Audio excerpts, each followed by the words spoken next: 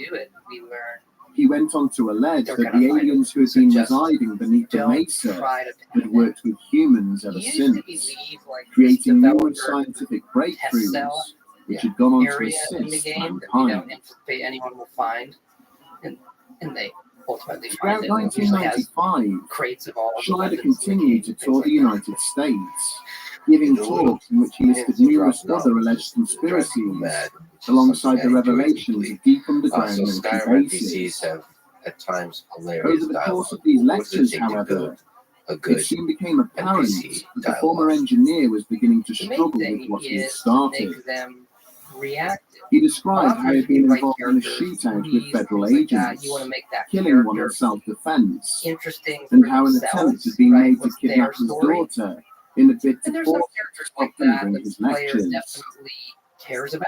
Then, in January of But the best 1996, characters are the 2 ones months that after his react final to speech you. in Denver, So you'll find a federal lot of agents people love arrived at the home of art, Schneider's ex-wife, and the guards are based Cynthia. almost purely They explained how Phil had been hey, found nice dead in tie, his like your apartment jacket, in this is a cool Wilsonville, watch. You know, hey, what did having you do? apparently decided And to so take that, his own hey, life. you're the man as you The walk agents by. went on to conduct a That search makes of them Cynthia's interesting. The way house, they react to removing something any that notes or you do. materials relating to Lydia Phil in and his Skyrim, lectures, who everybody before loves, then sworn leaving. to carry your burdens. That's a The generic circumstances that surrounding all of Schneider's the, death have housecarls always have. raised questions And it about the just kind of speed lands with which the when she says authorities something. moved to attribute Why it to does that? suicide. What do you and Phil's your body has been found values? slumped Just between his bed and snarkiness wheelchair, and with that a rubber particular covered beat of hose it, having been and wrapped you're around his asking neck her to do 3 something, times and and tied off with a she's knot. reacting to you. Both his feet were wedged What hard about underneath the the bed, with his head resting in the seat of the trade-off wheelchair between at an angle that would not maybe appear to have been randomness easy or and natural for him scripted to nature of achieve? dialogue? Is there any There were traces of blood on the randomness floor of dialogue? nearby, Oh, but no absolutely. You injuries tend or to write it wounds in were found on the stacks body with, itself to it's suggest where it's this a may have very come small, from. they give us a small state machine that When the just family says, later okay, asked if the suicide note had been this is discovered, what's happening. they were Here's told a that all the random papers list of seized from things the I can address say had now to that, inexplicably gone missing and from a then police some of storage that facility. plays out. Requests But we for look at additional what are the toxicology players testing doing? on We can Schneider's have remains the were characters refused on the grounds responding of that they the don't first expect, cost, so jumping considering the cause of stealing death had stuff, already been or determined. sneaking Further, in more the middle adamant of the demands night. for Those these kind of things. tests The would more also that be we do, refused, the because the more samples had apparently been reactive and destroyed by the interesting the laboratory which had characters been storing them. appear. One detective who later spoke These state privately with the machines, family something stated that with the things missing these fingers individual on the Schneider's individual left hand, characters. it It's would just have been fascinating when you almost design impossible for him to have state tied off the machines. This is catheter just this himself. giant When the officer in question had shared these concerns with his superiors, he had been ordered to keep his so observations there's to an himself AI. before There's a then being manager reassigned to a different And case. one of the things that It appears that even in death, Right. one of the things that Schneider was makes what we continuing do to raise particularly awkward and uneasy questions is, for those and in this is the positions trade-off of that people are authority. seeing. A lot of it's not on the screen. We're using cycles to run When this, taken in which is context of the we're many thinking about accounts it which already exist regarding a possible underground base at Dulce, the ones that are further away.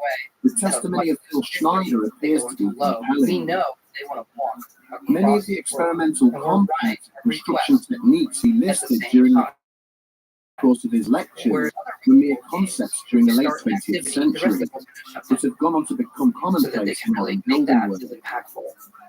His descriptions of the base layout and I the really functions of prefer each of the this 7 rest of levels what's going on. were It's more also of a very simulation similar to those that offered we're by building. the witnesses, So people when who those he'd never things met collide, or that's associated with. where it gets And the yet, most interesting. even the lightest touch of scrutiny So we're has shown his running all of accounts to those be marred people by and falsehoods understanding and where they would go and inaccuracies, your cycles, what which they're make going it to do. And the difficult ones to that are take some of closer to his you, claims just update. seriously. Get a lot more.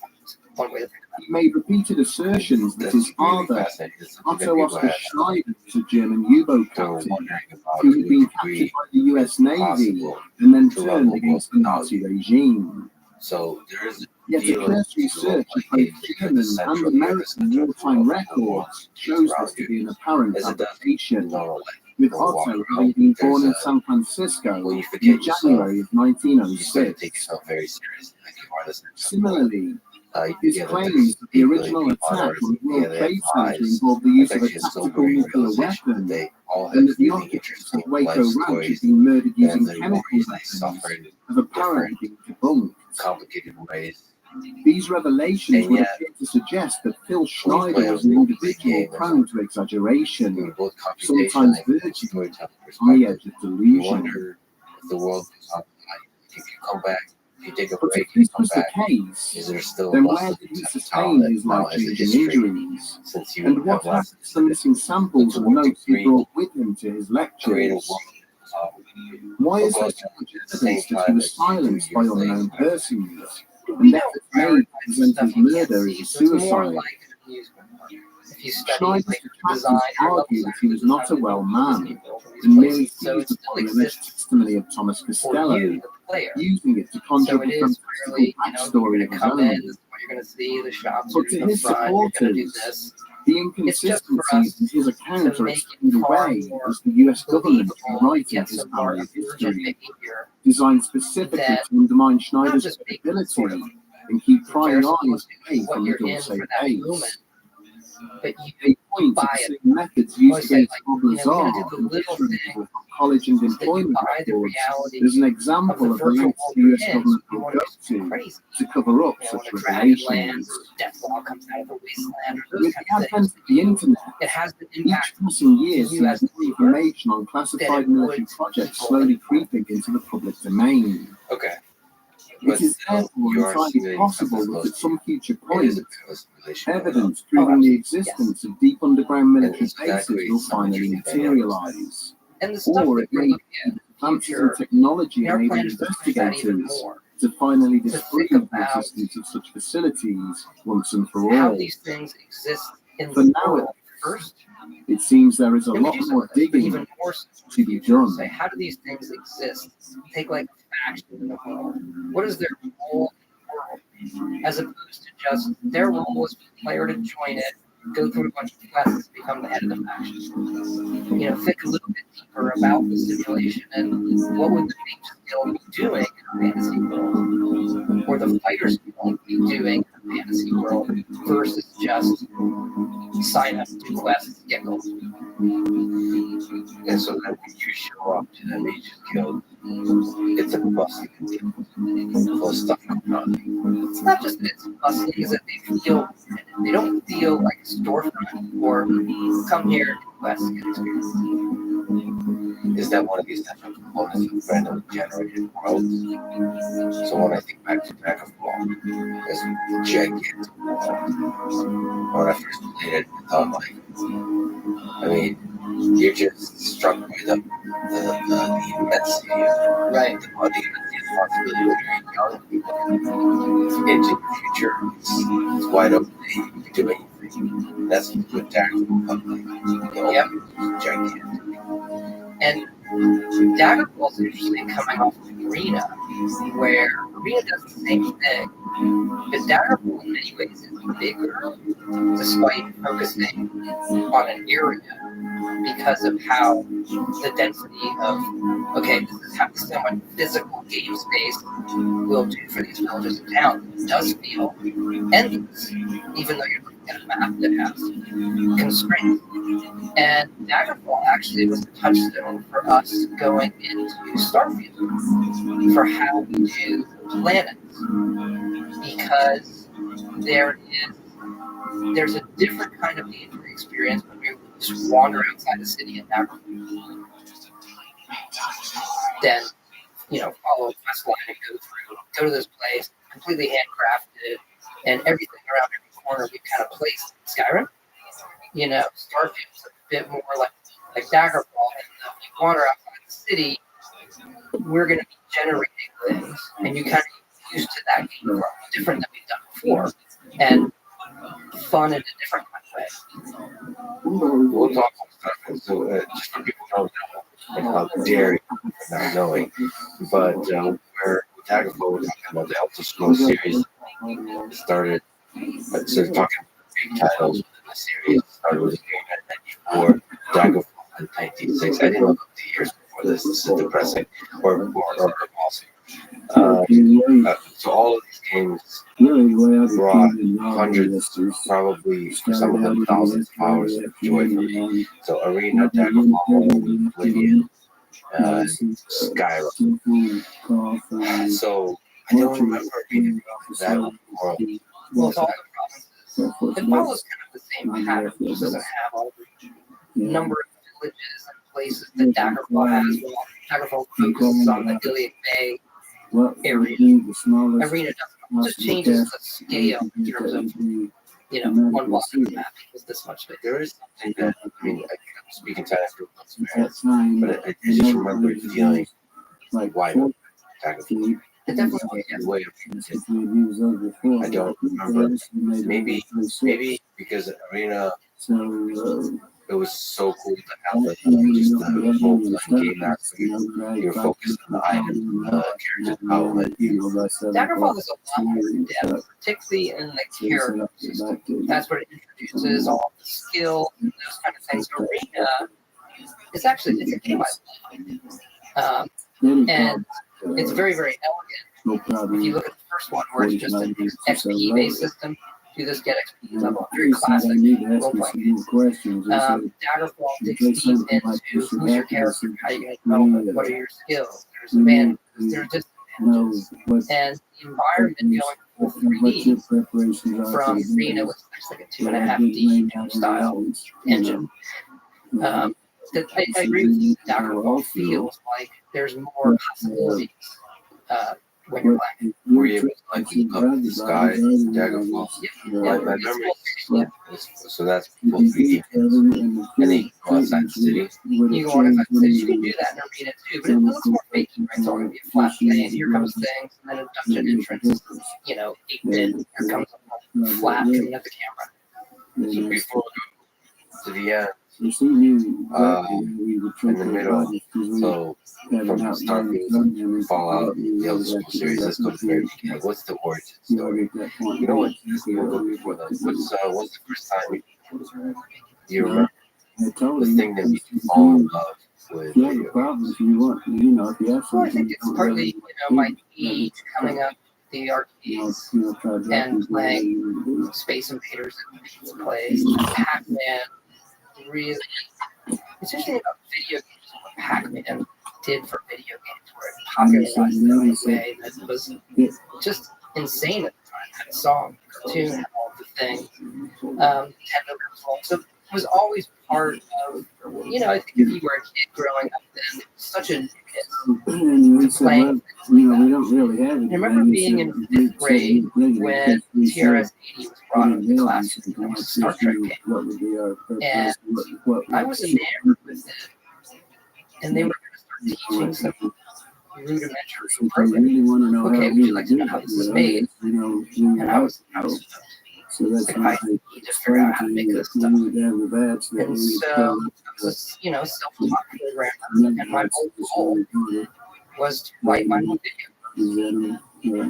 And, by 6th, 7th grade, I had written my own much better Star Trek Apple II. And I really enjoyed programming an Apple II then. And that, I think, was the right level of complexity, at that age where you could kind of, you were always learning, but you could still understand a lot of the problem set. Like, this is what I want to get at the screen. And I was also so I did a lot of art, I did a lot of programming, always making games. That was my hobby from the time I was 10 or 11. What was you involved in making games? Like, how did you think about it? From a graphic perspective, like what shows up on the screen? Was it how it makes you feel? How the story, text-based stuff, the dialogue, prompting? Like what is the key to create a video game at that young age? Well, it was a way of experiencing things that I couldn't myself. So, if you're playing Dungeons and Dragons, where you really feel, even pen and paper, these are like things, they feel somewhat real to you as you're playing them. You're very invested in your character while you're doing. And then I love the games that were free and were able to bring that computer so I could, do it on my time was very, very real. I sit in my bedroom and go to bed, think about it. And, oh no, I have to go to school. I want to come home and figure out how to do this problem in the game. And so whenever I was creating something that I was excited about at the time, I made Raiders of the Lost Ark game. Like with graphics? Yeah, so it was usually, made a Miami Vice game, made a the Water game, made a Traveler game. And every time I was doing it, I wanted to figure out a new method on the Apple II of pulling it off graphically, whether that was editing character sets, get graphics in different formats, or how can I enable the secret double high-res mode it had, or just things like that, where it became kind of this limitless, what can I make this do? And I had some friends who were doing the same thing, and then you get into who can impress each other. And I was kind of in the middle of the pack, I would say. And then, but again, this was the time bringing computers into the school, and the app was coming to the school, and the teachers are learning it because they have to teach the students. But then I would say it was partnering with the students that were like way past that. And it was very much self-taught. How do you make this thing dance? I'd like to ask a strange question. So at that time, a lot of people consider you one of, not the greatest game designer creator of all time. You were middle of the pack. Do you have a sense to be your wife, and you would also be creating, the greatest games ever? Not the slightest. No, I don't think anybody. But I was very much like that was my dream at that age. But you don't think that that's a job, And as I got older, going to college, and I, even the computer classes then were where I wanted to be, so I still kind of doing my own stuff. And I ended up getting a business degree and then interviewing for some jobs, like finance jobs. So, well, I guess I should do this to make money. And keep doing this on the side. And I remember I actually got the final level of this corporate finance job at Circuit City. And they turned me down. And I was like, I'm just going to make video games. So, thank you, Circuit City. Yeah. I think they were They're basically So what is the origin story of you joining Bethesda Software at the time? So I had gotten Wayne Gretzky Hockey free for Christmas. My girlfriend at the time was not my wife. I was in college, and I noticed that it was, in Rockville, Maryland. And that's on my way home over Christmas break back to America college. And I was at this point committed, like this is what I want to do. So I'm just going to drive by, which is what I did. So I drove by and opened the doors on Martin Luther King Day, 93. And someone came out and said, well, maybe. I said, well, I'm in college. Talking about labs. Okay, we'll contact us then. And I would say I would contact them every once in a while. I did work for a small company right out of school, down in that area of Wilkesburg. And still contacted us. The Arena had just come out. So they were at night before Arena had just come out, and I loved it. So I was in the sports games, like the hockey stuff. They were doing basketball. They did a basketball game. Yeah, I'm just looking at a lot of, they did like 6 sports games, but that's the games, 6 of them sports games, and then NCAA basketball, hockey league simulator. So it was really like sports gridiron, which is like the first kind of physics-based football game at the time. There's a famous story of Electronic Arts trading ads and then hiring Bethesda before my time to make ads. They were struggling. But when I started Bethesda, I remember the owner had John Madden's Oakland Raiders playbook in his office. Can I see that? And I love sports, right? So I still play that to this day. I love it. So there's an alternate reality where I made sports games. Yeah, absolutely. I wanted to make like people submit college football games. It was always, it's like music. I listen to music, play every time. I think of open world is fundamentally different. Like source of happiness, entertainment, storytelling, world, gaming, and matter. Because I love both. They're two totally different experiences. Just like you might watch a movie, you might be in the mood for Lord of the Rings one day, you want some other, I don't know, competitive show. Don't watch football, right? Watch football on TV, then I want to get really into games. So I think all those things have validity. And actually, one of the first things I worked on when I started as was NCAA basketball group, the Final Four too. So that was kind of an external project. We came in like, hey, get this game done, and then went on to. But they were doing everything I loved. So this is where I had. They're doing like the Terminator science fiction stuff. I love that. They're doing these role playing games. I love that. And sports like this. I have to work. So I started there. I loved it. Yeah. So when I came in, it had just come out, and they were doing the CD-ROM version. So CD-ROM, how it is. It used to be floppy disks. That's probably what was the reason. We would run them in the basement. Had the disk replicator. Right. So Arena was not released on floppy. It was. Yes. I believe it was 6 floppy disks. 6 floppy disks. Maybe it was 8. Yeah. But in those days, the number of floppy disks was very, very important to what the money you were making. So, if you wanted to do a big, huge game, that's just too many disks. So the CD-ROM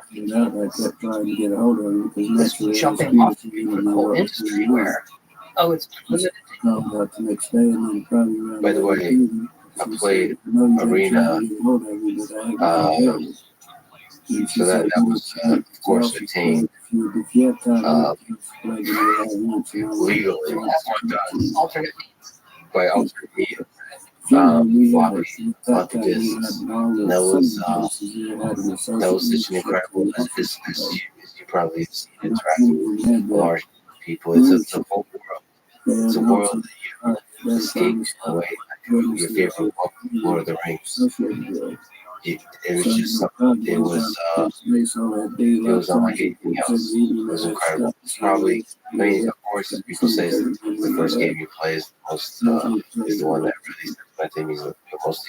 That's, I think, the first role-playing game I played, and it was just changed everything. Was Arena? Yeah. I think the Daggerfall is what I really kind of really played, especially because, like you said, the character development was really rich. But just like that, you can feel like you travel to this whole other world. That's less more entertainment, like a shooting game, and more about the world. It felt like it's a world. Like you were literally there, you travel there, you can live there, you actually feel like that person versus like a Pac-Man, like an arcade, fun, entertaining, adventure game. So you joined, you made it. What did you work on first? I worked. Well, everyone did a bunch of stuff. So I worked on the basketball game, really just get it out the door. And Terminator Future Shock. So we were doing Future Shock and Daggerfall at the same time. They were developing a new engine. This was one of the first 3D engines, the X engine. There were a bunch of guys from Denmark, actually. There's like a big Danish demo scene in those days, PC. And so a bunch of the top programmers there. Well, look, this is not big. It's not a big company. Maybe there's 20 people in development. And we were doing both Daggerfall and the new Terminator. And so Daggerfall was a bit more, again, behind the Terminator game. So I was one of the main people on the Terminator team. And I don't know, things kind of worked out. I very quickly, I don't know why. Like, I quickly became the producer, and I was making up, I was doing all these things. It was awesome.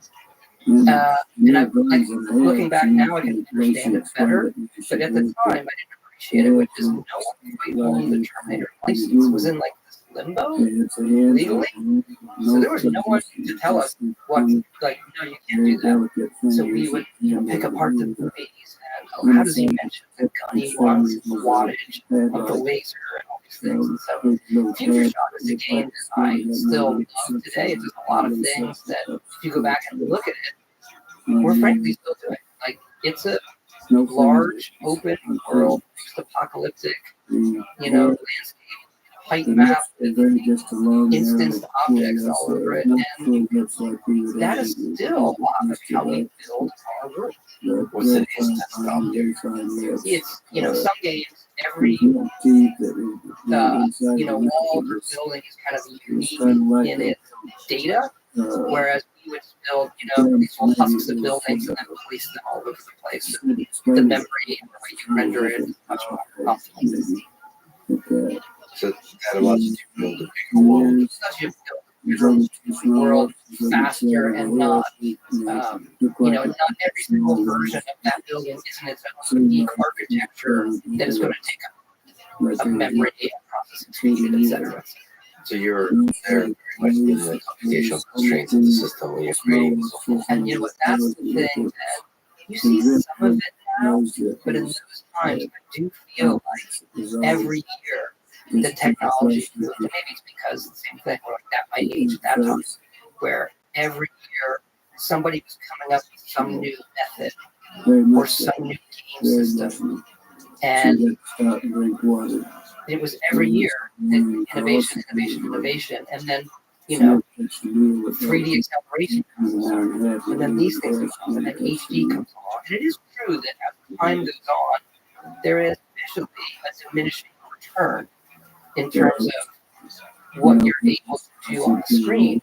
And there's a ton of work that goes into it now. Just rendering this cup to the perfect shine of material and roughness, and how does the global illumination of this ball? It's a ton of work, but you can pretty much do what you want if you want to put the time. Whereas then, you can't do everything you want. So pick your battle really carefully, and it technically you couldn't do it, if that makes sense.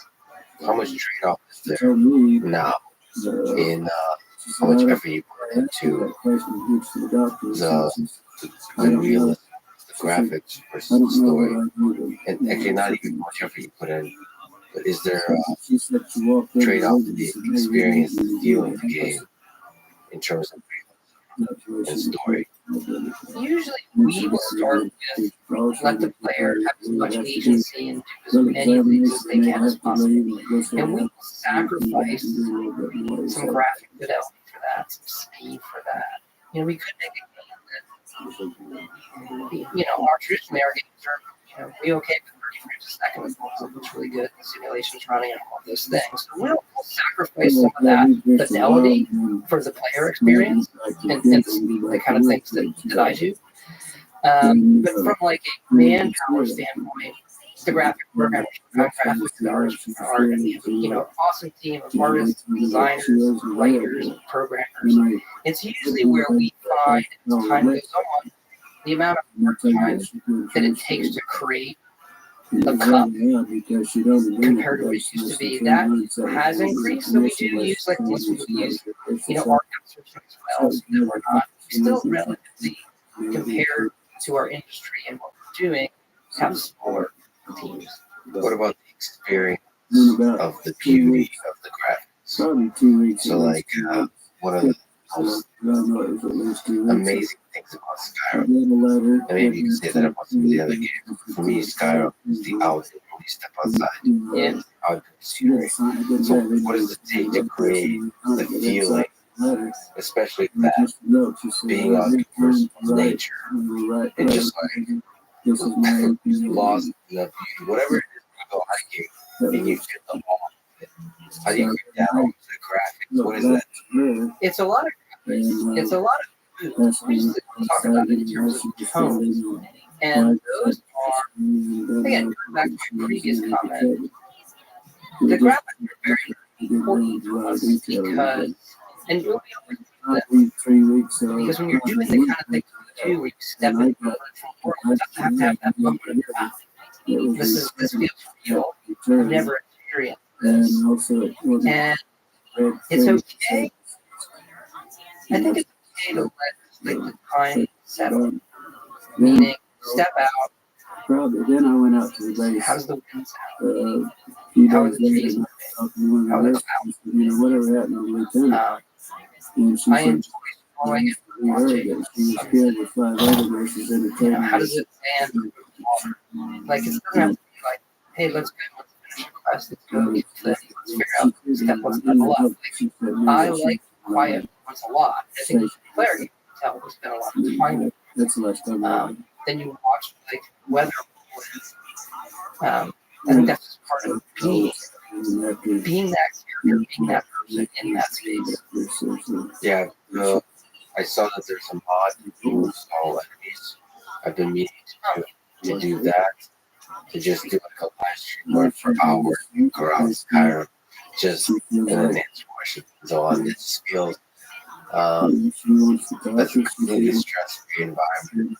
It's just you are, like you said, in this moment in time. It's so incredible. It feels as incredible as going Vikings and stuff like that, but in another totally different place, like in Iceland or something like that. This whole other surreal, ethereal place. So yeah, it's incredible. You can create that graphic as part of that, but also letting the temporal aspect of that, like the way, the sound, the look, all of that. The soundscape is really, really important. In the sky, we spend a lot of time on the sky. It's taking up much more of the screen than a lot of people give credit. What about the rendering? How do you, is that? There's a lot of detail, streaming work. Nowadays, it's getting more common. Like, frankly, the systems are a little better for it. Hard drive speed is really prioritized. They're so blazing fast.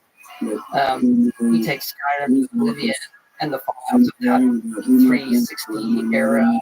There was a lot of time spent on how do we get all this data streaming in, and then those details you can see all the way, but not, crush the process. He was still just back. He was telling a lot.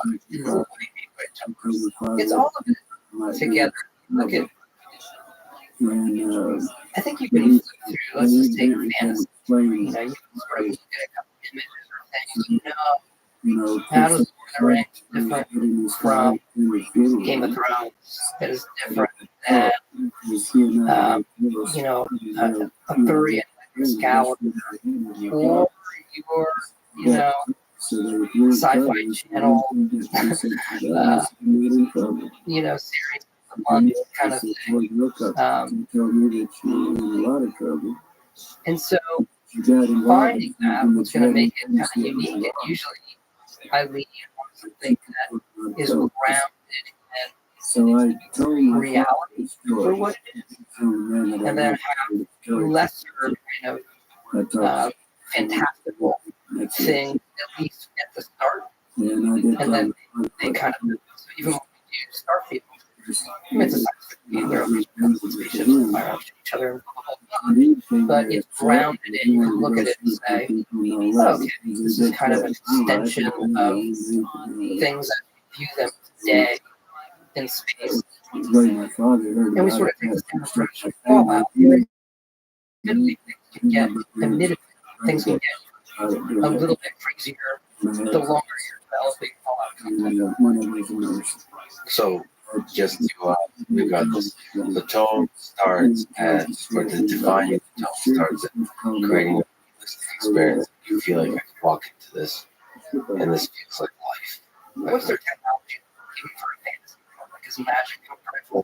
Are they making weapons and things, armor? Is it for utility? Is it for decoration? How do they live their lives? Does this feel like a place that you believe that has ground in our reality, whether that's historical or your future, or that it's grounded in some semblance of the reality that you and I understands, that makes them feel. It's also making you feel a little bit welcoming. Like, okay, I understand this. Is that art and science? So like, what? How do you know when you feel welcoming and everything fits into I guess it's personal taste. Some people like things that are weirder, that have more fantastic, like even a game like Morrowind, you can get into some more fantastic things. It intentionally starts a little grounded. There's a very medieval-looking town you come into, you look just beyond it, there's mushroom trees, giant insects, things like that. So it's Skyrim with dragon. What are your thoughts with dragons and tone? How does that to tone? That's a great question. It's a ridiculous because I just love dragons. No. These are the things that we debate with. Do we? Why didn't you put a dragon there? That's what I want. I think there's dragons. They were hard to do. Dragons are hard to do. So you start saying, hey, look, dragons are going to be a theme. Start visually. I think you can make the argument that dragons existed. Okay, well, they look close to dinosaurs. What would they? And ours are less. I believe they're less fantastical in general. They look like beasts that could exist in that world. And then how we introduce them. It's kind of a slow, roll Skyrim. And that the people in the world react to the dragon appearing. And that's what, you want something that mirrors player experience as well as it's back to you. Like, hey, have you heard this? It's all dragons. That's what tag of is there mention to dragons or something? Because I remember being sure that there's dragons because I'm playing it and I'm searching for well, there's dragons. To my memory, actually, there's a dragon here. But I'm pretty sure they're not. And then, game I did in Redguard, we bring back, it takes place beforehand, so we have a dragon here. And that game, that was unique to that at the time. Yeah, just a brief tangent on that. I thought Redguard was a really, really good game. I played it. There was a couple of small books on top of the other with two you forget stuff. I remember getting, I guess it was the first in the Elder Scrolls series, put it into that world. It's like an adventure game. Never mind. Another game. That was one of the first of my favorite games. Because I apologize for getting like different buildings, stuff like this. It's a dynamic, very interesting. It's like Yeah, situation. Yeah, it was an incredible game. Why do you think that's why do you think that game was a flop? One of the few. not a it was. A lot of reasons. Game that I love and really got us going on a handcrafted world, coming off the downfall, more sort of design. And then, part of our development teams broke up to do different things. To bounce Redguard was my game. And I wanted to do something a little more mostly like handcrafted world. I really like things that blend up genres. I know it's in the adventure games category, but it really does a lot of things. It's a love letter to Prince of Persia, Raiders of the Lost Ark in it, a lot of Ultima in it, and really see what we can do with the engine. There's very much, I think, it would have had a much better home with the same PlayStation or Xbox. This is pre-Xbox, right? Where much more like constantly Tomb Raider would come out. You see those influences of Tomb Raider on that game, and 3D effects cards have just come out. Okay, and it was the last. I think it's one of the last DOS games on Windows. I think it missed kind of technology window as well as ultimately not what people wanted to do. And I felt I was really kind of the company let me make that game, and it wasn't a flop. The Battlespire had done well. The company wasn't really bad shape. I felt really like personally responsible. Like, they let me do this creative thing. It didn't do what it needed to do, and now we're in a very, very bad situation. Company was purpose. And that's when it got reformed with ZeniMax Media. Robert came in, and we were starting. We just sort of started. Sort of that whole experience made you sort of realize when someone says to you, okay, you're going to get out of job. And that's okay. We're going to make more land and make the biggest best RPG we can make. We know what the audience wants from us. We know what we can do. Building the world. So there's like callbacks to how we build the world in Minecraft. More when it is large scale, handcrafted. But if you were to put it, pixel to pixel with Daggerfall, you wouldn't even see more because Daggerfall is so big. But the impact of playing it, I think, is in many ways equal, different. Just you personally, psychologically, did you have doubt with yourself from the performance regarding do I even enjoy the players? Of course. Where do you get the idea of I don't know. Honestly, I enjoy it so much. I'm so heads down. That becomes better works like my life. And it's just something that I've been playing so much. It becomes like there's a little bit, you get a little obsessed with it. no, but I mean, you love it, right? So, like, isn't that kind of self-doubt? Always know what it takes to create a great game. Well, no, I think we're great games. Right, so you were sure you and It's about finding it. Okay, so I really love it. And the people who play it, like critically, it was a pretty good game. Did not sell. And the reason that we probably made the wrong type of game, we missed the technology. We also thought it was very conservative. We're going to do this. So by making it what it was, I'm not going to be conservative again. I'm going to swing for fences. And we've had, there'll be some rough edges and swinging for the fences and shooting for the moon. We'd rather do that and land than be very, very conservative. And what we're putting out. You mentioned just referencing this game on that long time ago, Jim Breadcovers reprogrammed made all the things out up and down after you played, and it's just I'm curious, what's involved with programming? Okay, so we're talking about design and so on, but specifically the programming, because I think this question came from what are some interesting sticky bugs that you've encountered throughout your life in creating games. This is one of them that you mentioned. So what is the challenges of programming these open games? I mean, there are different flavors of them, right? Your GPAs have different issues that, the games versus hard games. Things sort of speak to others, which is you want to build systems, right? Because they're going to play the game for a very long time as well, people learn. And you can't go through and touch everything by hand, per se. So you have to rely on some systemic level of creation and a lot of systems that are robust enough so that when they touch another body, things aren't breaking apart. So there's like what are the systems? Is there like the physics of the game and how like stuff? Yeah, like the physics of motion and maybe how light is rendered and all that good stuff. I see the rendering, right?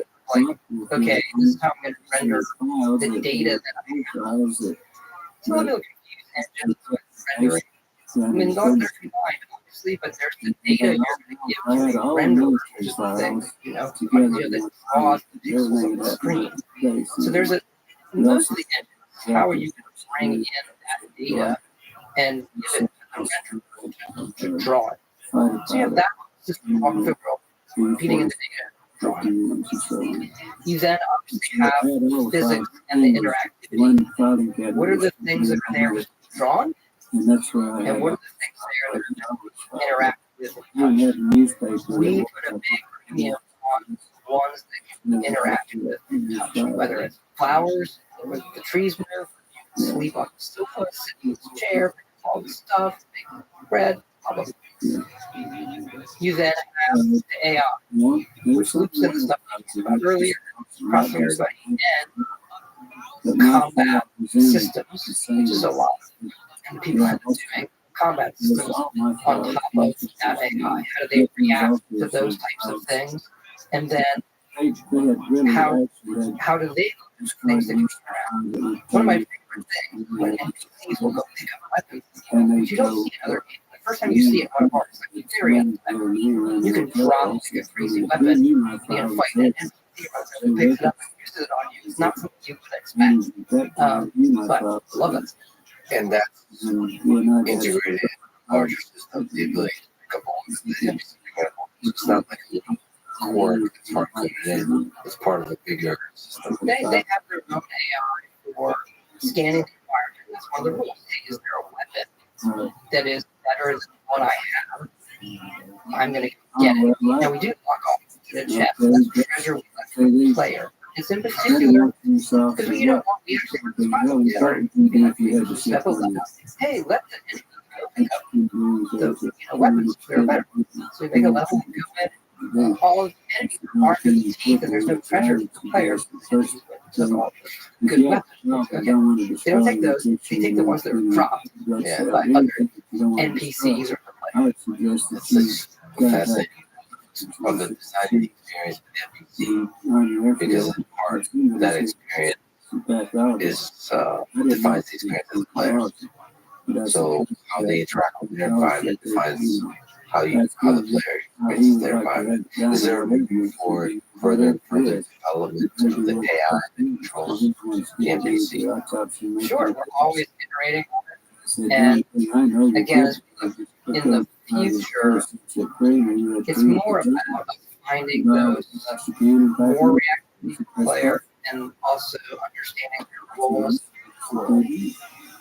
So they're not just there. They're not just there, player, as a assignment. But they're reactive to the player. But what about, some of the richest experience we have with people? It's like the chaos, the push and pull, the unpredictability.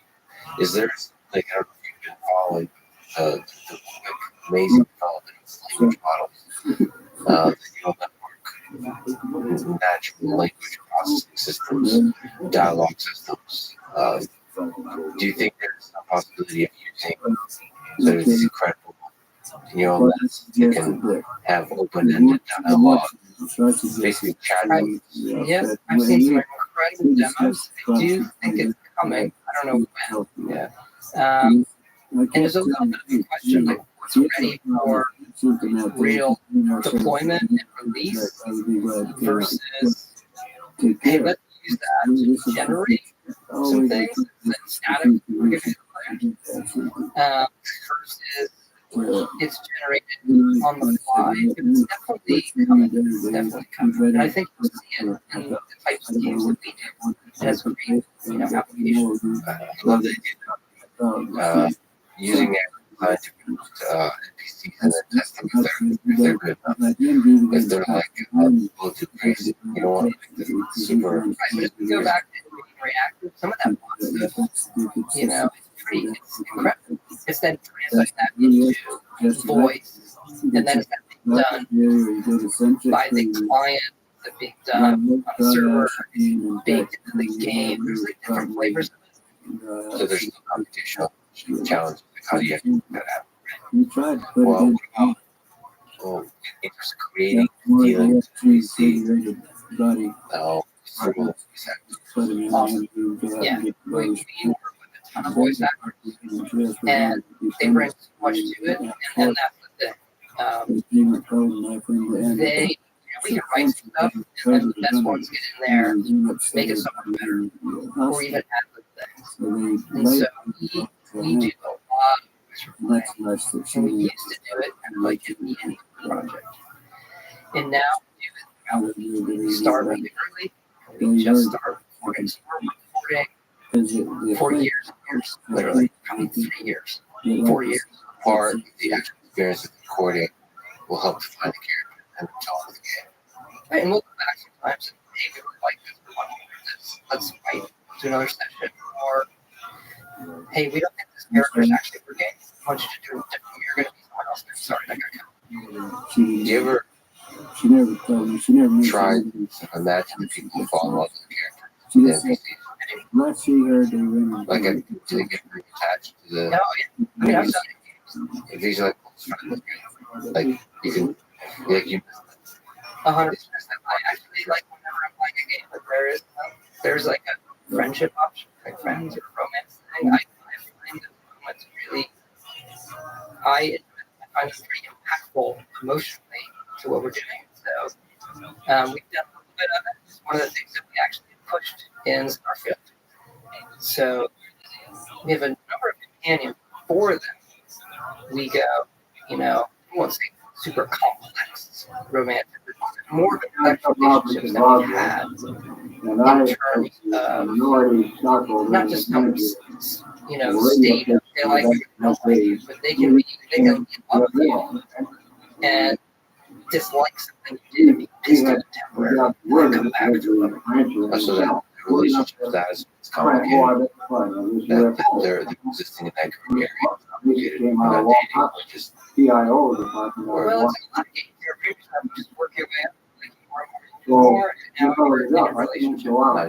And you make them upset, you drift out of it never happened. You drift out, whereas we wanted more, you can be in a relationship, but we've committed to each other in some way, but I just didn't think it would make me. Okay, so that's it. As opposed to just drifting out of that status, temporary. So you were aware I don't like what you going did. on out there. also some greater complexity in the relationship. Other sources. I don't want to sell that part, but sure. Hey, my point is, I think there's things where you meet a character and you do spend time with them, a companion, and it leads to romance. Myself with others, I find a lot of players, those moments are really, really impactful. And special them because they did that's another thing that I've always committed, which is when kids don't play video games, they sometimes think like that's not like you're not getting brought out. Like you haven't experienced it the way that you can, because these moments that I spend, not the ones I made, other ones, even now, those aren't. That is important. Like I love those moments. I felt really proud of what I accomplished, and we want people to have that in our games. And the fact that they have had those experiences, we hear from them how important it is. It's like, no, this is really, really special. Yeah, it's fun. I mean, games perspective. I wonder if you can honor the time you spend together with the game, because sometimes there's a heartbreak at the end of the game. We get one you leave a game. Yeah, it's a complicated relationship, actually. Because you leave a game, it's almost like leaving a romantic partner, because it's like you spend so much meaningful time together. And there's a sense of which it was ephemeral. Like this is not. It didn't really happen. It was good. It was like you went to Vegas, you got dropped and stuff. But like now, I wonder if there's a way to always carry that with you. Man, get the words you can kind of share with others. It's weird. Now that we're in the age where you have achievements, you can look at your library, see your hours of games. Like that's like to bring us around. One of my wishes was like, I wish I had that achievement list for everything. Like back to the late 70s. Like every right. Yeah, like you. I mean, that's one thing that looks like direction.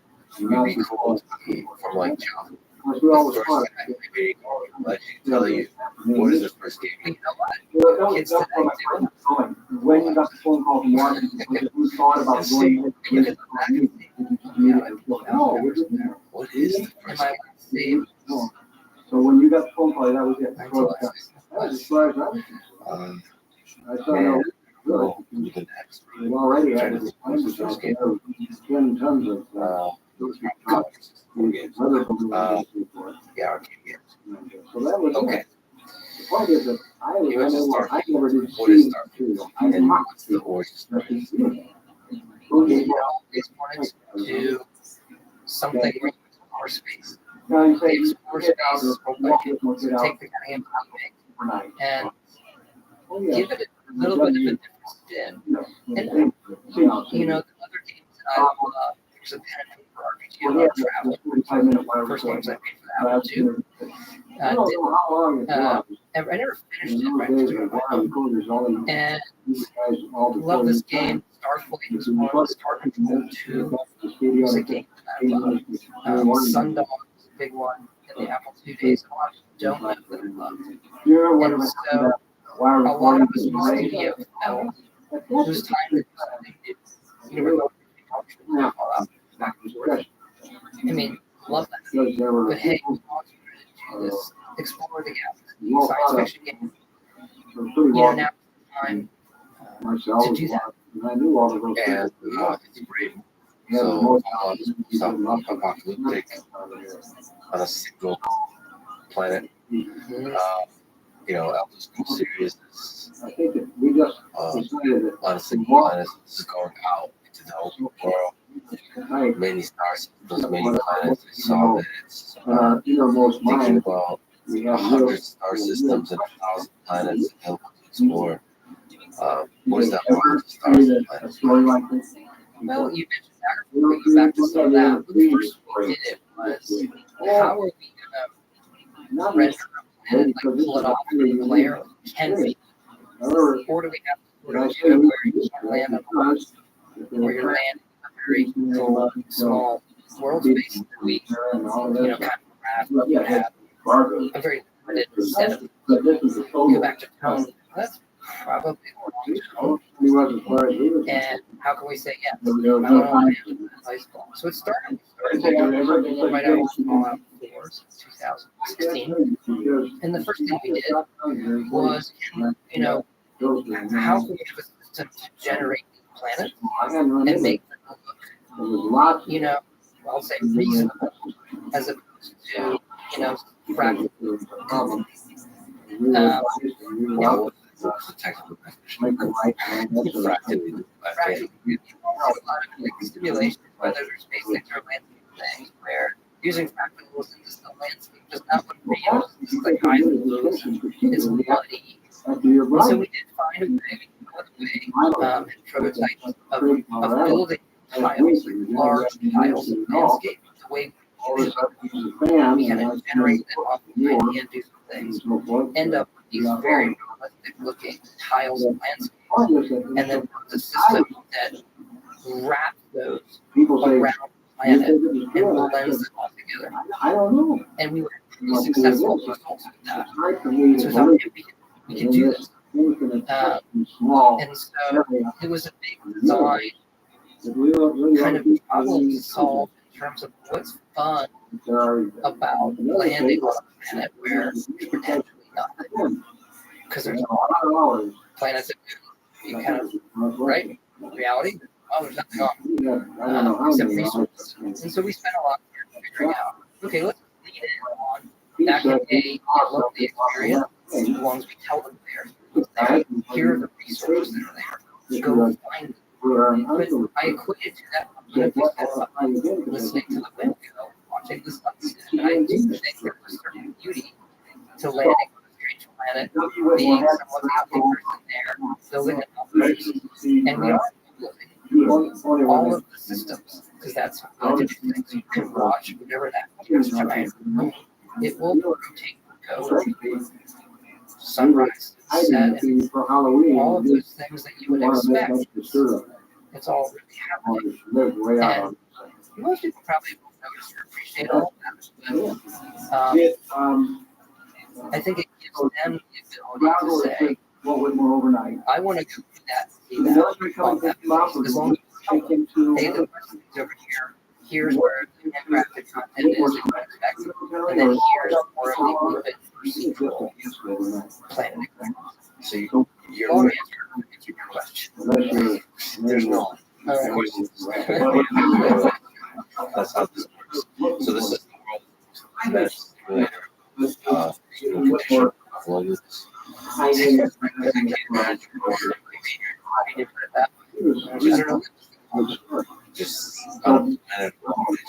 checking stories in the that military. must be, I mean, a deeper body is like, it makes on there's a deep loneliness to that. It's like it's humbling that this thing will last much longer than you. It's been here before you. Is it the line? Yeah, I think I don't know. That's it. Beautiful. Well, but that's his word. There's a feeling to it. And you want that feeling. What happened when you got out toward I was just hearing the stories from this year. I just feel like I hit people at a certain point. Like it doesn't people's power. You use the word Holy shit. And whatever cool nature out there. I didn't pay that much attention to it. I wasn't That's the experience. You want to create the whole plan. And you want to have many. I was more interested in We have. getting out there and We disappointed. do have. Once you build that system, I think the numbers become. We didn't get I mean, close. honestly, a little bit. We wrap it into name them all and have a finite set, even though it's a very, very hard. You went out to But the a set that we can, validate stop by and know the. about, even though it's a huge number. How do they do that? Once you're really like a planet, we have infinite space. No Think about turn. microphone analogy, right? If you How have do systems built out with space they doing are 100 per 1,000 planets, it's not. It's just press. You just change the number. But you can't name them all. You can't control. You can't even really numbers. Hey, what is this system layout feel like if we take your ship and jump that far? We do level systems. We go to system, you'll see this level 40 system. And us being able to at least control that scale is how we kind of ended up with the hundred systems we have. The level is totally low. This is the area. There's level 1. Yeah. So we do that on a system basis. It wasn't important. They wanted to do items. I read the space travel is very dangerous. That's more of because we're actually right? When you actually play the game, this is a game. Wait, we don't produce you and you fly out in space. But it has a ton of there's some effort involved. And we've dialed it back as we were making the game. You used to run out of fuel, you jump, I guess, which on paper is great. It's a great moment. You stranded, press this beacon, you don't know what's going to come. Turns out this it just stops your game. You found I ran out of fuel. Okay, I guess I'll wander these planets trying to find fuel so I can back to what I was doing. Just, it's a fun That's too real. Simulation. Those conditions. Yeah, you can do that if you had like a hardcore. The hardcore survival. That's the kind of thing you would do. It's more like a challenge because they do their shit. They have all the for safety. We do get into environmental things on the planet, in your space. You're talking space of, gases, toxicity, temperature on various planets. It's more than just protecting the public. Are there robots? Companions? Are they robots? Okay, so they have the personality and so on. It does. And there's a bunch of called generic robots. You saw some of them. So you use them for utility. You actually have to know that because if you think about, me in terms of Right now, we call them robots generic. no. We made we didn't actually. I understand. If you were to the future, they have much bigger future than we are presenting. And that was we first robots are there utility robots. There's some combat ones as well as enemies. So it's a deeply human world. Yes. In terms Yes. of Runes per se were not that. have you talked to Elon about this game? How much reality is SpaceX and inspiration for the decisions made in the game? I wouldn't say it's for the decisions we made, but Being able to see them. visiting SpaceX and walking in there was it's like the Avengers. Did you ever have a chance to talk It's like the most to amazing. people out And there? here, and see the dragon stuff, other people saw. Like just, I was really in awe. This giant machine that looks for imperfections on the surface of these giant, fuselage. We were in DC, go to the Air Space Museum a lot, whatever you want, those kind of things. This space shuttle, sort of overlooking how big it is, and I can stand back by the engines and think about that thing leaving orbit. And one of the things we're reaching the edge of physics on that kind of stuff. How hard it is to leave orbit, the gravitation. So the engineering has gone into that, our space program, he's doing now. I just marvel. I don't understand, right? I'm not at that level, but I marvel at the kind of human engineering scale. I was on the Delaware coast. I do not know in retrospect why I didn't. And I went outside, and I saw this crazy light in the sky. And I thought it was like a helicopter. And it didn't go away. And I'm like, what is that? And I called my some friends, hey, did everybody see this? What is that? We just don't have to look at this thing in the sky. And like that's nobody thinks about. Everyone with everyone's too dumb for you think you take a picture of this thing.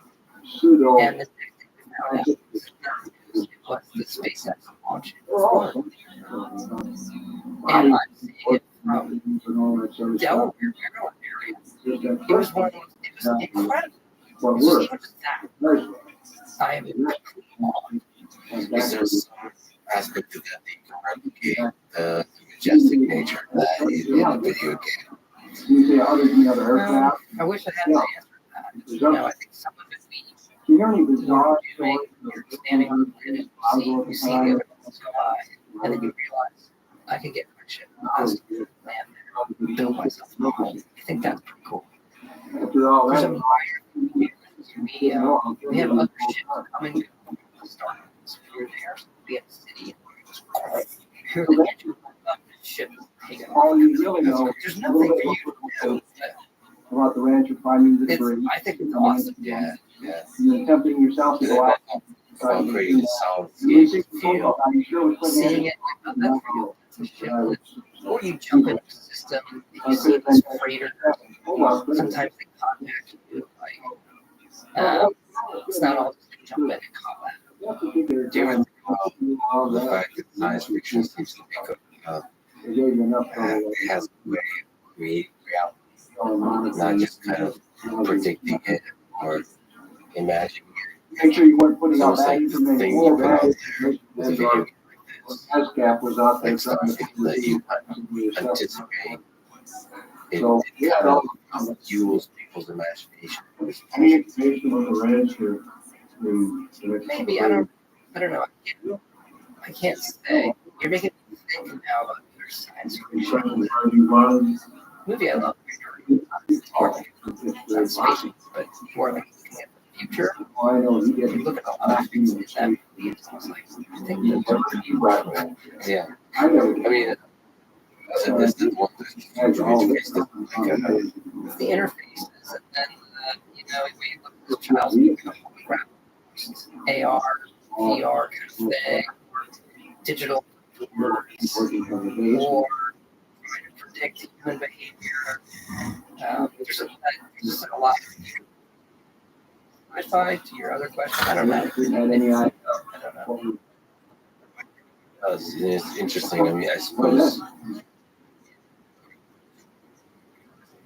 sticking immersive, realistic world.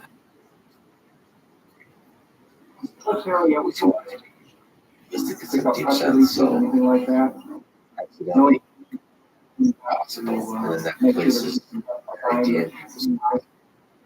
Humans are originally called their species. Games.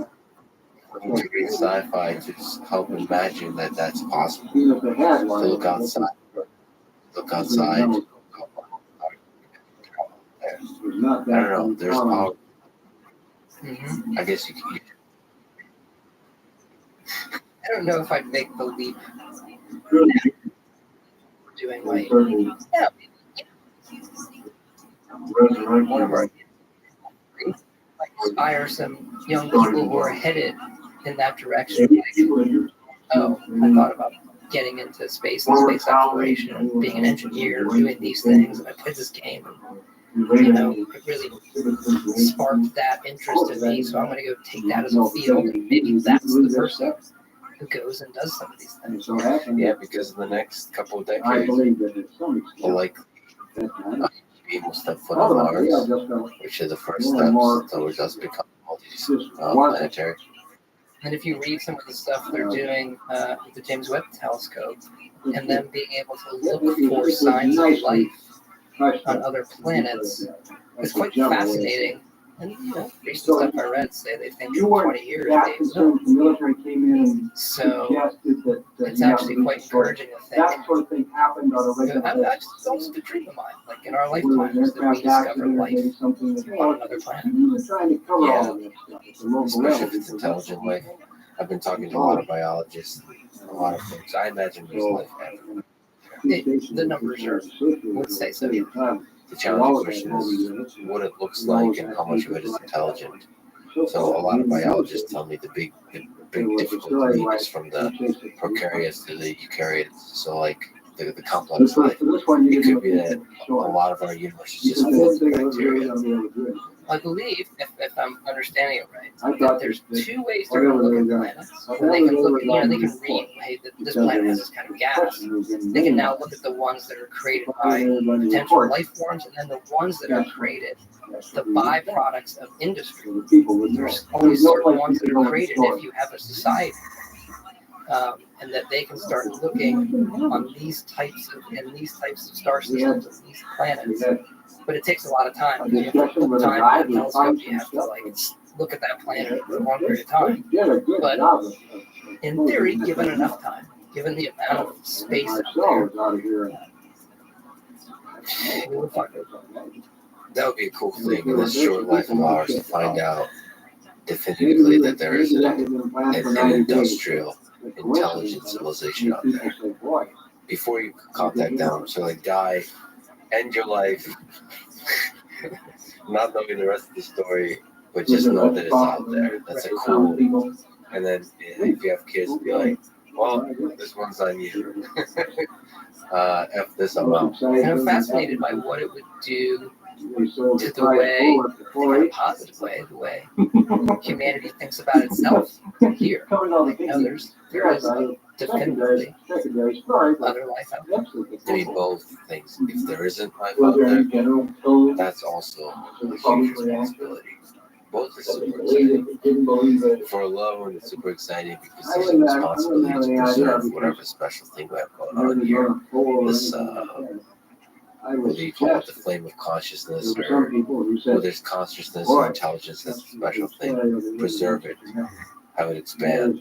But if there's others out there, I mean, that sparks that drive for exploration, of reaching out to the stars and meeting them. Most of them probably want to kill us.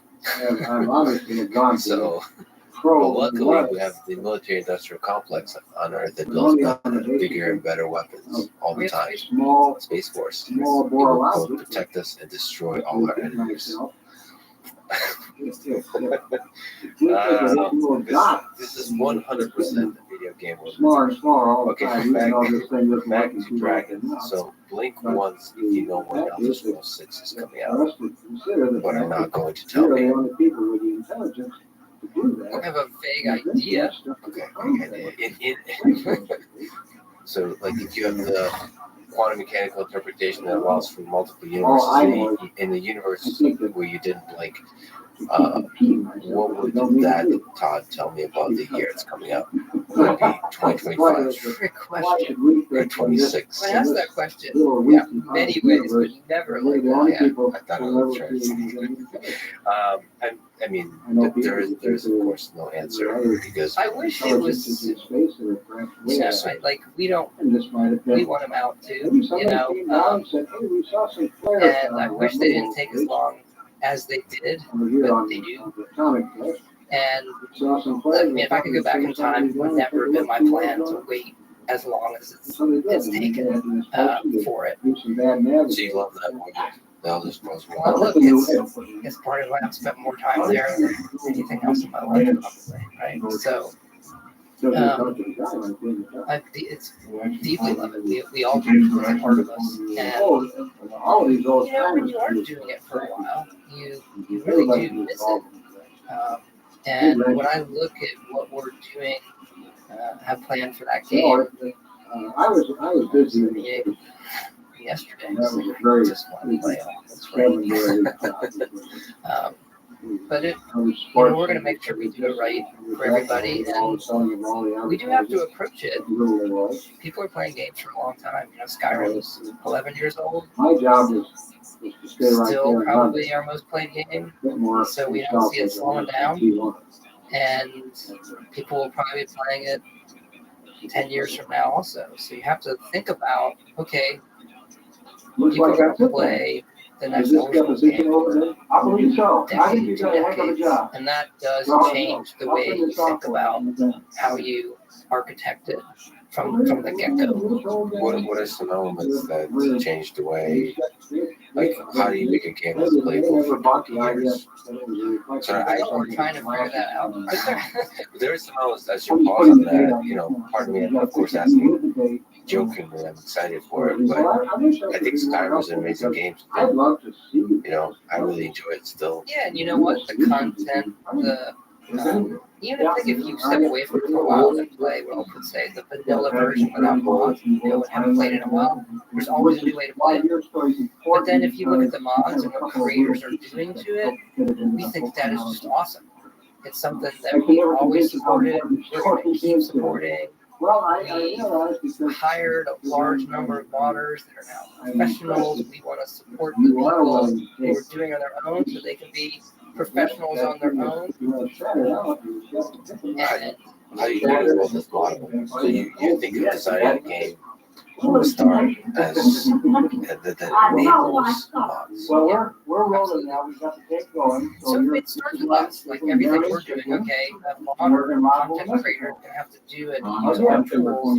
Now, we do clean them up, because if you're like at the developer house, you could deal with some kludginess when you're putting stuff together. When you put it out for people, we do clean a lot of it up. You were There's saying still you knew obviously a learning curve there. But we have and lived out near his ranch. What's the problem with running? I'm actually quite newish at this. Okay. And I'm almost afraid to ask, because now that you explained to me, I fear I will spend a very large amount of time creating mods.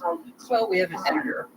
You download on Steam. It creates a kit for our games, and then it loads up the world, and you could do something really, really small, change the color of the world, and it creates a little plugin file we call it, modification of the game, and then you can run your game with that.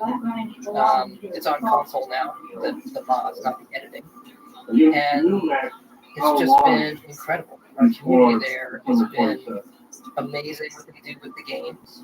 So a lot of it is the visuals. A lot of people do visual things because it's the easiest thing to do first. You build a new space. There's some great things with, like, I love the Khajiit file for Skyrim. It's awesome. There have been quest lines. Those things take a really, really long time. And so someone who's going to do that, that's almost, it takes them a long time. It's more than a hobby.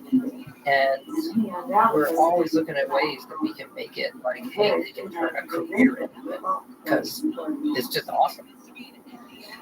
What about, is there any possibility in doing a mod for some of the AIs? There is, and I've seen some, but to really move it along, they're using the tools that we already put out there. So to really move the AI along, we have to get the code, which some people have figured out ways to hack in and do things with script extenders. But for the most part, like really pushing it, it does take us, which is why you see when we have a new game come along, the palette that they have, there's so many more things they can do. Well, I've built bots that play the driving games, but they do that by just reading the screen and doing pretty complicated computer vision, doing the control, basically simulating the human player. To do that in Skyrim, that's some open world games. That's literally AGI to play those, or maybe not, maybe create a super dumb, like just a two-handed sword and just keep swinging until there's some bot stuff out there that does it. We have some very, very dumb bots that we use to run through the world to test it, that we'll deploy on a whole bunch of servers just to, we do it every day. We run through every space. We're doing a start film. and it's just running. Well, it does it very quickly. It loads up every place, every place in the game, and it runs around a little bit. And once the next place runs around a little bit, we're just testing, like, did it crash? Where's the memory growth? Get a report, here are all the places where the frame rate goes up to snuff. And then we do have one that will play on its own, heavily scripted, but it lets us test. Every time we make a build, there's a bot that runs through, like, the first one or two main quests. Like, it'll just play it. That way we know when we break anything, because you don't want to waste, like, QA's time, like, you guys broke it again within 5 minutes. So, yeah. Yeah, so that's for like broken stuff. Right. I wonder if you can build a bot that estimates the quality of the experience. Okay, can you do that? But just like the number, like how boring or not boring, the boring meter. How many times you die? How many times you die? Death is definitely boring or exciting. That's the question. I mean, I feel like there's a balance to be struck there because you always want to be fear of death. Yeah, we have this chart that we use, which is like if you think about any game that you've played that you put down, it's either about a frustration / confusion or boredom. Yeah, you got to put the player right in the middle of that. But I sometimes put down games of frustration, only to return again stronger. Dark Souls. Yeah. So, I mean, the challenge. That's part of it. Well, I don't know. Actually, Skyrim. I'm one of those. I mean, I'm sure there's all kinds of interacting about what they do, but to me, I can enjoy Skyrim and any difficulty. It doesn't all of it. Sometimes the open world nature was really not necessarily the challenge of the particular quest and so on. But I'm not sure if that's the same experience. Do you play the survival? There's survival in Skyrim. It's a crazy little thing. It does like some hunger, it does hot and cold. It does some other systems that make it, in our minds, more believable. It was actually a crazy club thing made by an external creator who is now full-time with us. So can we actually, thinking about Starfield, thinking about the Scrolls 6, go through the full life of the video game you've created? So what's it take to take a game from the idea to the final product? What are the different steps along the way? Great question. Well, usually it starts with, honestly, lunchtime conversations with a number of us. Hey, we think we want to do this. This is what it's going to be like. Hey, look, with an Elder Scrolls, you know you're going to be. It's a matter of when. I say, okay, what's the tone we're going for? Like, where's it set? So we usually start with the world. And then we were always overlapping. So while we're making one game, as we're getting the throes of it or grasping it, probably by the midpoint of one game, we had enough conversations to understand what the next one's going to be. What are the big ticket, like, where's it set? What's the tone? Is there a big ticket feature or two that make it really unique? And then when we're finishing one game, we start prototyping. Sorry, before that, we start concepting.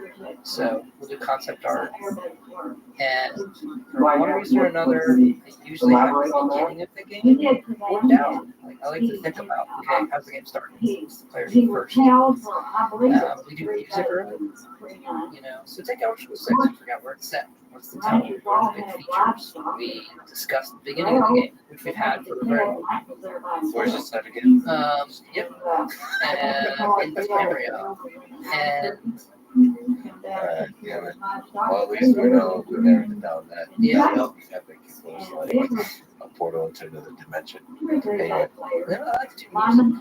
So we've already done a take on the music for Elder 6. So you can sit there with the concept art and the music. No, the music we put in the teaser for it, which was 2018. We've taken that further, obviously. And again, we're working on the worlds. You're then doing concept design for the world, and then once we're wrapping up one game, you can really start prototyping the new one, and you're usually building kind of your initial spaces. So we do like to do like a first play. It's a smaller section of the game that we can sort of prove out and show to people, hey, this is how it feels different, this is what it looks like, this is what's unique about it. Then we turn that into a larger chunk before the team comes on and the game is done. And that still be called VS, vertical slice. So you still want to have the full team on it. And it's a larger chunk of the game that you can play. And then once you feel good about that, you're going to bring on the rest of the team. And we're fortunate that the other games we've done are popular enough that we can be doing DLC and content and those kind of things while we're getting the one going. And then we're in full production, where we're sort of at maximum size. We just call that production. That's like the full production period. And that, depending on the game, can run for a year, 2 years, maybe more. And then you kind of have a finalizing final 6 months to a year on a game, which is, okay, we've built everything now. And usually it needs a lot of creativity, where we want very different elements that maybe aren't putting together the way you want outside of the regular polish for levels and features. And we're shaping and gluing and sticking things together so that it's not this schizophrenic game experience, but things flow from one into another. In terms of story, at that level. It's really, usually the story, the designers have done a really good job. It's more about game features, and then how they interact with the story. Hey, what's this experience or this experience? Or picking flowers in alchemy feels like a different game. And then how is another character referencing that? And how is that intersecting with the skill system and the interface? Like, the skill system and the interface is the part. If you think about a game, most games, particularly what I like to look at, is that's your person that says, welcome, do this, go here, check this out. And the skill system and the way it reacts on the HUD, the interface of the game, is sort of leading you to the next thing. And once you get that flow down, and the rate at which the game is giving you activities, then you're in what we describe as a game flow. What is it? And it's not until really that last year. Before that, the game flow is just, it doesn't even exist And this was right after in the way that you see it in the final game. And that's what we're working on a lot that last year. So at which point does the set of skills, a skill tree, the characteristics of the role-playing aspect of it, when is that set? The ideas? We usually have it in the beginning, but it's just, we know it won't be done until that last year. We'll have one, but we know it's going to get home. Did he talk about Because the it's not material? until you really see, Yes, he did. okay, how impactful is that one? How much are you doing it? How much are you really? And the main combat ones, you always know the players are drift toward the combat type skills because every character needs some amount of that. But okay, well, how important is cooking? How important is alchemy? How important is these other type of activities? And then how do you balance them? Load up the skill menu. It isn't automatically give me plus 10 damage. How do you get the what about the combat? That does seem to be an important part of a lot of games. You are getting it every time. Yep. It's usually we're making that first level. It's an area you can go through, some amount of dialogue. How do you get the combat right? What's the secret to a great combat? Well, first on the control side, helping the player when they don't realize it. There's a lot of tricks you can do, magnetism in terms of the controller, and attacks goes. It has to feel, the minute to minute has to feel really good in your hands. There's a lot of animation time, right? And changing animations so they're impactful and they happen at a rate that the player feels like they're really doing it. And then ultimately, it's the illusion that the enemies are smart, but they really are there for you. Right? So they do a lot of things to just let themselves get killed. They're not as near as smart as we can make, because it turns out that is not fun. Right. So there's a balance with you, but that is, I guess, a kind of AI, and it's a very intimate interaction with an AI. It's just like there's a lot of stuff going on. It's not just very kind of shallow in the dialogue and something like that. It's like there's a time critical nature when a lot of stuff is happening, and if anything feels off, it's gonna feel off. Yep, all the games do it. It's not unique to what we do in terms of how they handle combat scenarios. And there's some games that just do it extremely well in terms of even in multiplayer where you're playing bots and most people don't know it. Or how a multiple enemy scenario is really, they don't all shoot you, they trade off. They're going to wait. I'll wait my turn because we don't want to overwhelm them. But you feel like you're overwhelmed with 6 enemies. But, good game. No, you're gonna Good day, you had orders. Is there a science to it? Is it art? Is it like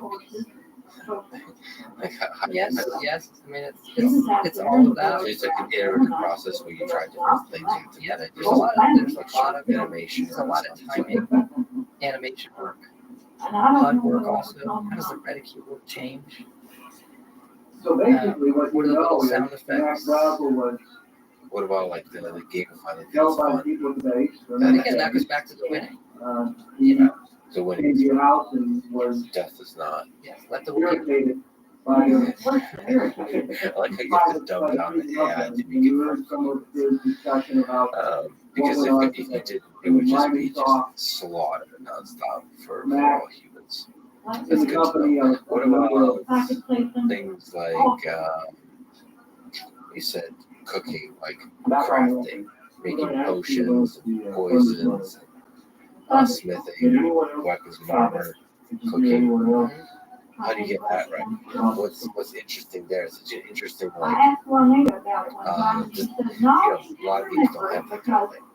So what does that play? I think we really cracked it. We have like Fallout 4 actually, where when we do make Elder Scrolls, we have like the flowers and things, you have alchemy, and we took this to, okay, if it's post-apocalyptic, what if everything in the world was alchemical ingredients sometimes, so breaking it down into their components, so when you walk around the world with that, again, we like the simulation, we like the okay, how can I use those to create? So I love how it starts working with Fallout 4, where, okay, all these things I find, they have some value in creating or crafting outside of a cup is worth 1 gold piece or 1 cap. By the way, to be honest, I never played Fallout 4 or played Fallout 3. I thought that was a legendary game. And Right, and if he opens his mouth, Giving the case for Fallout 4, and I should just wait for Fallout 5. When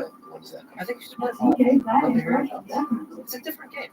Comparatives, too. I mean, it's We try to make them all different. They all are. He must not they all tell have him. their own tone. Yeah, so Fallout 3 and Fallout 4. He said that. Oh, really? Okay. Yeah. What's that world like? What's He was angry, but yet the he post-apocalyptic world of Fallout? felt You could just serious. briefly take us straight into that world tone-wise. Well, there's in entertainment, there's a lot of Is post-apocalyptic that stuff. unlike him? And what makes Fallout Yes, tick it was is unlike him. Buckled the world that was left behind, the world that blew itself up, this utopian world of nuclear energy, and it all goes wrong. So I love the American dream of that, how they envisioned the future in the 50s and that blowing itself up. What would it I take? think that's like a super interesting place to explore, which is why we always wanted to play in that world. More than just the physical stuff. And it does an amazing job of sort of weaving, the drama and darkness of the post-apocalyptic world with B-movie humor. It winks at the camera sometimes, often actually, and You couldn't bribe mine. that when you're in that world, it just has this its own unique flow and vibe outside of anything else kind of in that genre. So the Elder Scrolls has, or at least Skyrim has some humor, That's a little, but Fallout leans into it a little more. a little bit more. Yeah. It's like ironic. The duck cover. So get under your desk. The bomb comes and everything will be fine. It's that type of thing. So the funny thing is, I do think Fallout is one Financial of situation the prior greatest to games ever. the incident. You said that when we started Fallout 3 in 2004, we obviously had big ideas of what we could do with it, and I talked to a lot of people, from ex-developers to press folks to fans. What made it special? What are the key things you'd want out in a new work?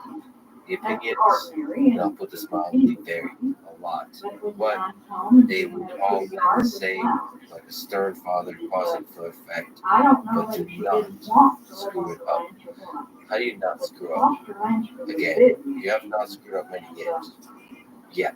Probably. I mean, back to the Fallout. Any idea what Yeah, that was, look, I remember that. We were met with a lot of skepticism range in those in days? terms of, what are they going to do with this? It was a beloved kind of isometric, turn-based role-playing game. Awesome when it came out. And actually, it was announced. We had finished Morrowind, but not announced Oblivion. But because we'd acquired the rights, we had to What announce about it. a hand I gift think per day? of the company. I don't know. I just remember we had to announce it, thinking there, well, we're gonna piss off all the Oceans fans because we're announcing a Fallout game. We're probably gonna piss off the hardcore Fallout fans. We didn't make the original, but clearly we'll probably make a different kind of game. So I do remember, there was a lot of concern with all of our fans and fans of Fallout at the time, and so I think it was pretty rewarding for us that game found the audience and success that it did.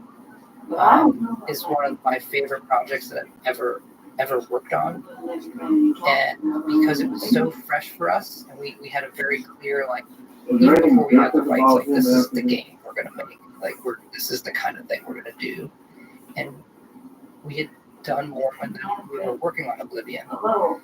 And it was kind of a breath of fresh air to do it. And what's kind of remarkable is Fallout 3 comes out just 2.5 years after Oblivion. And we did all this DLC for Oblivion. So we were really, really kind of prolific in how our development, how it was going. So I just remember enjoying making that game so much because it was everything we were doing was new. Which has to do with creation, which there's innovation that technically does happen. The world creation, it was, obviously a different look, even though some of us, very few of us, were really terminating things. The VAT system, the skill system, and we loved the original game so much, we felt this responsibility to bring it back in a big way and reintroduce it in a way that, as much as we could, scratch the same itch when you play the original game. It had the same stuff. Are there some favorite things to you about that one that just kind of connect you to the Well, again, like start with the beginning. I love the beginning. I love the character.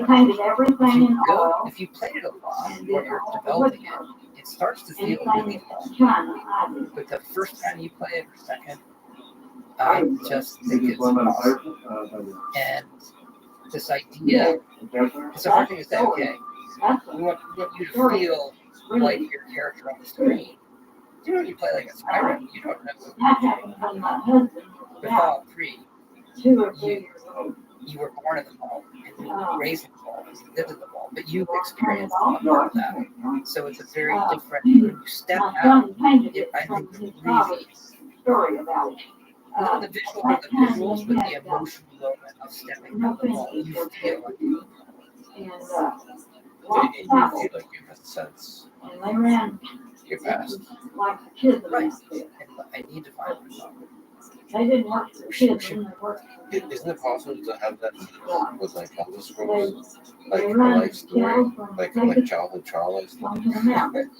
Back to the community. Like, look, you do some of that stuff, but they go through menus and pick your background. Look at that. Okay, pick your background. You do it before this film. Can you pick your problems and stuff? Yeah, thank you. And then also make a mod for the But a lot of it, it's in your head. You're gonna pick this background, you're gonna do these things, and you're sort of like, this is who I was. And the intent with Elder Scrolls is kind of make it as much of a blank slate. Elder Scrolls is a little bit more of a blank slate game for who you are, which has a lot of positives. And Fallout for us has been more of a this was your life. It's going to be who you want to be, but this is the background. It's strict. Now, this might reveal something about me and speaking of childhood trauma, but I feel like there's a lot of the meaningful experience of role-playing games, not just the development of the character throughout the game, but the initial character creation, like you said. Is there something to that process that you found to be powerful, like the design of the process, because you think so much about that beginning. How much should you control? How much should you define? The interface itself, the visual appearance of the character too. I feel like that you're loading it, you start to load it in the world that you're going to recreate. Yeah, we think about it a lot.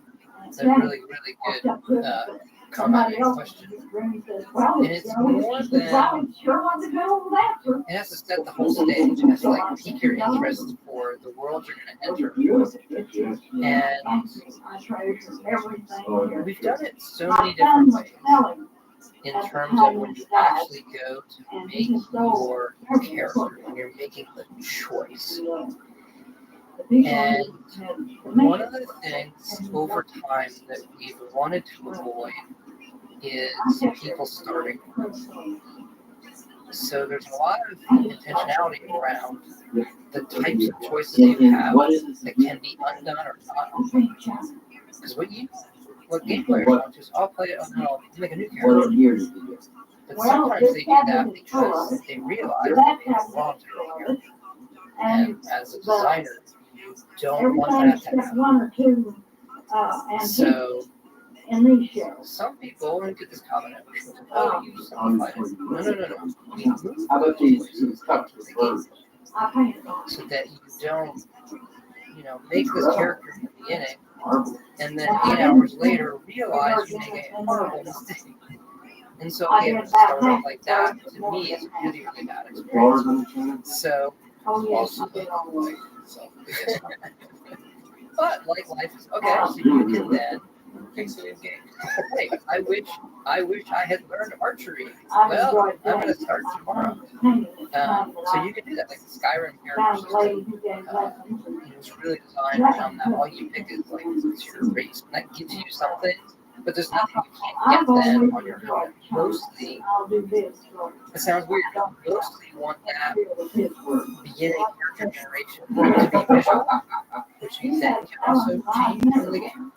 And some starting skills that get you off the type of play that you want, but if you discover you don't like that type of play, as you play, you can move your character along.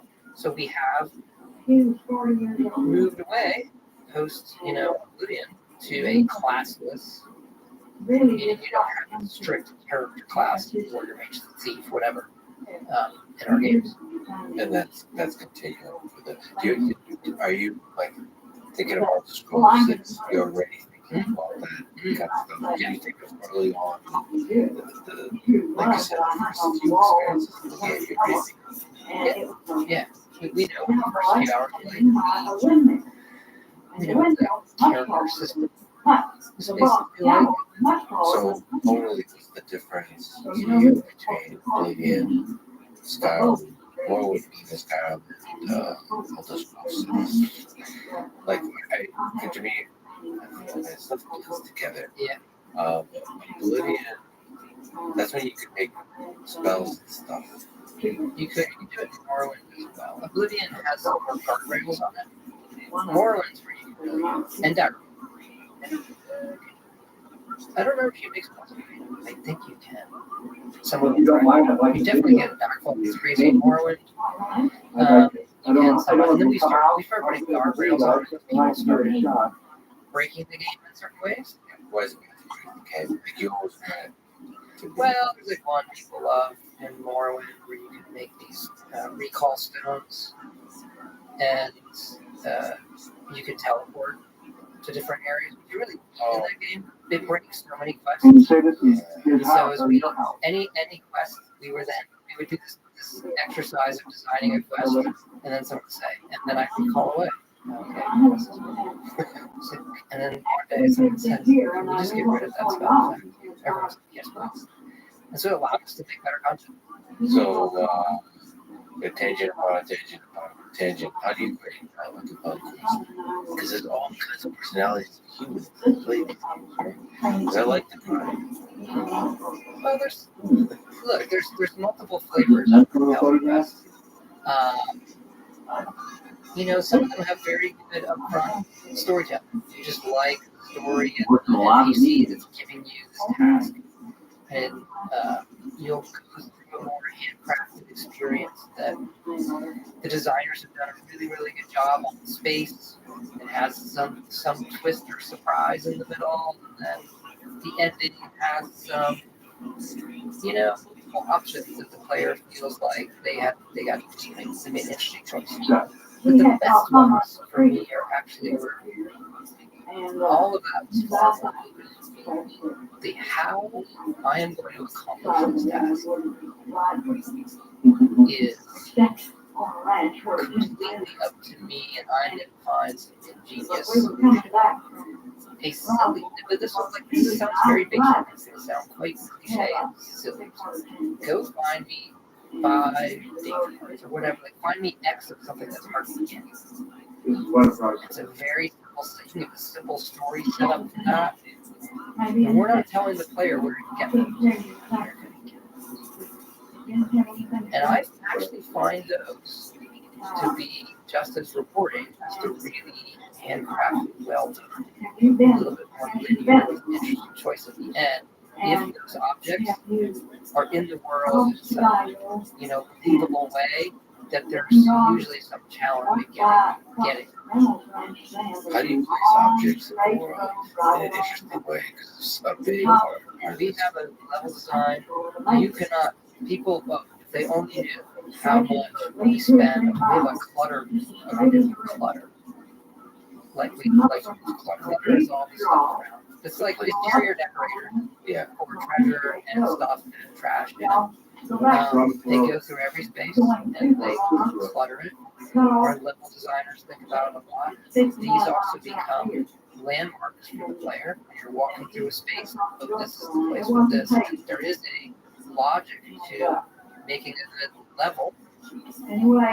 As they said, even if you walk by like a little T intersection, that becomes like a decision point in the player's head. Oh, I didn't go down that way.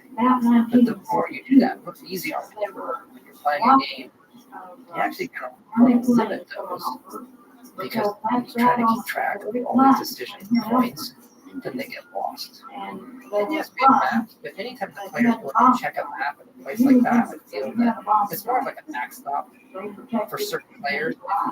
If they need to check the map, we like these kind of fails. God, there's a momentum to it. Pulls them in. And look, if you play a lot of games, you play a lot of levels, you're just like, I'm confused. And you play other levels, you're like, man, it was great, through it, it was balanced, going. It's not, you don't want to ever be amazing, as long as you know where you're going, you know you made those choices, then it feels fine. But as far as the treasure and all of the loot, it is really hard. We not to clutter, over clutter, and then there's too much stuff everywhere. Every single day. I wish we had that. It would save us a lot of time. When you're constantly trying to feel like this is not too much, it's not enough. Right? Because the other thing is, look at great. People won't pick everything up and click it. So if you have too many things of importance in the room, it's like it actually makes you feel tight as a player. Well, I need basically an idiot if I don't pick all this stuff. You know, and like the moment where you decide, you're just like, I've clicked so many things in this room, I actually don't need that in my manuscript there, but you feel like a dope. Yes, but also you have a joy. There's not many items. You find a way. Right. And then it's finding that I stick my head in this corner and I pick this lock and open this locker and there's this thing I can What about like rare items? That's an art, even more so. I will say there are ways to go there in terms of finding the right drop rate, special items, your epic, rare, legendary. You look at games, like so many games do it, and there are ones that you just play and love because they have it down. Destiny 2 is great. Diablo, these series I love, sort of famously, Diablo 3 is great. They did an update and mostly just changed the loot drops. It's like this whole experience. There's a real I like that we're still learning. Get better at these things sort of drives you through the games. It's fun to get the treasure. Diablo, Skyrim have this interesting quality being extremely popular.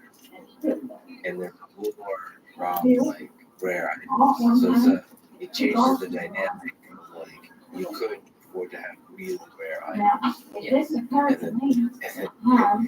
then somebody finds it, that becomes like that's the thing. Like, as you release a game, there's a lot of people play it. They start sharing stories and so on. So much because that's part of the game experience. The stories part of the experience. For us, 100%. Because we've been classically whispers enough in single that water cooler share experience, we would have a thing like we call them Did You Know Them? Like we kind of so you meet someone, they do. What do you do? And they say, Did you know? If you go here, did you know? And that to us is where the community has been sharing experience. Has there ever been a temptation to create non-single-player game that's gigantic? We did Fallout 76. We have Elder Scrolls Online, not a game I created, but that started as more classic MMO. Know the folks part of our community made that game. And it's insane. Okay, so I should try it out. They do some great storytelling quests. Like the actual mechanics aren't the same as Skyrim. The world is awesome. They've just done an incredible job. It's about to be 10 years for that game as well. And it's just, great community around that. Yeah, I haven't played this mobile farm game, right? I need to play that. I was thinking of playing Diablo mobile too. I mean, you can debate the concept, but I would not. I think they did a really far. No, Diablo. Yeah, well, Fallout are different. Fallout's a completely different game. Yeah, Diablo and Portal. I was very, very For hundreds and hundreds. Yeah. What's the challenge of designing a game versus the PC and console? Well, obviously the screen size. Is that what we feel first? What's the fundamental change in the philosophy behind? Does it constrain? Does it change the tone of the game? Holographic. Well, we've done a few things. We have a new mobile game we're working on. We haven't announced yet that I'm in love with. There are a couple of things that you have approach on mobile. Now, I can give you sort of the classic mobile gaming thing and then what we do. You know, a classic mobile gaming is really for short places. Because for the amount of people you're going to get, the number that have the amount of time to sit there for a long time and play it, like a console game or a PC game, so people are playing games on the move or whatever. And how it onboards you is obviously just so the tutorial, how the tutorial works, how it gets you into the game. Because you have an audio, no mess with buying it and saying, no, I'm going to learn it. People don't care. So really understanding how they get into the game, those two things are really the magic to mobile gaming. We have found that with our games, particularly Fallout shows, people will sit there for an hour or two. Like they will just sit there and play it. Large numbers of people play it for hours. Somehow, So there is a more, I don't know, addicting element to mobile. Because you can, And if you look at how the object if you look at kids these days, they can stare at their phone for hours. That's all they do. That's what they watch. So it's also like a demographic thing. The younger audience, they would rather sit and stare at their phone than play it on a big screen. I would just love to sort of list out the human history, the evolution of sentences that begin if you look at kids these days. It's true. The kids these days are probably talking about like virtual reality. Like I love mobile games though. I play a ton of them. Like the game, my favorite game this year is Marvel Snap. This card game from the folks that did Hearthstone. You should really play it. If you like card games, Oh yeah. do you like superheroes? That's where like Peter It's like cheap. You don't like superheroes? breaks up, or even a satellite I never understood in this. re-entry was thrown up. This is something. Growing up in the Soviet Union. I don't understand the method. Alright, well, I don't understand. If you're wearing a costume, it's silly to me. I can't. So you have to suspend. Like you have to be able to immerse yourself. And for some reason, there's something about costumes. It doesn't get me. But then again, I'm looking to elves and dragons, so I don't understand. And I'm fine. I get it. Yeah. But the rest. At least the American Western ones, reason that bit. You were moving in the truck. Was it? Go back to So one thing I wanted to ask you about right overhead. when you look at the timeline, 5, 6, 7, 8 years, whatever it is, to create a game. What's the role of the timeline? Eternally, not multiple ATM. Do you try to keep your brain with that line, the team with that line? Yeah, all the time.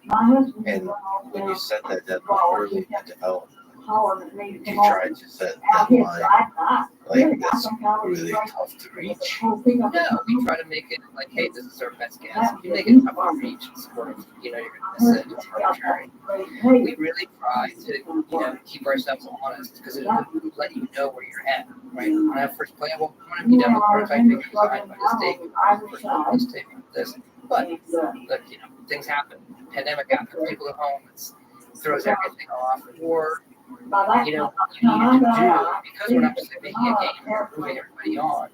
What you needed to do, like Skyrim was so popular, we kept people on that game for longer. So it delayed a little bit for Fallout 4 at the time. Or, hey, we really shouldn't move the people on Fallout yet because we're doing these things in Skyrim. We should. So it just really keeps you honest from where you're at. Does it get super stressful as you get closer? Are you trying to do an analysis again? Is there a temptation analysis? Well, I've done it all ways, right? I've announced, Starfield, we're pretty, loud with the release date that we then had to delay. So, it was, but it was the right thing to do. And How do you know it's the right thing? Like, when you sat down and looked at it, like, this is not ready? it's not an exact science, but it needs to be done in the amount of time you have. And we've done it in the past where we can get it done. We believe we can. And so you're fighting that personal belief that you can get something done. But there's a lot of things that go into release date, marketing, publishing, and we've reached a point where on Starfield where it was pretty close.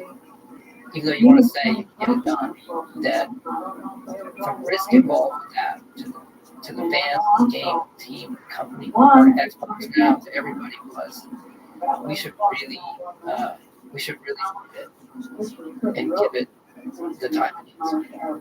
So you mentioned part of Xbox, Microsoft bought Bethesda and ZeniMax for $7.5 billion. Well, what's it like joining Xbox team? You've I think written about it. What are the exciting aspects of that? When your company goes through a change like that, no matter what it is, even with somebody that you worked with for a long time, you never know what you're in for. You hope. And I have worked with them since we started doing console stuff. With Morrowind was, they came to us and we said, hey, you should make this game for the Xbox. And so when they were making that console, had a great experience with them.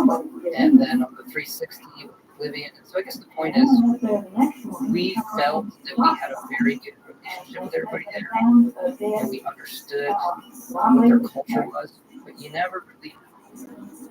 And I mean this honestly, it's been awesome. The culture inside of Microsoft and Xbox that people see from outside is the culture inside. The way they talk about players, the way they invest in the player, risks they'll take.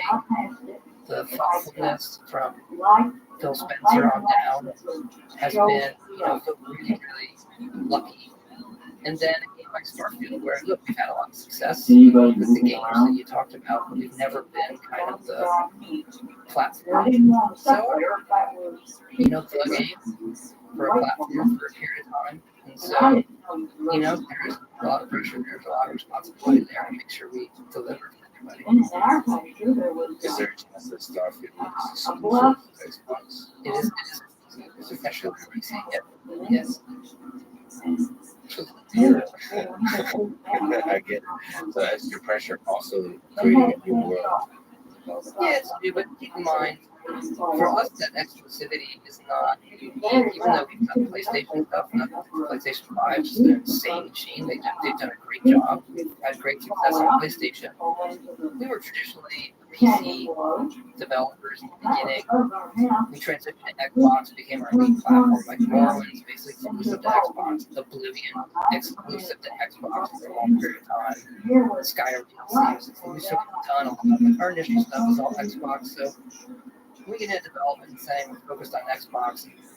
It's not abnormal for us in any way. It's been kind of the norm. And from the development side, I like the ability to focus. So our ability to focus and have help from them. The top engineers at Xbox to say, we're going to make this look incredible on the new systems is like, from my standpoint, this is awesome. What's the difference in creating the console versus the PC? I also have to admit, I've never, it's just shameful that you should recommend to me. I've never played Skyrim or any of the games you've created on Xbox. Really? Yeah. Not on console. I never played very much on Xbox. Yeah, sure. I mean, there's the obvious interface part between mouse and keyboard and then a controller. But when you're looking at hardware, it's tough, right? You're looking at, what are their driver versions? How modern do they have? What is the actual refresh rate of X, Y, and Z. We're used to it. But if anyone will tell you, give me the hardware that I know I'm writing it for, you know. And the Series X is just an incredible machine. And now you know what it is. You know what it is. And now that we're part of Xbox, getting people who built it to show you how to make it really, really dance is just awesome. Is there a case did you get people that enjoy people that do PC and Xbox that enjoy Xbox more? Like that, if they have a choice. Yeah, I think that depends on. And look, now that you can kind of you can take your save in between and all those things. Yeah. If it depends on if if you have a Game Pass PC version of it versus Steam, not via Steam. It's just a Game Pass. So I'm like learning about this. There's so much okay, so it's Game Pass, and then you can if you can take it from PC to Game Pass. I think it depends on like for me, like my physical. So I want to be back on the subject, right? So the actual physicality of it is what determines where I want to play. Do I want to be 2 feet from a thing right now? And sometimes I'm like that. I am more of a console player because I sit in my PC at work all day. I play a lot of video games. So when I get home, I was like, I am a sofa, screen, controller person. Let me ask you a ridiculous question. So you've created the greatest games ever. I think there's the question would be what's the best game of all time? All right. Just give me a second. So, Tetris. All right. Yes. Have you read the book Tetris? Yeah, I'm sure it's an interesting story. The fact that there's a book about Tetris is fascinating. Is there a book about Mario? I would love to find out more. But I think I would put up first now with Skyrim. Number one for me. Just it's a tough category because you could also make the case out of the old school series, like what you actually got. If you put Tetris and Super Mario there, and like the credit goes to Mario maybe or Skyrim. I don't know where the biggest games are. But overall, I think it's Skyrim. For you, if you're not on to pick any of the games you were involved with, what are some interesting candidates for you? They're just games that inspired the world, impacted the world, shaped the world in terms of video games are able to do. Well, first, I'm sort of like hearing you say that you think Skyrim is the best game of all time is quite. Like, thank you. Look, it's incredible thing to hear. And, when I think about a couple of answers, there's ones that are like personal to me. Ultimate 7.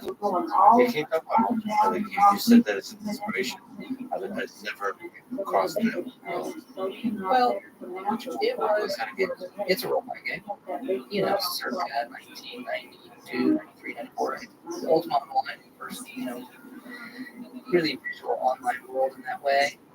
But for me, that was a virtual fantasy world where I had, you could make right, you could make all this stuff. And anyone who's plays our stuff can see the kind of touchstones and callbacks to that or inspirations.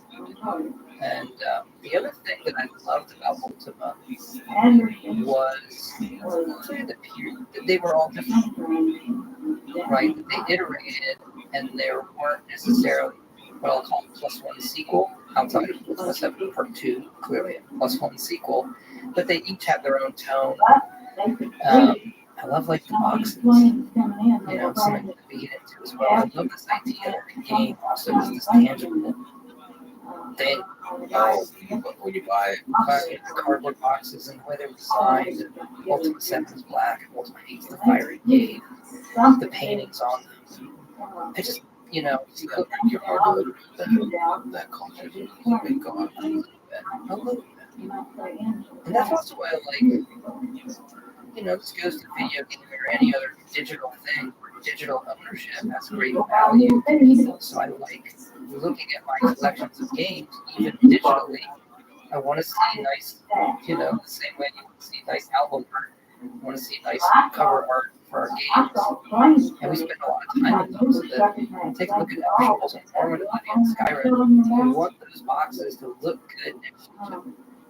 Going back to the video games, now, I always mention Tetris because I think it's, obviously I love virtual worlds and those kind of things, but for the time and what an interactive, like video games are the simplest form. I sort of think you can put Tetris in front of just about anybody, and they'll enjoy it. It's got some moment of challenge.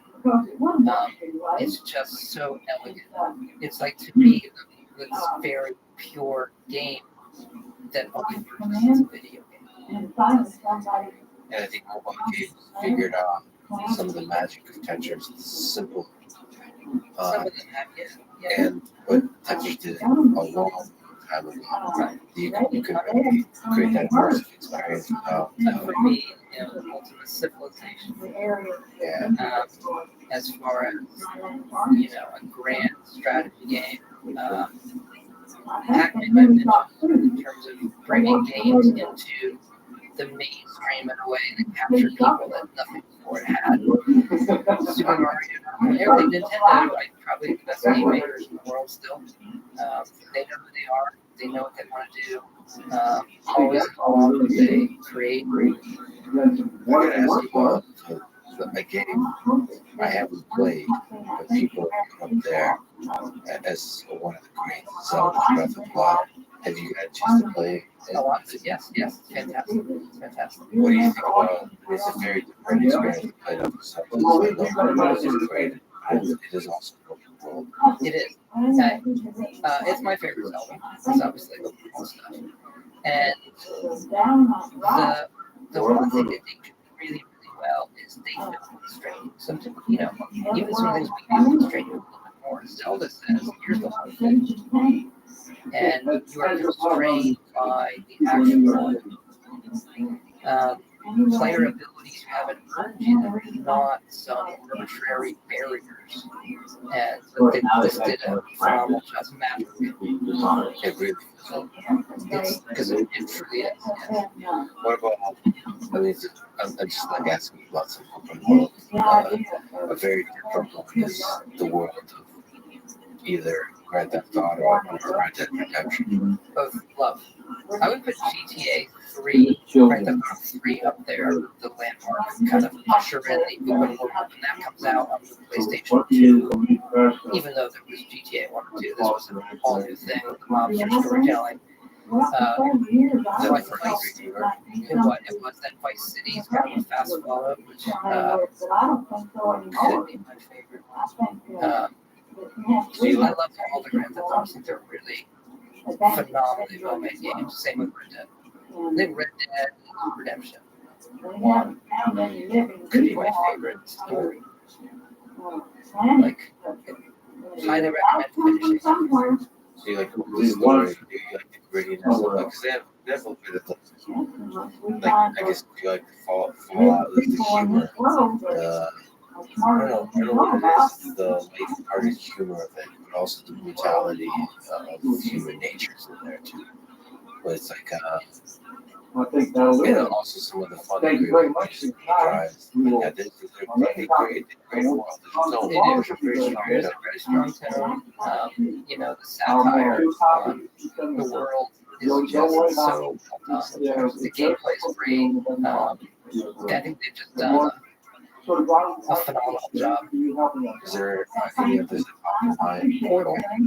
Portal, yeah. That's another weird creation. I was just there. First college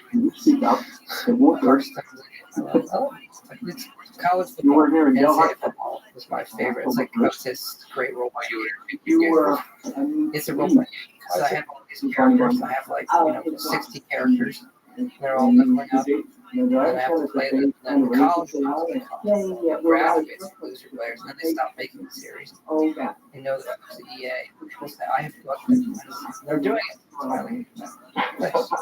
What would you say is the greatest sports game? So, Mark was a civil engineer. Well, that's For the soil conservation. That's it. Versus Madden. Working in an office in yeah, there's more teams. Get to college, fight songs, pageantry, and the players turn over. They're only there for 4 seasons, so you have to. It's more dynamic. Remember the So story like about variety versus. So what was the last one? 2014. And you don't like FIFA and. I like FIFA's incredible. Look, I'm a college football fan.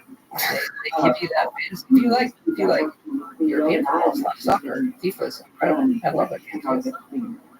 Have you been paying attention to the game design of that world, of those worlds? Yeah, and the thing people, I think, those kind of games, it is really or racing games. Forza, love Forza. Play them all. When you have to recreate something that's real world, it's hard. Sports games. Everybody knows how it works.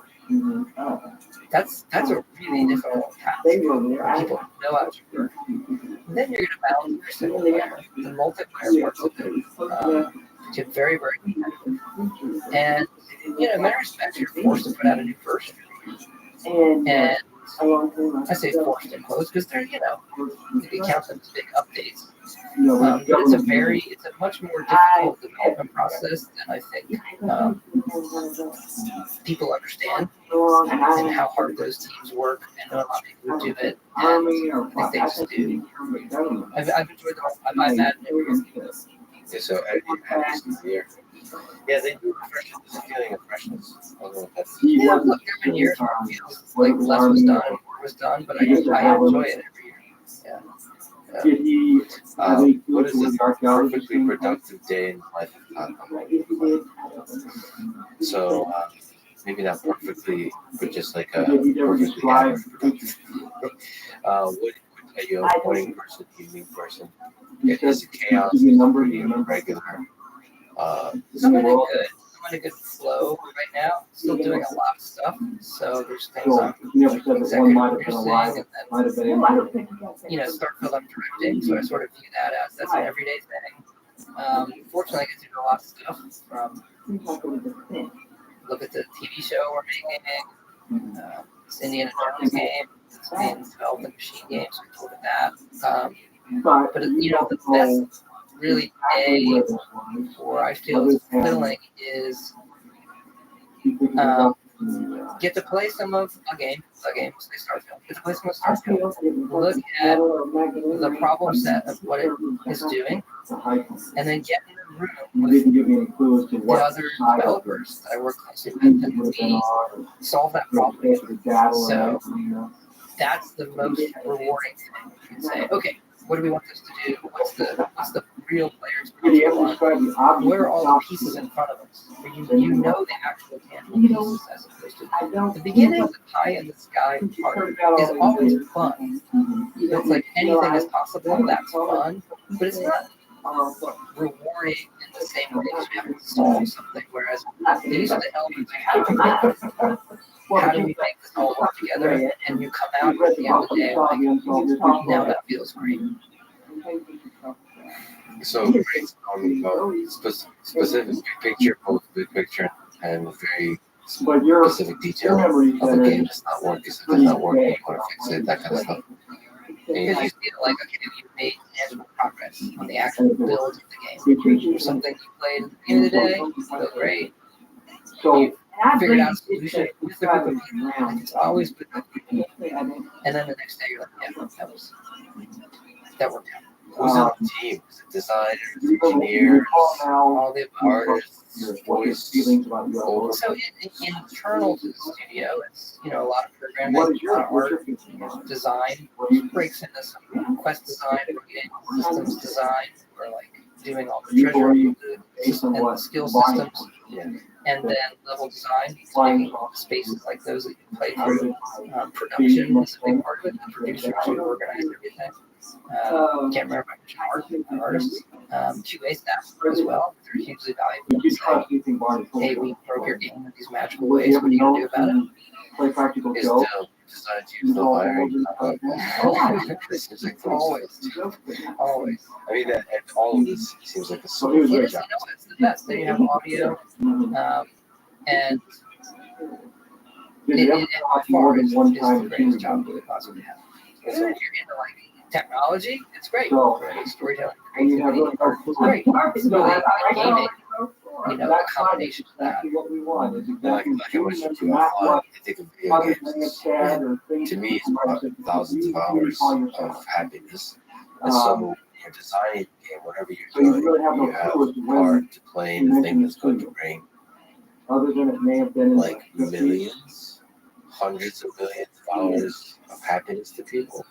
And right? It is, and I'm gonna play you saying that back to our team because people forget. Your head's down, you're trying to solve these problems, and then you do forget how many people it touches. Like even tiny decisions. Yeah. So great. Yeah, it's weird. I wish there was a way to like.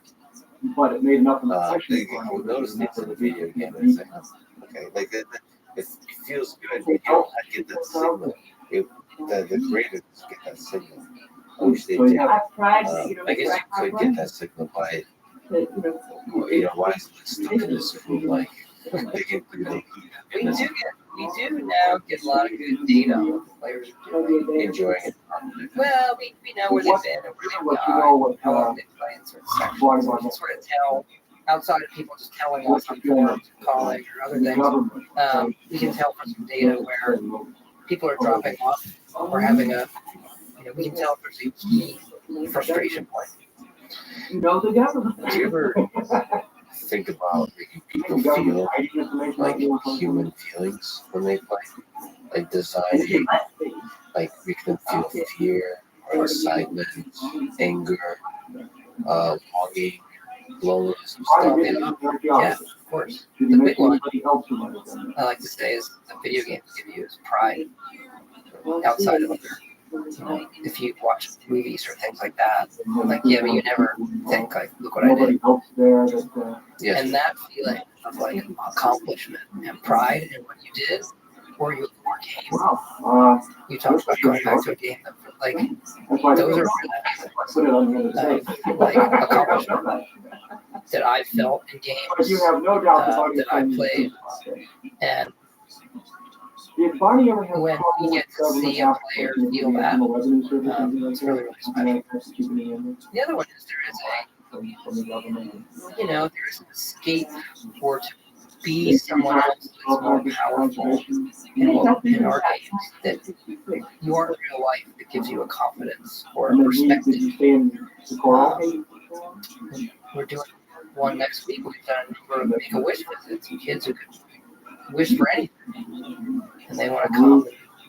I want to see the next game and meet the creator and see how you do it. They come with their family, and it is like the greatest thing that we do, and it reminds you like how important it is. And the other really awesome thing is that you can see like the family change by the end of the day. Like they didn't even realize what it meant to their child or what went into it. And it's just, that to me is like, been involved with that foundation for a number of years. It's been really good, reminder of how lucky we are. And in general, for young people, that sense of accomplishment is hard to find. Yeah, or they don't. Not everybody has it in the outlets that real life provides. Well, that's the thing. The world is cruel when you take it seriously. You don't get it right. That's why everybody supposed to grow up and get all this stuff. It's the hardest stuff. It's hard. And then video games allow you, to build that sense of confidence, a sense of pride, something. That's why when people talk down to video games, like it's a culture and so on, it's not. misses out on that deeply meaningful thing, especially like single player. There's some darker aspects to multiplayer that have great communities, and it can go off the rails a bit. But the actual experience of the game, especially one we stick with for a while, that's really cool. Do you have advice for those same young folks?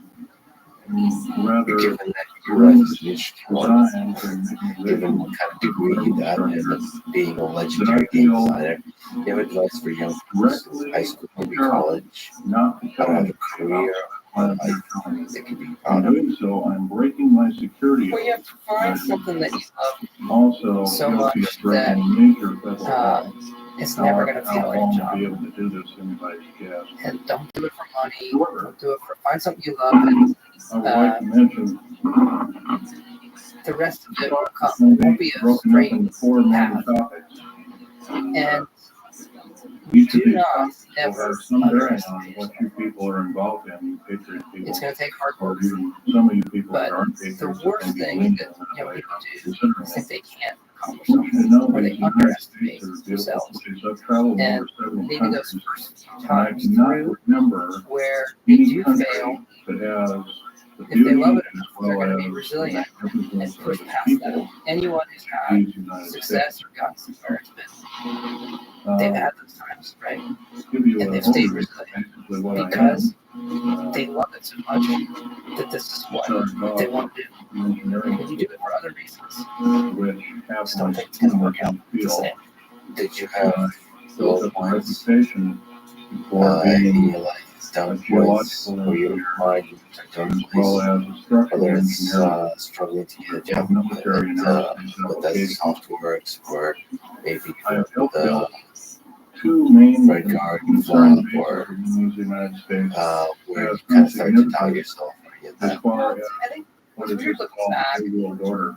I was always so like in love with doing this that I didn't view them as alien like dark type, per se. whatever you want to call them.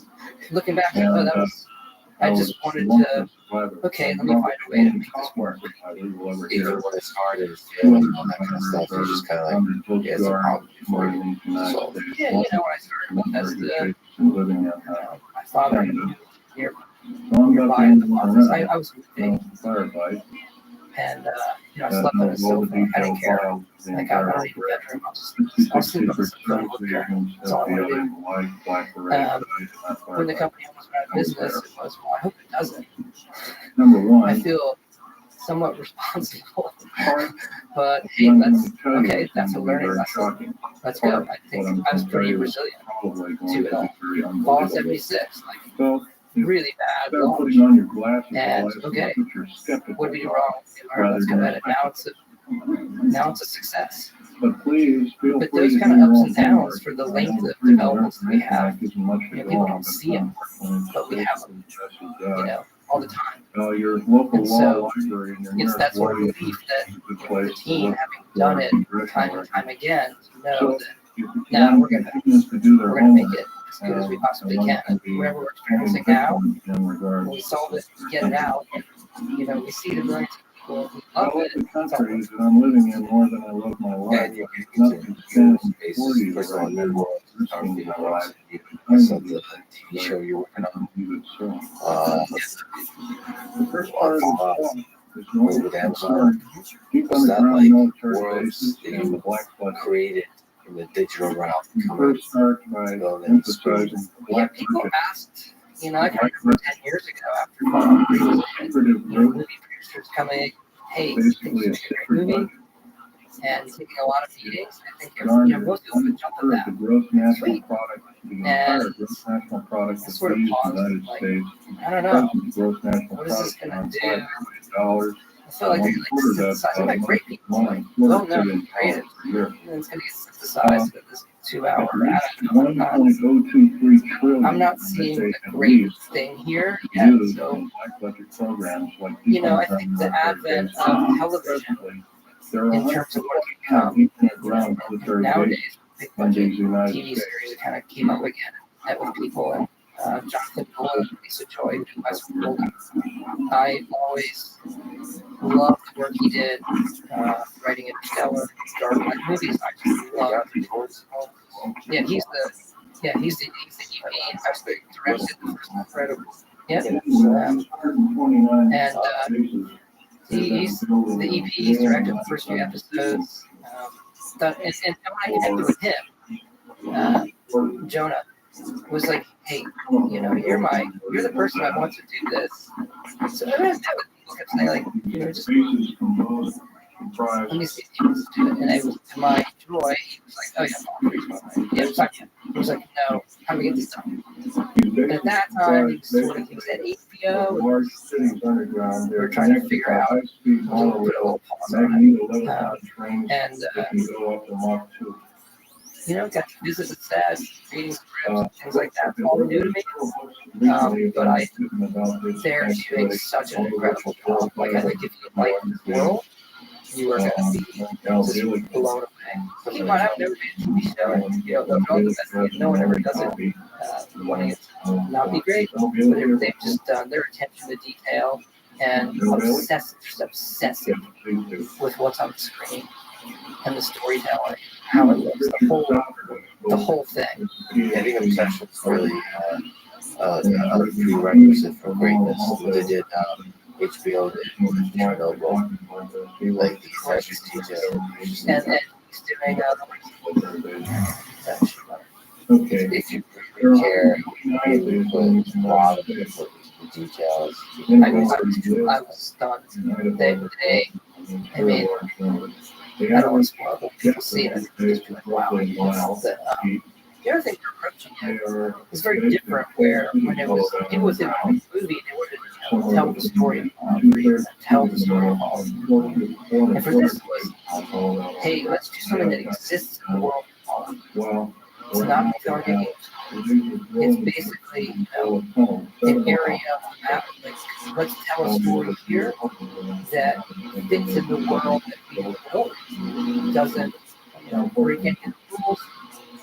Can reference things in the games, but isn't a retelling of the games. It exists in the same world, but it's its own thing. So it adds to it. Also, people who haven't played the games can't experience like how crazy cool Fallout is. You can watch the series. So, are there some similarities or interesting differences between the creation of a game or TV show that you notice from the story perspective? Well, for them, you know, it's much more here. We do all these things with the world and stuff that we already have. It's the main characters, who they are, what their motivations are, that really is the engine. Right, there's no actors to do those. because there's no interaction. There's no you don't get to enter that world. They have to do the work for you. Then they see it on the show. I can't wait to see how it turns out. You also mentioned Indiana Jones. That's a different one. Well, how do you want with a famous protagonist? Like, when the characters know, how do you do that? Well, it's different. It's different. Like Indiana Jones is different, where like the name, it is different. Like it's Indiana Jones. Not all it's right. You can talk about Indiana Jones, but at the end of the day, it's about this character. And Raider is still my favorite of all time. Especially.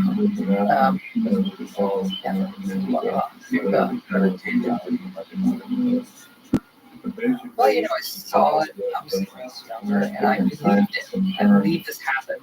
When they found the mark, I could not believe that they found it.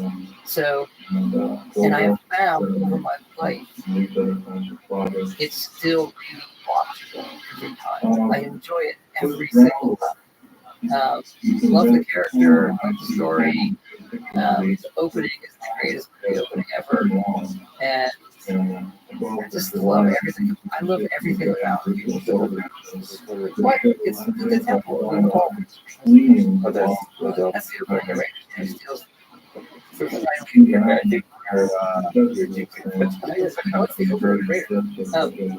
so I've always wanted to. It's one of those things like, what's on your bucket list? Like, oh, make an Indiana Jones game. and I pitched Lucas. I met some people there, pitched them back in 2009. This Indiana Jones game concept, and they wanted to publish. The deal fell apart. They wanted to publish it. We were a publisher, so we didn't do it. And I didn't really have the team to do it. I was going to figure that out after we agreed. And well, we made Skyrim, so it worked out. And then, fast forward 10 years plus, Lucas now we're at Disney. They're doing licensing and working with people and some music folks there. I said, oh, I have this idea that I pitched a long time ago.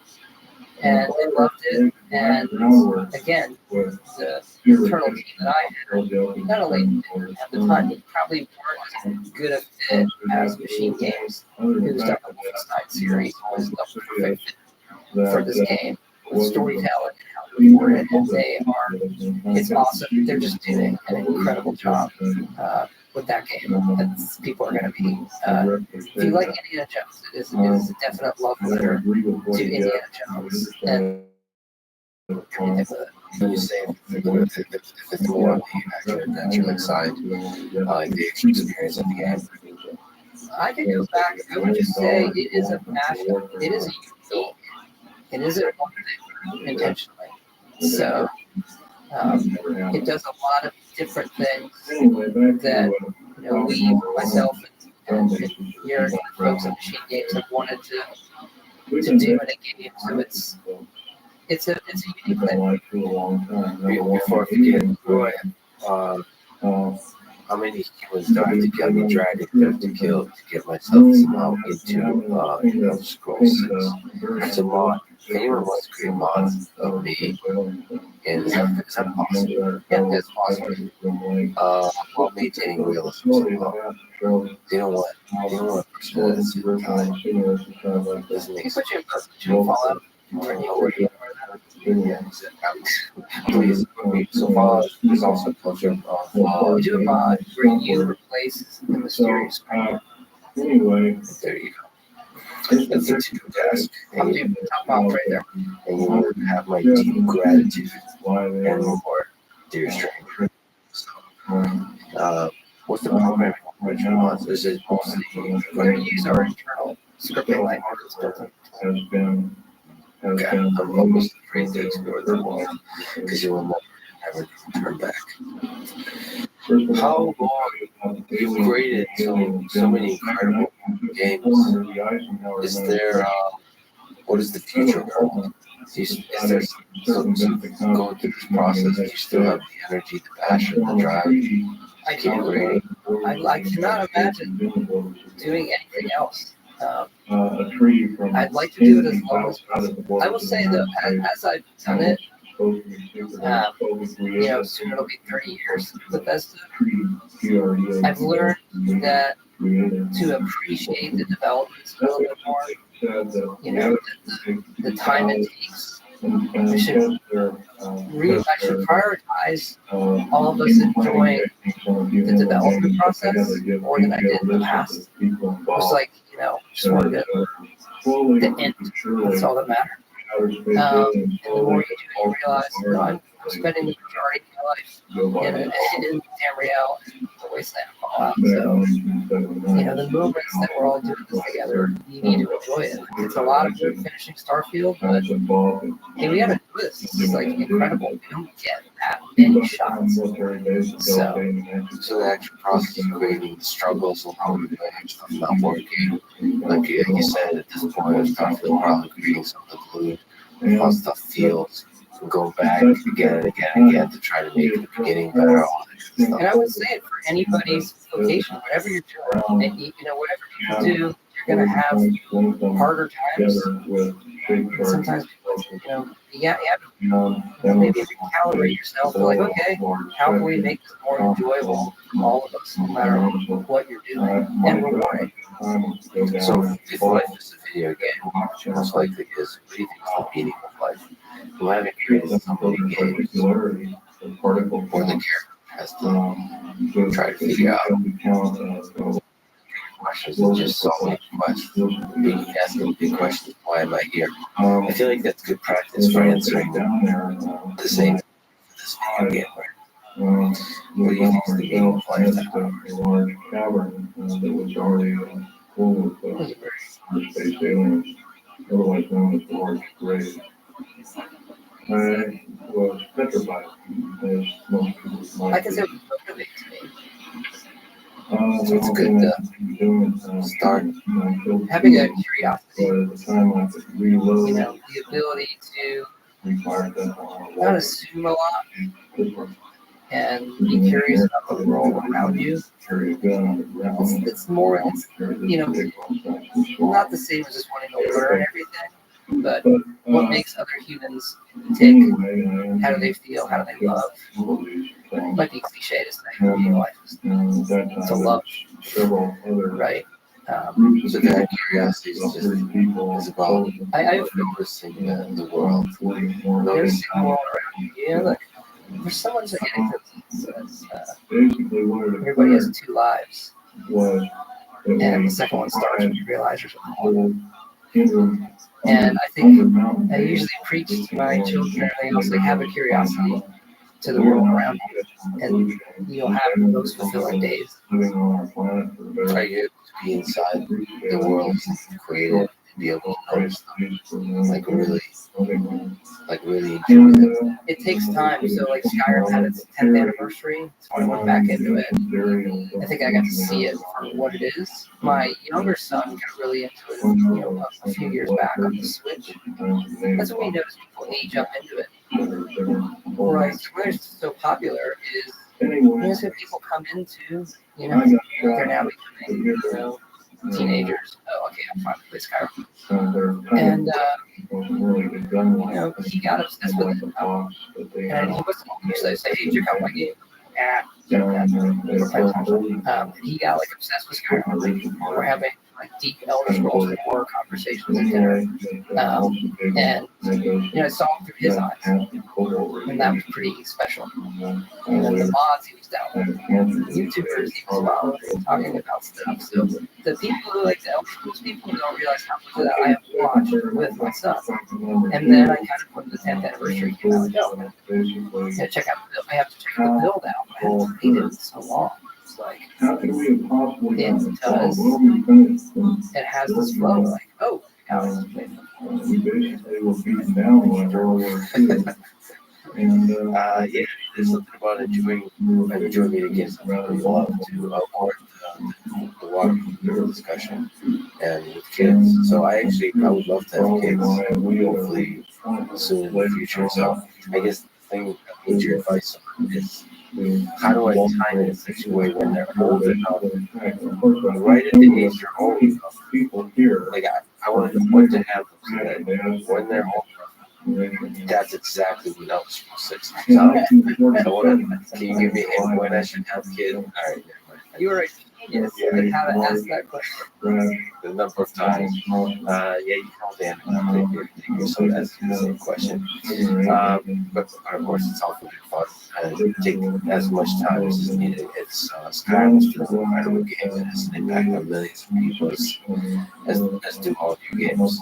It's thank you for everything you've done for the world. It's a huge honor to talk with you. This has been an honor, and you know, it has to be said, like, I have a huge team of people I've worked with for some of them for 20 years, and it's really all of us together. Keep doing it, guys and gals. They can't wait to see it. It really does have an impact on those kids like me and millions of some kids like me. So I really appreciate it. Thank you. Next time. Thanks for listening to this conversation. To support this podcast, please check out our sponsors in the description. And now, let me leave you with some words of hope. So comes snow after fire, and even traffic after the end. Thank you for listening, and hope to see you next time. During going back to 1979 in a firefight, it took me about 2.5 years to recuperate, enough that I could go back to work. But I did. I survived and went back to work. The Morrison Peninsula, Eugene Field, back to on page and other construction. Can you imagine possible features Anyway, that 3.0 might have that would necessitate the creation of the new 4.0. Given the amount of pain and joy, suffering and triumph that was involved in the move between version 2 and version 3. Following this conversation, Guido Verasa, the second time in this podcast, he's the creator of the Python programming language and is Python's emeritus Regenfa, benevolent dictator of life. This is the Let's Freedom podcast. To support it, please check out our sponsors in the description. And now, dear friends, it's Guido Verasa. Python 3.11 is coming out very soon. In it, CPython claimed to be 10 to 60% faster. How did you pull that off? And what's CPython? CPython is the last Python implementation standing, also the first one that was ever created. The original Python implementation that I started on. So what does it mean that Python programming language is implemented in another programming language? What kind of audience do you have in mind here? People who are programming?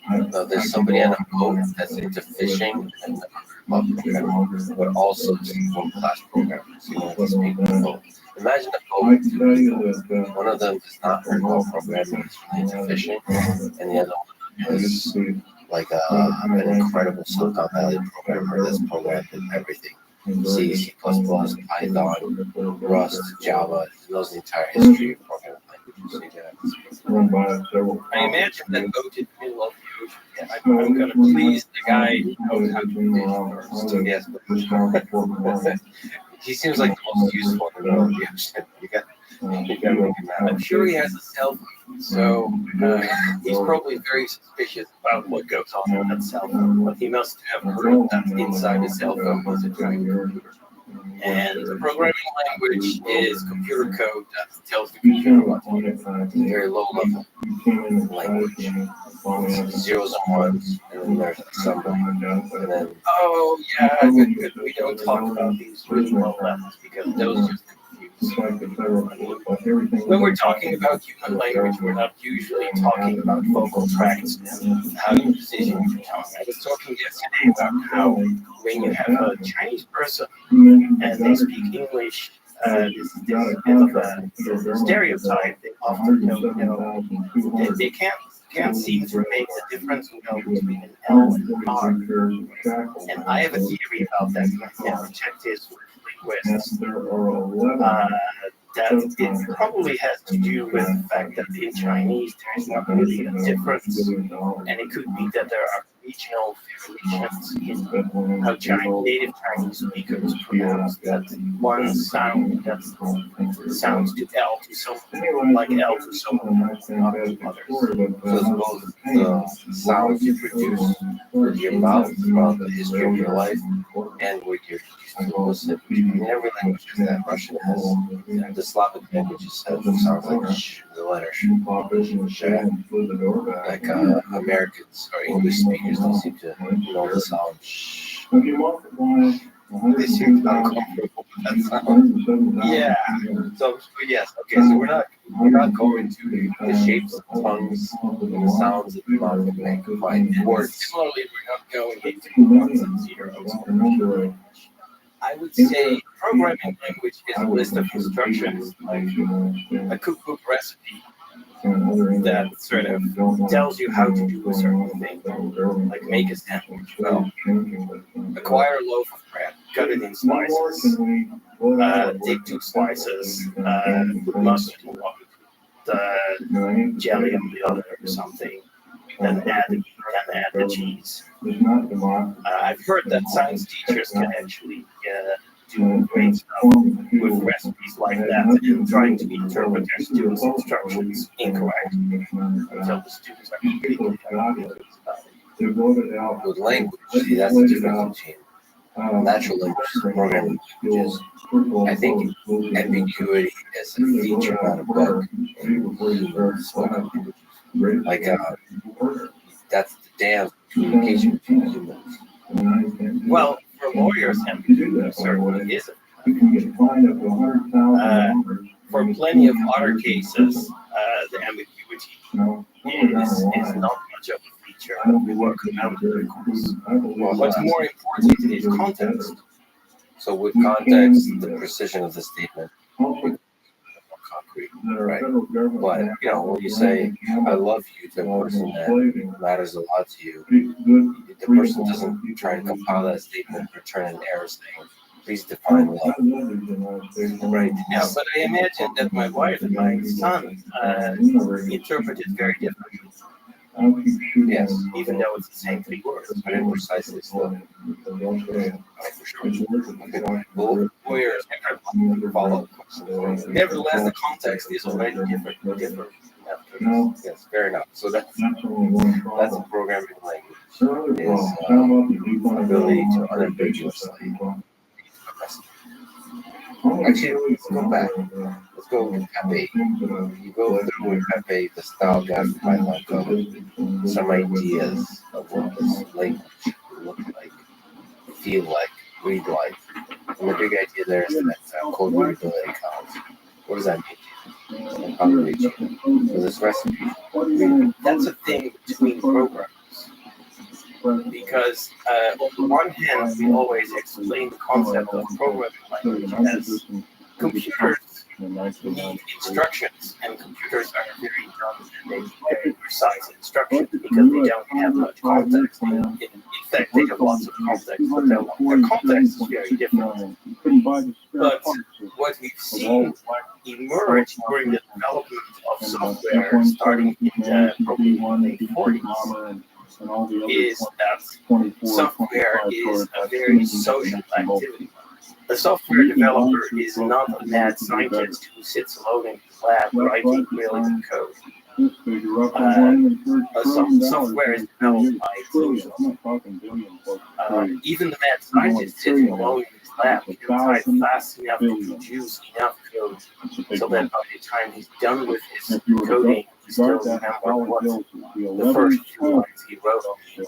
So even the mad scientist coding alone in his lab would be sort of wise to adopt conventions on how to format the instructions that he gives to the computer. So that the thing is, there is a difference between a cookbook recipe and a cookbook program.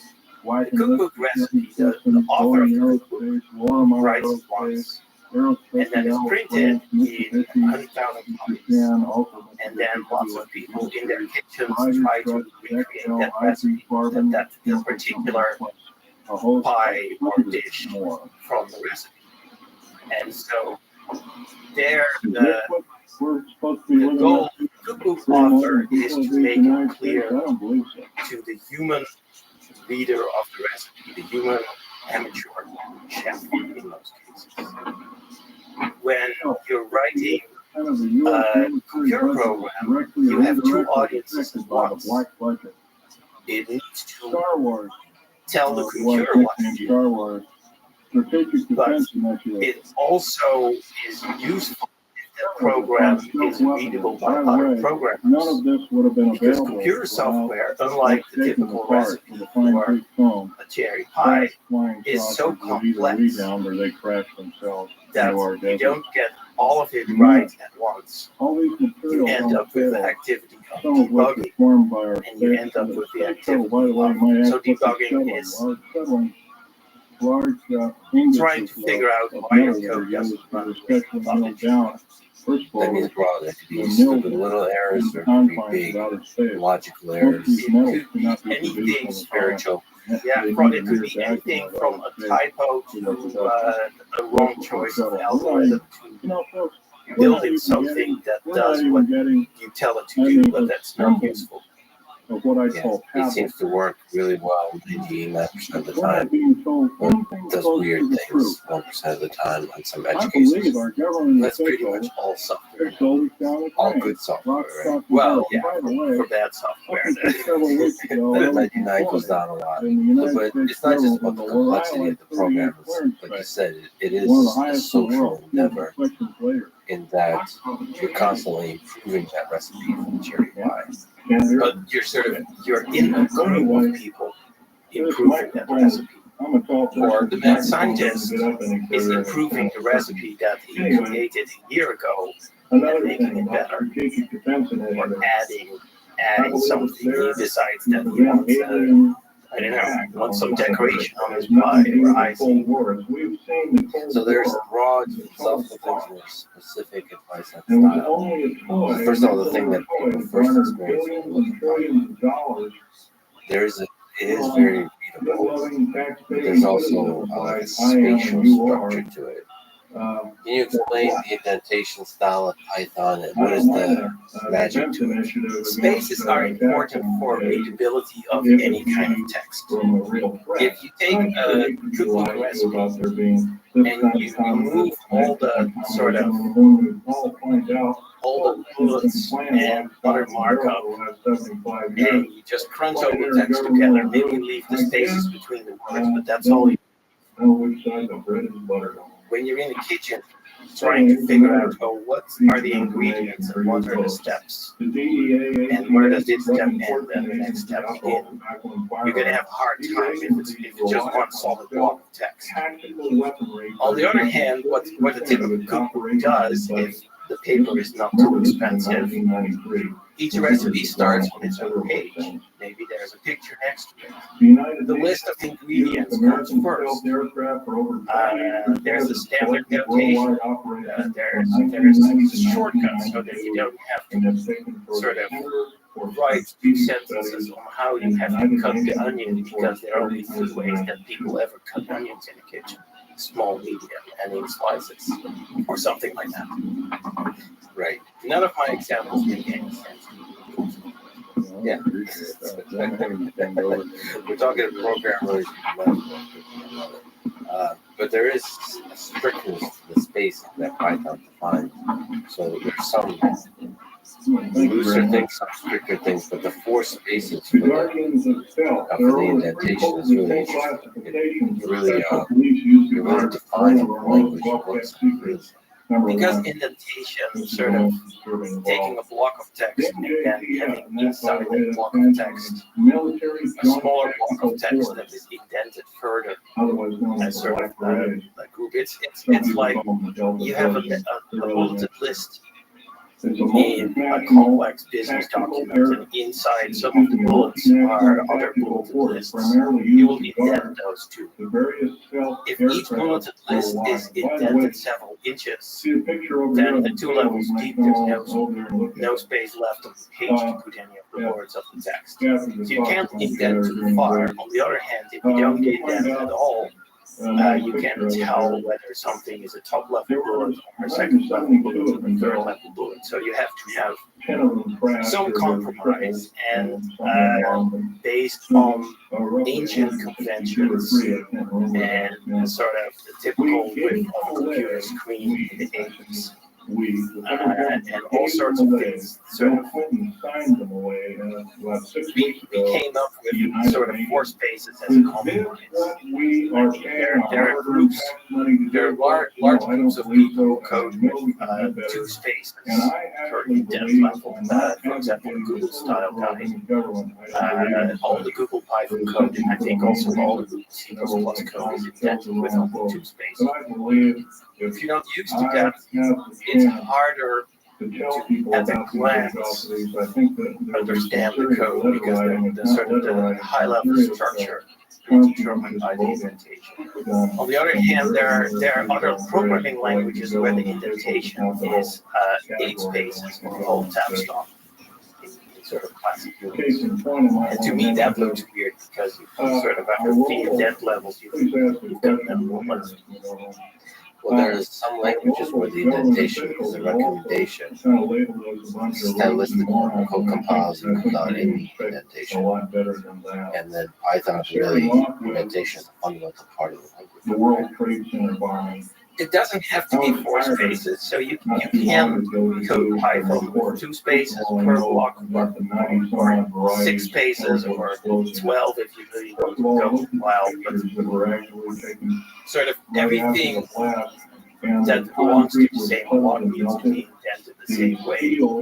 In practice, in most other languages, people recommend doing that anyway. If you look at C or Rust or C++, all those languages, Java, don't have a requirement of indentation, but except in extreme cases, they're just as anal about having their code properly indented. So any IDE that the syntax highlighting that works with Java or C++, they will yell at you aggressively if you don't do proper indentation. They suggest the proper indentation for you. Like in C, you type a few words and then you type a curly phrase, which there is their notion of sort of begin an indented block. Then you hit return, and then it automatically indents for spaces. Was there a possible universe in which you considered having braces in Python? Absolutely. What was it, 60-40, 70-30 in your head? What was the trade-off? For a long time, I was actually convinced that the indentation was just better. I've never mixed explosives per se. I know without context, I would still claim that indentation is better. It reduces clutter. However, as I started to say earlier, context is almost everything. And in the context of coding, most programmers are familiar with multiple languages, even if they're only good at one or two. And apart from Python, and maybe Fortran, I don't know how that's written these days anymore, but all the other languages, Java, Rust, C, C++, JavaScript, TypeScript, Perl, are all using curly braces to sort of indicate blocks. And so Python is the odd one. With the radical idea, you still, as a radical renegade revolutionary, you still stand behind this idea, this basis of indentation versus braces. What can you dig into a little bit more? Why you still stand behind indentation? Because context is not the whole story. History, in a sense, provides more context. So for Python, there's no chance that we can switch. Python is using curly braces for something else, dictionaries. We would get in trouble if we wanted to switch. Just like you couldn't redefine C to use indentation, even if you agree that indentation sort of in a greenfield environment would be better. You can't change that kind of thing in a language. It's hard enough to reach agreement over much more minor details. Maybe, I mean, in the past in Python, we did have a big debate about temps versus spaces, and for spaces versus fewer or more. And we sort of came up with a recommended standard and sort of options for people who want to be different. But yes, I guess a thought experiment is if you could travel back through time when the compatibility is not an issue, and you started Python all over again, can you make the case for indentation? Well, you can a pair of matched brackets, of which there are never enough in the world, for other purposes. It really makes the language slightly sort of easier to grasp for people who don't already know another program. Mostly older people. Because sort of one of the things, and I mostly got this from mentors who taught me programming language design in the earlier 80s. When you're teaching programming for the total newbie who has not coded before, not in any other language, a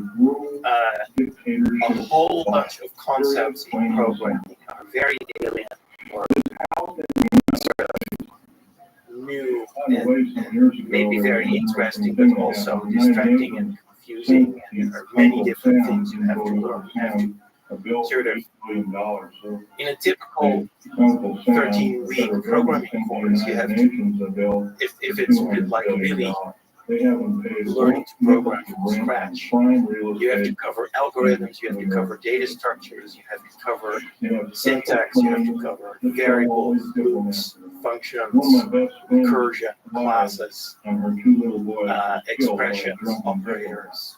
There are so many concepts. If you sort of, if you can spend a little less time having to worry about the syntax. The classic example was often, oh, the compiler complains every time I put a semicolon in the wrong place, or I forget to put a semicolon. Python doesn't have semicolons in that sense, so you can't forget them.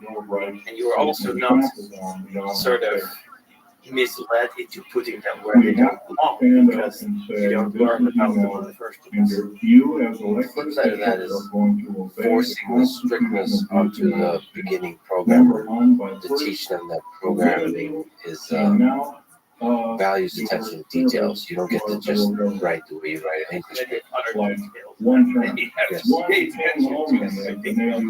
They'll still get the message about paying attention to detail. The interesting design choice, I still program quite a bit in PHP. I'm sure there's other languages like this, but the $sign before a variable, that was always an annoying thing for me.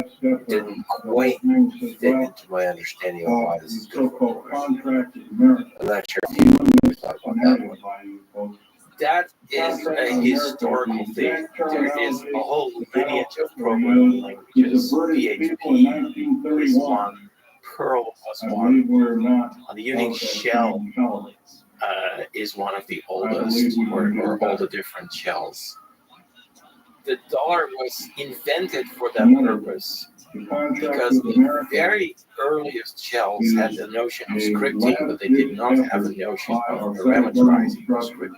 And so a script is just a few lines of text, where each line of text is a command that is read by a very primitive command processor that then sort of takes the first word on the line as the name of the program and passes all the rest of the line as text into the program for the program to figure out what to do as arguments. And so by the time scripting was slightly more mature than the very first script, there was a convention that just like the first word of the line is the name of the program, the following words could be names of files. Input.txt, output.html. The next thing that happens is, oh, it would actually be really nice if we could have variables and especially parameters for scripts. Parameters are usually what starts this process. But now you have a problem because you can't just say the parameters are X, Y, and Z.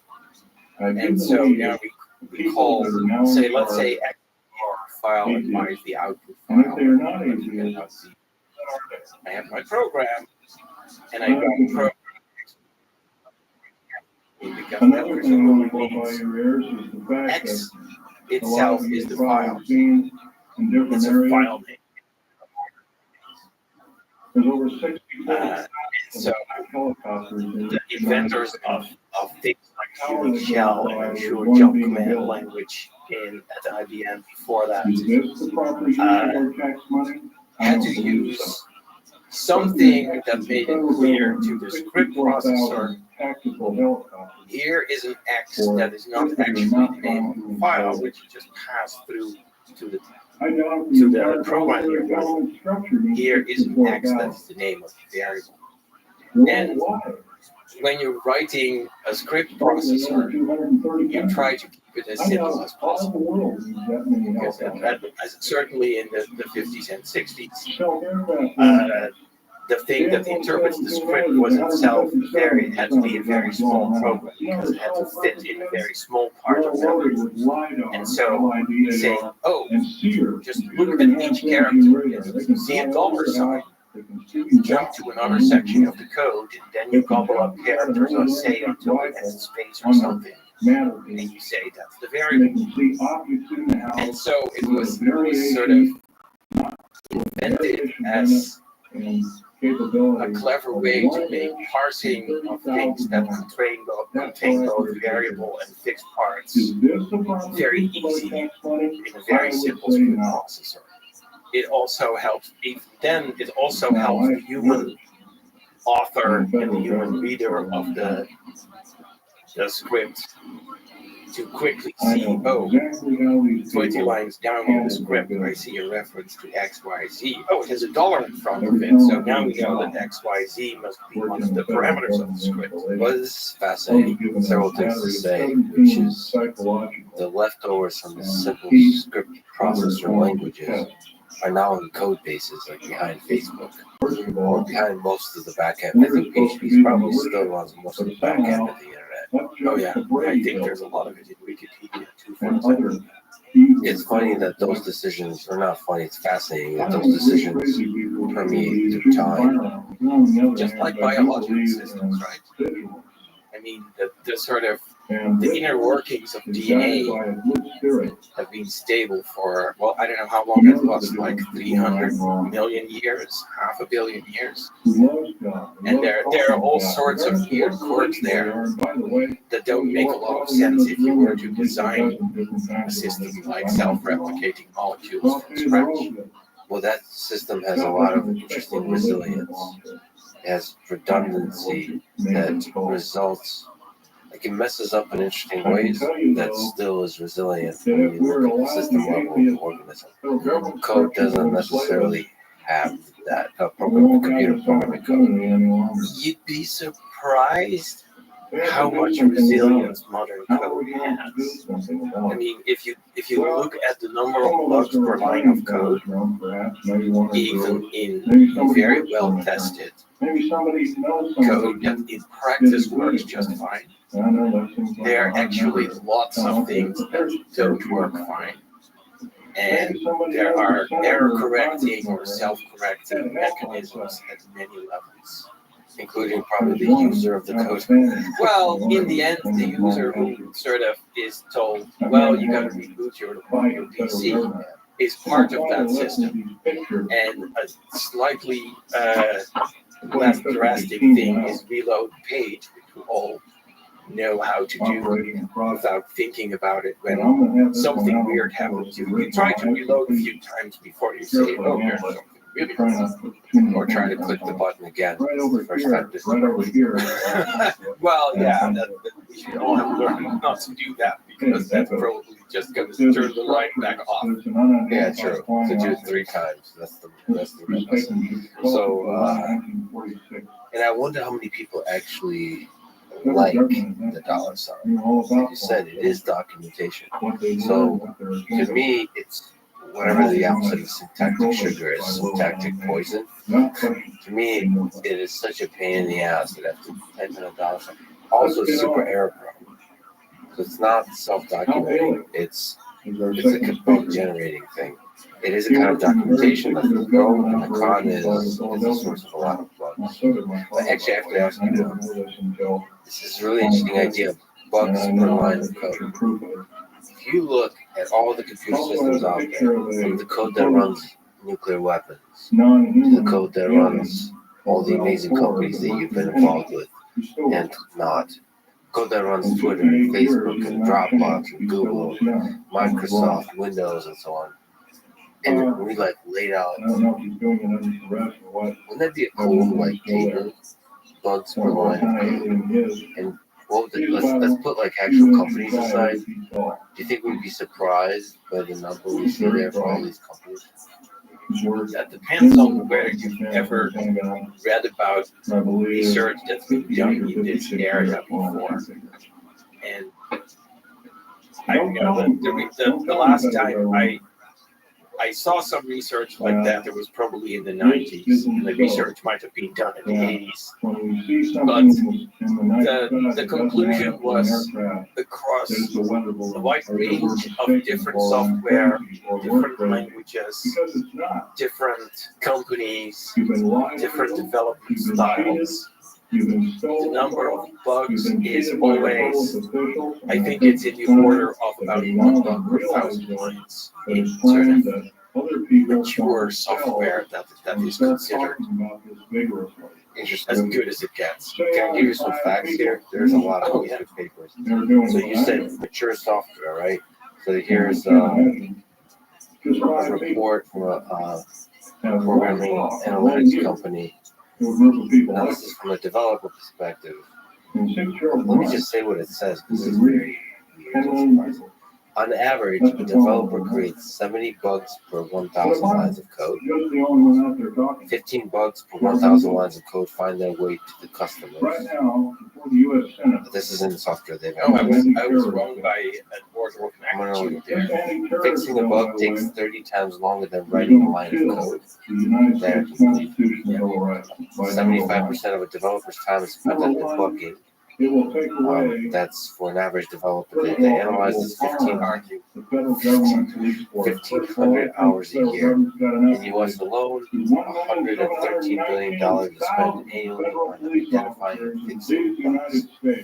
And I imagine this is marketing literature for someone who claims to have a golden bullet or silver bullet that makes all that investment in fixing bugs go away. But that is usually not going to.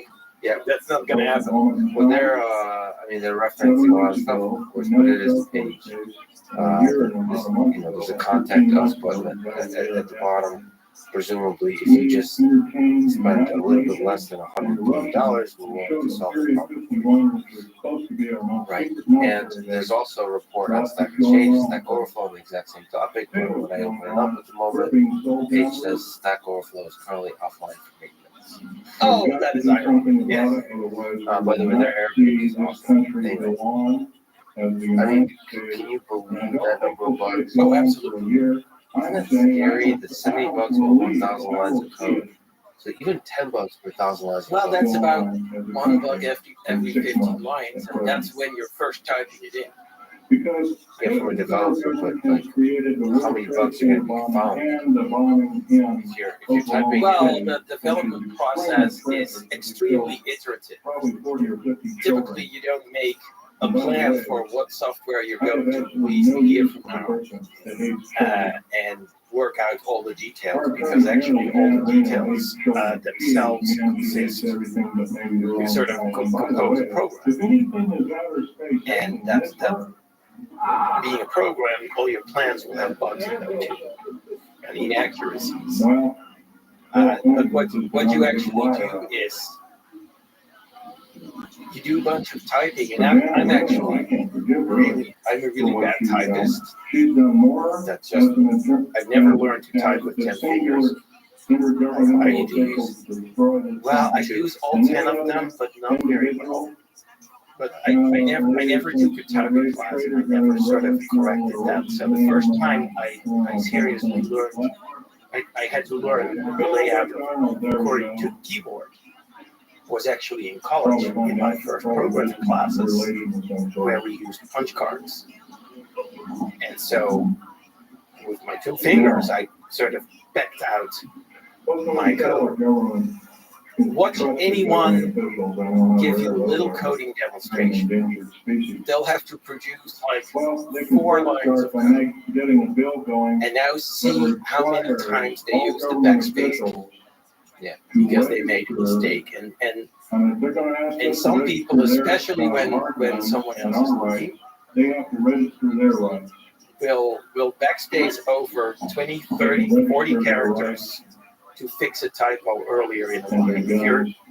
If you're slightly more experienced, of course, you use your arrow buttons to go over the mouse, but the mouse is usually slower than the arrows. But a lot of people, when they type a 20-character word, which is not unusual, and they realized they made a mistake at the start of the word, the backspace over the whole thing, and then retype it. And sometimes it takes 3-4 times to get it right. So I don't know what your definition of bug is. Arguably, mistyping a word, then correcting it immediately is not a bug. On the other hand, you already do sort of lose time, and every once in a while there's sort of a typo that you don't get in that process. And now you've typed like 10 lines of code, and somewhere in the middle of it you don't know where yet is a typo or maybe a thinko, and you forgot that you had to initialize a variable or something. But those are two different things, and I would say yes, you have to actually run the code to discover that typo. Forgetting to initialize a variable is a fundamentally different thing, because that thing could go undiscovered. That depends on the language in Python that you want, right? And sort of modern compilers are usually pretty good at catching that even for C. So for that specific thing, but actually deeper in mind, there might be another variable that is initialized, but logically speaking, the one you meant related. It's like named the same, but it's a different thing. And you forgot to initialize whatever, some counter or some basic variable they're using. I can tell that you've coded. By the way, I should mention that I use a Kinesis keyboard, which has the backspace under the thumb. And one of the biggest reasons I use that keyboard is because you realize, in order to use the backspace on a usual keyboard, you have to stretch your pinky out. And like, for most normal keyboards, the backspace is under the pinky. So I don't know if people realize the pain they go through in their life because of the backspace so far away. So with the Kinesis, it's right under the thumb, so you don't have to actually move your hands, the backspace. What do you do if you're ever not with your own keyboard and you have to use someone else's PC keyboard that has that standard layout? So first of all, it turns out that you can actually go your whole life always have the keyboard. So this, well, except for that little tablet that you're using for note taking right now, right? Yeah, so it's very inefficient note taking, but I'm just looking stuff up. But in most cases, I would be actually using a keyboard here right now. I just don't anticipate. You have to calculate how much typing do you anticipate. I anticipate quite a bit, and I have a keyboard with me, and same with the embarrassing. I've accepted being the weirdo that I am, but when I go on an airplane and I anticipate to do programming or a lot of typing, I will have a laptop that will pull out a Kinesis keyboard in addition to the laptop, and it's just who I am. You have to accept who you are, but also it's for a lot of people. For me, certainly, there's a comfort space where there's certain kind of setups that are maximize productivity. And it's like some people have a warm blanket that they like when they watch a movie. I like the Kinesis keyboard. It takes me to a place of focus. And I still I'm trying to make sure I use the state-of-the-art IDEs for everything, but my comfort place, just like the Kinesis keyboard, is still the Max.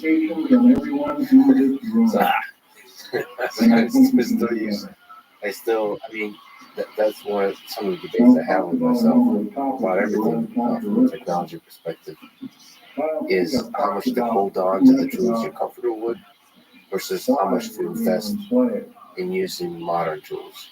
And the signal that the communities provide you with is the noisy one, because a lot of people year to year get excited about new tools. You have to make a prediction. Are these tools defining a new generation of something that will transform programming, or is this just a fad of the past? Certainly with JavaScript frameworks, front end and back end of the web, there's a lot of different styles that came and went. I remember learning ActionScript. I remember for Flash, learning how to program in Flash, learning how to design, do graphic animation, all that kind of stuff in Flash. Same with Java applets. I remember creating quite a lot of Java applets. thinking that this would potentially define the future of the web, and it did not. Well, you know, in most cases like that, the particular technology eventually gets replaced. But many of the concepts that the technology introduced or made accessible first are preserved.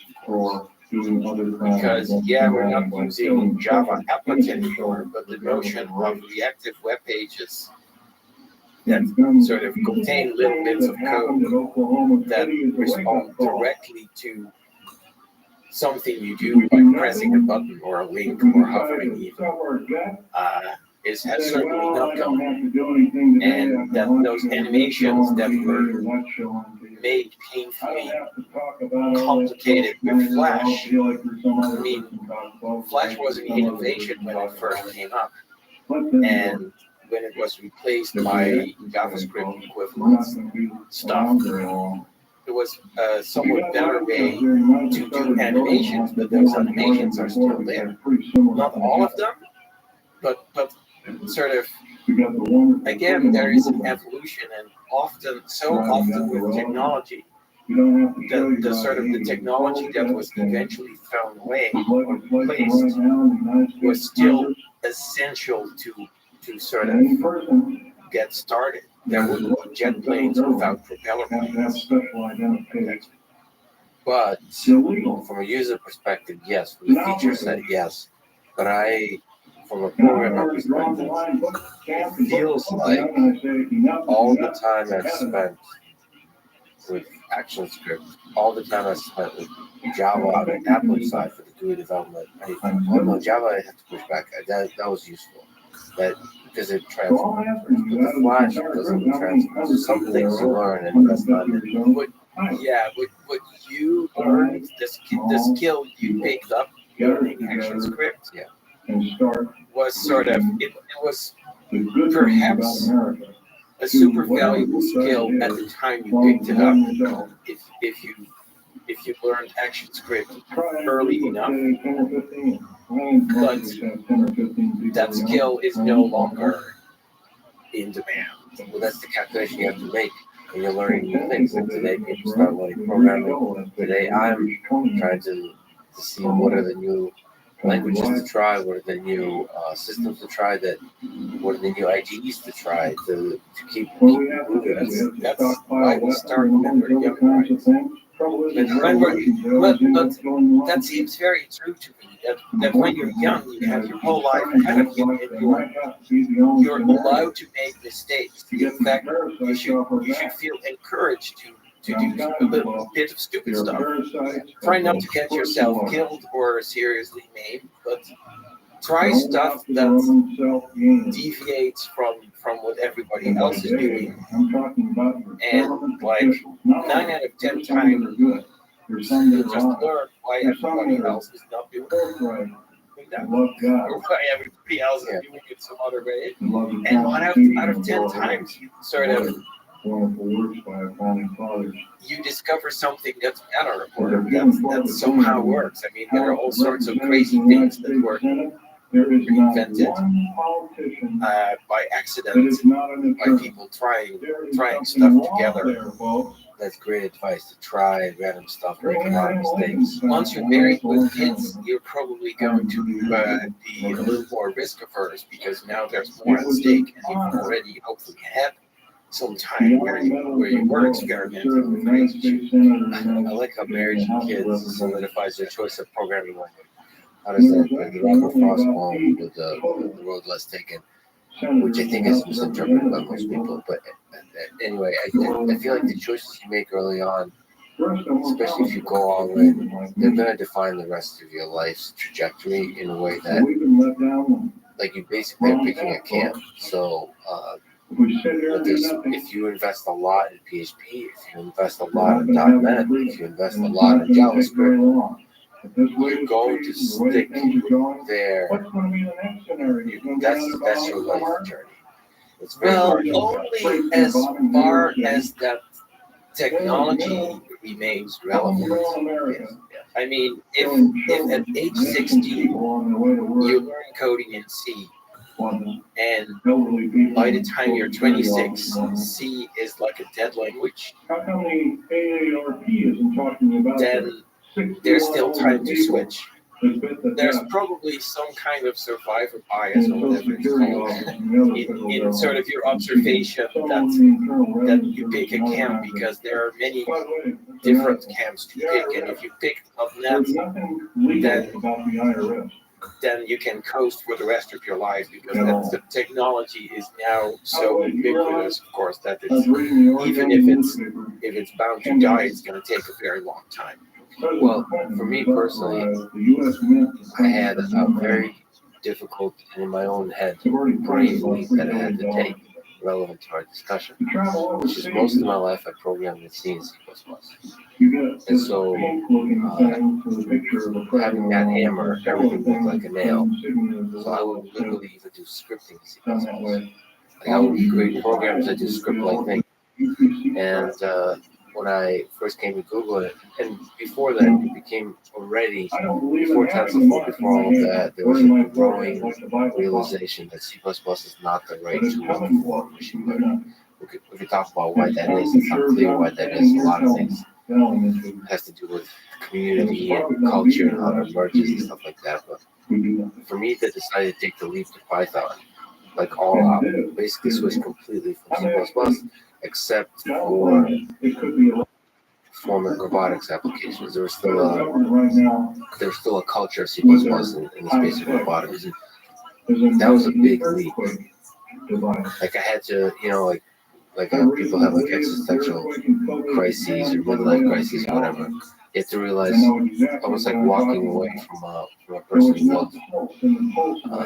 Because I was sure that C++ would have to be a lifelong companion. A lot of problems that we want to solve, C++ would be there. There was a question to say, well, that might not be the case. The C++ is still one of the most popular languages in the world, one of the most used, one of the most depended on. It's also still evolving quite a bit. I mean, that is not sort of a fossilizing community. They are doing great innovative work, actually, a lot. But yet, their innovations are hard to follow if you're not already a hardcore C++ user. This was the thing. It pulls you in. It's a rabbit hole. I was a hardcore. All meta programming, template programming, like I would start using the modern C++ as it developed, right? Not just the shared pointer and the garbage collection that makes it easier for you to work with some of the flaws. But the detailing, the meta programming, the crazy stuff that's coming out there. But then you have to just empirically look, a step back, and say, what language am I more productive in? Sorry to say, what language do I enjoy my life with more? And readability and thinking and all that kind of stuff. Those questions are harder to ask when you already have a loved one, which in my case was C++, and then Python, like that meme, the grass is greener on the other side. Am I just infatuated with a new fad, new cool thing, or is this actually going to make my life better? I think a lot of people face that kind of decision. It was a difficult decision for me. When I made it, at this time, it's an obvious switch if you're into machine learning. But at that time, it wasn't quite yet so obvious. It was a risk. And, you hear the same kind of stuff. But, I still, because of my connection to WordPress, I still do a lot of back-end programming in PHP. And the question is, Node.js, Python, do you switch back-end to any of those programs? This is the case for Node.js for me. Well, more and more on the front end, it runs JavaScript. And fascinating, cool stuff with JavaScript. Maybe use the same programming language for the back end as well.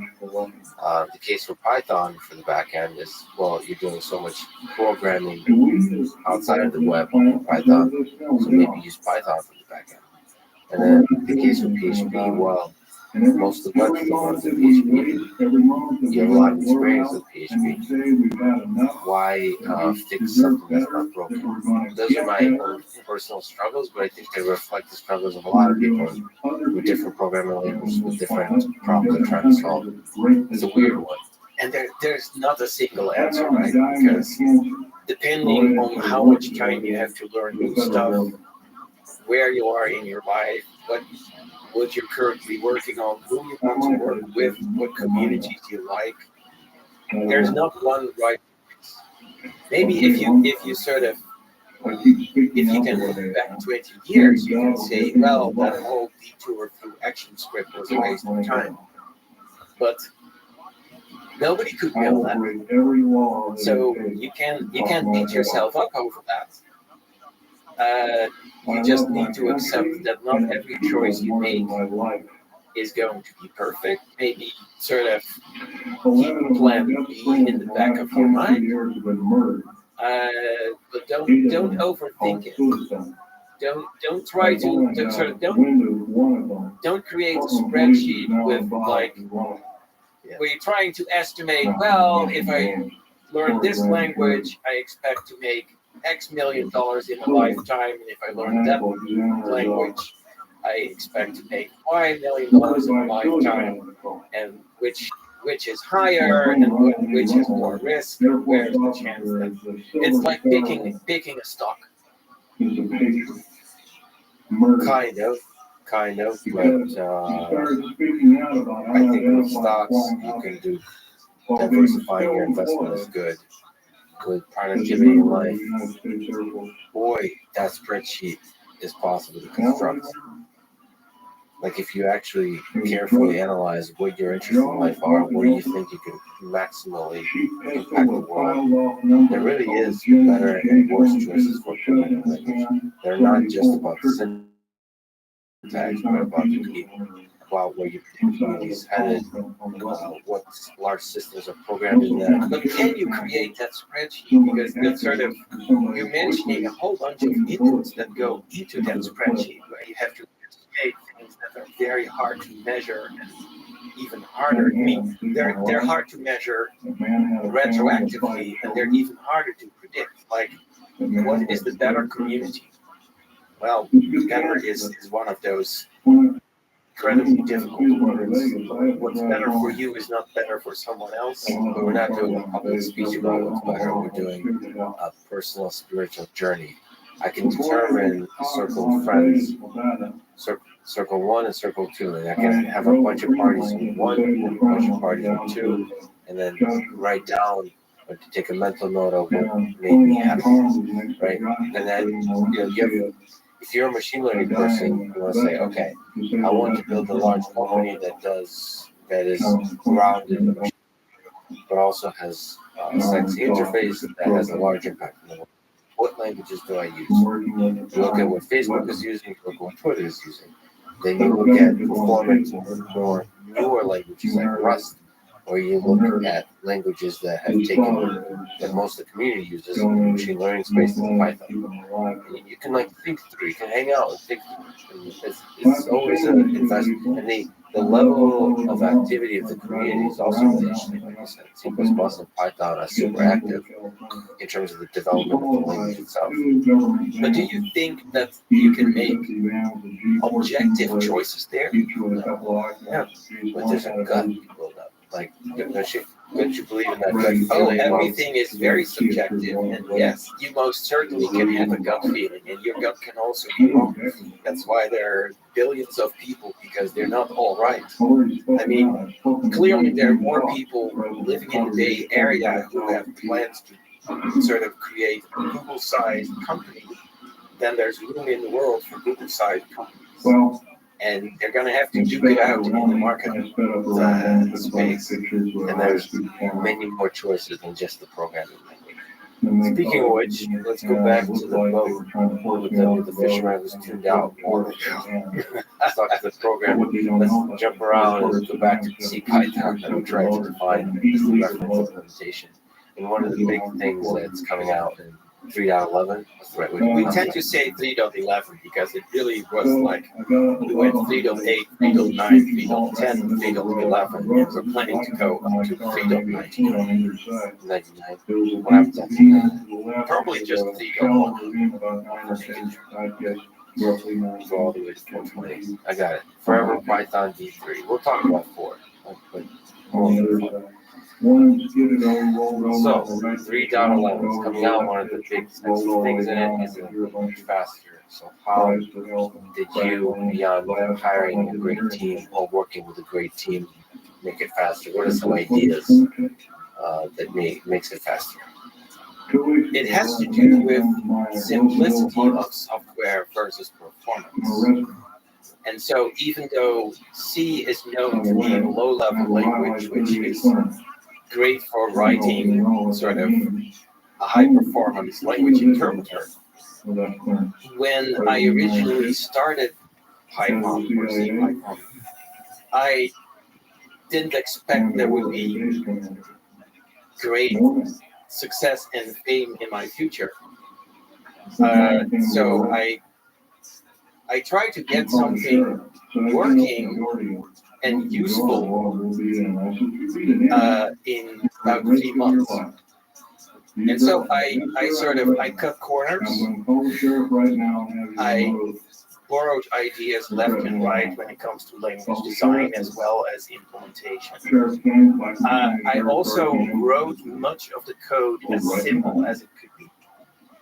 And there are many things that you can code more efficiently by adding more code.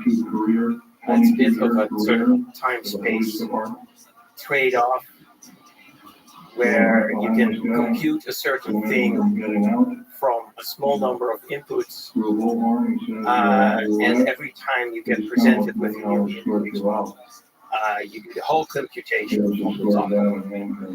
That can be simple-looking code. It's easy to understand. It's easy to reason about. That you can tell quickly that it's correct, at least in the sort of mathematical sense of correct. Because it's implemented in C, maybe it performs relatively well. But over time, as the requirements for code and the need for performance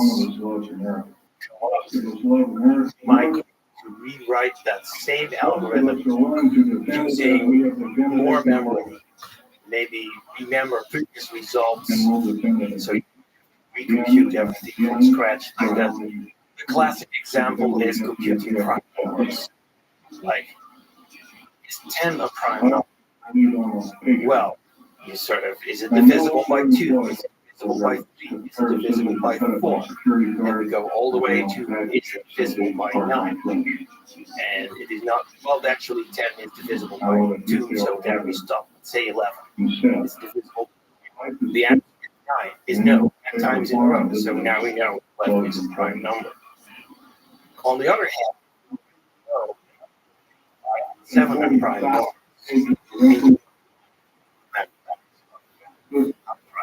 Work, you know that if you have a rough estimate square level, you don't actually have to check, is it divisible by 4 or is it divisible by 5? All you have to check in the case of 11 is it divisible by 2, is it divisible by 3? If it's divisible by 4, well, 12 divided by 4 is 3, so you come across the question, is it divisible by 3 first? So if you know basically nothing about prime numbers except the definition, maybe you go x from 2 to 1 is divisible by x. At the end, all note for every single one of those questions, it must be a prime number. Well, the first thing is you can stop iterating when you find yes answer. And the second is you can also stop iterating when you have reached the square root of n, because you know that if it has a divisor larger than that, you also have a divisor smaller than the square root. Then you say, oh, except for 2, we don't need to bother with checking for even numbers because all numbers are divisible by 2. So if it's divisible by 4, we would already have come across the question, is it divisible by 2? And so now you special case check, is it divisible by 2? And then you just check 3, 5, 7, 11. And so now you sort of reduce your search space by 50% again by skipping all the even numbers again for 2. Right. If you think a bit more about it, or you just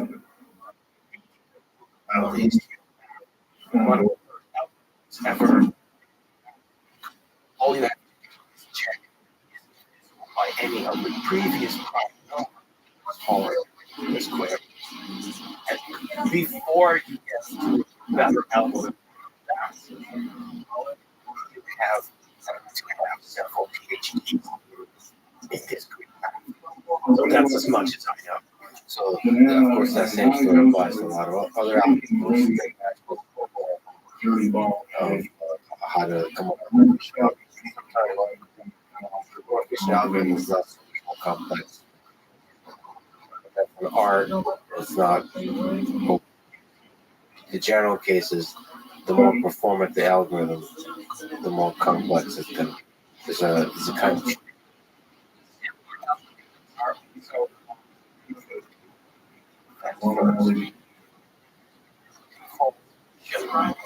You look at the simplest way to get there first. And so if there is a solution, if it's not the best solution, not the fastest or the most memory efficient or whatever, a simple solution, and simple is fairly subjective, but mathematicians have also thought about sort of what is a good definition for simple in the case of algorithms. But this who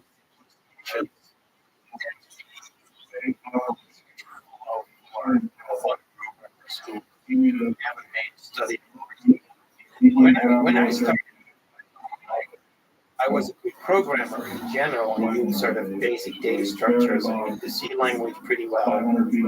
But there were many areas where I was only somewhat familiar with the state of the art. And so I picked, in many cases, the simplest way I could solve a particular sub-problem, because when you're designing and implementing language, you have many hundreds of little problems to solve, and you have to have solutions for every one of them before you can sort of say, First of all, so C Python, what kind of things does it interpret? In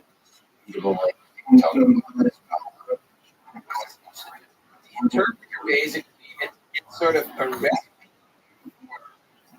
for understanding recipes. So instead of a recipe that says bake me cake, we have a recipe for the text program.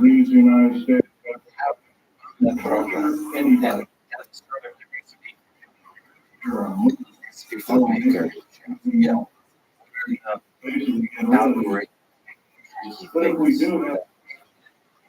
Low-hanging fruit that could be improved. Maybe throughout the history of Python, but also now. How is it in year 2022 it's possibly get such a big performance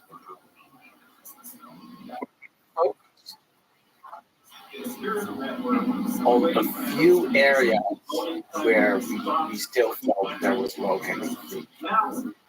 The biggest one is actually the interpreter itself. And this has to do with details of how Python is defined. So I don't know if the fisherman is going to follow this story. Here it is. Here he jumped off the boat. He says, Python is actually, even though it's language, there's also Python in there. It just doesn't compile to machine code. It compiles to bytecode, which is sort of code for an imaginary computer that is called Python. compiling code that is more easily digestible by the interpreter, or is digestible at all. It is the code that is digested by the interpreter. That's the good part. We tweak very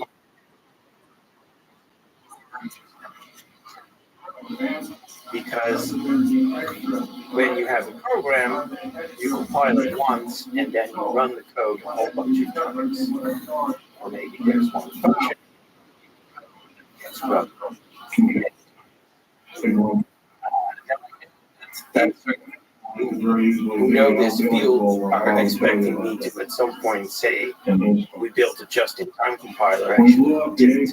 We just made the interpreter a little more efficient. What's a just-in-time compiler?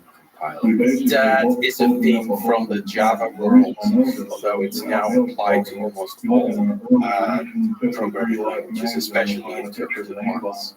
So you see the compiler that and the just-in-time compiler, is the compiler that creates bytecode that is fed to the interpreter. And the compiler, was there something interesting to say about the compiler? It's interesting we haven't changed that tweet that much.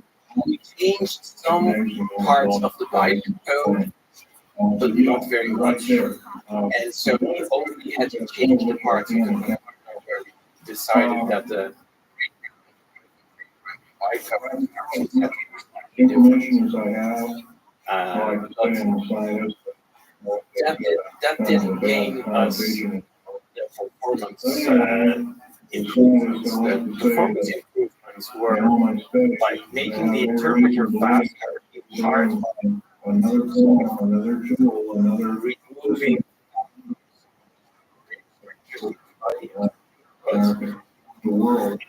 the is what is adaptive about it? What is specialized about it? Well, let me first talk about the specializing part, because the adaptive part is the sort of the second order effect. They're both important. So bytecode is a bunch of machine instructions, but it's an imaginary machine. But the machine can do things like call a function, add two numbers, print a value. Those are sort of typical instructions in Python. And if we take the example of adding two numbers, actually in Python, the language, there's no such thing as adding two numbers. There's just the compiler doesn't know that you're adding two numbers. You might as well be adding two strings or two lists or two instances of some user-defined class that happen to implement this operator called add. That's a very interesting and fairly powerful mathematical concept. It's mostly a user interface trait because it means that a certain category of functions can be written using single symbol, the plus sign, and sort of a bunch of other functions can be written using another single symbol, the multiply sign. So if we take addition, the way traditionally in Python the add bytecode was executed is pointers, and more pointers. So first we have two objects. An object is basically a pointer to a bunch of memory that contains more pointers. Pointers all the way down. Well, not quite, but there are a lot of them. So to simplify a bit, we look up in one of the objects what is the type of that object, and does that object type define an add operation? And so you can imagine that there is a sort of a type that knows how to add itself. And there's a pointer that knows how to add to another. Integers and floating points are sort of important. I think mostly is use the sort of the same bit pattern when interpreted as a floating point number had a very different value than when interpreted as an integer. We can ask a dumb question. Given the basics of int and float and add, who carries the knowledge of how to add two integers? Is it the integer? It's the type integer versus Type integer, type float. what about the operator? Is the operator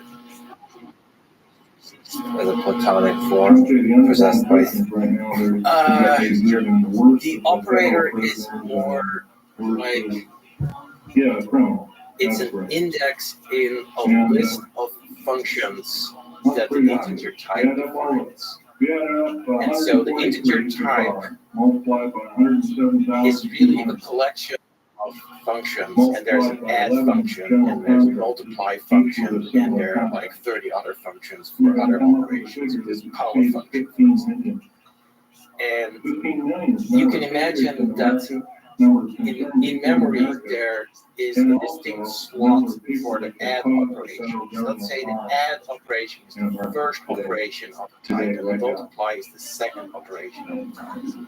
So now we take the integer type and we take the floating point type. In both cases, the add operation is the first slot, the multiply is the second slot. But each slot contains a function, and the functions are different because the add to integers function interprets the bit patterns as integers. The add to float function interprets the same bit pattern as a floating point number. And then there is the string data type, which again interprets the bit pattern as the address of a sequence of characters.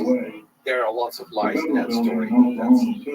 That's sort of a big idea.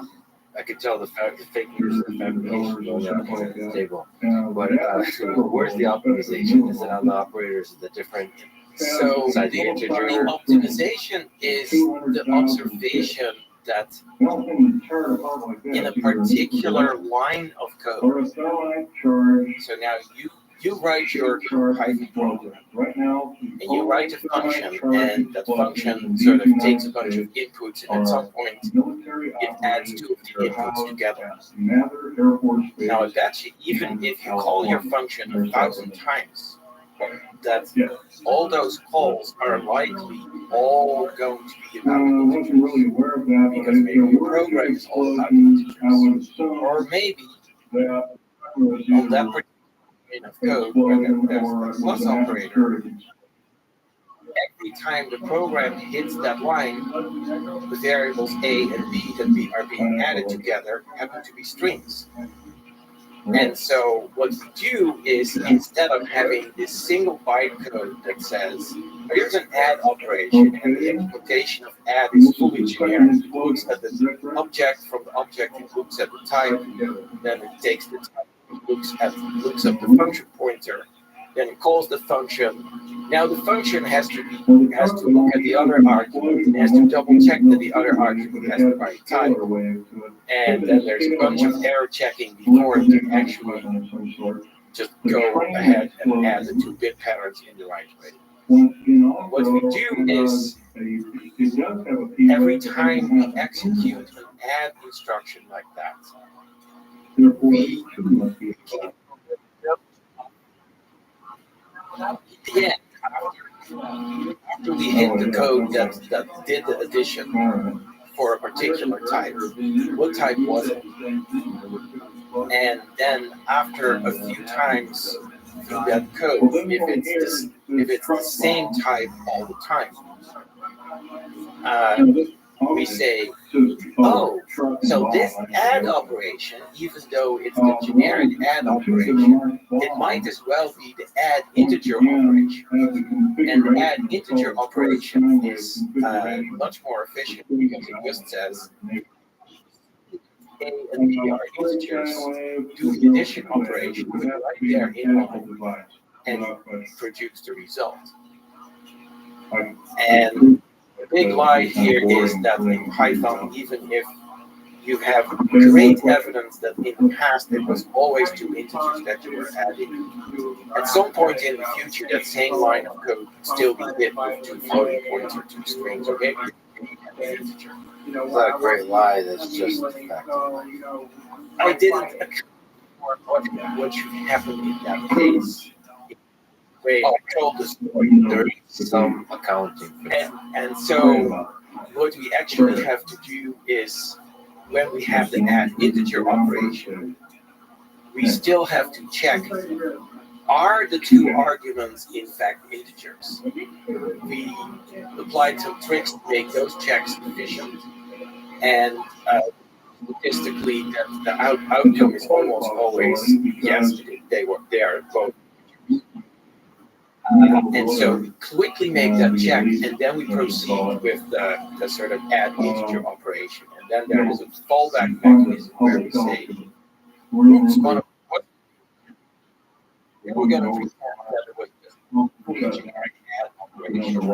We wasted a few cycles believing it was going to be two integers, and then we had to back up. But we didn't waste that much time, and statistically, most of the time. Basically, we're sort of hoping that most of the time we guess right, because if it turns out that we guessed wrong too often, or we didn't have a guess at all, so our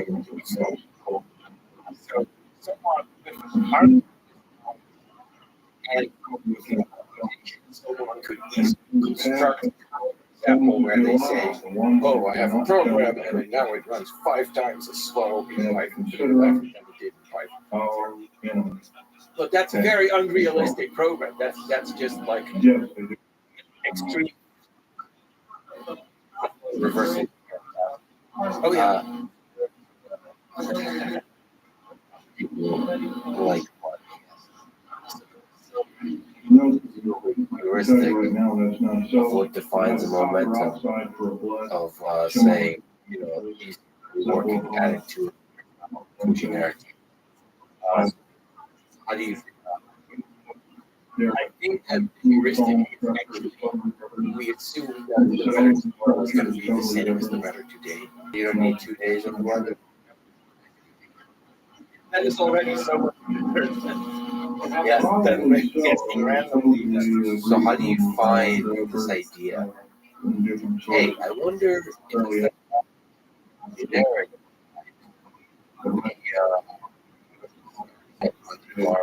The one today. Because for you to do that, you have to kind of understand how people are using the language, right? Python is not the first language to do a thing like this. This is a fairly well-known trick, especially from other interpreted languages. Easy to sped up. We occasionally look at papers.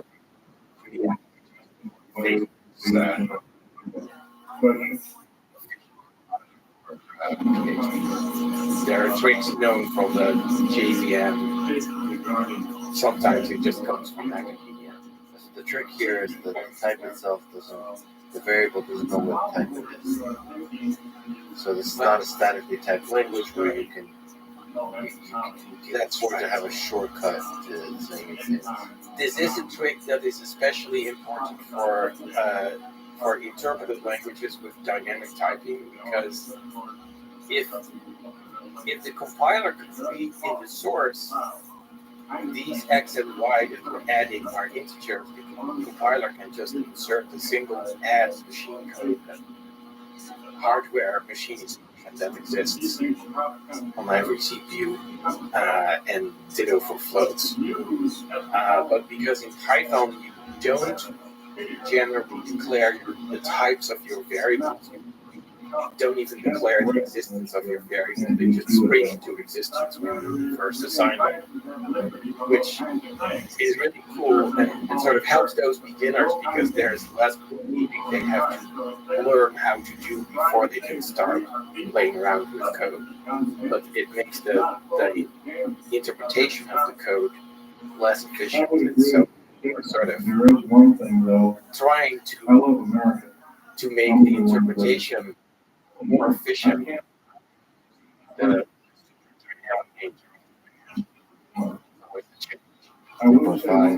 Got the pep type hints. What is type hinting, and is it used by the interpreter, the hints? Or is it just syntactic shorthand? So the type hints is an optional mechanism that people can use, and it's especially popular with sort of larger companies that have very large code bases written in Python. Do you think of it as like documentation saying these two variables It is at this time? more than documentation. So this is what I thought was very competitive. And here's an argument to this function, and it's a string. And here is a function that returns a list of strings. But that's not checked. But exactly, there is a separate piece of software called a static type checker that reads all your source code without executing it and thinks long and hard about what it looks from just reading the code that code might be doing, and double checks if that makes sense if you take the types as annotated into account. So this is something you're supposed to run as you develop. It's like a linter. That's definitely the type annotations currently are not used for speeding up the interpreter, and there are a number of reasons. Many people don't use them, even when they do use they sometimes contain lies, where the static type checker says everything's fine, like not that this integer is ever not an integer, but at runtime somehow someone manages to violate that assumption, and the interpreter ends up doing just fine. If we started enforcing type annotations in Python, many Python programs will no longer work. And some Python programs will be possible. So we made the choice of not using the annotations. There is a possible future where eventually 3, 4, 5 releases in the future we could start using those annotations to sort of provide hints, because we can still say, well, the source code leads us to believe that these x and y are both integers, and so we can generate an integer instruction, but we can still have a fallback that says, oh, if somehow the code at runtime provided something else, yes, still use that generic add operation as a fallback, but we're not. Is there currently a mechanism, or do you see something like that, where you can almost have like a check? Like insert manual static typing. There are third-party libraries that are in mechanisms. It's possible to do that kind of thing. It's possible for a third-party library to take a hint and enforce it. Yes, what we actually do is this. I think this is a fairly unique feature in Python. The type hints can be introspected at runtime. While the program is running, Python is a very introspective language. You can look at a variable and ask yourself, what is the type of this variable? And if that variable happens to refer to a function, you can ask, what are the arguments to the function? And nowadays, you can also ask, what are the type annotations for the function? So the type annotations are there as a variable as it's at runtime. They're mostly associated with the function object, not with each individual variable, but sort of map from the arguments to the variables. And that's what a third-party library. Exactly. And the problem with that is that all that extra runtime type checking is going to slow your code down. The reference blog post that says 75% of developers found this spent at debugging, I would say that in some cases that might be okay. It might be okay to pay the cost of performance for the catching of the types. And in most cases, doing it statically before you ship your code to production is more efficient than doing it at the runtime piece. Can you tell me about MYPY project? What is it? What's the mission? And in general, what is the future of static typing? right now is the way things go. Also, MyPy was started by a Finnish developer, Jukka Lehtosalo. Okay, Really cool things. the last one. Just that part of the world. I guess people have nothing better to do those long cold winters. Yeah, I don't know. I think Jukka lived in MyPy is the original static type checker for Python. And the type annotations that were introduced with PEP 484 were sort of developed together with the static type checker. And in fact, Jukka had a different syntax that wasn't quite compatible with Python. And Jukka and I sort of did a Python conference in, I think, in 2013. And we sort of came up with a compromise syntax that required any change to Python. And that MyPy sort of add-on static for Python. just out of curiosity, was it like double colon or something? What was posting that would break Python? I think he was using Angular brackets for types like in C++ or Java generics. Yeah, you can't use Angular brackets in Python. It would be too tricky. Well, the key thing is that we already had a syntax for annotations. We just didn't know what to use them for yet. So type annotations were just the most logical thing to use that existing dummy syntax for. So But there was no syntax for defining generics directly syntactically in the language. MyPy literally meant my version of Python, where my refers to Jukka. He had a parser that translated MyPy into Python by like doing type checks and then moving the annotations and all the Angular brackets from the positions where he was using them. But a preprocessor model doesn't work very well with typical workflow of Python development projects. yeah, it's funny. I mean, that could have been another major split if it became successful. Like if you watch TypeScript, it's a community of be stable. It's not necessarily a split. There are certainly plenty of people who don't use TypeScript, but just use the original JavaScript notation. People in the Python world who don't use type annotations and don't use static type checkers. No, I know, but there is a split between TypeScript and old school JavaScript, the ES, whatever.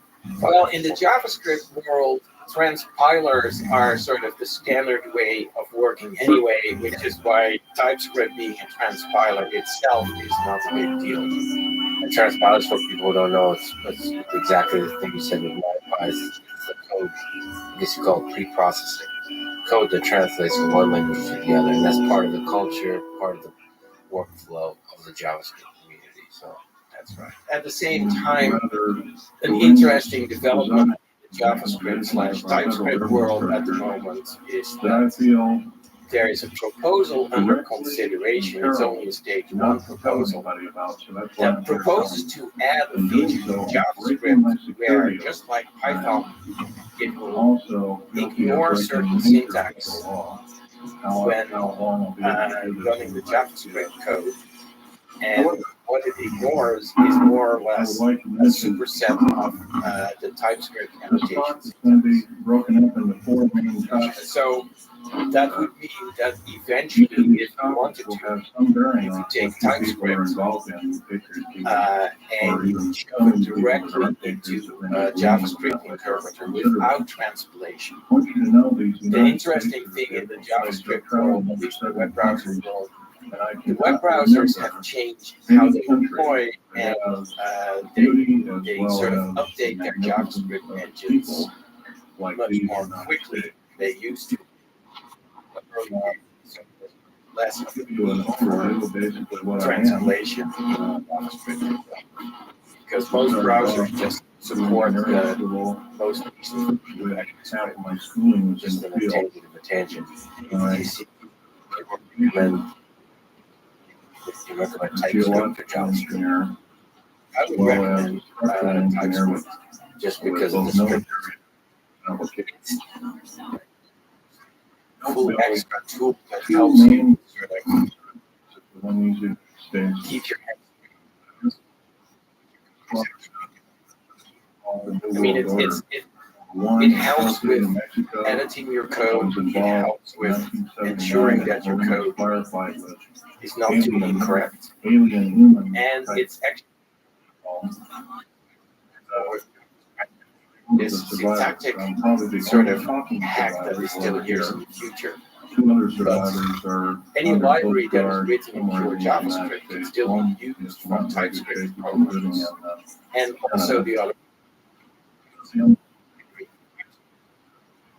exported totally consumable by JavaScript. That sort of ability is sort of the key to the success of TypeScript. Yeah. Just look at it as almost like a biological system that's evolving. It's fascinating to see JavaScript evolve as it does. And maybe we should consider that biological systems are just engineering systems too, right? Yes. But very advanced. More extreme. But it's almost like the most visceral in the. There's just for history was messy. You talk about bugs for a line of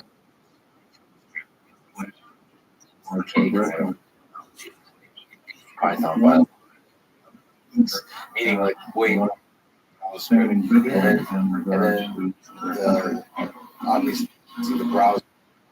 There's so much action. There's a lot more like evolution, where much stuff is born and dies, and experimentation and debates. Versus Python is more, all that stuff is happening. There's just a longer history, stable working chaotic software systems written in Python. Versus JavaScript is just a giant, beautiful, I would say, mess of code. It's very different culture, and to some extent differences in culture are random, but to some extent the differences have to do with the fact that Java right there, the language for developing web applications, especially the client side, and the fact that it's basically the only language for developing web applications makes that community sort of just have a different nature than the community of other languages. Plus the graphical component, the fact that they're deploying it, shapes of screens and devices and all that kind of stuff. It's just crazy. Anyway, back to my file. So what, okay, you met, talked about syntax that could work. Where does the kernel stand? It is. I'm much more accepted than MyPy and PEP4.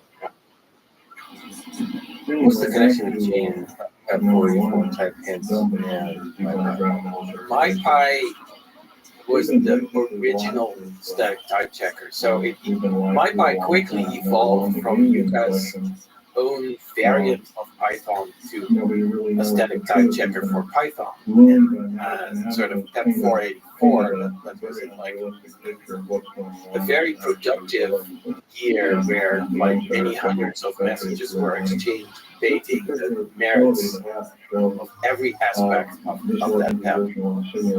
And so MyPy is a static type checker for Python. It is itself written in Python. Most additional static typing features that we introduced in the time since 3.6 were also prototyped through MyPy. MyPy being an open source project of a very small number of maintainers was successful enough that people said this static type checker stuff for Python is actually worth the investment for a company. But somehow they chose not to support faster save or new features to my part, but both Google and Facebook and Microsoft developed their type checker. Facebook was one of the first. They wanted to use the same technology they had successfully used sort of make a bunch of compilers step-side checking experts who had written JPN compiler and it's big success of doing. They had done it in a certain way, sort of. They wrote a big, highly parallel application in an obscure language named OCaml, which is apparently mostly very good for writing static type checkers. I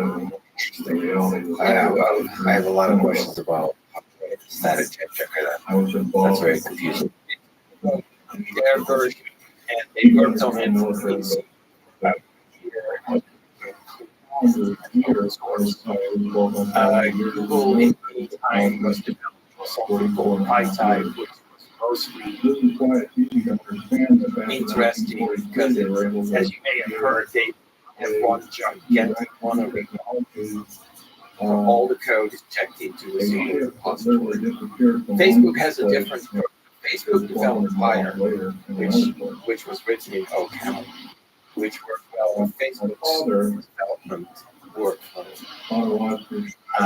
Google developed something they called PyType, which was actually itself written in Python. And it was meant to sort of fit well in their static type checking needs in Google's gigantic monorepo. So Google has a good giant got it. So Just to clarify, this static type checker philosophical is a thing that's supposed to exist outside of Google itself. And it's just a workflow, like a debugger for the it's a linter. For people who don't know, a linter, maybe you can correct me, but it's a thing that runs the code continuously, pre-processing, to find issues based on style, documentation. Yeah, there's all kinds of linters, right? You can check that. What usual things does a linter do? Maybe check that you have too many characters in a single line. Linters often do static analysis where they try to point out things that are likely mistakes but not incorrect according to the language specification. Like maybe you have a variable that you never use. For the compiler, that is valid. You might be planning to use it in a future version of the code, and the compiler might just optimize it out. And the compiler is not going to tell you, hey, you're never using this variable. The linter will tell you that variable is not used. Maybe there's a typo somewhere else where you meant to use it, but you accidentally used something else. And there are a number of sort of common scenarios. And a linter is often a big collection of little heuristics where by looking at the combination of how your code is laid out, maybe how it's indented, maybe the comment structure, but also just things like definition of names, use of names. It'll tell you likely things that are wrong. And in some cases, linters are really style checkers. For Python, there are a number of linters that check things like, do you use the PEP8 recommended naming scheme for your functions and classes and variables? Because my classes start with an uppercase and the rest starts with a lowercase. There's like differences there, and so the linter can tell you, hey, you have a class that whose first letter is not an uppercase letter, and that's I just find it annoying. If I wanted that to be an uppercase letter, I would have typed an uppercase letter, but other people find it very comforting that if the linter is no longer complaining about their code, that they have followed all the style rules. Maybe it's a fast way for new developers joining style. Yeah, there's definitely that. But the best use of a linter is probably not so much to sort of enforce team uniformity, but to actually help developers catch bugs that compilers for whatever reason don't catch. And there's lots of that in Python. And so, but a static type checker focuses on a particular aspect of the linting, which MyPy doesn't care how you name your classes and variables. But it is meticulous about when you say that there's an integer here and you're passing a string there, it will tell you, hey, that string is not an integer. So something's wrong. Either you're incorrect when you said it was an integer, or incorrect when you're passing a string. Here's some race, static type checkers. Is somebody winning? As you said, it's interesting to invest in this centralized development of MyPy. Is there a future for MyPy? What do you see as the more the companies went out and everybody uses, like PyType, whatever Google is called? Well, Microsoft is hoping that Microsoft's course it had raised called PyWrite is going to win. PyWrite, right, like RIGHT. Correct. Yeah, all my word processors tend to typo correct it as PyWrite, the name of the, I don't know what it is, some kind of semi-precious metal. Oh, I love it. Okay, so, that's the Microsoft hope, but, okay, so let me ask the question a different way. Is there going to be ever a future where the static type checker gets integrated into like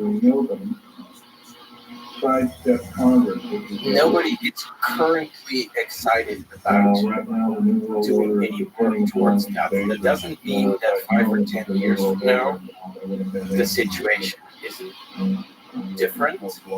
At the moment, all the static type checkers still evolve at a much higher speed than Python and its annotation syntax evolve.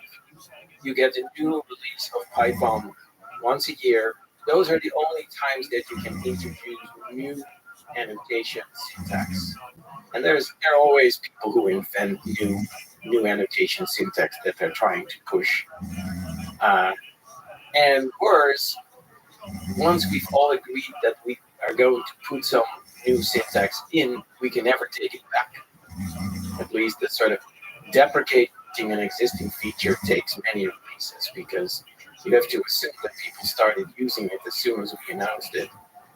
And then you can't take it away from them right away. You have to start telling them, well, this will go away, but we're not going to tell you that it's an error yet. And then later it's going to be a warning, and then eventually 3 releases in the future, maybe we remove it. On the other hand, the typical static type checker still has a release like every month, every 2 months, certainly many times a year. Some type checkers also include a bunch of experimental ideas that aren't official standard Python syntax yet. The static type checkers also just get better at discovering things that sort of are unspecified by the language, but that sort of could make sense. And so each static type checker actually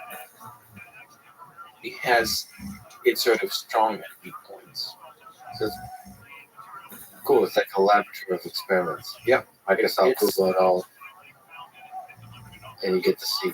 And you see that everywhere, right? Because there's not one single JavaScript engine either. There's one in Chrome, there's one in Safari, there's one in Firefox. But that said, you said there's not interest. I think there is a lot of interest in type hinting, right? In the Python 484. Actually, like, how do you use that? Do you have a sense how many people use? Because it's optional, it's sugar. I can't put a number on it, but from the number of packages that do interesting things with it at runtime, and the fact that there are like now 3 or 4 very mature type checkers that each have their their segment of the market, and then there's PyCharm, which has a sort of more heuristic-based type checker that also supports the same syntax. My assumption is that many people developing Python software professionally for some kind of production situation are using a static type checker. Especially anybody who has a continuous integration cycle probably has one of the steps in their testing routine that happens for basically every commit is run a static type checker. And in most cases, that will be my type. So I think it's a pretty popular topic. According to this webpage, 20 to 30% of Python 3 code bases are using type hints. Wow. I wonder how they measure that. Did they just scan all of GitHub? Yeah, that's what it looks like. Yeah, they did a quick not all of like a random sampling. So you mentioned PyCharm. Let me ask you the big subjective question.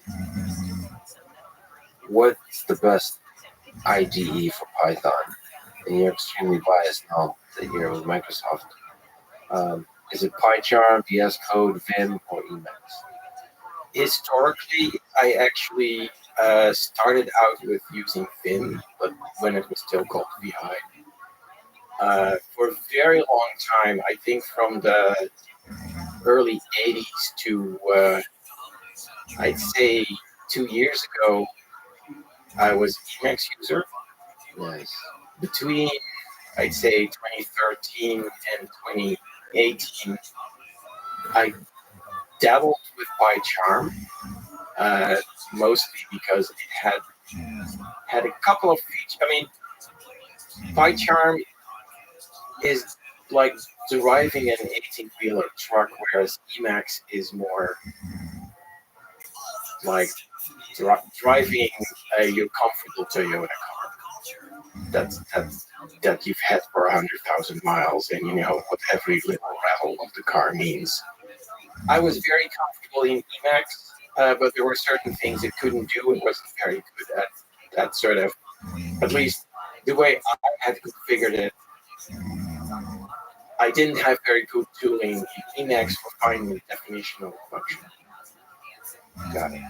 When I was at Dropbox exploring a 5 million line Python code base, just grabbing all that code for where is their class foobar. Well, it turns out that if you grab all 5 million lines of code, there are many classes with the same name. And so PyCharm sort of once you fired it up and once it's indexed your repository, was very helpful. But as soon as I had edit code, I would jump back to Emacs and do all my editing there because I could type much faster and switch between files when I knew which file I wanted much quicker. And I never really got used to the whole PyCharm user interface. Yeah, I feel torn in that same kind of way because I've used PyCharm off and on exactly in that same way.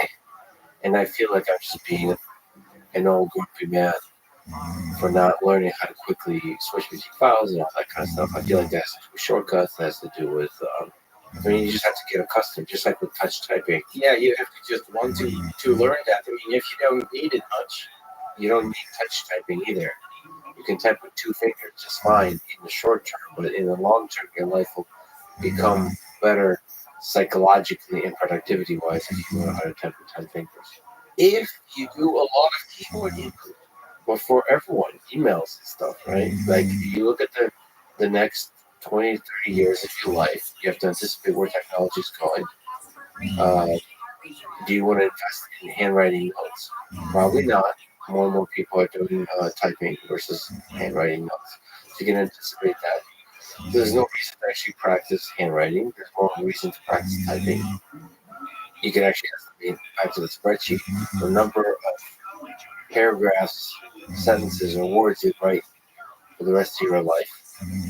You can probably Here we go again with the spreadsheet of my life. Yes. I mean, all of that is not actual like converted to a spreadsheet with gut feeling. Like I have the same kind of gut feeling about books. I've almost exclusively switched to Kindle now for ebook readers, even though I still love and probably always will to smell, the feel of a physical book. And the reason I switched to Kindle is like, all right, well, this is really paving. The future is going to be digital in terms of consuming books and content of that nature. So you should let your brain get accustomed to that experience. And that's like way, it feels like PyCharm or VS Code. I think PyCharm is the most sophisticated, featureful Python IDE. It feels like I should probably at some point very soon switch like I'm not allowed to use anything else for Python than this IDE or VS Code. It doesn't matter. Walk away from Emacs for this particular application. So I think I'm limiting myself in the same way that using 2 fingers for typing is limiting myself. This is a therapy session. I'm not even but I'm sure a lot of people are thinking this way. I'm not going to stop you. I think that sort of everybody has to decide for themselves which one they want to invest more time in. I actually ended up giving VS Code a very tentative try when I started out at Microsoft and really liked it. And it took me a while before I realized why that was. But I think that actually the founders of VS Code may not necessarily agree with me on this. But to me, VS Code is in a sense the spiritual successor of Emacs. Because as you probably know as an old Emacs hack, the key part of Emacs is that it's mostly written in Lisp. And that sort of new features of Emacs usually update all the Lisp packages and add new Lisp packages. And oh yeah, there's also some very obscure thing improved in the part that's not in Lisp, but that's usually not why you would upgrade a version of Emacs. There's a core implementation that sort of can read a file and it can put bits on the screen and it can sort of manage memory buffers, and then what makes it an editor full of features is all the Lisp packages. And of course the design of how the Lisp packages interact with each other and with that sort of that base layer of the core immutable engine. But almost everything in that core engine in Emacs case can still be overridden or replaced. And so VS Code has a similar architecture where there is like a base engine that you have no control of. I mean, it's open source, but nobody except the people who work on that part changes it much. And it has a sort of a package manager and a whole series of interfaces for packages and an additional series of conventions for how packages should interact with the lower layers and with each other. And powerful primitive operations that let you move the cursor around or select pieces of text or delete pieces of text or interact with the keyboard and mouse and whatever peripherals you have. And so the sort of the extreme extensibility and the package ecosystem that you see in VS Code is a mirror of very similar architectural features in Emacs. Well, I'll have to give it a serious try, because as far as sort of the hype and the excitement in the general programming community, VS Code seems to dominate. The interesting thing from PyCharm, PHP Storm, which are these JetBrains specific IDs that are designed for one programming language. It's interesting to when an ID is specialized. They're usually actually just specializations of intelligence, because underneath it's all the same editing engine with different veneer on top. Where in VS Code, many things you do require loading third-party extensions. In PyCharm, it is possible to have third-party extensions, but it is a struggle to create one. It's not part of the culture and all that kind of stuff. Yeah, I remember that might have been 5 years ago or so. We were trying to get some better MyPy integration into PyCharm, because MyPy is sort of Python tooling, and PyCharm had its own type checking heuristic thing that we wanted to replace with something based on MyPy, because that was what we were using in the company. And for the guy who was writing that PyCharm extension, it was really a struggle to sort of find documentation and get the development workflow going and debug his code and all that. So that was not a pleasant experience. Let me talk to you about parallelism.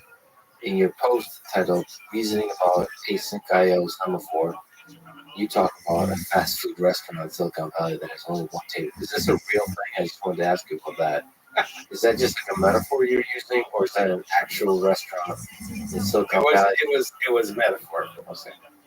I can imagine it's a restaurant. So for people that read the thing, you should.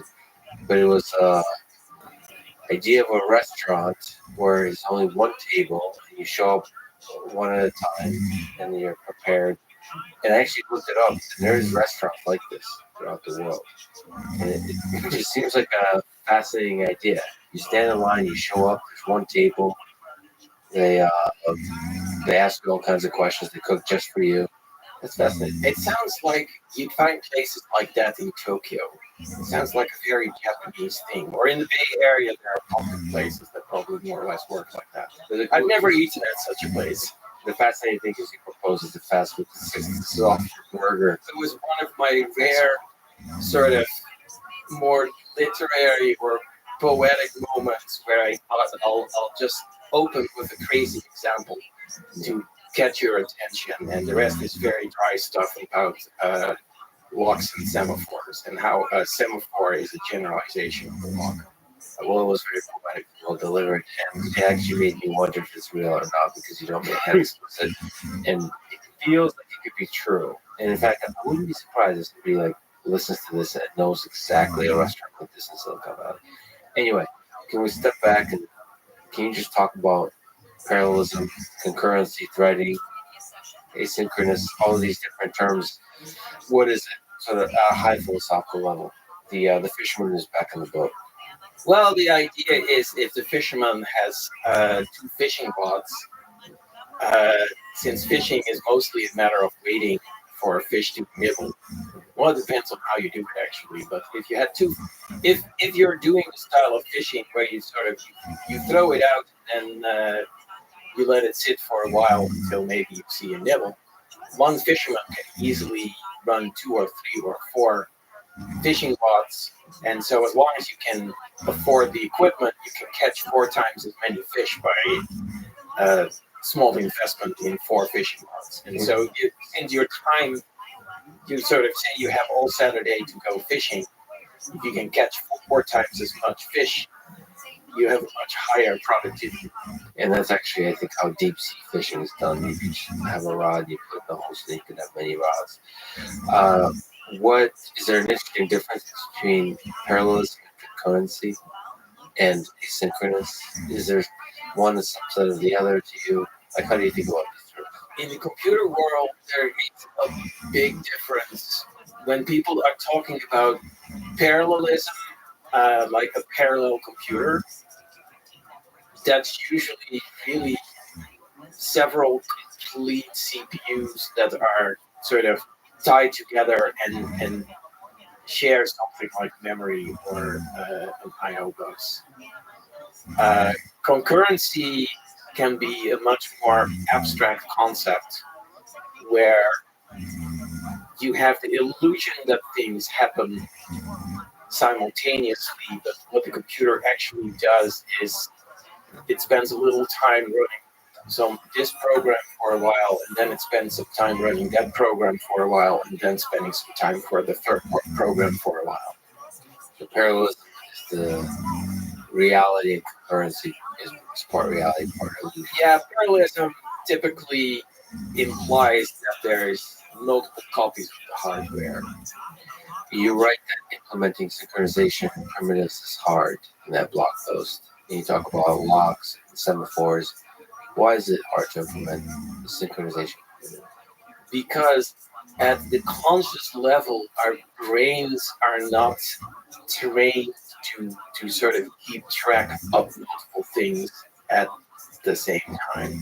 Like, obviously, you can walk and chew gum at the same time because they're both activities that require only a little bit of your conscious activity. But try balancing your checkbook and watching a murder mystery on TV. You'll mix up the digits, or you'll miss an essential clue in the TV show. So why does it matter that the programmer, the human, is bad? Because the programmer is, at least with the current state of the art, is responsible for writing the code correctly, and it's hard enough to keep track of a recipe that you just execute one step at a time. Chop the carrots, then peel the potatoes, mix the icing. You need your whole brain when you're reading a piece of code. What is going on? Okay, we're loading the number of mermaids in variable A and the number of mermen in variable B, and now we take the average or whatever. I like it. We're just jumping from metaphor to metaphor. I like it. You have to keep in your head what is in A, what is in B, what is in C. Hopefully you have better names. And that is challenging enough. If you have two different pieces of code that are sort of being executed simultaneously, whether it's using the parallel or the concurrent approach, if like A is the number of fishermen and B is the number of programmers, but in another part of the code, A is the number of mermaids and B is the number of mermen, and somehow that's the same variable. If you do it sequentially, if first you do your merpeople computation and then you do your people in the boat computation, it doesn't matter that the variables are called A and B, and that is literally the same variable because you're done with one use of that variable. But when you mix them together, suddenly the number of merpeople replaces the number of fishermen, and your computation goes dramatically wrong. And there's all kinds of ordering of operations that could result in the assignment of those variables, and so you have to anticipate all possible orderings. And you think you're smart and you'll put a lock around it, and in practice, in terms of bugs per line per 1,000 lines of code, this is an area where everything is worse. So a lock is a mechanism by which you forbid only one chef can access the oven at a time. Something like that. And then semaphores allow you to do what? Multiple ovens? That's not a bad idea, because if you're baking cakes and you have multiple people all baking cakes, but there's only one oven, then maybe you can tell that the oven is in use, but maybe it's preheating, and so you have maybe you make a sign that says oven in use, and you flip the sign over and it says oven is free when you're done baking your cake. That's a lock. That's sort of, and what do you do when you have two ovens, or maybe you have 10 ovens? You can put a separate sign on each oven, or maybe you can sort of, someone who comes in wants to see at a glance, maybe there's an electronic sign that says there are still 5 ovens available. Or maybe there are already 3 people waiting for an oven, so you can.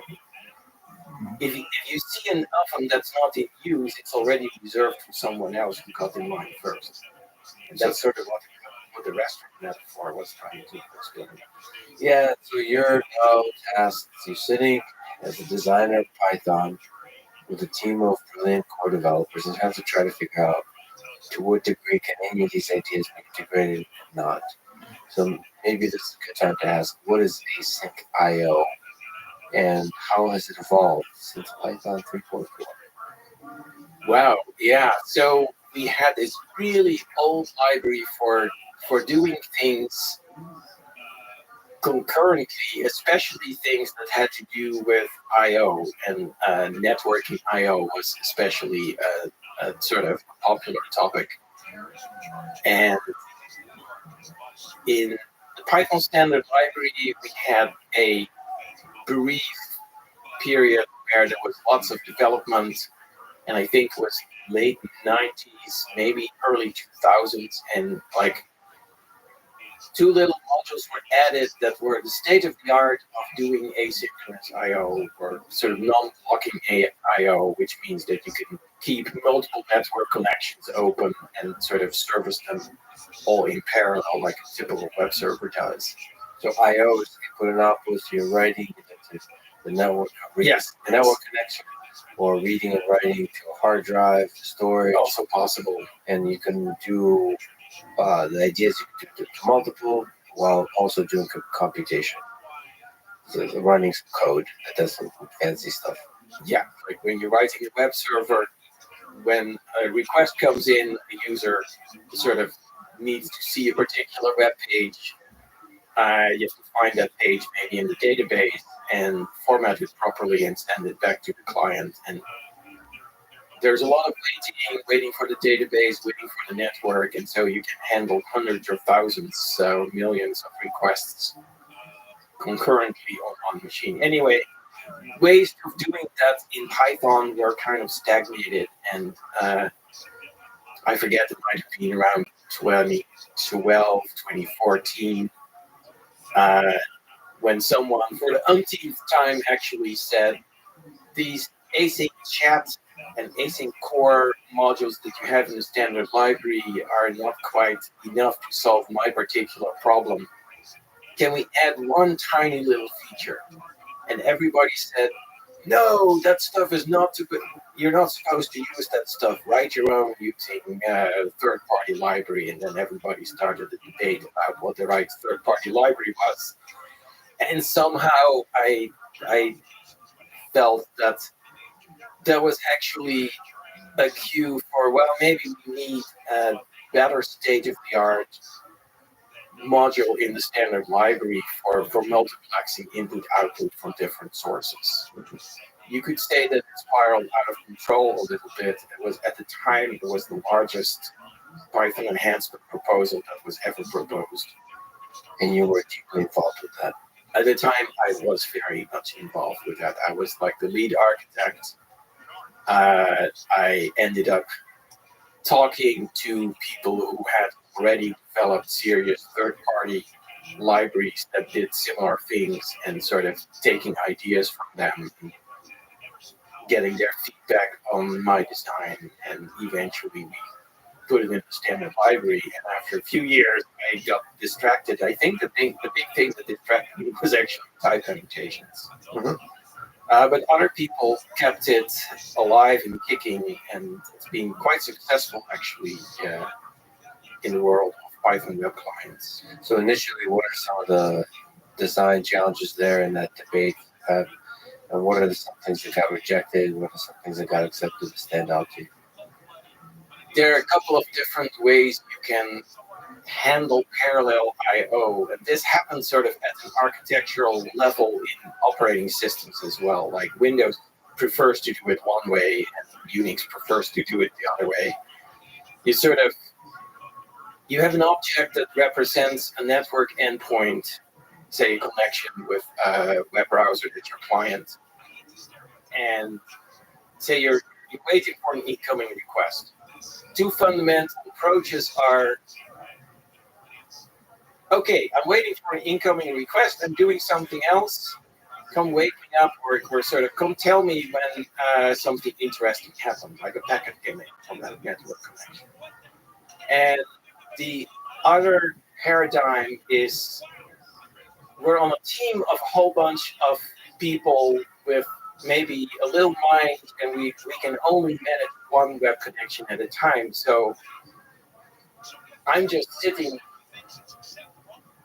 looking at this web connection, and I'm just blocked until something comes in, and then I'm already waiting for it. I get the data, I process the data, and then I go back to the top and say, no, sort of, I'm waiting for the next packet.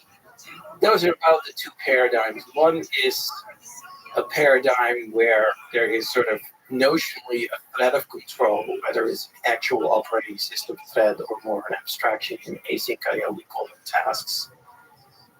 But the task in async I/O or a thread in other contexts is devoted to one thing, and it has logic for all the stages. Like when it's a web request, like first wait for the first line of the web request, parse it, because then you know if it's a get or a post or a put or whatever, or an error.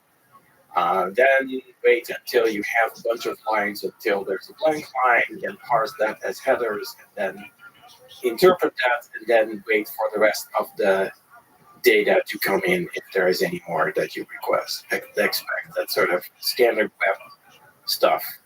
And the other thing is, and there's always endless debate about which approach is more efficient and which approach is more error prone, where I just have a whole bunch of stacks in front of me, and whenever a packet comes in, I sort of look at the number of there's some number on the packet, and I say, oh, that packet goes in this pile, and then I can do a little bit, and then sort of that pile provides my context. And as soon as I'm done with the processing, I can forget everything about what's going on, because the next packet will come in from some random other client, and it's that file or this file. And every time a file is maybe empty or full or whatever the criteria is, I can toss it away or use it for a new space. Several traditional third-party libraries for asynchronous I/O processing in Python shows the model of a callback. And that's the idea, where you have a bunch of different stacks of paper in front of you, and every time someone gives you a piece, gives you a sheet, you decide which stack it belongs to. And that leads to a certain style of spaghetti code that I find sort of aesthetically not pleasing, and I was sort of never very successful, and I had heard many stories about people who were also sort of complaining about that style of coding. It was very prevalent in JavaScript at the time, at least, because it was like how the JavaScript event loop basically works. And so I thought, well, the task-based model where each task has a bunch of logic, we had mechanisms in the Python language that we could easily reuse for that. And I thought, I want to build a whole library for asynchronous networking I/O and all the other things that may need to be done asynchronously based on that paradigm. And so I just chose a paradigm and tried to see how far I could get with that. And it turns out that it's a pretty good paradigm. So people enjoy that kind of paradigm programming for asynchronous I/O relative to callbacks. Okay, beautiful. So how does that all interplay with the infamous GIL, the Global Interpreter Lock? Maybe can you say what the GIL is? How does it dance beautifully with async I/O? The Global Interpreter Lock solves the problem that Python originally was not written with either asynchronous or parallelism in mind at all. There was no concurrency in the language. There was no parallelism. There were no threads. Only a small number of years into Python's initial development all the new cool operating systems like Sun OS and Silicon Graphics Iris, and then eventually POSIX and Windows all came with threading libraries that let you do multiple things in parallel. And there is a certain sort of principle, which is the operating system handles the threads for you, and the program can pretend that there are as many CPUs as there are threads in the program, and those CPUs work completely independent. And if you don't have enough CPUs, the operating system sort of simulates those extra CPUs. On the other hand, if you have enough CPUs, you can get a lot of work done by deploying those multiple. And so as libraries for multi-threading were added to C, but every operating system vendor was adding their own version of that. We thought, and maybe we were wrong, but at the time we thought, well, we quickly want to be able to support these multiple threads because they seemed at the time in the early 90s, when they were new, at least to me, they seemed a cool, interesting programming paradigm. And one of the things that Python, at least at the time, felt was nice about the language was that we could give a safe version of all kinds of cool new operating system toys to the Python programmer. Like I remember 1 or 2 years before threading, I had spent some time adding network sockets to Python, and they were a very literal translation of network sockets that were in the BSD operating system, so Unix BSD. But the nice thing was, if you Python, then all the things you could do wrong with sockets in C would automatically give you a clear error message instead of just ending up with a malfunctioning, hanging program. And so we thought, well, we'll do the same thing with threading. But we didn't really want to rewrite the interpreter to be thread safe, because that was like, that would be a very complex refactoring of all the interpreter code and all the runtime code, because all the objects were written with the assumption that there's only one thread. And so we said, okay, well, we'll take our losses, we'll provide something that looks like threads, and as long as you only have a single CPU on your computer, which most computers at the time didn't, it feels just like threads, because the whole idea of multiple threads in the OS was that even if your computer only had one CPU, you could still fire up as many threads as you wanted. Well, within reach of maybe 10 or 12, 5,000. And so we thought we had conquered the abstraction of threads pretty well, because multi-core CPUs are not in most Python programmers' hands anyway. And then, of course, a couple of more iterations of Moore's law, computers getting faster, and at some point, the chip designers decided that they couldn't make CPUs faster, but they could still make them smaller, and so they could put multiple CPUs on one chip. And suddenly there was all this pressure about do things in parallel, and that's where the solution we had in Python didn't work. And that's sort of the moment that the GIL became infamous. Because the GIL was the solution we used to sort of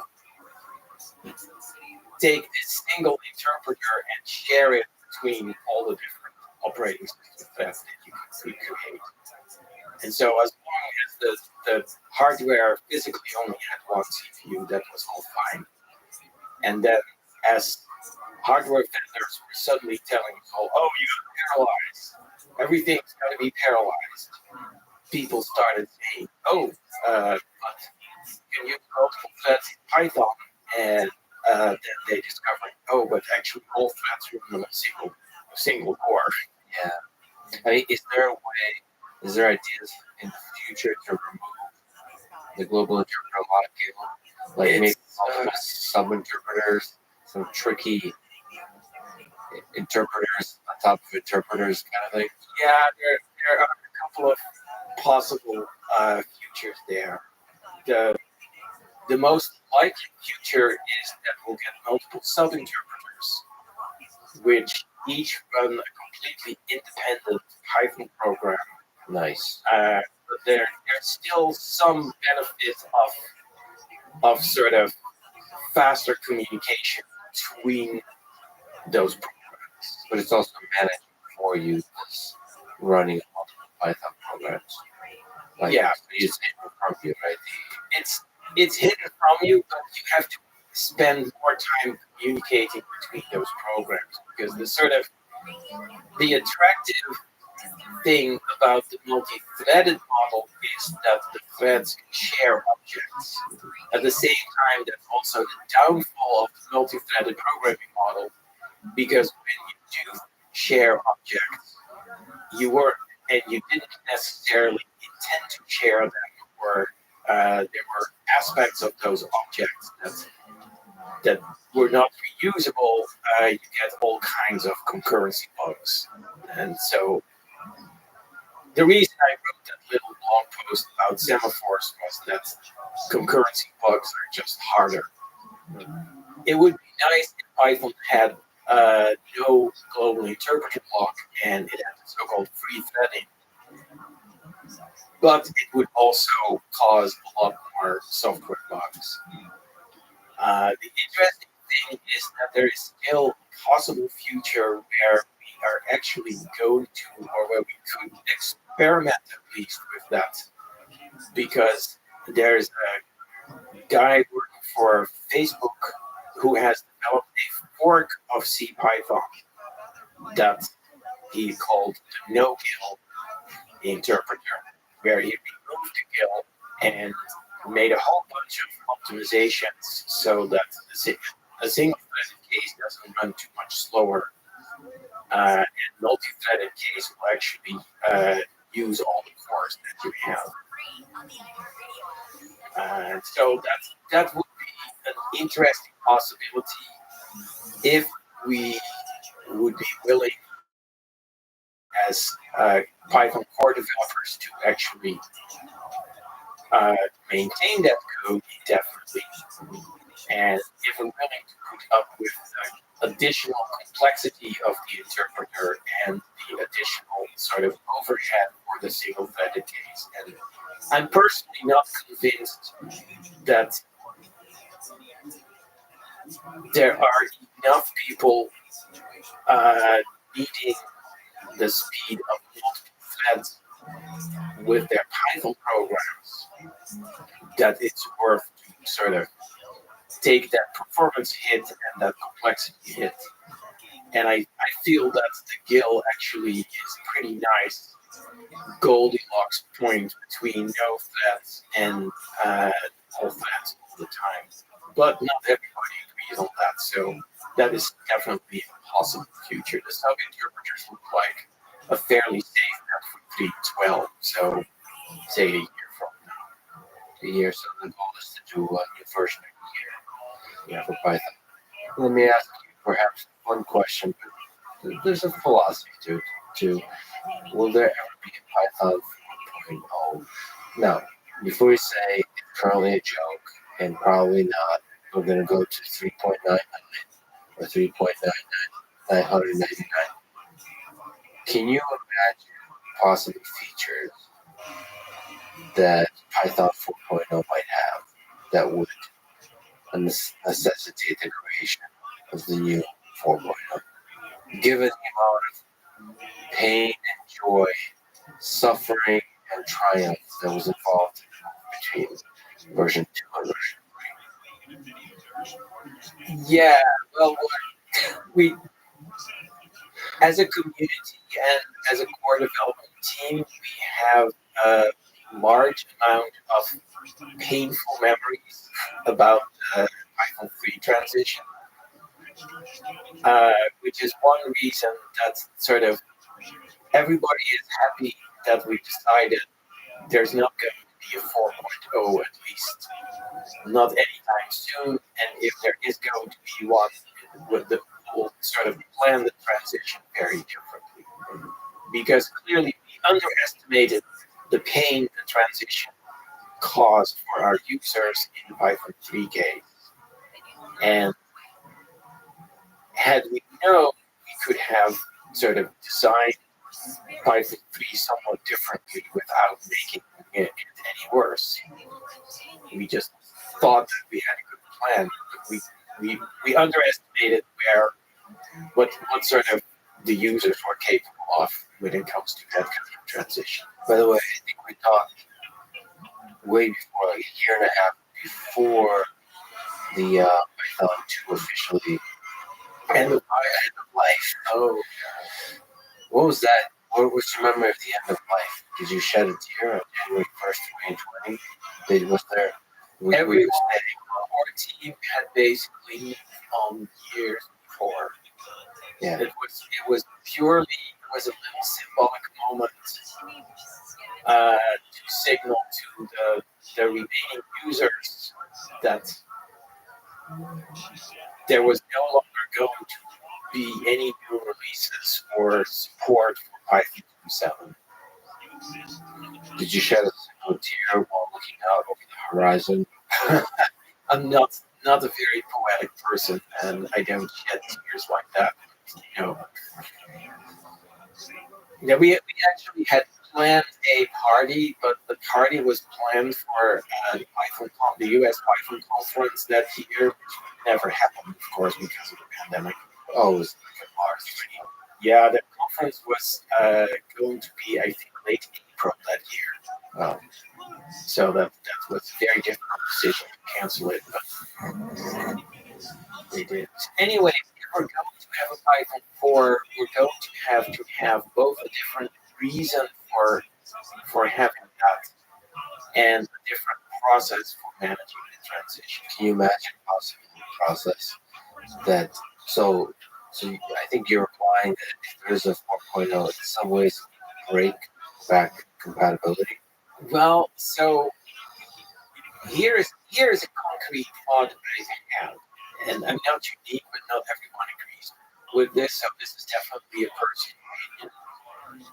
If we were to try something like no Python, my expectation is that it would feel just different enough, at least for the part of the Python ecosystem that is heavily based on C extensions. And that is like the entire machine learning, data science, scientific Python world is all based on C extensions for Python. And so those people would likely feel the pain the most because even if we don't change anything of the syntax of the language and the semantics of the language when you're writing Python code, we could even say, suppose that after Python, say, 3.19 instead of 3.20, we'll have 4.0. Suppose that's the time when we flip the switch to 4.0, will not have a deal. Imagine it was like that. So I would probably say that particular year, the release that we named 4.0 will be syntactically, it will not have any new syntactical features, no new modules in the standard library, no new built-in functions. Everything will be, at the Python level, will be purely compatible with Python 3.19. However, extension modules will have to make a change. They will have to be recompiled. They will not have the same binary interface.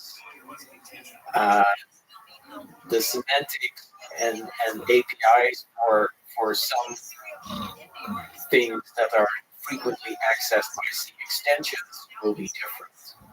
And so for a pure Python user, 4.0 would be a breeze, except that there are very few pure Python users left, because everybody who is using Python for something significant is using third-party extensions. There are, like, I don't know, several hundreds of thousands of third-party extensions on the PyPI service. And I'm not saying they're all good, but there is a large list of extensions that would have to work. Some of those extensions are currently already low on maintainers, and they're struggling to keep afloat. So there you give a huge heads up to them if you go 4.0 to really keep developing it. Yeah, we probably have to do something like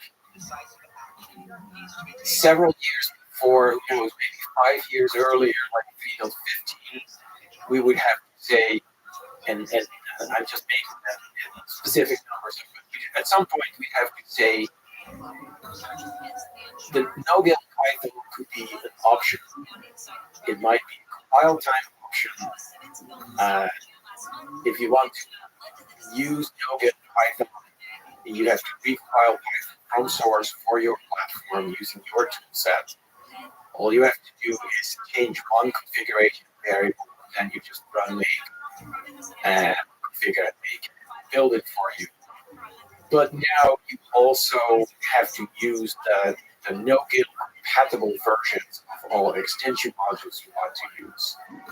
And so as long as many extension modules don't have fully functional sort of variants that work in the no-get world, that's not a very practical thing for Python users, because it would allow extension developers to test the waters, see what they need to syntactically to be able to compile at all. Maybe they're using functions that are defined by the Python 3 runtime that won't be in the Python 4 runtime. Those functions will not work. They have to find an alternative.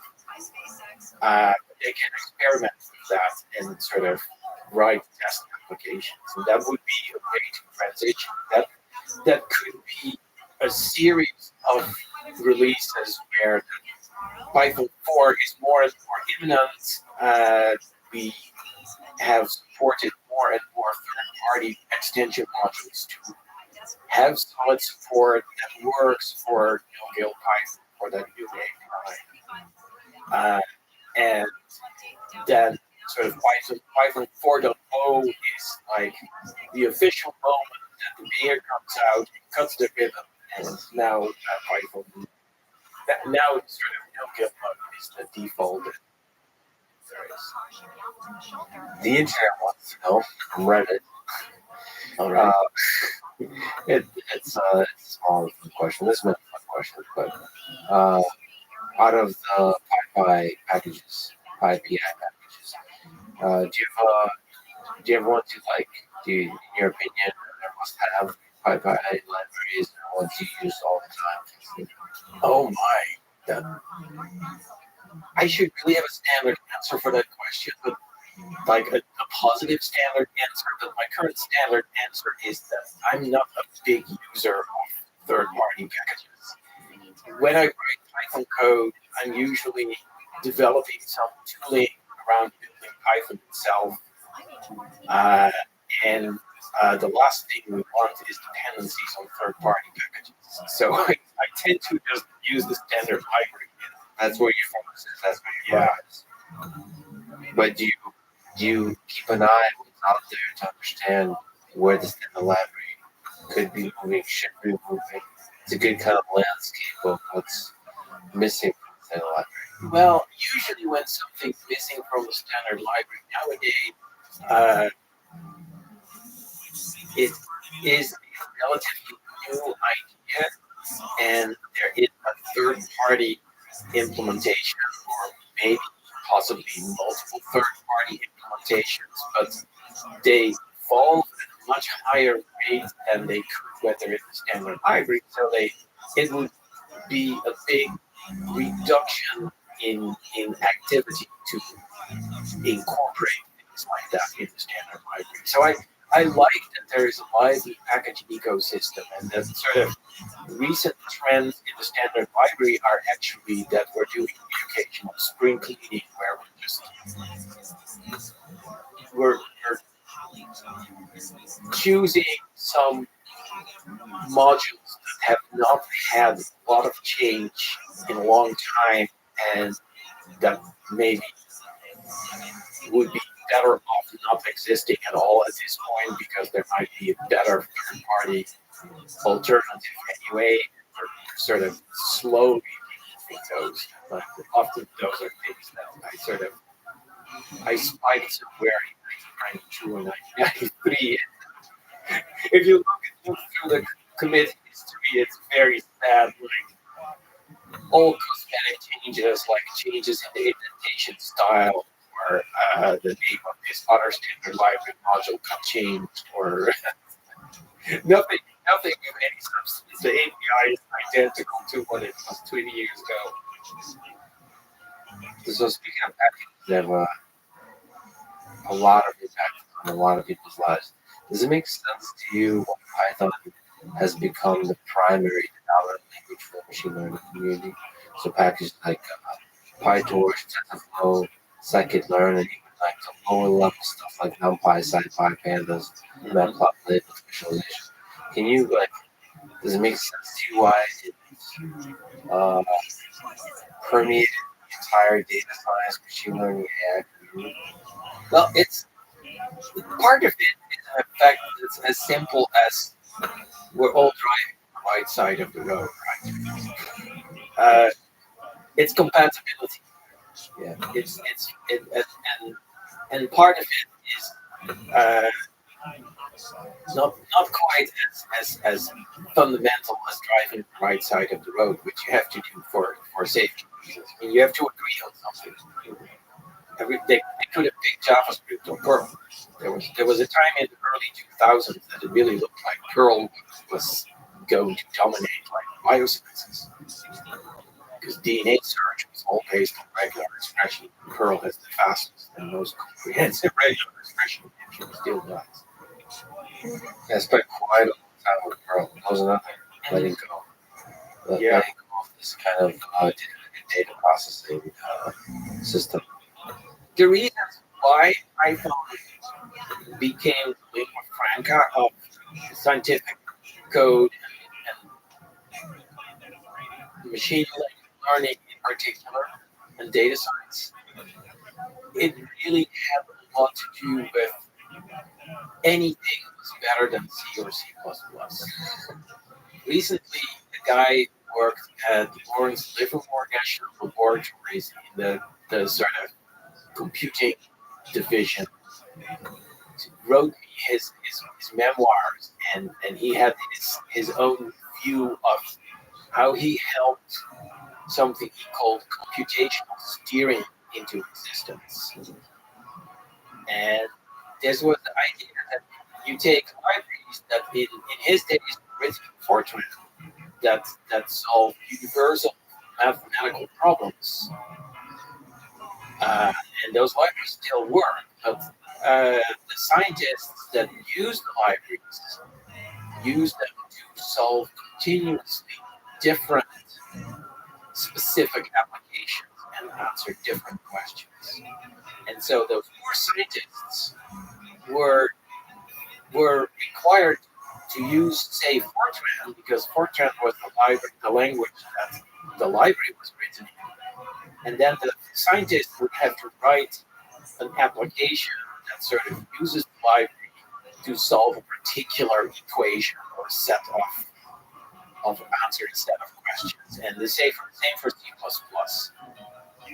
because there's interoperability, so does the text written either in C++ or Fortran.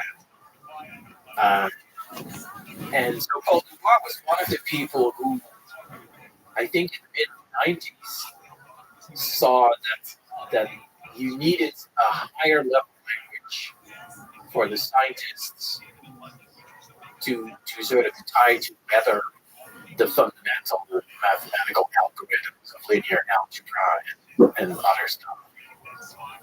And so gradually some libraries started appearing that did very fundamental stuff with arrays and numbers in Python.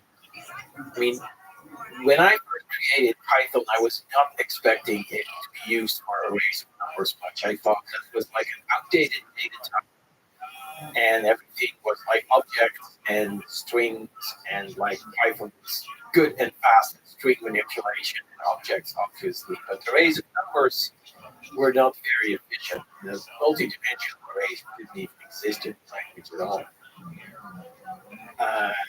But there were people who realized that Python had extensibility that was flexible enough that they could write third-party packages that did support large arrays of numbers and operations on them very efficiently. And somehow they got a foothold through sort of different parts of the scientific community. I remember that the Hubble Space Telescope people in Baltimore were somehow big Python fans in the late 90s. And at various points, small improvements were made, and more people got in touch with using Python to derive libraries of interesting algorithms. And like once you have a bunch of scientists who are working on similar problems, say they're all working on stuff data that comes in from the Hubble Space Telescope, but they're looking at different things. Some are looking at stars in this galaxy, others are looking at galaxies. The math is completely different. The underlying libraries are still the same. And so they exchange code. They say, well, I wrote this Python program, or I wrote a Python library to solve this class of problems. And the other guys either say, oh, I can use that library too, or if you make a few changes, I can use that library too.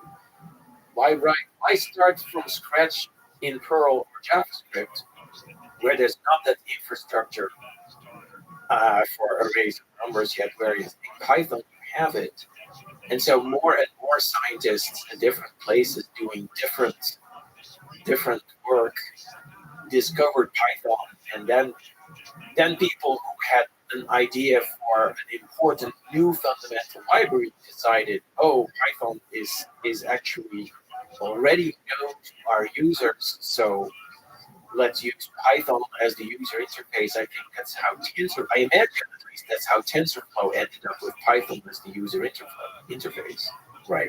But with TensorFlow, there's a deeper history of what the community, it's not just like what packages needs, it's like what the community needs on for programming language. Because TensorFlow had a prior library that was internal to Google, but there was also competing machine learning frameworks like Theano, Cafe, that were in Python, and there's some Scala, some other languages, but Python was really dominating it. And it's interesting because there's other languages from the engineering space, like MATLAB, that a lot of people use, but different design choices by the company, by the core developers, led to it not spreading. One of the choices of MATLAB by math is to not make it open source, right? Or not, having people pay. It was a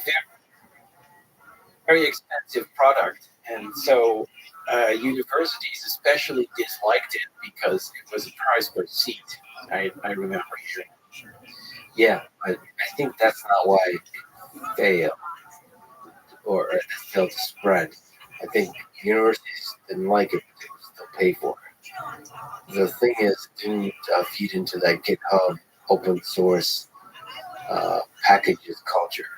Mm-hmm. So like that's somehow a precondition for viral spreading, the hacker culture, like the tinkerer culture. With Python, it feels like you can build a package from scratch to solve a particular problem and get excited about sharing that package with others. And that creates an excitement about a language. I tend to like Python's approach to open source in particular because it's almost egalitarian. There's little hierarchy. there's obviously some because like people need to decide whether you drive on the left or the right side of the road sometimes. But there is a lot of access for people with little power. You don't have to work for a big tech company to make a difference in the Python world. We have affordable events that really care about the community and support people, and sort of community is like a big deal at our conferences and in the PSF. When the PSF funds events, it's always about growing the community. The PSF funds very little development. They do some, but most of the money that the PSF forks out is to community fostering things.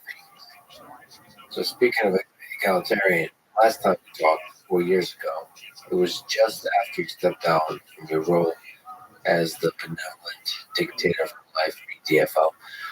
Looking back, what are your insights and lessons you learned from that experience about Python developer community, about human nature, about human civilization, life itself? Oh my! I probably held on to the position too long. I remember being just extremely stressed for a long time, and it wasn't very clear to me what was causing the stress.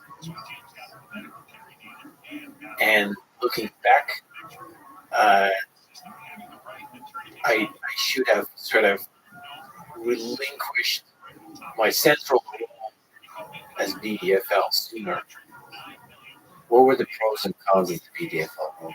Like, what were you not relinquishing it? What were the benefits of that for the community? And what are the drawbacks? Well, the benefits for the community would be things like clarity of vision and sort of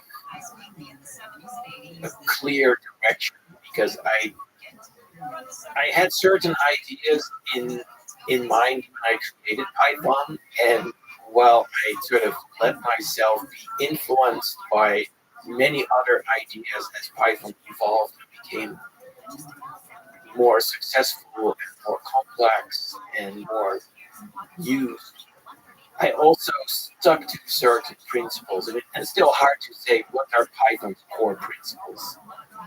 But the fact that I was playing that role and sort of always very active grew the community in a certain way.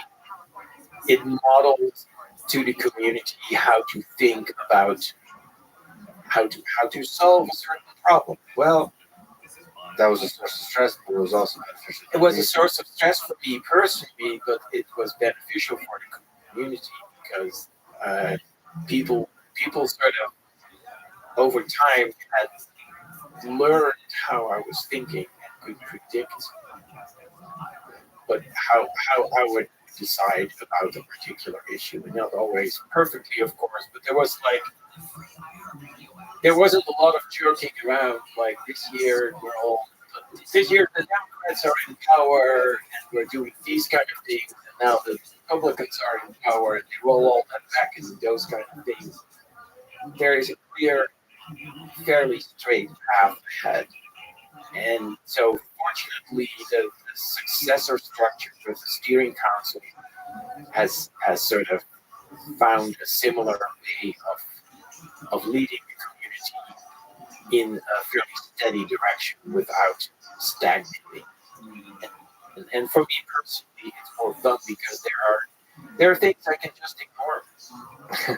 There's the bug in multiprocessing. Let someone else decide whether that's important to solve or not. I'll stick to typing and async I/O and the faster interpretation. Yeah, it allows you to focus a little bit more. What are interesting differences in culture, if you can comment on them, between Google, Dropbox, and Microsoft from a Python programming perspective? All places you've been to are positive. Mm-hmm. Is there a difference, or is it just about people? And there's great people everywhere, or is there a culture difference? So Dropbox is much smaller than the other two in your list. Yeah, So that is a big difference. the set of products they provide is narrower, it's more focused. And yeah, and Dropbox sort of, at least during the time I was there, had the tendency of sort of making a big plan, putting the whole company behind that plan for a year, and then evaluate, and then suddenly find that everything was wrong about the plan, and then they had to do something completely different. So there was like the annual engineering reorg was sort of unpleasant tradition at Dropbox, because like, oh, there's a new VP of engineering, and so now all the directors are being reshuffled. This guy was in charge of infrastructure 1 year, and the next year he was made in charge of product development. It's fascinating because like you don't think about these companies internally, but Dropbox to me from the very beginning was one of my favorite services. There's certain like programs and online services that make me happy, make me more efficient, all that kind of stuff. But one of the powers of those kinds of services, they disappear.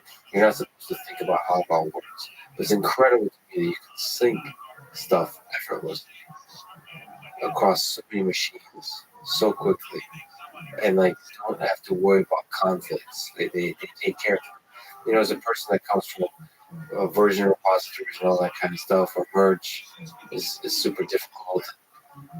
Just keeping different versions of different files is very tricky. The fact that they can take care of that is just, I don't know. The engineering behind the scenes must be super difficult, both on the computer infrastructure and the software. A lot of internal sort of hand-wringing about things like that, but the product itself always works very smoothly. Yeah. Well, there's probably a lot of lessons to that. You can have a lot of turmoil inside on the engineering side, but if the product is good, the product is good, and don't mess with that either. When it's good, it's like with Google, focus on the search and the ads, right? And money will come. Yeah, and then make sure that's done extremely well, and don't forget what you do extremely well. In what ways do you provide value and happiness to the world?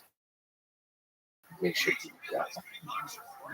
Is there something else to say about Google and Microsoft? Microsoft has had a very fascinating shift recently with the new CEO, recent CEO, with purchasing GitHub, embracing open source culture, embracing the developer culture. It's pretty interesting. That's like why I joined Microsoft. I mean, after retiring and thinking that I would stay retired for the rest of my life, which of course was a ridiculous thought. But I was done working for a bit, and then the pandemic made me realize that work can also provide a source of fulfillment, keep you out of trouble. Microsoft is a very interesting company because it has this incredible, very long, varied history, and this amazing catalog of products that many of which also date way back. I mean, I've been talking to a bunch of Excel people lately, and Excel is like 35 years old, and they can still read spreadsheets that they might find on an old floppy drive. Yeah, they've had so many incredible tools through the years. Excel, one of the great shames of my life is that I've never learned how to use Excel well. I mean, it just always felt like so many features are there. It's similar with ATPs like PyCharm. It feels like I converge quickly to the dumbest way to use a thing to get the job done. And clearly, there's so much more power at your fingertips. Yeah. But I do think there's probably expert users of Excel. Oh, yeah, Excel is a cash cow, actually. Oh, it actually brings in money. Oh, yeah. A lot of the engineering sort of, if you look deep inside Excel, there's some very good engineering, very, very impressive stuff. Okay, so I had issues because I'm a keyboard person, so I had issues coming up with shortcuts. And Microsoft sometimes it's changed over the years. Sometimes they kind of want to make things easier for you on the surface, and therefore make it harder for like people that like to have shortcuts and all that kind of stuff to optimize their workflow. Now, Excel's problem. People are probably yelling at me. It's like, no, Excel probably has a lot of ways to optimize workflow. In fact, I keep discovering that there are many features in Excel that only exist in keyboard shortcuts. Yeah, that's the sense I have. Now, like I'm embarrassed. It's just You just have to know what they are. Yeah. That's like, there's no logic or reason to the assignment of the keyboard shortcuts because they go back even longer than 35 years. Can you maybe comment on such as Adela and how hard it is for a CEO to sort of pivot a company towards open source developer culture? Is there something you can see about like what's the role of leadership in such a pivot and definition of a new vision? I've never met him, but I hear he's just a really sharp thinker. But he also has an incredible business sense. He took the organization that had very solid pieces, but that was also struggling with all sorts of shameful things, especially the Steve Ballmer time. I imagine part through his personal charm and thinking, and of course the great trust that the rest of the leadership has in him, he managed to really turn the company around and sort of change it from openly hostile to open source to actively embracing open source. And that doesn't mean that suddenly Excel is going to go open source, but that means that there's room for a product like VS Code, which is open source. Yeah, fascinating. It gives me faith that large companies with good leadership can grow, can expand, can change, pivot, develop. Because it gets harder and harder as the company gets large. You wrote a blog post in response to a person looking for advice about whether it's a CS degree to choose a 9-to-5 job or to become an entrepreneur. It's an interesting question. If you just think from first principles right now, somebody has took a few years of programming, has loved software engineering, in some sense, creating Python as an entrepreneurial endeavor. That's a choice that a lot of people that are good programmers have to make. Do I work for a big company or do I create something new? Or you can work for a big company and create something new there. Oh, inside Yeah, I mean, big companies have individuals who create new stuff that eventually grows big all the time. And if you're the person that creates that new thing and grows big, you'll have a chance to move up quickly in the company to run that thing. If that's your aspiration. But what can also happen is that someone is a brilliant engineer and sort of builds a great first version of a product and has no aspirations to then become a manager and grow the team from 5 people to 20 people to 100 people to 1,000 people, be in charge of hiring and meetings, and they move on to inventing another crazy thing inside the same company, or sometimes they found a startup, or they move to a different great large or small company. There's all sorts of models. And sometimes people sort of do have this whole trajectory from engineer buckling down, writing code, not 9 to 5, but more like noon to midnight, 7 days a week, and coming up with the product and sort of staying in charge. I mean, if you take Drew Houston, Dropbox's founder, he is still the CEO. And at least when I was there, he had not checked out or anything. He was a good CEO, but he had started out as a technical inventor or co-inventor, and so he was somewhat. I don't know if he always aspired that. I think when he was 16, he already started a company. So maybe he did, but he sort of. It turned out that he did have the personal sort of skill set needed to grow and stay on top, and other people sort of are brilliant engineers and horrible at management. I count myself at least in the second category. Yeah, so your first love, still your love, is to be a quote unquote individual contributor to the program. Do you have advice for a programming beginner on how to learn Python the right way? Find something you actually want to do with it. If you say, I want to learn skill X, that's not enough motivation. You need to pick something, and it can be a crazy problem you want to solve. It can be completely unrealistic, but something that challenges you into actually learning coding in some language. And there's so many projects out there you can look for. Like that doesn't have to be some big ambitious thing. It could be writing a small bot.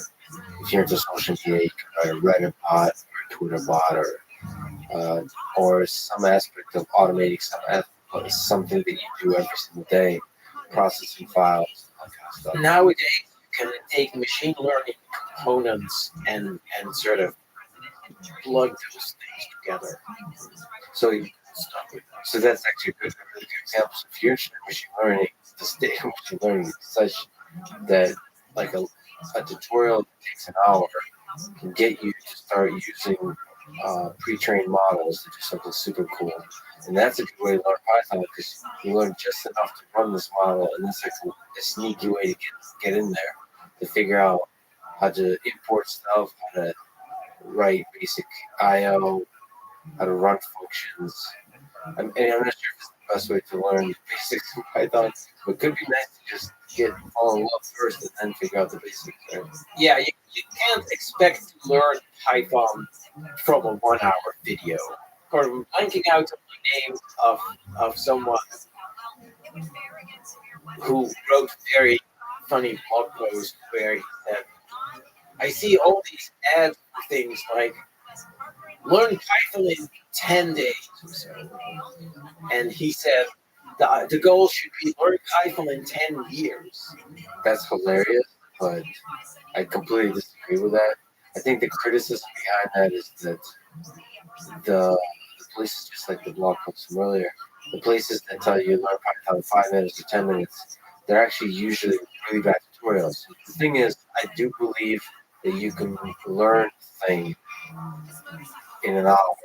You like get some interesting, quick, like it helps you. I mean, it just takes a tremendous amount of skill to be that kind of educator.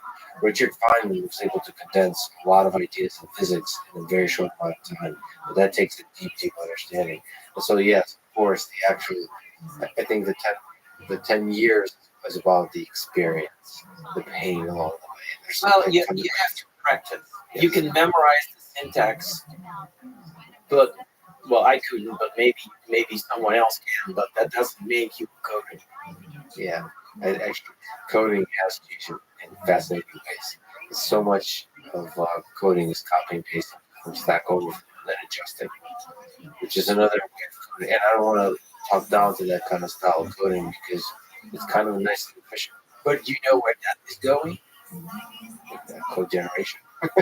No, seriously. Get to Copilot. Yeah, Copilot. I use it every day, and it really, it writes a lot of code for me, and usually it's slightly wrong, but it still saves the typing. Because all I have to do is like change one word in a line of text that otherwise it generated perfectly. And like, how many times are you looking for like, oh, what was I doing this morning? I was looking for a begin marker and I was looking for an end marker. And so begin is blah, blah, blah, search for begin. This is the begin token. And then the next line, I type E. And it completes the whole line with end instead of begin. That's a very simple example. Sometimes it sort of, if I name my function right, it writes a 5 or 10 line function. And you know Python enough to very good and detect the issues. So it becomes a really good task. It doesn't save me a lot of thinking, but since I'm a poor typist, I'm very much appreciative of all the typing it does for me. Much better actually than the previous generation of suggestions that are also still built in VS Code, where we hit like a dot. It tries to guess what the type is of the variable to the left of the dot, and then it gives you a list, a pop-down menu of what the attributes of that object are. The Copilot is much smoother than that. Well, it's fascinating to hear that you use GitHub Copilot. Do you think you worry about the future of that? The automatic code generation, the increasing amount of that kind of capability? Are programmers' jobs threatened, or is there still a significant hope? Are programmers' jobs threatened by the existence of Stack Overflow? I don't think so. It helps you take care of boring stuff, and you should try to use it to do something that you have no way of understanding what you're doing yet.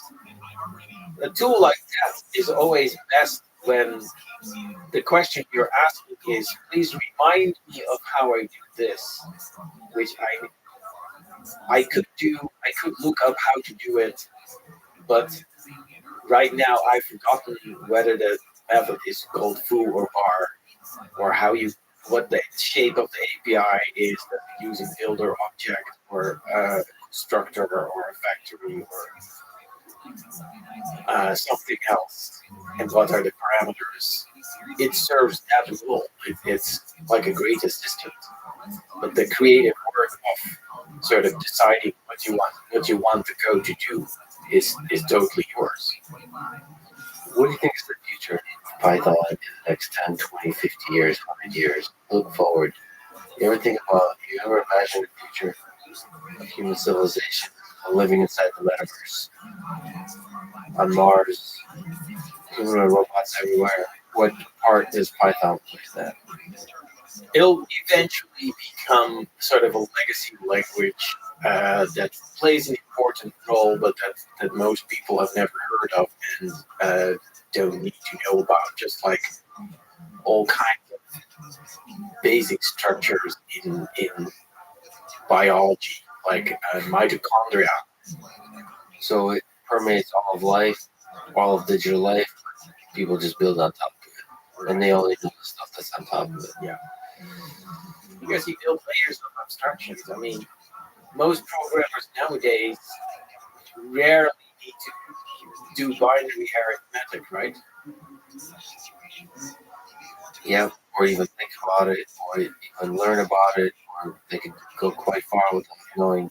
I started building little digital circuits out of NAND gates that I built myself with transistors and resistors. So I feel very blessed that with that start when I was a teenager, I learned some of the basic, at least concepts that go into building a computer, and I sort of every part I have some understanding on what it's for and why it's there and how it works. And I can't forget about all that most of the time, but I enjoy knowing, if you go deeper, at some point you get to NAND gates and half adders and shift registers. When it comes to the point of how do you actually make a chip out of silicon, I have no idea. That's just magic to me. But you enjoy knowing that you can walk a while towards the lower layers, but you don't need to. It's nice. The other day, as sort of a mental exercise, I was trying to figure out if I could build a flip-flop circuit out of relays. I was just sort of trying to remember, how does a relay work? Yeah, there's like this electromagnetic force that pulls a switch open or shut. And you can have like, you can open one switch and another, shut another. You can have multiple contacts that go at once. And how many relays do I really need to sort of represent one bit of information? Can the relay just feed on itself? I don't think I got to the final solution, but it was fun that I could still do a little bit of problem solving and thinking at that level. And it's cool how we build on top of each other.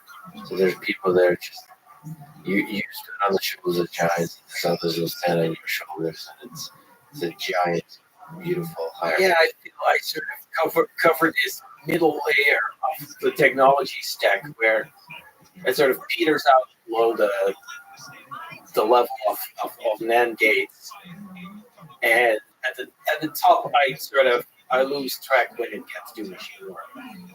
And then eventually the machine learning will build higher and higher layers that will help us understand the lowest layer of the physics, and thereby the universe figures out how it itself works.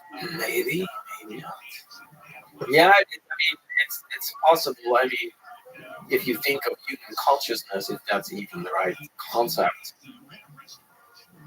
it's interesting that sort of we have this super parallel brain that does all these incredible parallel operations like image recognition.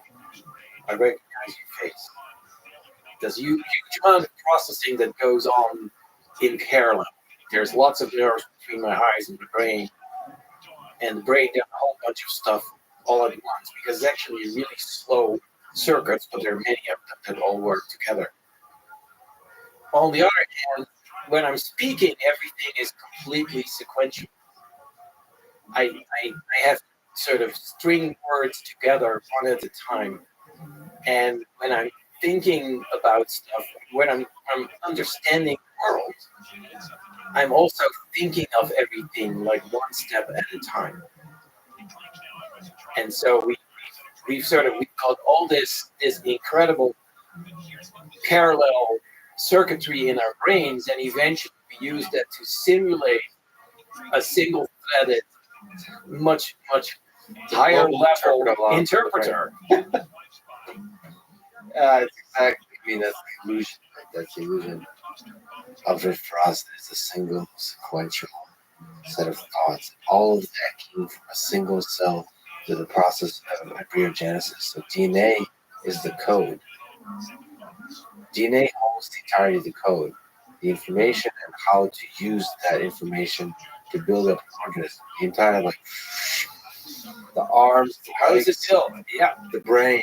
So that you don't buy a computer, you buy A seed, yeah, diagram. and then you plant the computer, and it builds itself in almost the same way, and then does the computation, and then eventually dies. It gets stale. It gives birth to young computers more and more. It gives them lessons, but they figure stuff out on their own, and over time, it goes on that way. And those computers, when they go to college, try to figure out how to program, and they built their own little computers. And they're increasingly more intelligent, increasingly higher and higher levels of abstractions. Isn't it interesting that you see the same thing appearing at different levels though, because you have like cells that create new cells, and eventually that builds a whole organism.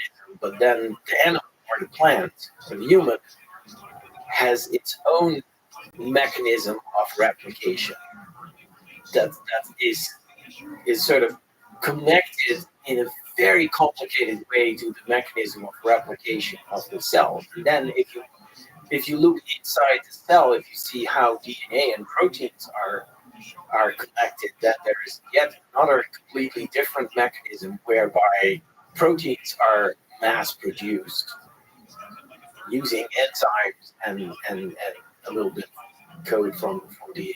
And of course, viruses break to it at that level. And while the mechanisms might be different, it seems like the nature of the mechanism is the same, and it carries across natural languages, programming languages, humans, maybe human civilizations or intelligent civilization, and then all the way down to single cell organisms. It is fascinating to see what abstraction levels are built on top of individual humans, and how you have like whole societies that sort of have a similar self-preservation. I don't know what it is, instinct, nature, abstraction, as the individuals have and the cells have, And they self-replicate and breed in different ways. It's hard for us humans to introspect it because we were very focused on our particular layer of abstraction.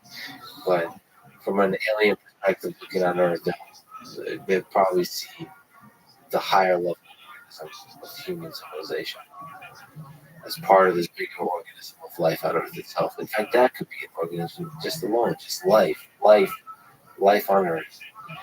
This has been a wild, both philosophical and technical conversation. You're an amazing human being. You were gracious enough to talk to me when I was first doing this podcast. One of the earliest first people I've talked to, somebody I admired for a long time. It's just a huge honor that you did it at that time. You did it again. You're awesome. Thank you, Lex. Thanks for listening to this conversation, Guido and Russell. To support this podcast, please check out our sponsors in the description. And now, let me leave you with the words from Oscar Wilde. Experience is the name everyone gives to their mistakes. Thank you for listening. Hope to see you next time.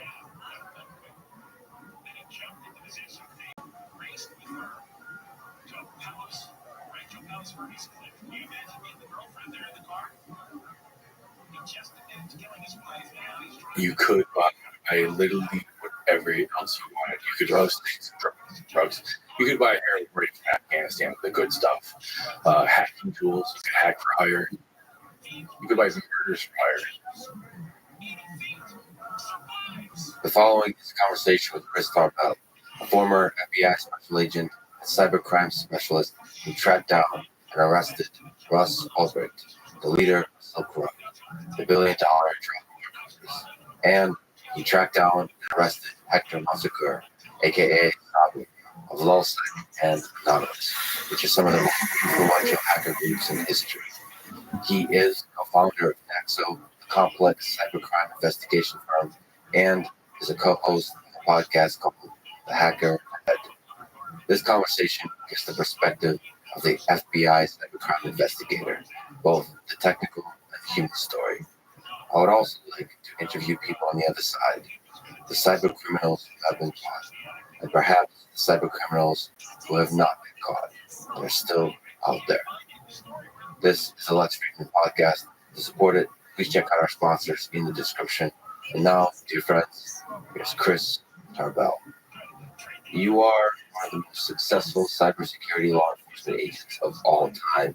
You tracked, brought down Russ Albrecht, aka Dry Pirate Roberts, who ran Silk Road, and Sabu of Lulsec and Anonymous, who was one of the most influential hackers in the world. So first, can you tell me the story of tracking down Russ Albrecht and Silk Road? Let's start from the very beginning. Maybe let's start by explaining what is the Silk Road. It was really the first dark market website. You literally could buy anything there. Take that back. There's two things you couldn't buy there. You couldn't buy guns because that was a different website, and you couldn't buy fake degrees. So no one could become a doctor, but you could buy literally whatever else you wanted. You could roast things, drugs. You could buy heroin right from Afghanistan, the good stuff. Hacking tools. You could hack for hire. You could buy murders for hire if you wanted someone killed. Now, so when I was in the FBI, I had to kind of sell some of these cases. This was a big drug case. That's the way it's all Silk Road. So internally to the FBI, I had to sell it. I had to find the worst thing on there they can possibly find. And I think one time I saw a posting for baby parts.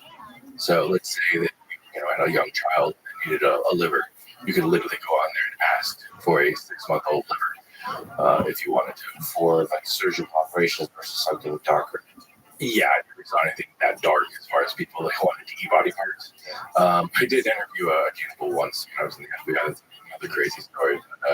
But that one actually weirded me out. So I just watched Jeffrey Dahmer documentary on Netflix, and it just changed the way I see human beings because it's a portrayal of a person doing really dark things and doing so not out of a place of insanity seemingly, but just because he has a fetish for that kind of thing. These disturbing people like that are out there. So people like that would then be using Silk Road. Not like that necessarily, but people of different walks of life using Silk Road to primarily, what was the primary? Drugs. It was primarily drugs. And that's where it started. It started off with Ross Ulbricht growing mushrooms out in the wilderness of California and selling them. But really, it was more of a libertarian point. I mean, it was like you choose what you want to do for yourself and do it. And the way Silk Road kind of had the anonymity is it used what's called Tor, the onion router, which is an anonymizing function on the deep web. It was actually invented by the U.S. Navy back in the mid-90s or so. But it also used cryptocurrency. So it was the first time like, we saw this birth on the internet of mixing cryptocurrency and an IP blocking software. So, in cybercrime, you go after one, the IP address, trace it through the network, or two, you go after the cash. And this one kind of blocked both. Cash meaning the flow of money, physical or digital, and then IP is some kind of identifying thing for the computer. It's your telephone number on your computer. So all computers have, a unique 4-digit octet numbers.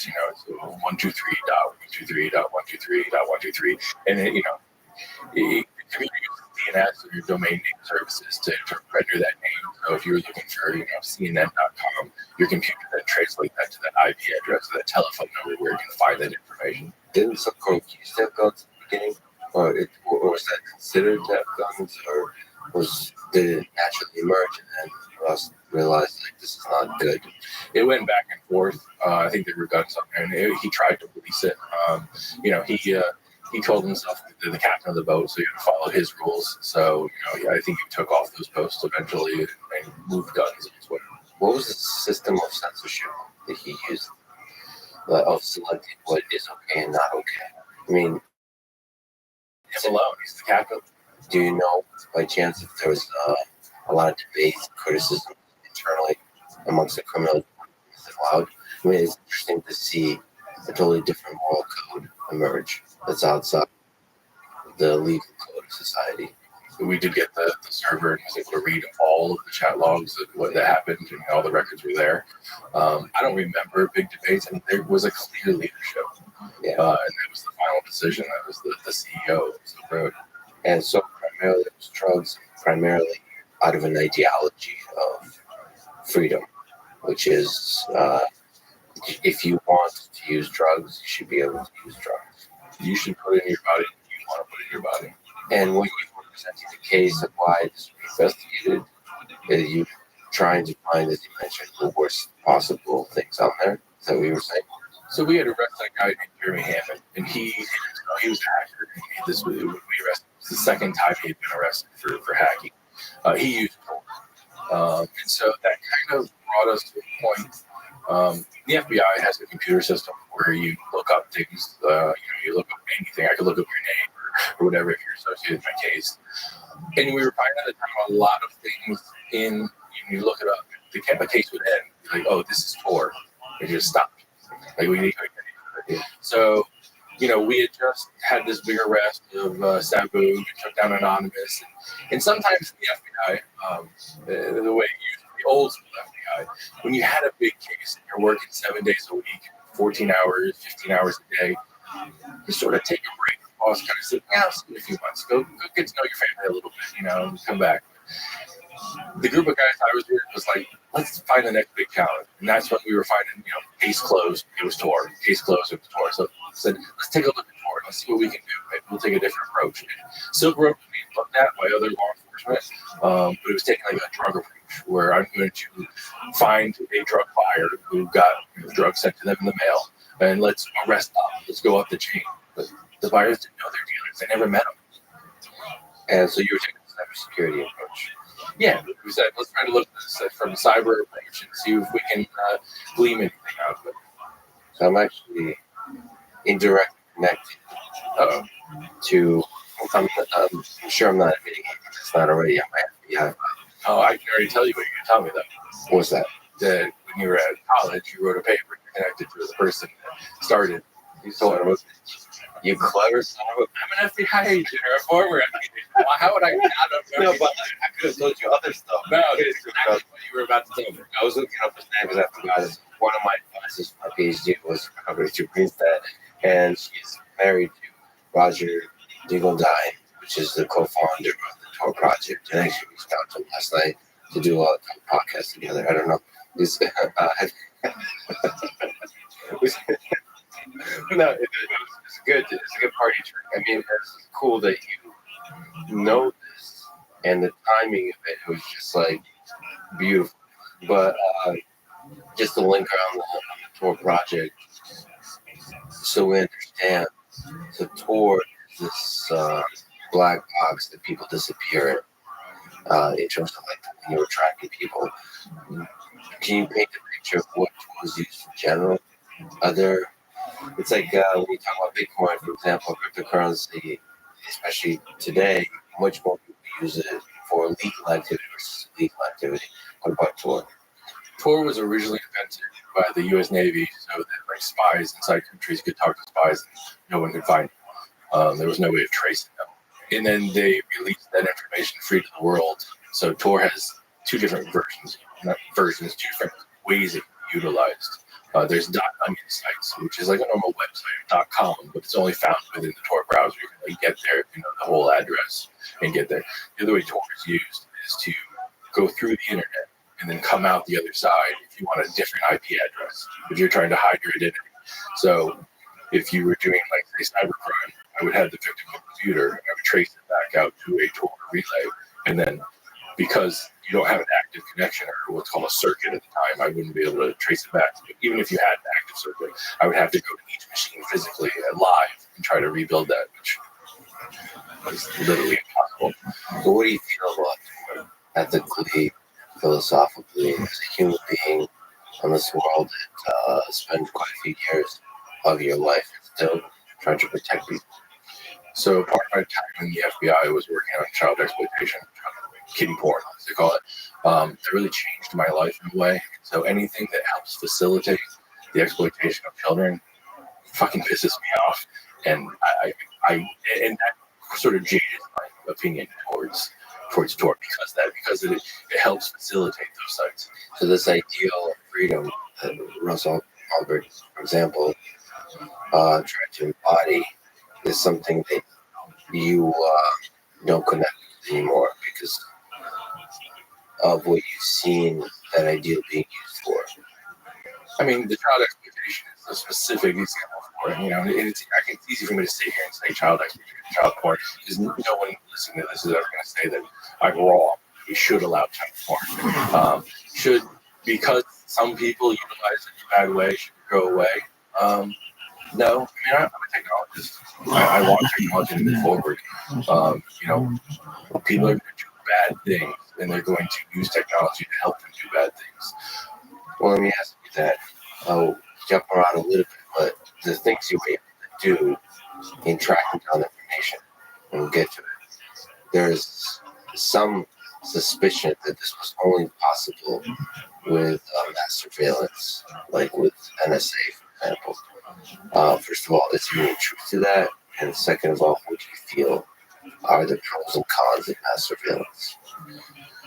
There is no truth to that. And then my feelings on mass surveillance, if there was, tell me. Probably not. Yeah. I love this conversation so much. But what do you feel about given that you said child porn, what are the pros and cons of surveillance at a society level? I mean, nobody wants to give up their privacy.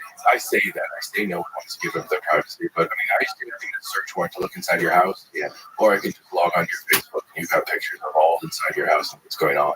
I mean, it's not, so people like the idea of not giving up their privacy, but they do it anyways. They're giving away their freedoms all the time. They're carrying watches that gives out their heartbeat to a weight of companies that are storing that. I mean, what's more personal than your heartbeat? So I think people en masse really want to protect their privacy, and I would say most people don't really need to protect their privacy.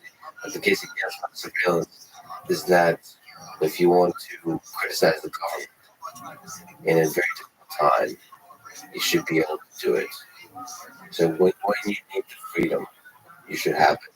So when you wake up one day and realize there's something going wrong with the country I love, I want to be able to help. And that one of the great things about the United States of America is there's that individual and revolutionary spirit, like so that the government doesn't become too powerful.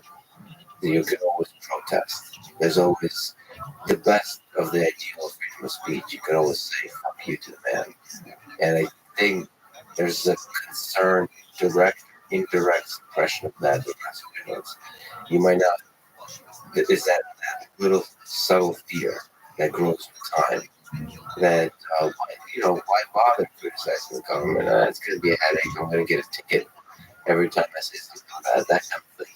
So get out of hand. The bureaucracy grows, and the freedoms slip away. Because that's the criticism, right? I completely see your point, and I agree with it. But on the other side, people criticize the government of these freedoms, but tech companies are talking about destroying your privacy and controlling what you can say.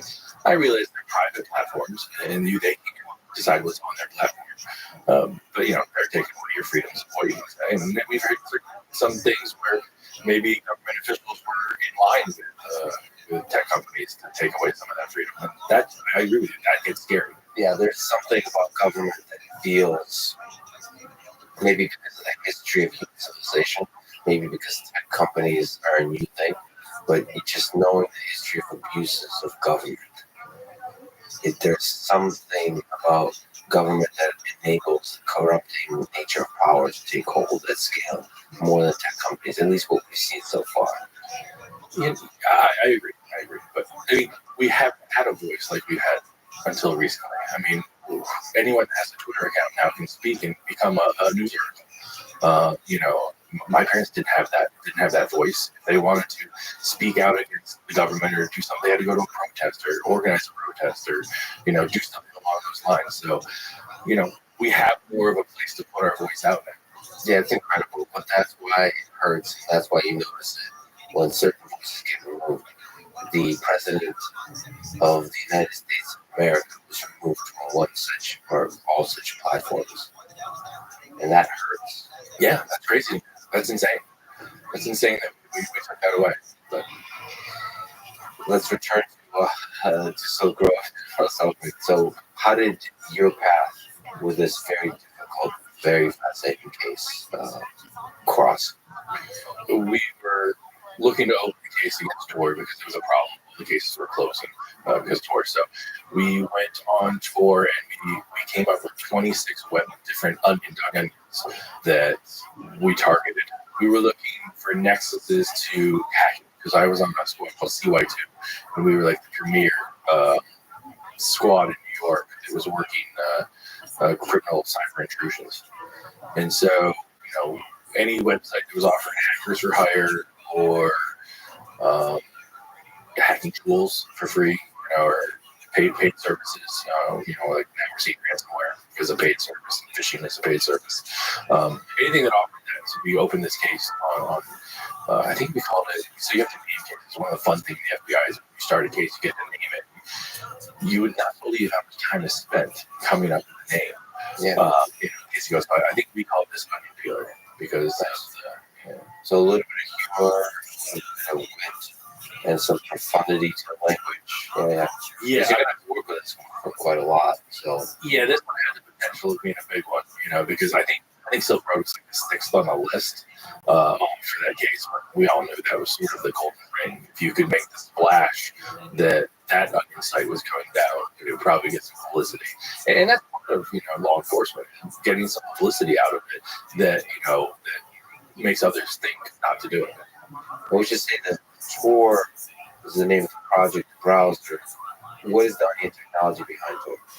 So you want to go to a .onion site. You'll put in the .onion you want to go to, and your computer will build a communication or relay, which are obviously available out there. But you'll encrypt it. You'll put a package around your data, so it's encrypted, so you can't read it. It goes to that first relay.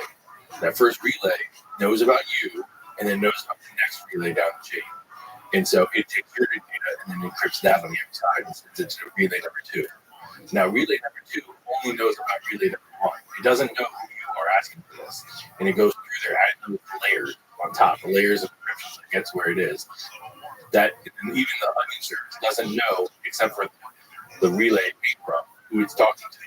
And so it peels back that, gives the information, puts another layer back on. And so it's layered, like you're peeling an onion back of the different relays. And that encryption protects who the sender is, what information. So the more layers there are, more exponentially difficult it is to decrypt it. I mean, you get to a place where you don't have to have so many layers because it doesn't matter anymore. It's mathematically impossible to encrypt it. But yeah, the more relays you have, the slower it is. I mean, that's one of the big drawbacks on Core is how slow it operates. So how do you peel the onion? So what are the different methodologies for trying to get some information from a cybersecurity perspective on these operation sites? It's very difficult. People have come up with different techniques. There's been techniques to put out in the news media about how they do it, running like massive amounts of relays, and then you're controlling those relays. I think I've tried that once. So there's a technical solution. And what about social engineering? What about trying to infiltrate the actual humans that are using the Silk Road and trying to get in that way?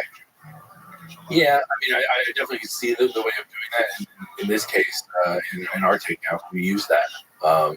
There was one of my partners, Jared Daring. He was an HSI investigator, and he had worked his way up to be a system admin on the site. So that did glean quite a bit of information because he was inside and talking to, at that time, we only know his DPR or Dreamfire Roberts. We didn't know who that was yet, but we had that open communication. And one of the things, the technical aspects on that is there was a Jabber server that was that's a type of communication server that was being used, and we knew that Ross had his Jabber set to Pacific time, so we had a pretty good idea what part of the country he was at. I mean, from DPR's perspective, from Russ's perspective, isn't that clumsy? He wasn't a big computer guy. You notice that aspect of like the technical savvy of some of these guys doesn't seem to be quite. Why weren't they good at this? The real techie savvy ones we don't arrest. We don't get to them. We don't find them. Shout out to the techie criminals. They're probably watching this. I mean, we're getting the low-hanging fruit. You're getting the ones that can be caught. I mean, they I'm sure we'll talk about it for the anonymous case. There was a guy named AV Unit. I lose sleep over him because we didn't catch him. We caught everybody else. We didn't catch him. He's good though. He pops up too once in a while on the internet. It pisses me off. Yeah, what's his name again? AV Unit. That's all I know is AV Unit. AV Unit. Yeah, I got a funny story about him, who people think he is. Can we go on that tangent? Sure, I love tangents. Well, let me ask you. Since he's probably he or she, who knows that we have no idea. Okay. And that's another funny story about hackers, the he-she issue. What's the funny story there? Well, one of the guys in Ulsec was a she. It was a 17-year-old girl. And my source in the case, the guy at Sabu that I arrested, part of it, we sat side by side for 9 months, and then took down, the case and all that. He was convinced she was a girl, and said, and he was in love with her almost at one point. It turns out to be a 35-year-old guy living in England. Oh, so he was convinced Yes, he was absolutely Based on what exactly? By linguistic, like human-based linguistic analysis? Whatever, Kayla, so we went, which ended up being like a modification of his sister's name, the real guy's sister's name, was so good in the backstory. All these guys, it's funny, like these guys are part of a hacking group. They social engineer the shit out of each other. Yeah. Just to build it. If one of them ever gets caught, they'll convince everybody else that, they're a Brazilian, ISP owner or something like that. That's how I'm so powerful. Well, yeah, that social engineering aspect is part of living a life of cybercrime or cybersecurity and offensive or defensive. So, AV unit. Can I ask you also just a tangent of a tangent first? That's my favorite tangent. Yeah. Is it possible for me to have a podcast conversation with somebody who hasn't been caught yet, and because they have the conversation, they still won't be caught? And is that a good idea? Meaning, is there a safe way for criminals to talk to me on a podcast? I would think so. I would think that someone could, someone who has been living a criminal life for long enough where you think they're not a criminal. No. They would have to admit that they would say, I am AV unit. Oh, you would want to have a conversation with AV unit? Yes. Perspective, technically speaking, because I let me explain my motivation. I think I would like to be able to talk to people from all walks of life, understanding criminals, understanding their mind. I think is very important, and I think there's fundamentally something different between a criminal who's still active versus one that's been caught. The mind, just from observing it, changes completely once you're caught. You have a big shift in your understanding of the world. I do have a question about the ethics of having such conversations. But first, technically, is it possible? If I was technically advising you, I would say, first of all, don't advertise it. The fewer people that you're going to tell that you're having this conversation with, the better. And yeah, if you do it in person, or you're doing it in person would be amazing, yeah, but their face would not be shown. Face would not be shown. Yeah. You couldn't publish the show for a while. They have a lot of trust in you that you are not going to, you're going to have to alter those tapes. I say tapes because it's old school. Exactly. I'm sure a lot of people just said that. Like, oh shit, this old guy just taped. VHS in the 1800s. But yeah, you can do it. They have to have complete faith and trust in you that you destroy the originals after you've altered it. What about if they don't have faith? Is there a way for them to attain security? Like for me to go through some kind of process where I meet them somewhere where... you're not going to do it without the back over your head. I don't know if that's the life you want to live. I'm fine with the back over my head. That's going to get taken out of context. I think it's a worthy effort. It's worthy to go through the hardship of that, to understand the mind of somebody. I think fundamentally conversations are a different thing than the operation of law enforcement. Understanding the mind of criminal, I think, is really important. I don't know if you're going to have the honest conversation that you're looking for. It may sound honest, but it may not be the truth. I found most times when I was talking to criminals, it's lies mixed with half-truths. And you kind of, if they're good, they can keep that story going for long enough. If they're not, you kind of see the relief in them when you finally break that wall. That's the job of an interviewer. If the interviewer is good, then perhaps not directly, but through the gaps, seeps out the truth of the human being.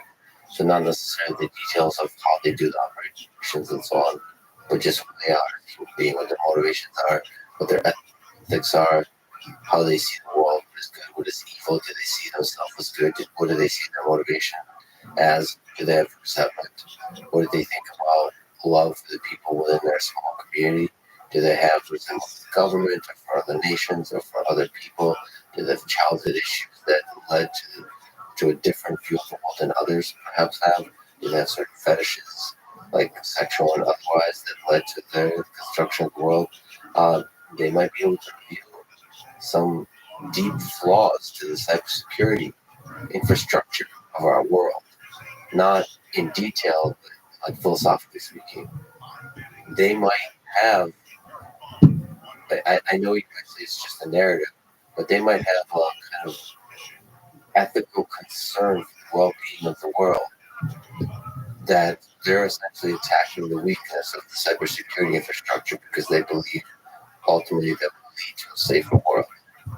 So the attacks will reveal the weaknesses. And if they're stealing a bunch of money, that's okay, because that's going to enforce you to invest a lot more money in defending things that actually matter. You know, nuclear warheads and all those kinds of things. I mean, I can see, you know, it's fascinating to explore the mind of people being like that, because I think it will help people understand. Now, of course, it's still a person that's creating a lot of suffering in the world, which is a problem. So do you think ethically it's a good thing to do? I don't. I mean, I feel like I have a fairly high ethical bar that I have to put myself on, and I don't think I have a problem with it. I would love to listen to it. Okay, great. I mean, not that I'm your ethical coach here. Yeah. Well, that's interesting. I mean, so because I thought you would have become jaded and exhausted by the criminal mind. It's funny. You know, I'm, you know, fast forward in our story, I'm very good friends with Hector Monseer, the Sabu, the guy I arrested. And he tells stories of what he did in his past. And I'm like, oh, that Hector, you know. Oh, you know. But then I listened to your episode with Brett Johnson, and I was like, this guy stealing money from the U.S. government and welfare fraud, all that sort of things just pissed me off. And I don't know why I have that differentiation in my head. I don't know why I think one's just, oh, Hector will be Hector, and then this guy just pissed me off. Well, you didn't feel that way about Hector until you probably met him. Well, I didn't know Hector, I knew Sabu. So I hunted down Sabu, and I learned about Hector over those 9 months. We'll talk. Let's finish with, let's return tangent back to tangent. Oh, one tangent up. Who's AV? I don't know. So he's at the core of Anonymous. He's one of the critical people in Anonymous. What is Anonymous? There's what's known in public and what was known because of Sam Hector. And he was sort of like the set things up guy. So Lulsec had like their hackers, which was Sabu and Kayla, and they had their media guy, this guy Topiary. He lived up in the northern end of England. And they had a few other guys. But AV was the guy that set up infrastructure. So if you needed a VPN in Brazil or something like that to pop through. One of the first things Hector told me after we arrested him was that AV was a Secret Service agent. And I was like, oh shit. Just because he kind of lived that lifestyle. He'd be around for a bunch of days, and all of a sudden gone for 3 weeks. And I tried to get more out of Hector early on in that relationship. You know, I'm sure he was a little bit guarded. I mean, trying to social engineer me. Maybe he wanted that oh shit, there's law enforcement involved in this. And not to say, I mean, I was in over my head with that case, just the amount of work that was going on. So to track them all down, plus the 350 hacks that we came in about just military institutions, you know, it was swimming in the deep end. So it was just at the end of the case, I looked back and it was like, oh, maybe I could have had them all. You know, maybe that's the perfectionist in me. Man. Well, reach out. I won't say up. Right? Would you have on? Oh my God. You just let me know. Just talk shit about you. That's perfect. He probably doesn't care about me. But well, now you will. Yeah. Because there's a certain pleasure of a guy who's extremely good at his job not catching another guy who's extremely good at his job. Obviously better. You got away. There you go. Leading. I love it. No, he or she. If I could beat that guy one day, he or she, that'd be great. I have no power. So yeah. So bro, can you speak to the scale? What just for people who are not familiar, how big was it? And any other interesting things you understand about Federation when it was active? So it was when we finally got looking through the books, and you know, the numbers came out as $1.2 billion in sales. It's kind of hard with the fluctuation value of Bitcoin at the time to come up with a real number. So you kind of pick a daily average, you know, and go across. So Most of the operation Bitcoin is all on Bitcoin. You had escrow accounts on, you know, you came in and you put money in an escrow account, and you know, the transaction wasn't done until the client got the drugs or whatever they had bought, and that the drug dealer had sent it in. There was some talk at the time that the cartel was starting to sell on there, so that started getting a little hairy there at the end. What was the understanding of the relationship between organized crime, the cartels, and this kind of more ad hoc, new age market that is the Silk Road? I mean, it was all just chatter. It was just, you know, like I said, Jared was on the inside, so we saw some of it from the admin sides. And Ross had a lot of private conversations with different people that he advised in. But no one knew each other. I mean, the only thing that they knew, the admins had to send an ID to Ross, had to send a picture of their driver's license or passport, which I always found very strange, because if you are an admin on a site that sells fake IDs, why would you send your real ID? And then why would the guy running the site profit from selling fake IDs? Believe that it was. But fast forward, they were all real IDs. All the IDs that we found on Russ's computer as the admin were the real people's IDs. What do you make of that? Yeah, low hanging fruit, I guess. I guess that's what it is. I mean, I would have bought. I mean, even Ross bought fake IDs off the site. He had federal agents knock on his door. You know, and he got a little cocky about it. The landscape, the dynamics of trust is fascinating here. So you trust certain ideas, or like, who do you trust in that kind of market? What was your understanding of the network of trust? I don't think anyone trust anybody. You know, I mean, I think Ross had his advisors to trust, but outside of that, I mean, he required people to send their ID for their trust. You know, people stole from him. There's open cases of that. It's a criminal world. You can't trust anybody. What was his life like, you think? Lonely. Can you imagine being trapped in something like that, where your whole world is focused on that, and you can't tell people what you do all day? Could he have walked with it? Like, someone else take over, this thing just shut down. Either one. Just you put yourself in his shoes, the loneliness, the anxiety, just the growing immensity of it. So walk away with some kind of financial stability. I couldn't have made it past 2 days. I don't like loneliness. I mean, if my wife's away, I probably call her 10, 12 times a day. We just talk about things. I just, you know, something crossed my mind. I want to talk about it. I'm sure she. And you like to talk to her, like, honestly about everything. So if you were writing Silk Road, you wouldn't be able to, like, hopefully I'd have to protect it and only mention to her when we're in bed, to have that marital connection. But who knows? I mean, she's going to question why the Ferrari is outside and things like that. yeah. Well, I'm sure you know something. Why didn't you walk away? It's another question. Why don't criminals walk away in this situation? Well, I mean, I don't know every criminal mind, and some do. Maybe Unit walked away. I mean, that's not to go back to him, son of a bitch. There's a theme for this. But, you know, Ross started counting his dollars. I mean, he really kept track of how much money he was making, and it started, you know, getting exponentially growth. I mean, if he would have stayed at it, he would have probably been one of the richest people in the world. And do you think he liked the actual money or the fact of the number growing? I mean, have you ever held Bitcoin? Yeah. Oh, you have? He never held Bitcoin. You can't hold it. It's not real. It's not like I can give you a briefcase of Bitcoin, right, or something like that. He liked the idea of it growing. He liked the idea. I think it started off with sharing this idea, but then he really did turn to, like, I am the captain of this ship. That's what goes. And he was making a lot of money. And again, my interaction with Ross was about maybe 5 or 6 hours for over a 2-day period. I knew DPR because I read his words and all that. I didn't really know Ross. There was a journal found on his computer, so it sort of kind of gave me a little insight. So I don't like to do playbook for criminals, but I'll tell you right now, don't write things down. There was a big fad about people, like, remember kids going around shooting people's paintballs and filming it. I don't know why you would do that. Why would you videotape yourself committing crime and then publish it?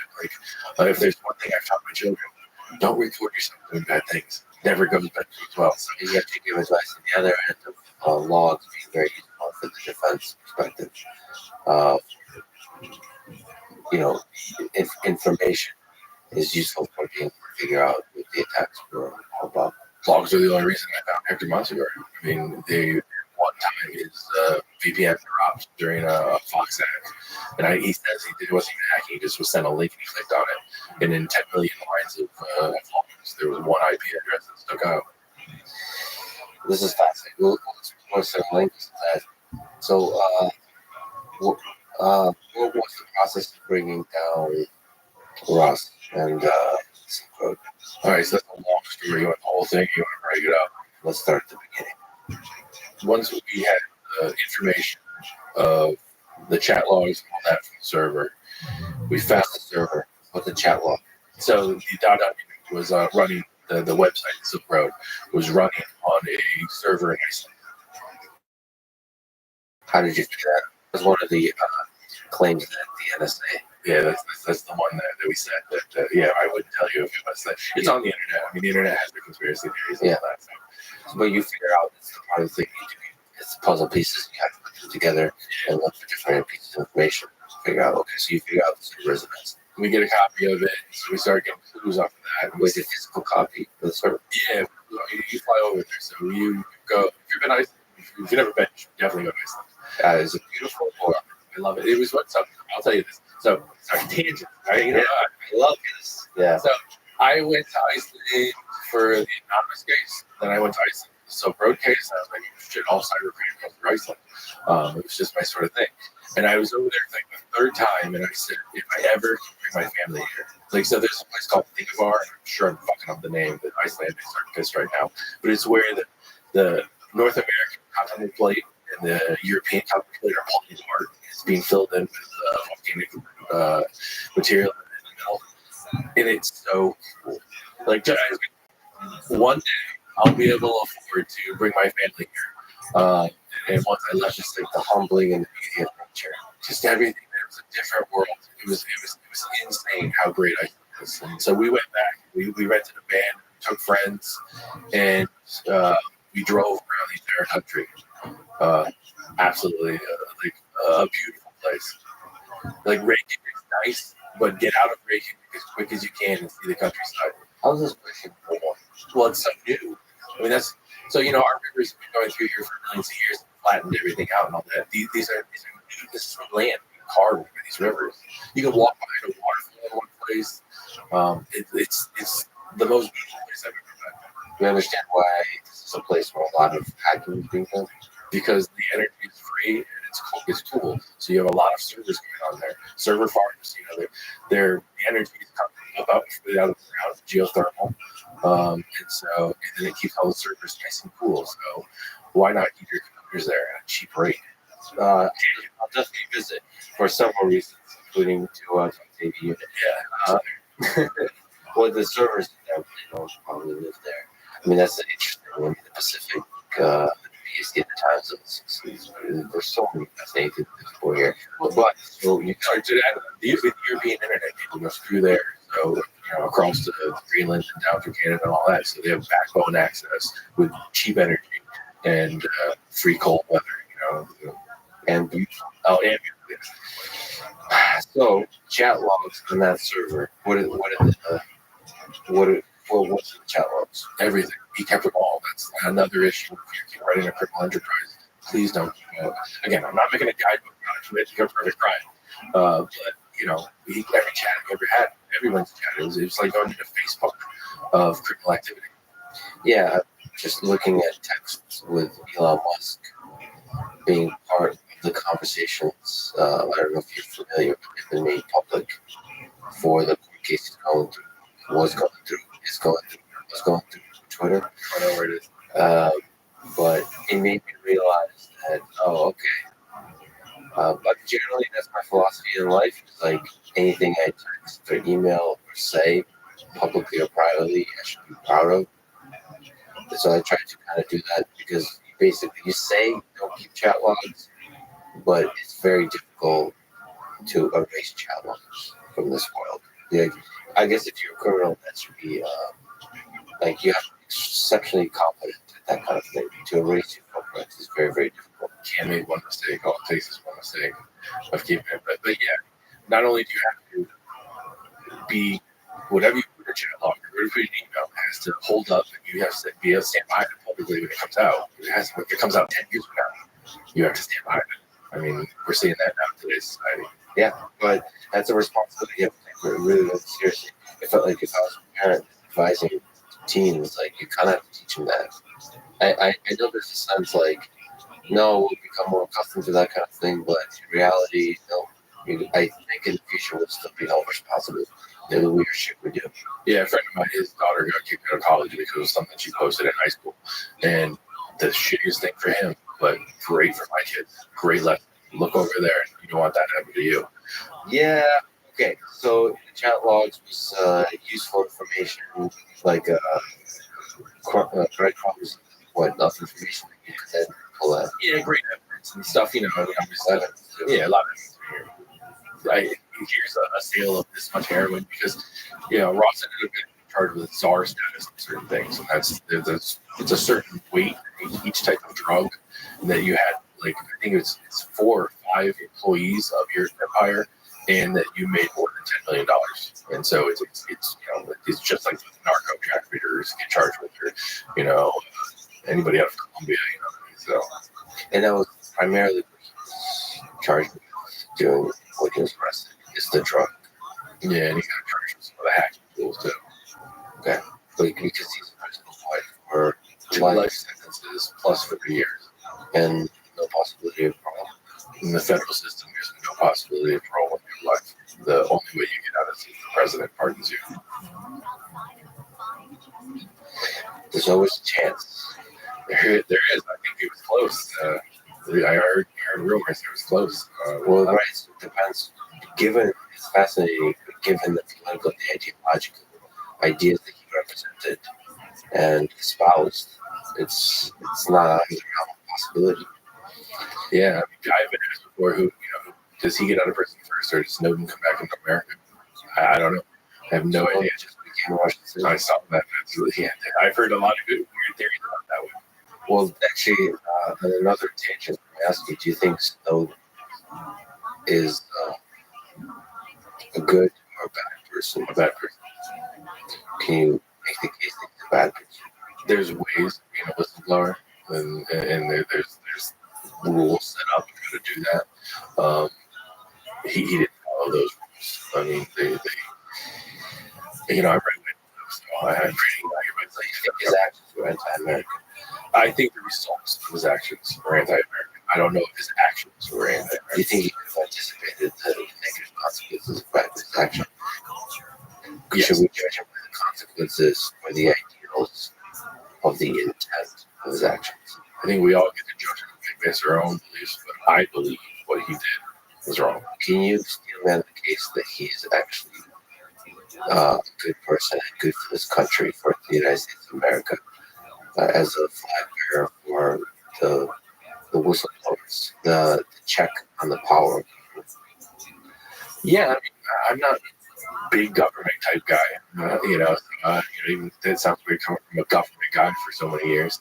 But there's rules in place for a reason. I mean, he put some of our best capabilities. He made them publicly available. They really kind of set us back and this is my whole the offensive side of cybersecurity. Right. So he revealed stuff that he didn't need to reveal in order to make the point. Correct.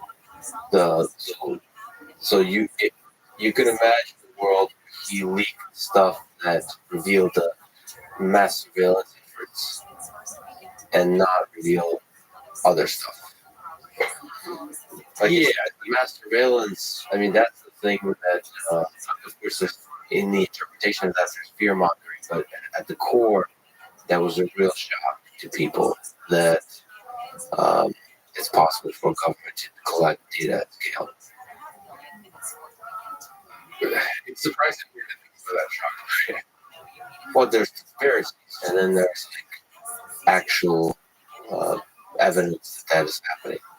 I mean, it's real. There's a lot of reality that people ignore, but when it hits you in the face, you realize, holy shit, we're living anymore. This is the new reality. We have to deal with that reality. Just like you work in cybersecurity, I think it really hasn't hit most people how fucked we all are in terms of cybersecurity. Okay, let me rephrase that. How many dangers there are in the digital world, how much under attack we all are, and how more intense the attacks are getting, and how difficult the defense is, and how important it is, and how much we should value it, and all the different things we should do at the small and large scale to defend. Like most people really have woken up. But they think about privacy in tech companies. They don't think about attacks, cyber attacks. People don't think they're a target. That's definitely have to get out there. I mean, you know, if you have a voice, you're a target.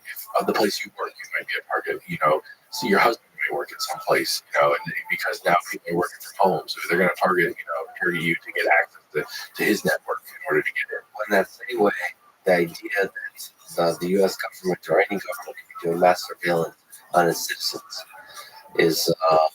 is one that was a wake-up call, because you could imagine the ways in which that could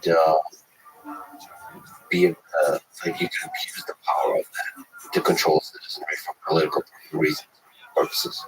Absolutely. You know, you could use it. I think during in the part of this new leak, saw that 2 NSA guys were monitoring their girlfriends, and there's rules in place for that. Those people should be punished for abusing that. But how else are we going to hear about terrorists that are in the country talking about birthday cakes? And that was a case where that was the trip word that we're going to go to New York City's subway. Yeah, it's complicated, but it just feels like there should be some balance of transparency. There should be a check on the power, because, like, in the name of the war on terror, you can sort of sacrifice. There is a trade-off between security and freedom, but it just feels like there's a giant slippery slope on the sacrificing of freedom in the name of security. I hear you.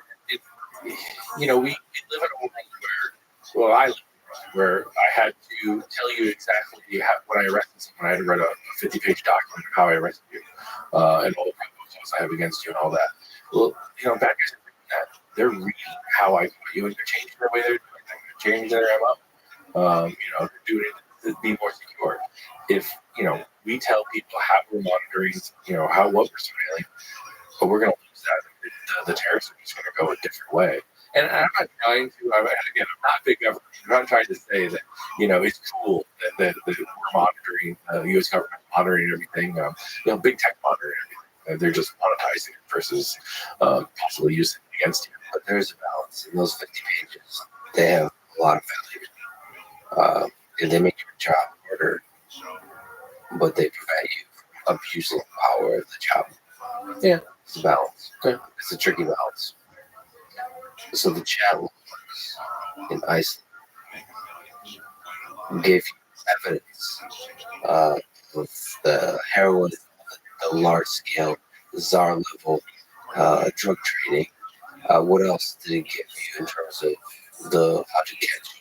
It gave us structure. So the onion name was actually running on a server in France. So if you and it only communicated through a back channel of VPN to connect to the Iceland server. There was a Bitcoin vault server that was also in Iceland, but I think that was so that the admins couldn't get into the Bitcoins. The other admins that were hired to work on the site, so you could get into the site, but you couldn't touch the money. Only Ross had access to that. And then another big mistake on Ross's part is he had the backups for everything at a data center in Philadelphia. Don't put your infrastructure in the United States. I mean, again, let's not make a playbook, but I think these are all people of confidence would know already. But it's interesting that he wasn't confident enough to speak. He said he was confident in certain ways. Yeah, I think he was a mastermind of setting up an infrastructure that would protect his online business, because keeping chat logs, keeping a diary, putting infrastructure where it shouldn't be. It's bad disease. Well, how did you figure out that he's in San Francisco? So we had that part with Jared. He was on the West Coast, and then Get this Jared Jared. he was a partner he was a DHS agent. Worked for HSI, Homeland Security Investigations in Chicago. He started his Silk Road investigation because he was working at O'Hare. A weird package came in. Couldn't find out. He traced it back to Silk Road. So he started working at a Silk Road investigation long before I started my case. And he made his way up undercover all the way to being admin on Silk Road. So he was talking to Ross on a Jabber server, a private Jabber server, a private chat communication server. And we noticed that Ross's time zone on that Jabber server was set to the West Coast. So we had Pacific time there. So we had a region, 1/24th of the world was covered where we thought it might be. And there, you get to San Francisco. There was another guy, IRS agent, that was part of the team, and he used a powerful tool to find his clue. He used the world of Google. He simply just went back and Googled around for Silk Road at the time it was coming up, and found posts on some help forums that this guy was starting an Onion website on his cryptocurrency help. And if you can help him, please reach out to ross.ulbrich@gmail.com. In my world, that's a clue. So, Okay, so that's as simple as that. yeah. And the name he used on that post was Frosty. Yeah. So you have to connect Frosty and other uses of Frosty. And here's a Gmail, and the Gmail has the name. The Gmail posted that I need help under the name Frosty on this forum. So what's the connection of Frosty? The person logging into the Philadelphia backup server, the name of the computer was Frosty. Another clue in my And that the name is there, the connection to the Philadelphia server, and then to Iceland is there, and so the rest small details in terms of, or is there interesting details? No, I mean, there's some electronic surveillance that find Ross Ulbrich living in a house, and is there, it's a computer at his house attaching to, does it have tour traffic at the same time the DPR is on? Another big stuff. Matching time frames. Again, just putting your email up there, putting your name up there like that, like what I see from that, just at the scale of that market, what it just makes me wonder how many criminals are out there that are not making these low-hanging fruit mistakes and are still successfully operating. To me, it seems like it could be a criminal. It's much easier to be a criminal on the internet. What else to you is interesting to understand about that case of Ross and Silk Road, just the history of it, from your own relationship with it, from a cybersecurity perspective, from an ethical perspective, all that kind of stuff. Like, when you look back, what's interesting to you about that case? I think my views on the case have changed over time. I mean, it was my job back then, so I just did it as, going after this. I sort of made a name for myself in the bureau for the anonymous case, and this one was just, this was a bigger deal.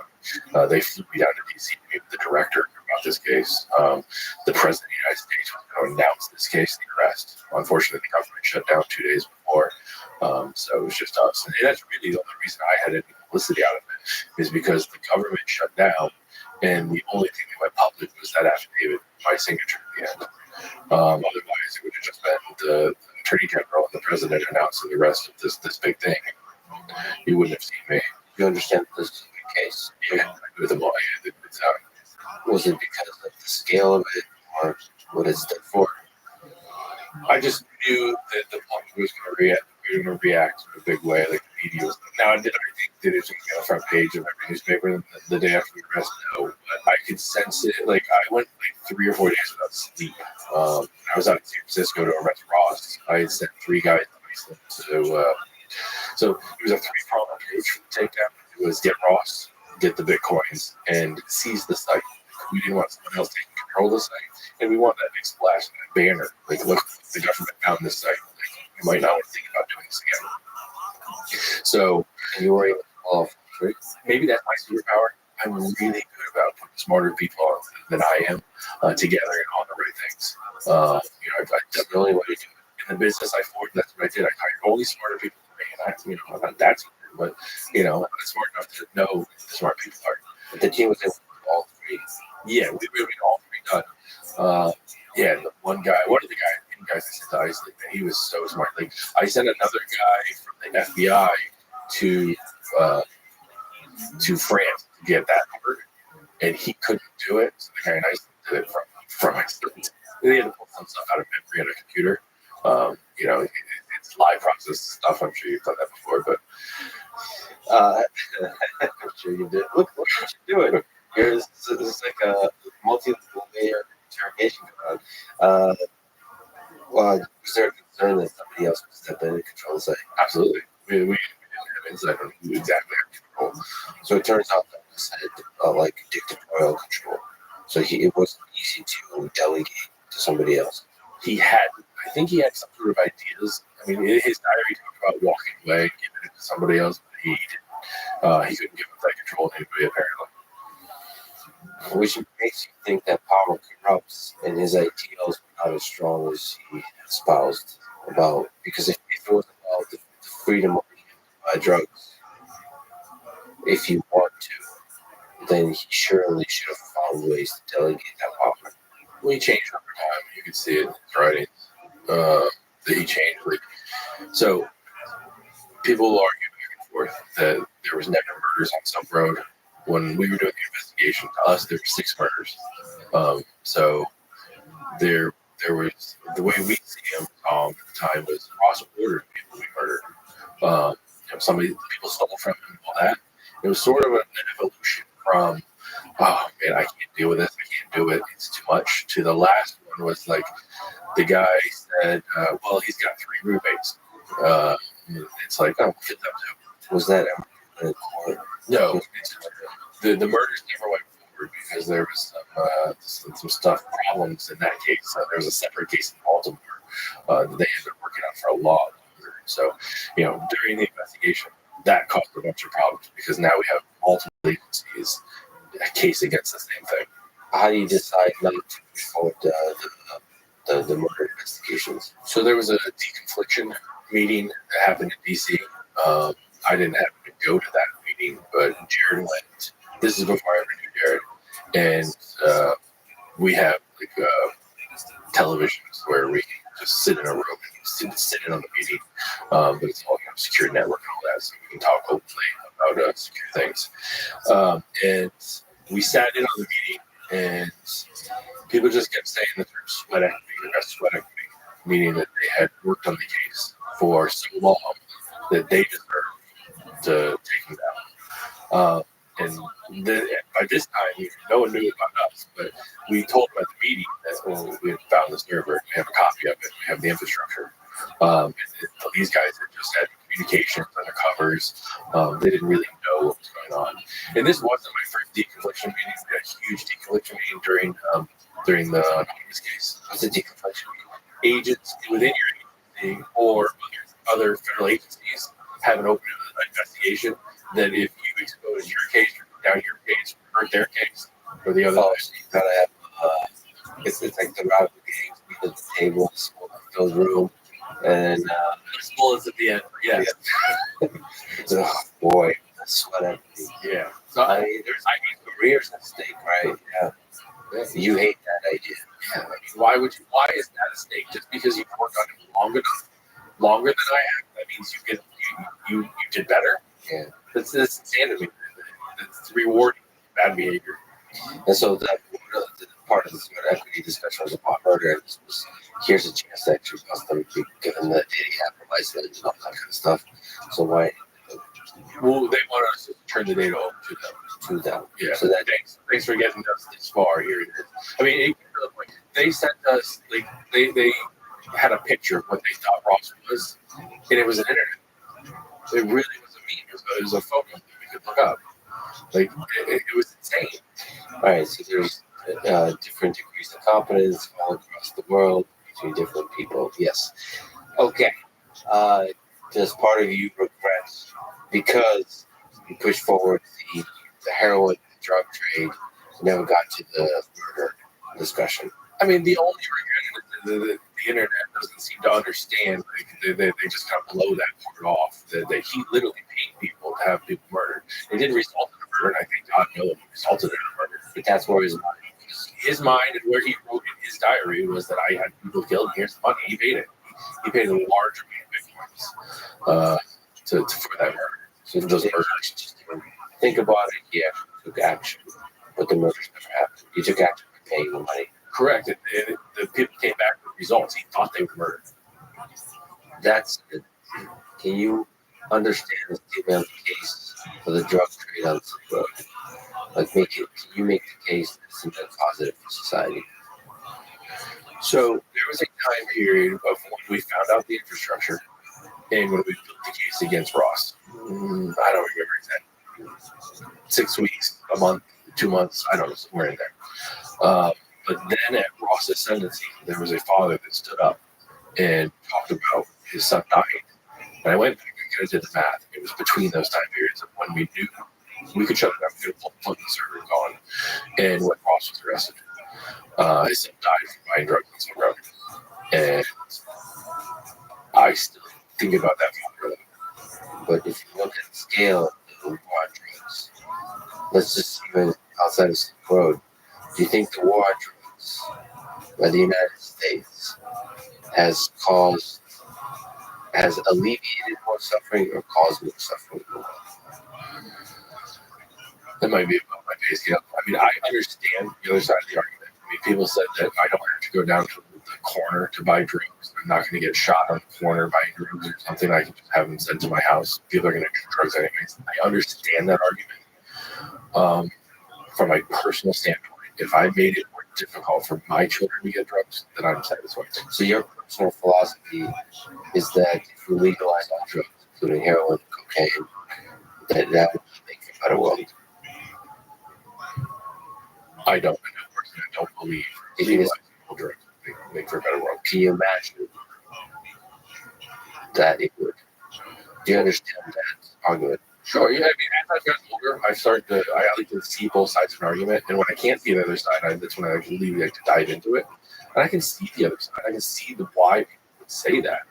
But I don't want to raise children in a world where your drugs are just free for use. Well, and then the other side of it is, Silk Road did, taking down Silk Road, did that increase or decrease the number of drug trading criminals in the world?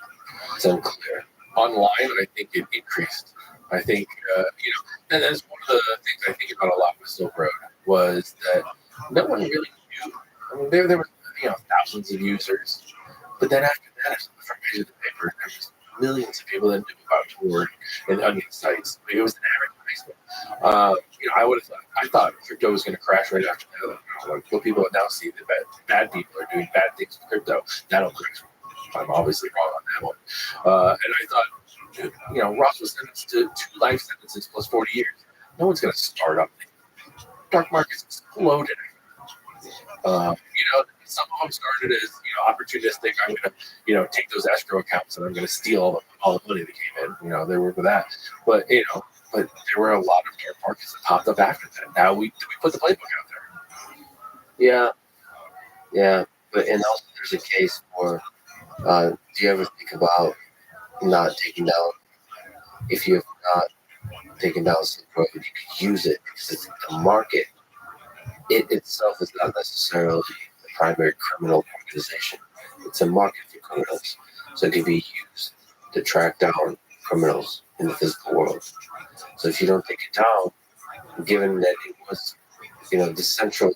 how centralized it was, it could be used as a place to find criminals, right? It's a little dealer. Yeah. So if you have to get the cartels, get involved, you can go after the dealers. It would have been very difficult because of war, because of all the protections, the anonymity, decloaking all that would have been drastically more difficult. And a lot of people in the upper management, the FBI didn't have the appetite of running something like that. That would have been the FBI running a drug market. How many kids, how many fathers would have come in said, my kid thought the FBI was running a drug site. My kid died. So I didn't know anybody in the FBI engagement that would have the appetite to let us run what was happening in Silk Road. Because I remember that time we still believe 6 people are dead. We're still investigating, where are these bodies? That's pretty much why we took down Ross when we did. I mean, we had to jump on it fast. What else do you say about this complicated world that has grown in the dark web?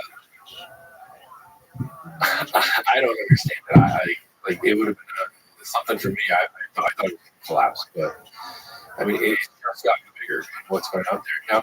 I'm really surprised that it hasn't grown into other networks. People haven't developed other networks. But You mean like instead of Tor? yeah, Tor's still the main one out there. I mean, there's a few others. I'm not going to put an advertisement, but I thought that market would have grown. Yeah, my sense was when I interacted with Tor was that there's huge usability issues, but that's for like legal activity. Yeah, It's like if you care about privacy, it's just not as good of a browser. Like to look at stuff. no, it's way too slow. It's way too slow. I mean, you can't even I know some people would use it for view movies. Like Netflix, you can only view movies in certain countries. You can use it for that. It's too slow for that. So. Were you ever holding your mind landscape, the dark web, like what's going on out there? It's just, to me, as a human being, it's just difficult to understand the digital world. Like these anonymous usernames, like doing anonymous activity. It's hard to. What am I trying to say? It's hard to visualize it in a way I can visualize it from reading a lot about Hitler.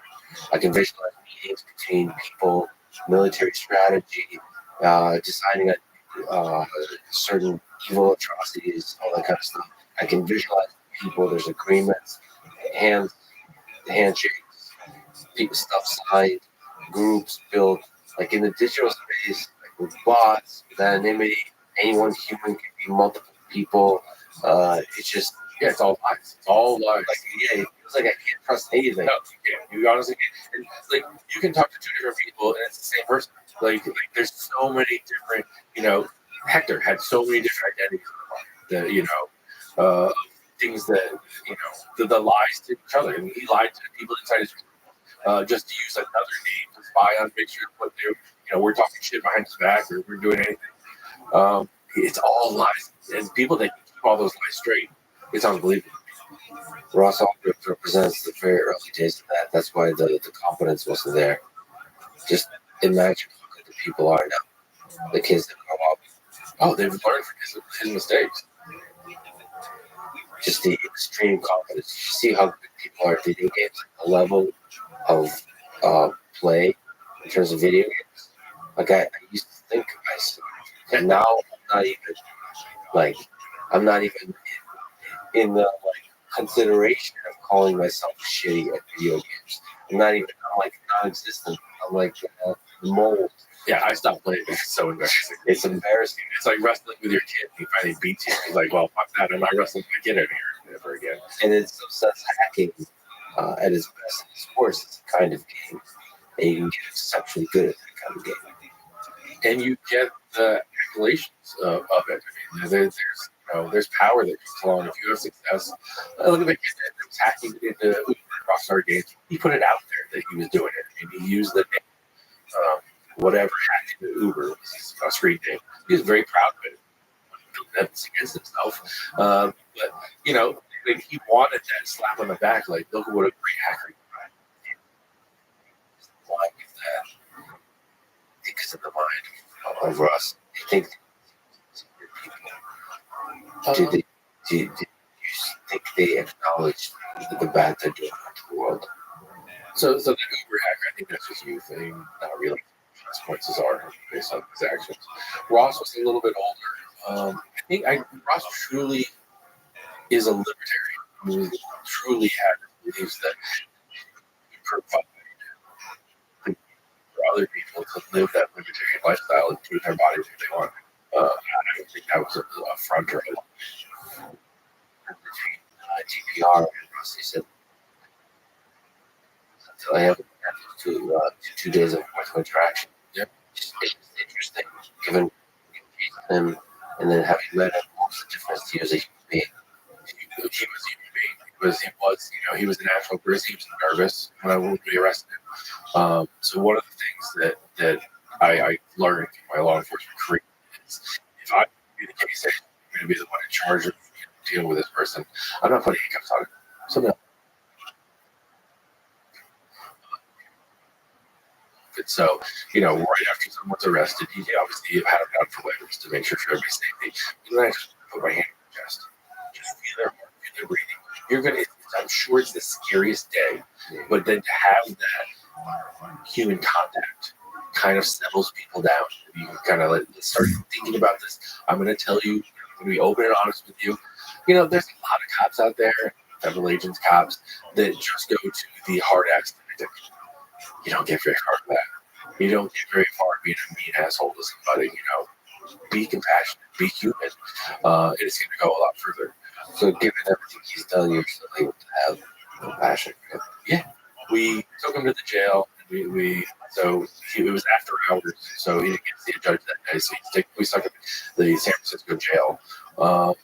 I hadn't slept for about 4 days. I was dealing with people in Iceland, bosses in DC, bosses in New York. So I was in San Francisco. So time frame, like the Iceland people were calling me when I was supposed to be sleeping. It was insane. But I still went out that night while Ross sat in jail and wanted breakfast. I said, "What do you want for breakfast? I'll have a nice breakfast for you." Because we picked him up in the morning and took him over to the FBI to do the FBI booking, the fingerprints and all that. And I got him breakfast. And you don't get paid back for that sort of thing. I'm not looking out of my way to do. He made special requests for breakfast. Yeah, he asked for certain things. But he mentioned that top secret. Top secret. He wanted us to Nova bars, Yeah. But he already had lawyered up, so we, just his right to do that. So I knew we were going to work together, like I did with Hector. But this is most of the conversations have to be them with lawyers. From that point on, I can't question him when he asked for a lawyer, or if I did, it could be used against him. So we just had to talk to him.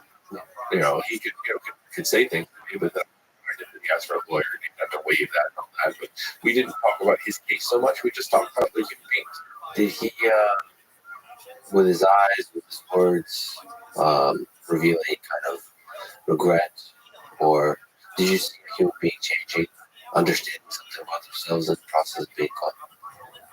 No, I don't think that. I mean, he did offer me $20 million to let me go drive.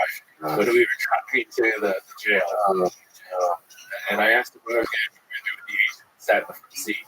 The money, I think so. I think he kind of got caught up in how much money it was and how, when crypto started, it was pennies. By the time you get arrested, it was $120. 177,000 Bitcoins. Even today, that's a lot of Bitcoins. So you really could have been, if you continued, to be one of the richest people in the world. I possibly could have been if I took that. I could have been. We could have this conversation in Venezuela.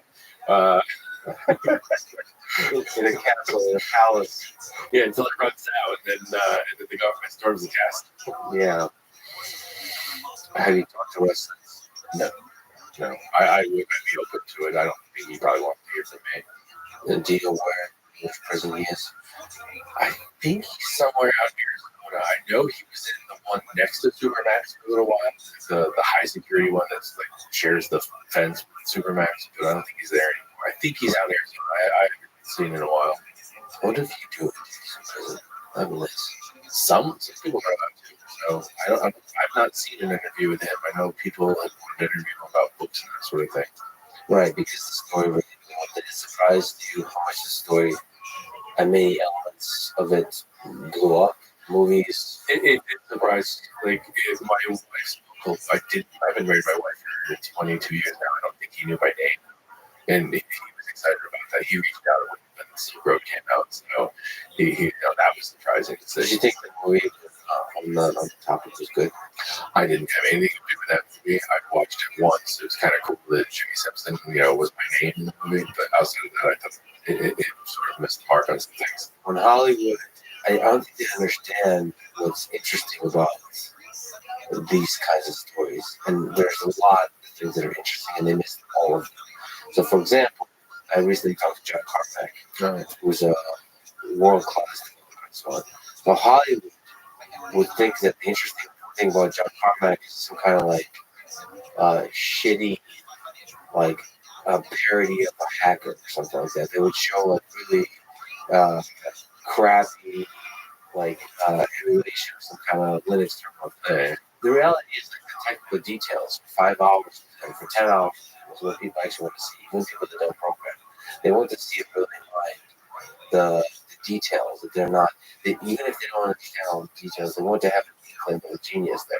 There's just one way of saying like that you want to reveal the genius, the complexity of that world in interesting ways, and to make a Hollywood almost parody character of it, it just destroys the spirit of the thing. So one, the Operation FBI is fascinating.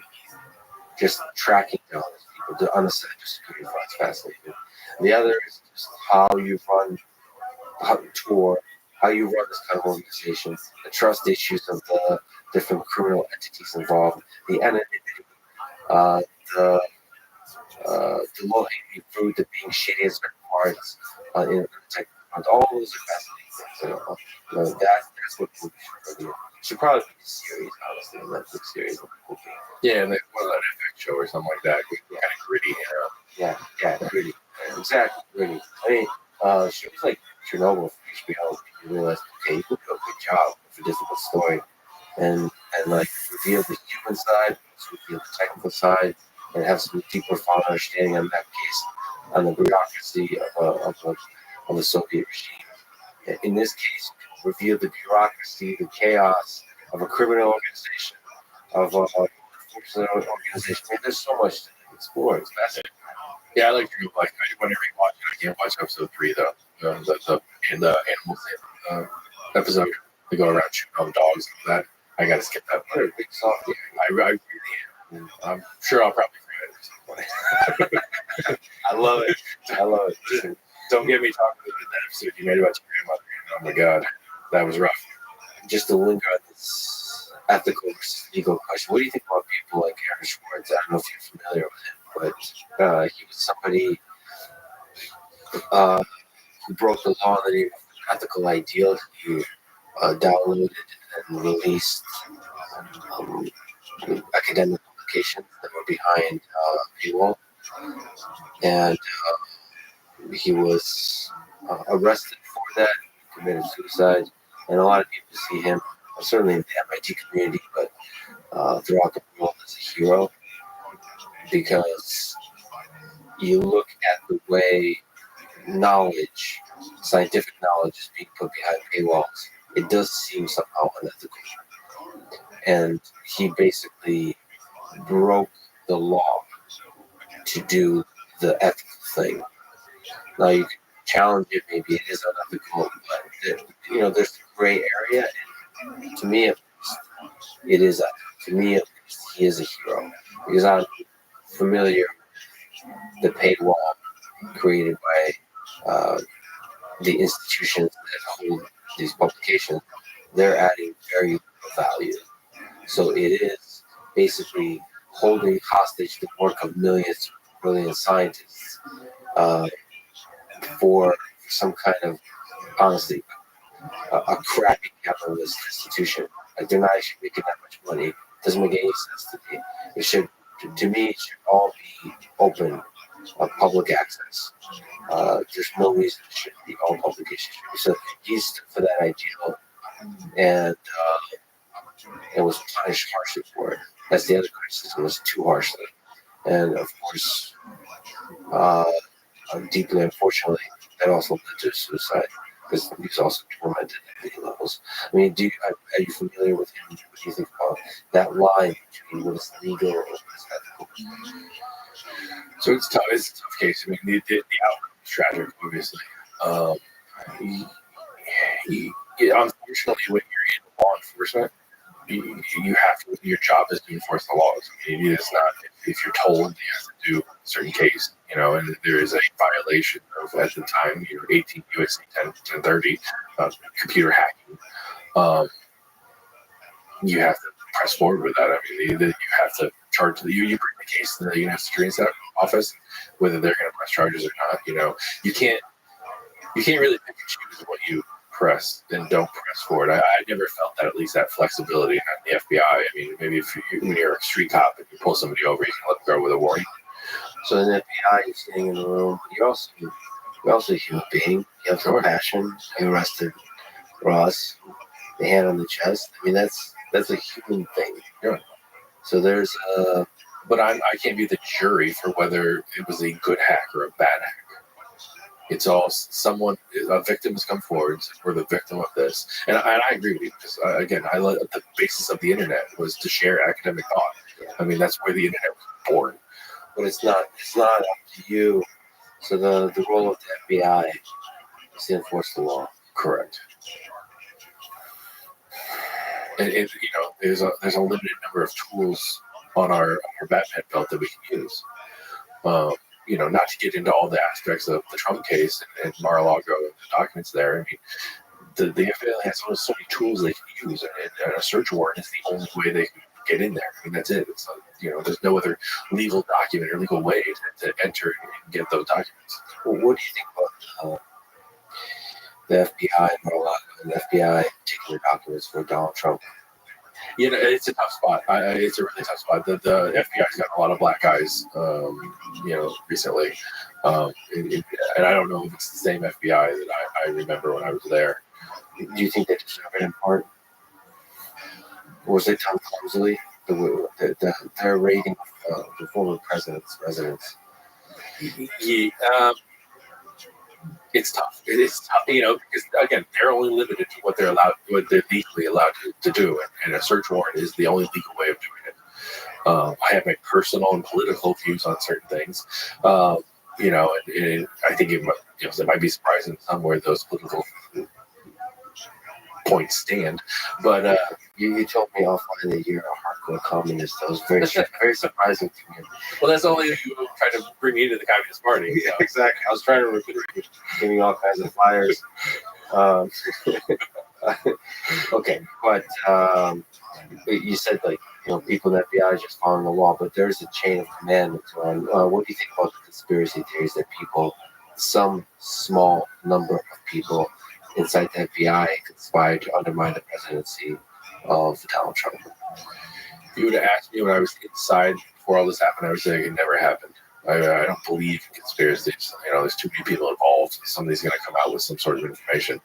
But I mean, from the more stuff that comes out, it's surprising that agents are being fired because of certain actions they're taking inside, and being dismissed because of politically motivated actions. So do you think it's explicit or just pressure? Do you think there could exist pressure at the higher ups that has a political meaning, and you kind of maybe don't explicitly order any kind of thing, but you just kind of pressure people to lean one way or the other, and then create a culture that leans one way or the other based on political needs? You would really, really hope not. But I mean, that seems to be the narrative that's being written. But when you were operating, you didn't feel that pressure. Man, I was such a low level. I had no aspirations of being a boss. I wanted to be a case agent my entire life. So you love the puzzle of it, the chase. I love solving things. Yeah. To be in management and manage people and all that, no desire whatsoever. What do you think about Mark Zuckerberg on Joe Rogan's podcast saying that the FBI warned Facebook about potential foreign interference? And then Facebook inferred from that they're talking about Hunter Biden's laptop story and thereby censored it. What do you think about that whole story? Again, you asked me when I was in the FBI, I wouldn't believe being on the inside, I wouldn't believe these things, but there's a certain narrative being written that is surprising to me that the FBI is involved in these stories. So, but the interesting thing there is the FBI is saying that they didn't really make that implication. They're saying that there's interference activity happening. Just watch out. And it's a weird relationship between the FBI and Facebook. You could see in the best possible interpretation that the FBI just wants Facebook to be aware, because it is a powerful platform, a platform for viral spread of misinformation. So, in the best possible interpretation of it, it makes sense for FBI to send some information saying, like, we're seeing shady activity. Absolutely. But it seems like all of that somehow escalated to a political interpretation. I mean, yeah, it sounded like there was a wink with it. Right. That I don't know if Mark meant for that to be that way. You know, like, yeah, again, are we being social engineered, or was that a true, expression that Mark had? And I wonder if the wink is direct or it's just culture. Like, maybe certain people responsible on the Facebook side have a certain political lean, and then certain people on the FBI side have a political lean when they're interacting together. And it's like literally has nothing to do with a giant conspiracy theory, but just with a culture that has a particular political lean during a particular time in history.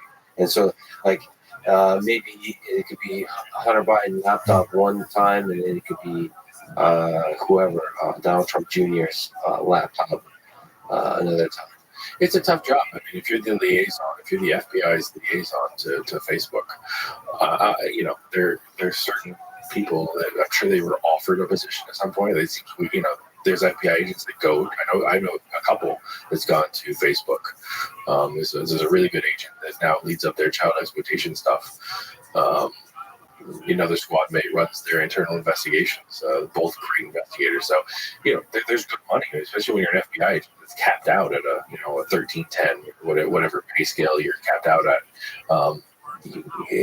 It's alluring to be, maybe want to please them and be asked to join them. Yeah, and over time that corrupts.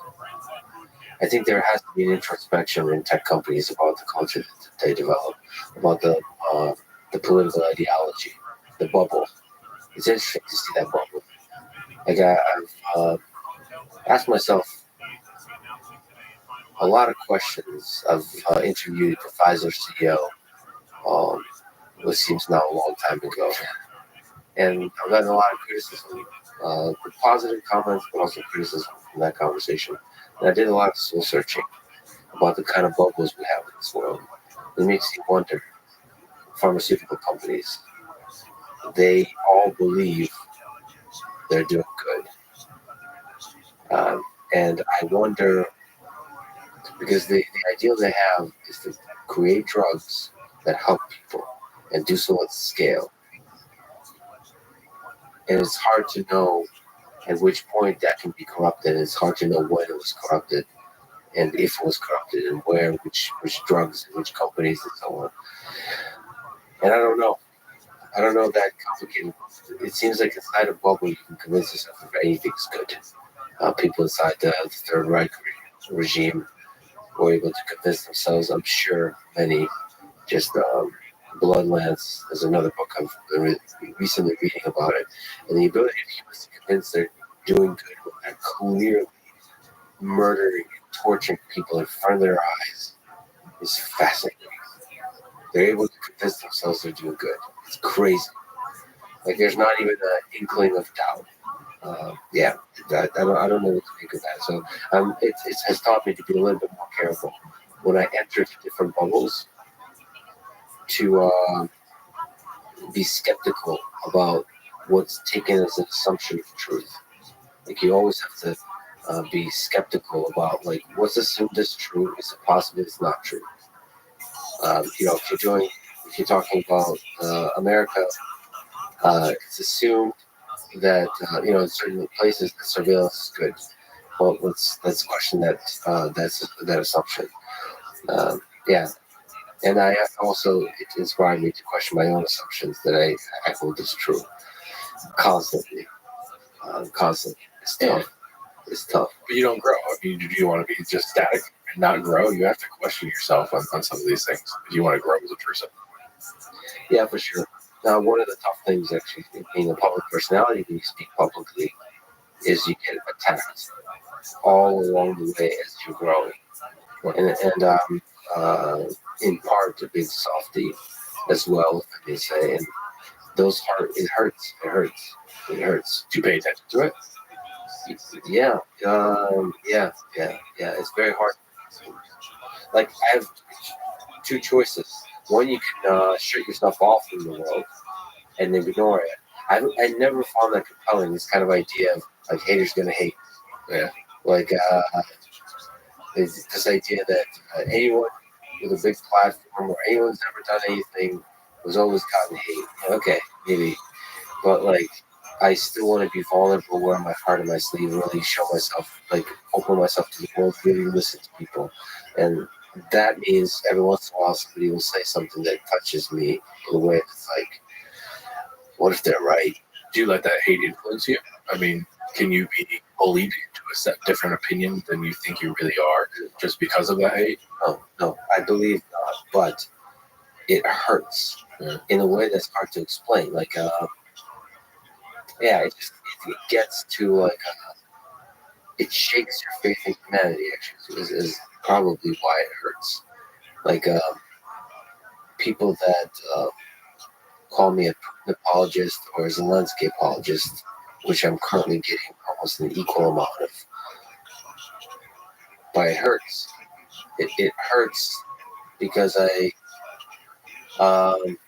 it hurts because it damages slightly my faith in humanity to be able to see the love that connects us, and then to see that I'm trying to find that, and I'm doing my best in the limited capabilities I have to find that. And so to call me something like a bad actor, essentially, from whatever perspective, it just makes me realize people don't have empathy, compassion for each other. It makes me question that for a brief moment. And it's like a crack, and it hurts. How many people do this to your face? Very few. It's online e-muscles, man. It's like, I have to be honest, that it happens. Yeah. Because I've hung around with Rogan enough. When your platform grows, there's people that will come up to Joe and say stuff to his face that they forget. They still they forget he's an actual real human being. They'll make accusations about him. So does that cause him to wall himself off more? No, he's pretty gangster on that. But it still hurts if you're human. If you really feel others, I think that's also the difference with Joe and me. He has a family that he deeply loves, and that's an escape from the world. There's a loneliness in me I'm always longing to connect with people and with like regular people, and like just to learn their stories and so on. And so if you open yourself up that way, the things they tell you can really hurt in every way. Like just having me going to Ukraine, just seeing so much loss and death. Some of it is like unforgettably haunting. Not in some kind of political way, activist way, or who's right, who's wrong way, but just like, man, like so much pain. You just see it, it just stays with you. When you see a human being bad to another human, you can't get rid of that in your head. You can't imagine that we can treat each other like that. That's the hard part, I think. I mean, for me, when I saw parents, like when I did the child exploitation stuff, when they rented their children out, they literally rented infant children out to others for sexual gratification. Like, I don't know how a human being could do that to another human being. And it sounds like the kind of thing you're going through. I mean, I went through a huge funk when I did those cases afterwards. I should have talked to somebody, but in the FBI, you have to keep that machismo up or they're going to take your gun away from you. Well, I think that's examples of evil that's like the worst of human nature. But like just because war is just as bad. I mean, somehow war, it's somehow understandable given all the very intense propaganda that's happening. So you can understand that there is love in the heart of the soldiers on each side, given the information they're given. There's a lot of people on the Russian side believe they're saving these Ukrainian cities from Nazi occupation. Now, there is stories. There is a lot of evidence of people for fun murdering civilians. Now that is closer to the things you've experienced of like evil, of evil, the body. And I haven't interacted with that directly, with people who, for fun, murder civilians. But you know it's there in the world. Yes. You're not naive to it. Yes, but if you experience that directly, if somebody shot somebody for fun in front of me, that would probably break me. Yeah. Like seeing it yourself. Knowing that it exists is different than seeing it yourself. Now, I've interacted with victims of that, and they tell me stories, and you see their homes destroyed for no good military reason. It's civilian homes being destroyed. That really lingers with you. It's, the people that are capable of that. That goes with the propaganda. I mean, if you want to build a story, you have to have on the other side, the homes are going to be destroyed. The non-military targets are going to be destroyed. To put it in perspective, I'm not sure a lot of people understand the deep human side, or even the military strategy side of this war. There's a lot of experts outside of the situation that are commenting on it with certainty. And that kind of hurts me because I feel like there's a lot of uncertainty. There's so much propaganda, it's very difficult to know what is true. So my whole hope was to travel to Ukraine, to travel to Russia, talk to soldiers, leaders, talk to real people that have lost homes, that have lost family members, that who this war has divided, who this war changed completely how they see the world. Whether they have love or hate in their heart to understand their stories. I've learned a lot in the human side of things by having talked to a lot of people there. But it has been on the Ukrainian side for me currently. Traveling to the Russian side is more difficult. Let me ask you about your now friend. We'll go as far as his friend in Asylum, Hector Massaguer. What's the story? What's your long story with him? Can you tell me about what is Nullsec? Who is Sabu? And who's Anonymous? What is Anonymous? Where's the right place to start that story? Probably Anonymous. Anonymous still is, I guess, a decentralized organization. They call themselves headless, but once you look into them a little ways, they're not really headless. The power struggle comes with whoever has hacking ability. That might be you're a good hacker or you have a giant botnet used for DDoS. So you're going to wield more power if you can control where it goes. Anonymous started doing their hacktivism stuff in 2010 or so. The word hack was in the media all the time then. And then right around then, there was a federal contractor named HB Gary Federal. Their CEO is Aaron Barr. And Aaron Barr said he was going to come out and de-anonymize Anonymous. He's going to come out and talk at Black Hat or DEF CON or one of those and say, who they are. He figured it out. So he figured it out based on, when people were online, when people were in IRC, when tweets came out. There was no scientific proof behind it or anything. So he's just going to falsely name people that were in Anonymous. So Anonymous went on the attack. They went and hacked in HB Gary Federal, and they turned his life upside down. They took over his Twitter account and all that stuff pretty quickly. So I have very mixed feelings about all of this. Okay. I get, part of me admires the positive side of the hacktivism. Okay. Is there no room for admiration there of the fuck you to the man? Not at the time. Again, it was a violation. It's 18 USC 1030, so it was my job. That's what So at the time, no. In retrospect, sure. Okay. But what was the philosophy of the hacktivism? Was it philosophically, were they at least expressing it for the good of humanity, or no? They outwardly said that they were going to go after people that they thought were corrupt. So they were judge and jury on corruption. They were going to go after it. Once you get inside and realize what they were doing, they were going after people that they had an opportunity to go after. So maybe someone had a 0 day and they searched for servers running that 0 day. And then from there, let's find a target. I mean, one time they went after a toilet paper company.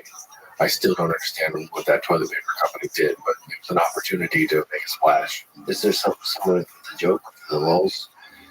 it developed into that. So I think the hacktivism and anonymous stuff wasn't so much for the lulz. But from that HBB federal hack, there were 6 guys that worked well together. They formed a crew, a hacking crew, and they kind of split off into their own private channels. And that was LulzSec, or laughing at your security, was their motto. So that's LULZSEC, LulzSec. Of course it is. LulzSec. And who founded that organization? So Kayla and Sabu were the hackers of the group, and so they really did all the work on HB Gary. So These are code names. Yeah, and it's their online names. They're nicks. And so, that's all they knew each other as. They talked as those names. And they worked well together, so they formed a hacking crew, and that's when they started the at first they didn't name it. It was the 50 Days of Lulz, where they would just release major breaches. And it stirred up the media. I mean, they put hacking on the media every day. They had 400 or 500,000 Twitter followers. And it was kind of interesting.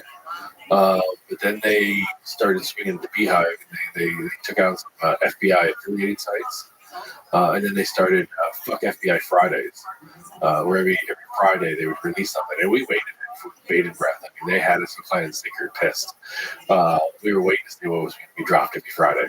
It's a little embarrassing to look back on it now. This is in the early 2010s. Yeah, this was 2010, 2011. There. So actually linger on Anonymous. What do we still understand? What the heck is Anonymous? It's just a place where you hang out. It started on 4chan, with 8chan. It's really just anyone. You could be anonymous right now if you wanted to. Just you're in there hanging out the channel. Now, you're probably not going to get much cred until you work your way up, prove who you are, some vouches for you. But anybody can be an anonymous, and you can leave anonymous. What's the leadership of Anonymous? Do you have a sense that there is a leadership?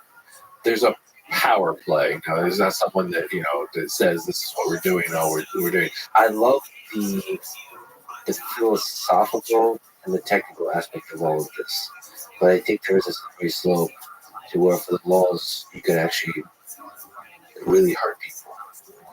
That's the terrifying thing. When you attach, I'm actually really terrified of the power of the law.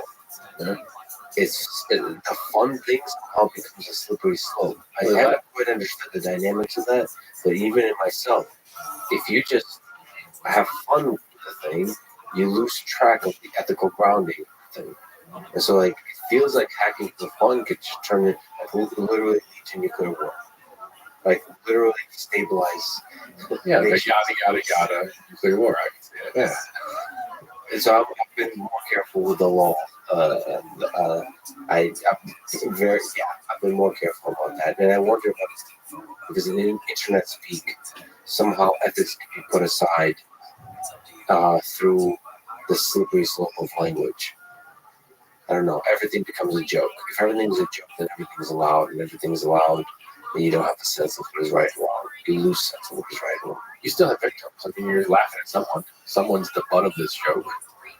Whether it's major corporations or the individuals. I mean, some of the stuff they did was just, releasing people's PII, their personal identifying information and stuff like that. I mean, is it a big deal? I don't know. Maybe not. But, if you could choose to not have your information put out there, you probably would. We do have a sense of what Anonymous is today. Has it ever been one stable organization? Or is it a collection of hackers that kind of emerge for particular tasks, for particular hacktivism tasks and that kind of stuff? It's a collection of people that has some hackers in it. There's not a lot of big hackers in it. I mean, there's some that have come bounce in and bounce out. Even back then, there was probably just as many reporters in it, people in the media in it, than hackers at the time, just trying to get the inside scoop on things.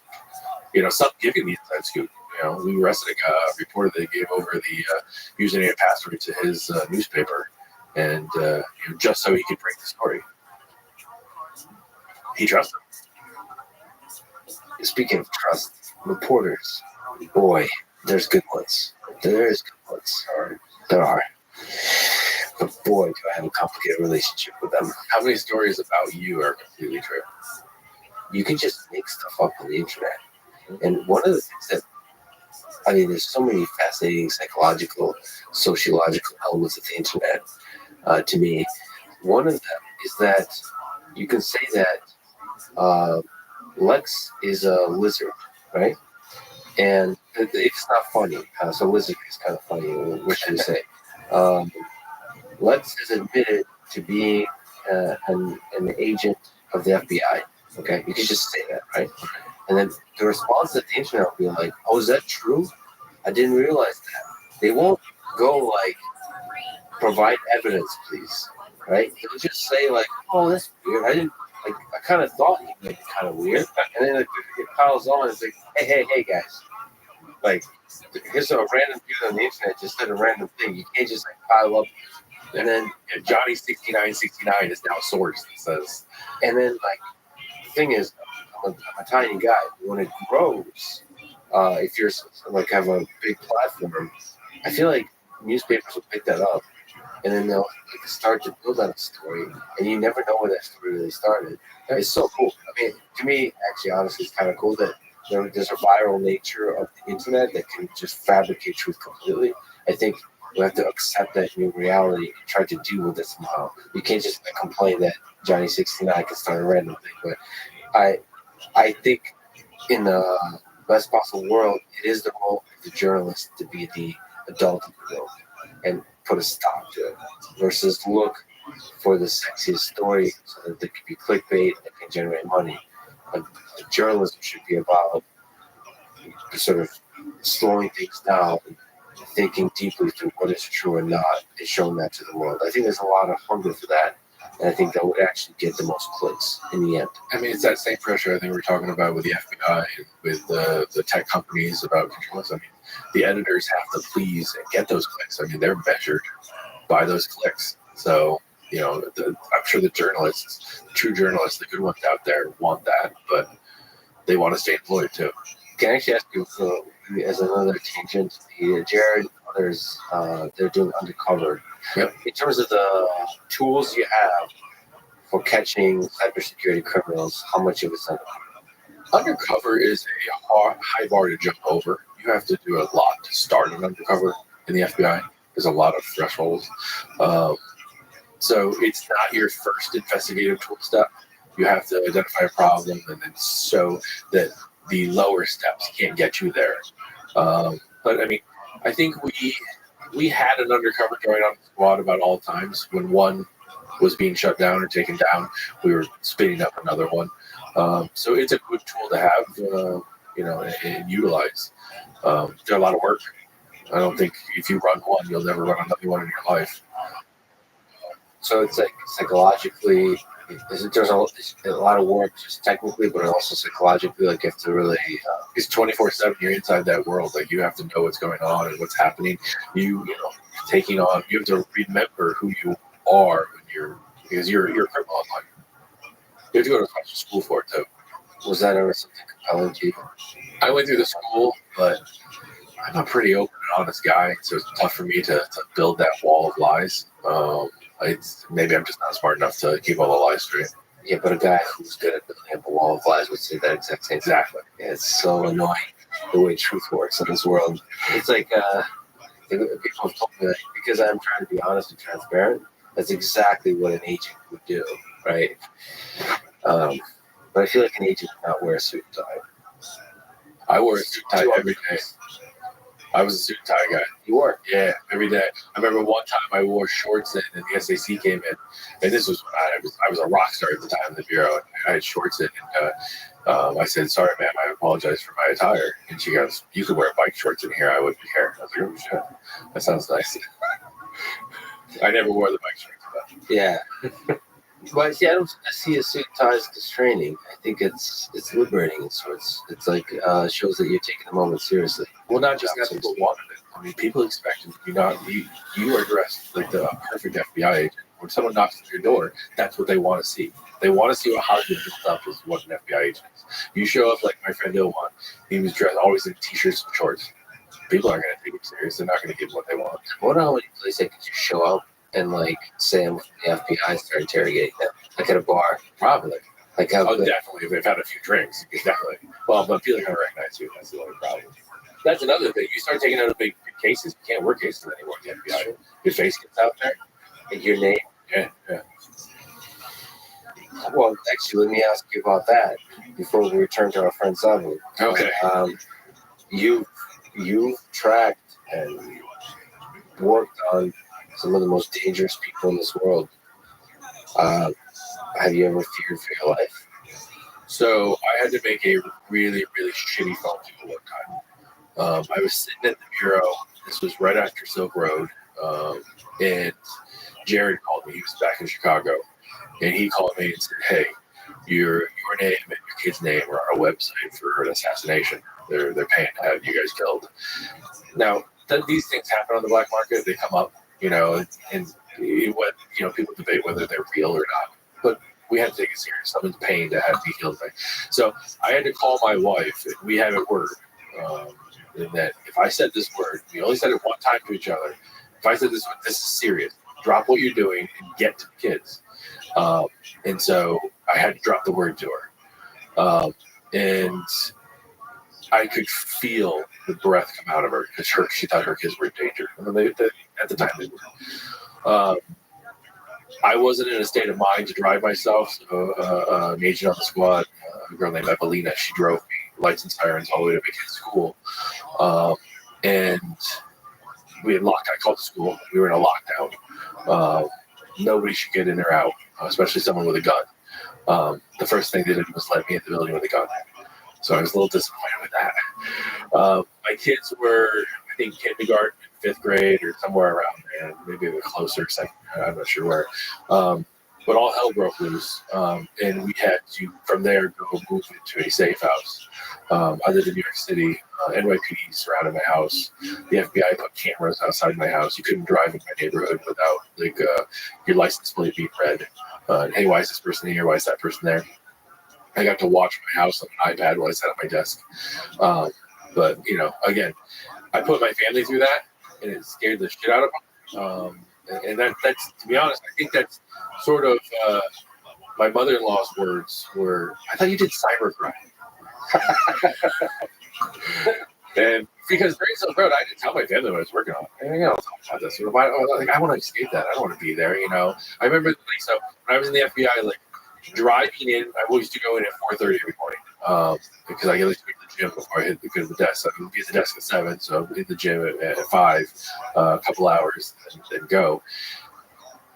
The best time I had was that drive in the morning where I could just be myself. I listened to a sports podcast out of DC.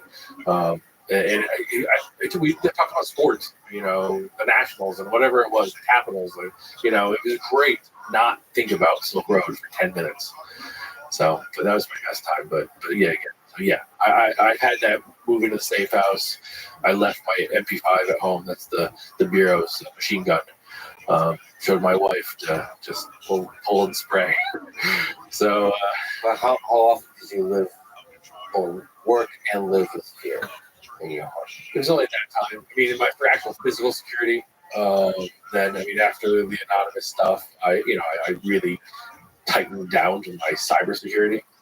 I don't have social media. I don't have pictures of me and my kids online. I don't really, if I go to a wedding or something, I say, I don't take my picture with my kids. If you're going to post it someplace or something like that. So that's sort of security I have. But, just like everybody, you start to relax a little bit. Security breaks down. It's not convenient. But it's also part of your job. So you're much better at, your job now than your job before. So you're probably much better at taking care of the low-hanging fruit, at least. I understand the threat, and I think that's what a lot of people don't understand, is understanding what the threat against them is. So I'm aware of that, what possibly, and I think about it, I think about things. I do remember, so you tripped a memory in my mind. I remember a lot of times I had a gun on my hip. I still carry a gun to this day, opening my front door, being concerned what was on the other side. Walking out of the house because I couldn't see it. I remember when those 4 o'clocks getting to the car. I was literally scared. I mean, having seen some of the things you've seen, it makes you perhaps question how much evil there's out there in the world. How many dangerous people there are out there. Crazy people, even. There's a lot of crazy. There's a lot of evil. Most people, I think, get into like cybercrime or just opportunistic. Not necessarily evil. They don't really know anything about the victim. They just do it as it's a crime of opportunity. You know, I don't label that as evil.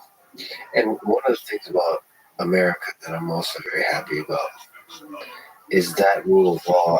Despite everything we talk about, it's tough to be a criminal in the United States. So, like, if you walk outside your house, you're much safer than you are in most other places in the world. You're safer, and the system's tougher. I mean, LulzSec, 6 guys, 1 guy in the United States, 5 guys other places. Hector was facing 125 years. Those guys got slapped on the wrist and went back to college. You know, different laws, different places. So who's Hector? Tell me the story of Hector. So this LulzSec organization was started. So Hector was before that. He was partner anonymous. He was doing all kinds of hacking stuff. And then he launched LulzSec. He's old school hacker. I mean, he learned how to hack. And I don't want to tell his story, but he learned to hack because he grew up on the Lower East Side of New York and picked up some NYPD computers that were left on the sidewalk for trash. Yeah. Taught himself how to. He doesn't exactly look like a hacker. For people who don't know, he looks. I don't know exactly what he looks like, but not like a technical, not what you would imagine. But perhaps that's a Hollywood portrayal. Yeah, I think you get in trouble these days saying that what a hacker looks like. I don't know if they have a traditional look. Just like I said, Hollywood has an idea of what an FBI looks like. Yeah. I don't think you can do that anymore. I don't think you can say that anymore. Well, he certainly has a big personality, charisma, and all that kind of stuff. That's taboo. I can see him selling me anything. That's taboo. That's convincing me of it. You know, the 2 different people. There's Sabu and there's Hector. Hector is a sweet guy. That he likes to have intellectual conversations, and like that's just to say he'd rather just sit there and have a one-on-one conversation with you. But Sabu, that's a ruthless motherfucker. And you first met Sabu. I was tracking Sabu. That's all I knew was Sabu. I didn't know Hector. So when did your paths cross in terms of tracking? When did you first take on that case? The spring of 11. So it was through anonymous. Through anonymous. Well, and really kind of LulzSec. LulzSec was a big thing. It was pushed out to all the cyber, 56 field offices in the FBI. Most of them have cyber squads or cyber units. And so, it was being pushed out there. It was in the news every day. It really wasn't ours. We didn't have a lot of victims in our AOR area of responsibility. And so we just kind of pay attention to it. Then I got a tip that a local hacker in New York had broken into AOL. And so Olivia Olson and I, she's another agent, she's still in, she's a supervisor in LA, she's a great agent. We went all around New York looking for this kid, just to see what we could find. And ended up out in Staten Island at his grandmother's house. She didn't know where he was, obviously. Why would she? But I left my card. He gave me a call that night, started talking to me. And I said, let's just meet up tomorrow at the McDonald's across from 26th Ave. And he came in, and 3 of us sat there and talked, and, gave me his stuff. He started telling me about all the felonies he was committing those days, including that break into AOL. And then he finally says, I can give you Sabu. Sabu to us was the guy who was supposed to back. He was our guy. He was the guy that was in the news that was pissing us off. So he was part of that FBI Fridays? Sabu was, yeah. Oh, he led it. Yeah, he was the leader of FBI Fridays. So, yeah. What was one of the more memorable the triple Fs? I said, how do you get, how and why do you go after Beehive? That's kind of intense. He gets you on the news. He gets you, it's the lulls. It's funnier to go after the big ones. And they weren't like real FBI. They weren't breaking FBI mainframes or anything, but they were affiliate sites or anything that have to do. There's a lot of law enforcement stuff was coming out. So, but we look back And so if this kid knew Sabu, maybe there was a chance we could use him to lure Sabu out. But we also said, well, maybe this kid knows Sabu in real life. So we went and looked through the IPs, 10 million IPs, find one that belonged to him. So that day, Sabu, someone had doxed Sabu, and we were a little afraid he was going to be on the run. We had a surveillance team, and FBI surveillance teams are awesome. Like, you cannot even tell they're FBI.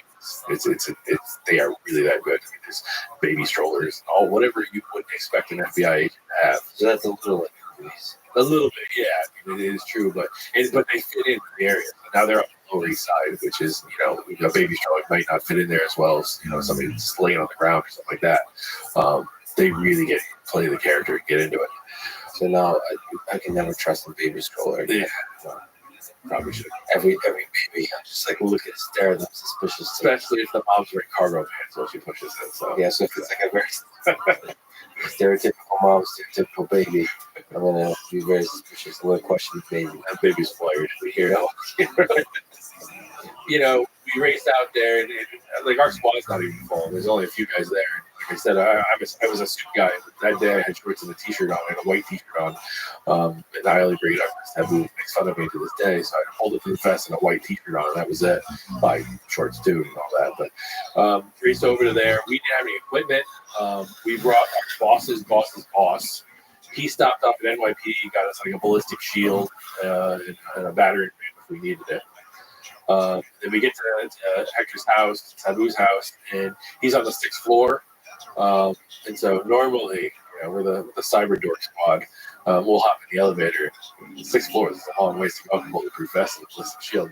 But we had been caught in an elevator before on a search, so we didn't. We took the stairs. We get to the top, tad winded, but knock on the door. This big towering guy opens the door just slightly, and he sees the green vest with big yellow letters FBI, and he steps outside. And I can help you, he tries to social engineer us. But eventually we get our way inside the house. I noticed a few things that are kind of out of place. There's a laptop charger and a flashing modem. And I said, well, do you have a computer here? He said, no, there's no computer here. So we knew the truths, the half-lies, and all that sort of thing. So it took us about another 2 hours, and finally he gave up that he was Sabu. He was the guy we were looking for. And so we sat there, and we kind of showed him sort of the evidence we had against him. And, from his words, we sat there and talked like 2 grown adults. And, I gave him the options, and he said, well, let's talk about working together. So he chose to become an informant. I don't think he chose that night, but that's where it kind of went to. So we brought him down to the FBI that night, which was a funny trip because I'm sitting in the back seat of the car with him, and I was getting calls from all over the U.S. from different FBI agents saying that we arrested the wrong guy. And I was like, I don't think so. And they're like, why do you think so? I was like, because he says it's him. And they still said, no, it's the wrong guy. So I said, we'll see how it plays out. That's so interesting because it's such a strange world. It's such a strange world. It's tough because you still have to prove it's the same guy, right? Because the anonymity. Yeah, I mean, we had his laptop by that point. Yeah, it would say that helped. Like getting a clue in my world. Yeah. But yeah, if he would have fought it, I mean, that definitely would have come in as evidence that other FBI agents were saying, I am. You have to disclose that stuff. So he had a lot of stuff on him. What was he facing? If he was facing 125 years. 125 years. That's if you took every charge we had against him and put him, consecutively. No one ever gets charged with that, but yeah, he had essentially it would have been 125 years. Fast forward to the end, he got thanked by the judge for his service after 9 months. So he walked out of the court a free man. But that's while being an informant. Well, so the word informant here really isn't that good. It's not fitting that technically, I guess that's what he was. But he didn't know the other people. It was all in all. He knew Nick and all that. He really gave us the insight of what was happening in the hacker world. like I said, he was an old hacker. He back when hackers didn't work together with anonymous. He was down, Cult of Dead Cow and those type guys, like way back. And he was around for that. He's like an encyclopedia of hacking. But we So just his crime was in the 90s. for terror hack. But yeah, he kind of came back when anonymous started going after MasterCard and PayPal and all that WikiLeaks stuff. But even that little interaction, being an informant, you probably made a lot of enemies. How do you protect a guy like that? He made enemies after it was revealed. How does the FBI protect him? Good luck. I mean, perhaps I'll talk to him one day. But is that guy afraid for his life? I think He doesn't seem like it. he has very good security for himself, cybersecurity. But he doesn't like the negative things said about him online. I don't think anybody does. But I think it's so many years of the internet kind of bitching at you and all that, you get callous to it's just internet bitching. And also the hacking war moves on very quickly. He is kind of like they have their own wars to fight now, and he's not part of those wars anymore. There's still people out there that bitch and moan about it, but yeah, I think it's less.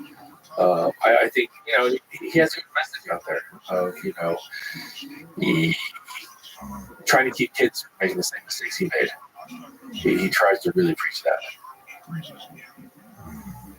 How do people get into this line of work? Is there all kinds of ways? Being not your line of work, his line of work.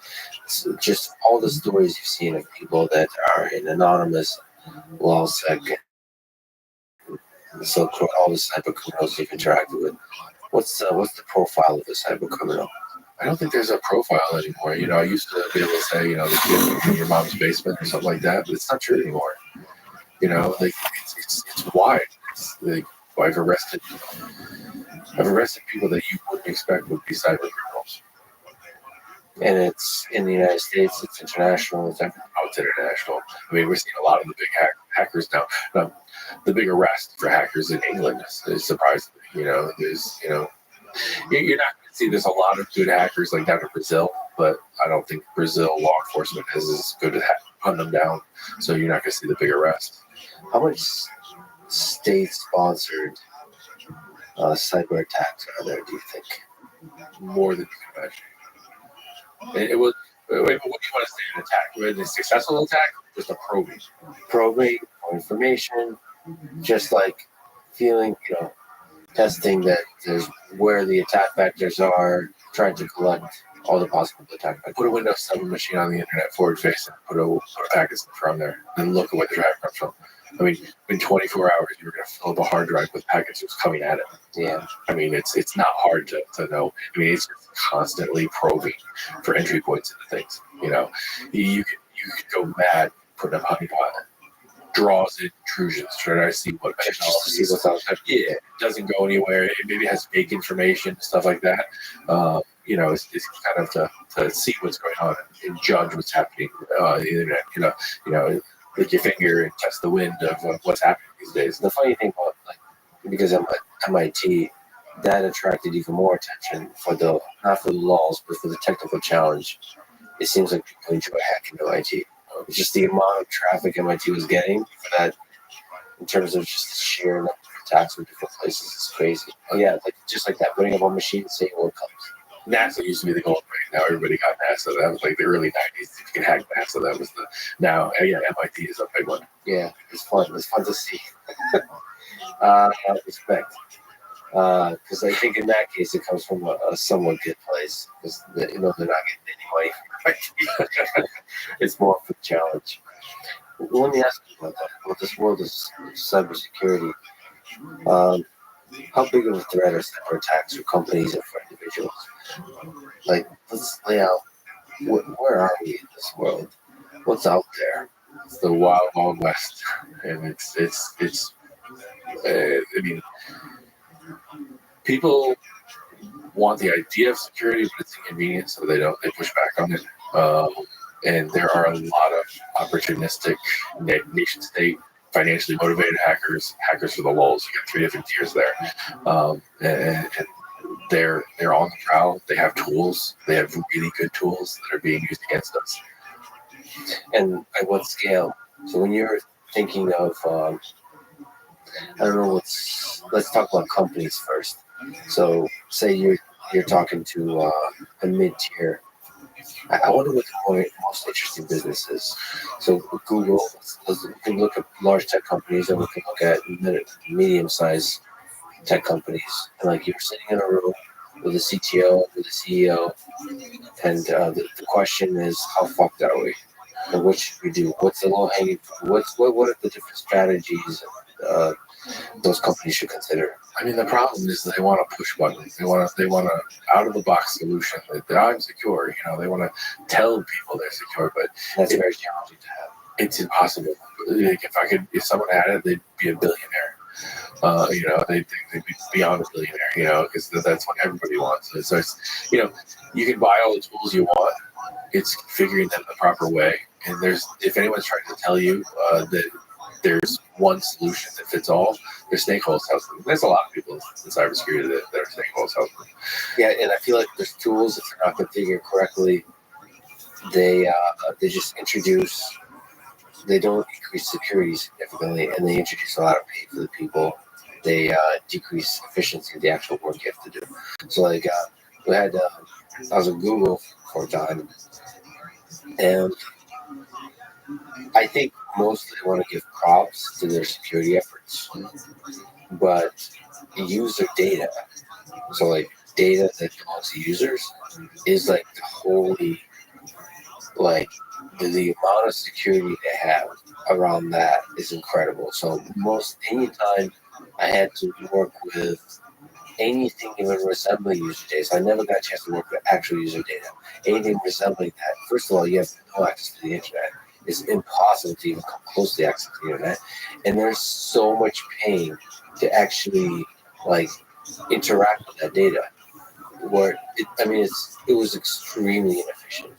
In places where I thought it didn't have to be that inefficient, the security was too much. But I have to give respect to that because in that case, you would err on the side of security. But that's Google. Yeah, they were doing a good job with this. The reputational harm if it got out. I mean, Google, you know, why is Google Drive free? You know, because they want your data. They want you to park your data there. So, you know, if they got hacked or leaked information, the reputational harm would be tremendous. But, you know, for a company that's not, it's really hard to do that, right? And the company's not as big as Google or not as tech savvy as Google might have a lot of trouble with that kind of stuff. Instead of increasing security, they'll just decrease the efficiency. Well, yeah, so there's a big difference between IT and security. And unfortunately, like these mid-sized companies, they try to stack security into their IT department. Your IT department is about business continuity.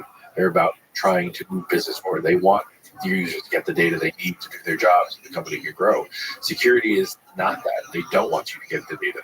You know, but there's fine-tuning you can do to, you know, ensure that. I mean, as simple as like having good onboarding procedures for employees.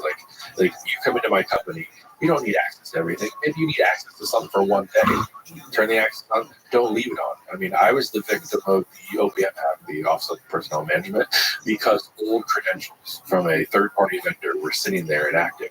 And the Chinese government found those credentials and were able to log in and steal all my information.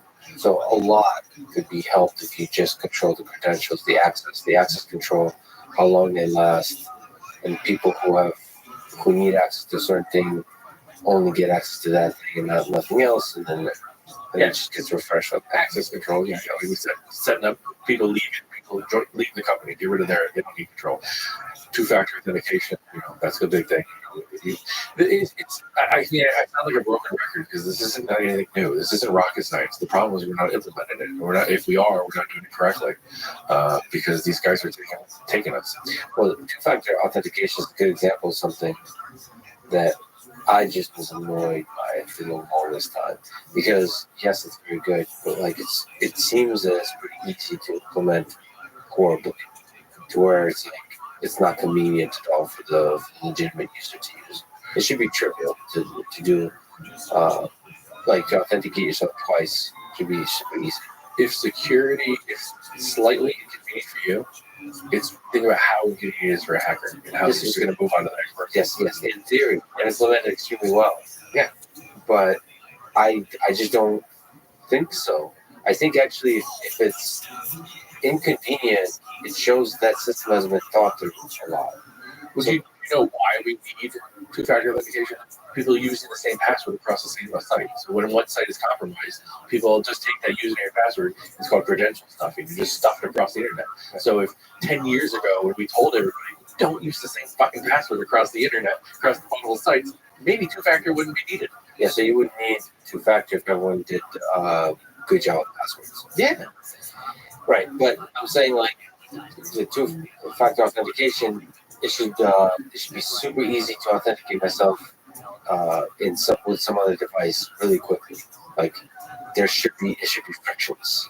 Like you just hit okay, and anything that belongs to me. Yeah, and like it should very importantly be easy to set up what belongs to me. I don't know the full complexity of the cyber attacks these platforms are under. They're probably under insane amount of attacks. Yeah, you got it right there. That people have no idea, these large companies, how often they're attacked, on a per second basis. And they have to fight all that off and pick out the good traffic in there. So, yeah, there's no way I'd want to run a large tech company. Well, what about protecting individuals? What's good advice to try to protect yourself from this increasingly dangerous world of cyber attacks? Again, educate yourself that you understand that there is a threat. First, you have to realize that then you're going to step up and you're going to do stuff a little bit more. Sometimes I think I take that to a little bit extreme. I remember one time my mom called me and she was screaming that I woke up this morning and I just clicked on a link and now my phone is making weird noises. And I was like, throw your phone in a glass of water. Just put it in a glass of water right now. And I made my mom cry. It was not a pleasant thing. Yeah. So sometimes I go to a little extremes on those ones.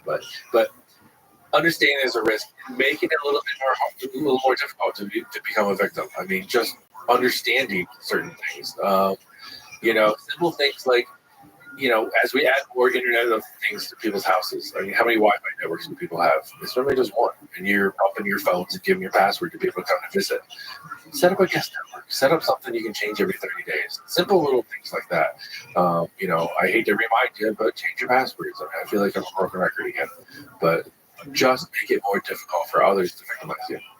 And then don't use the same password everywhere. Yes, I mean, I still know people that do that. I mean, Ask.fm got popped last week, 2 weeks ago, and that's 350 million username and passwords with connected Twitter accounts, Google accounts, all the different social media accounts. That is a treasure trove for the next 2.5, 3 years of just using those credentials everywhere.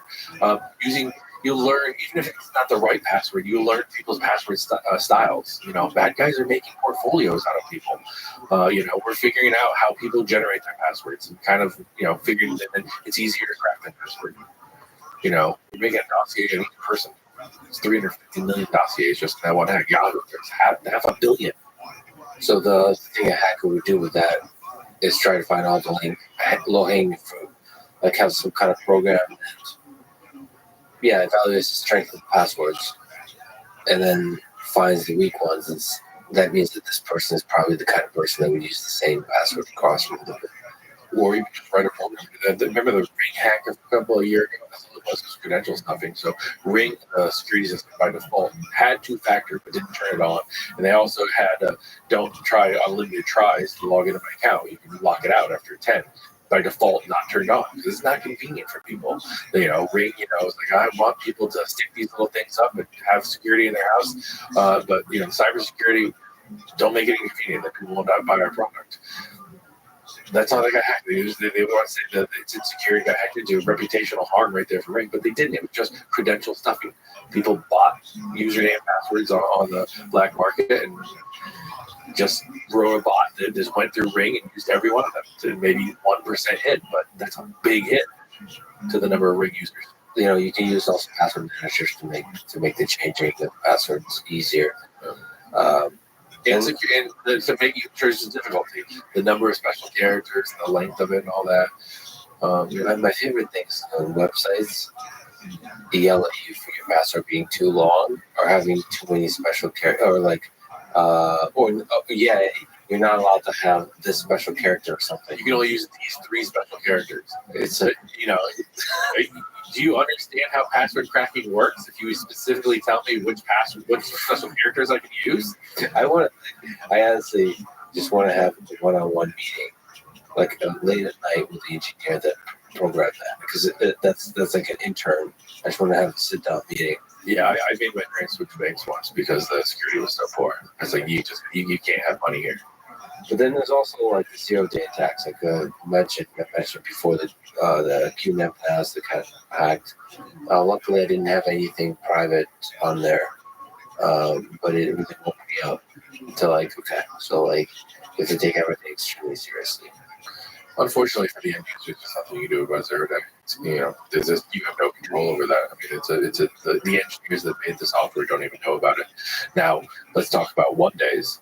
So there's a patch now out there for the security. So if you're not updating your system for these security badges, if it's just not on you, my father-in-law has such an old iPhone, you can't security badge it anymore.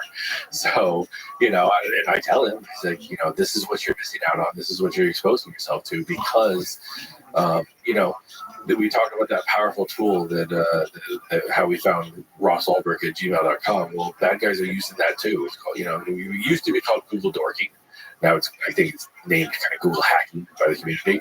You can go, and find a vulnerability, read about the white paper, what's wrong with that software, and then you can go on the internet and find all of the computers that are running that outdated software. And there's your list, there's your target list. Yeah. I know the vulnerabilities that are running. Again, I'm making a playbook here.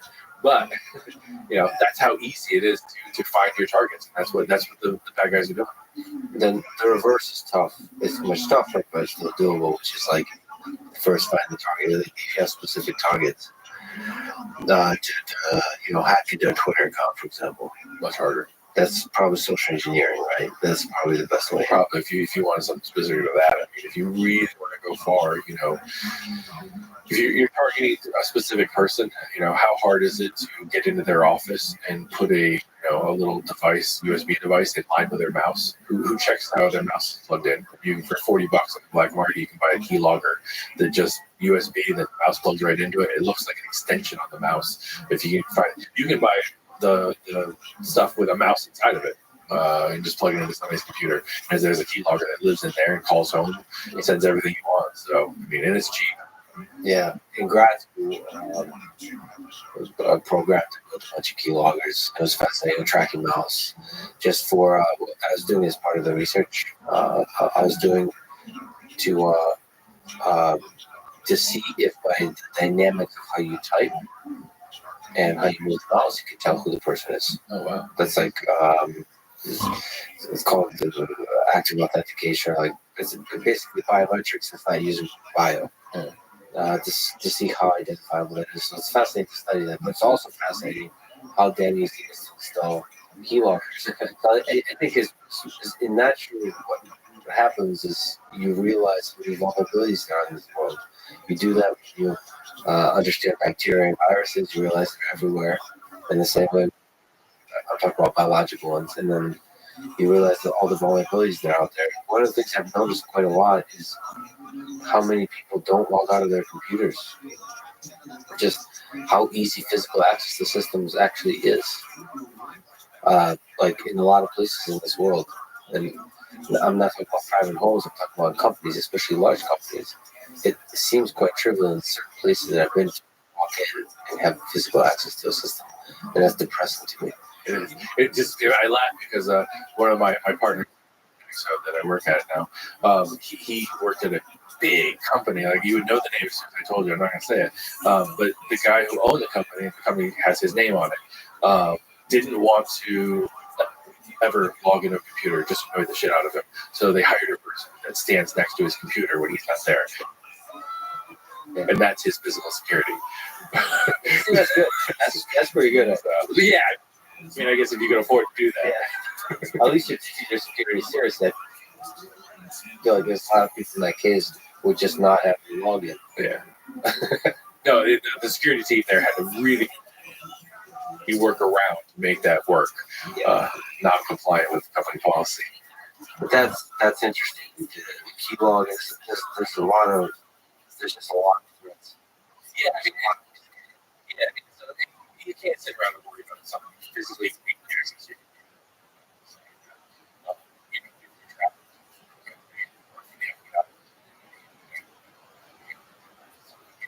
Bring a big laptop just to see if there's no other access to it. I really want, especially with modern day, to just create a lot of myself to generate less consolidated things. It just puts so much information out there. I can dox myself all across the world. You know, it's hard to get. Just put it out there. I've always said that like, we can do searches in FBI houses and stuff like that. If someone just got like box load of like 10 terabyte drives just encrypted up.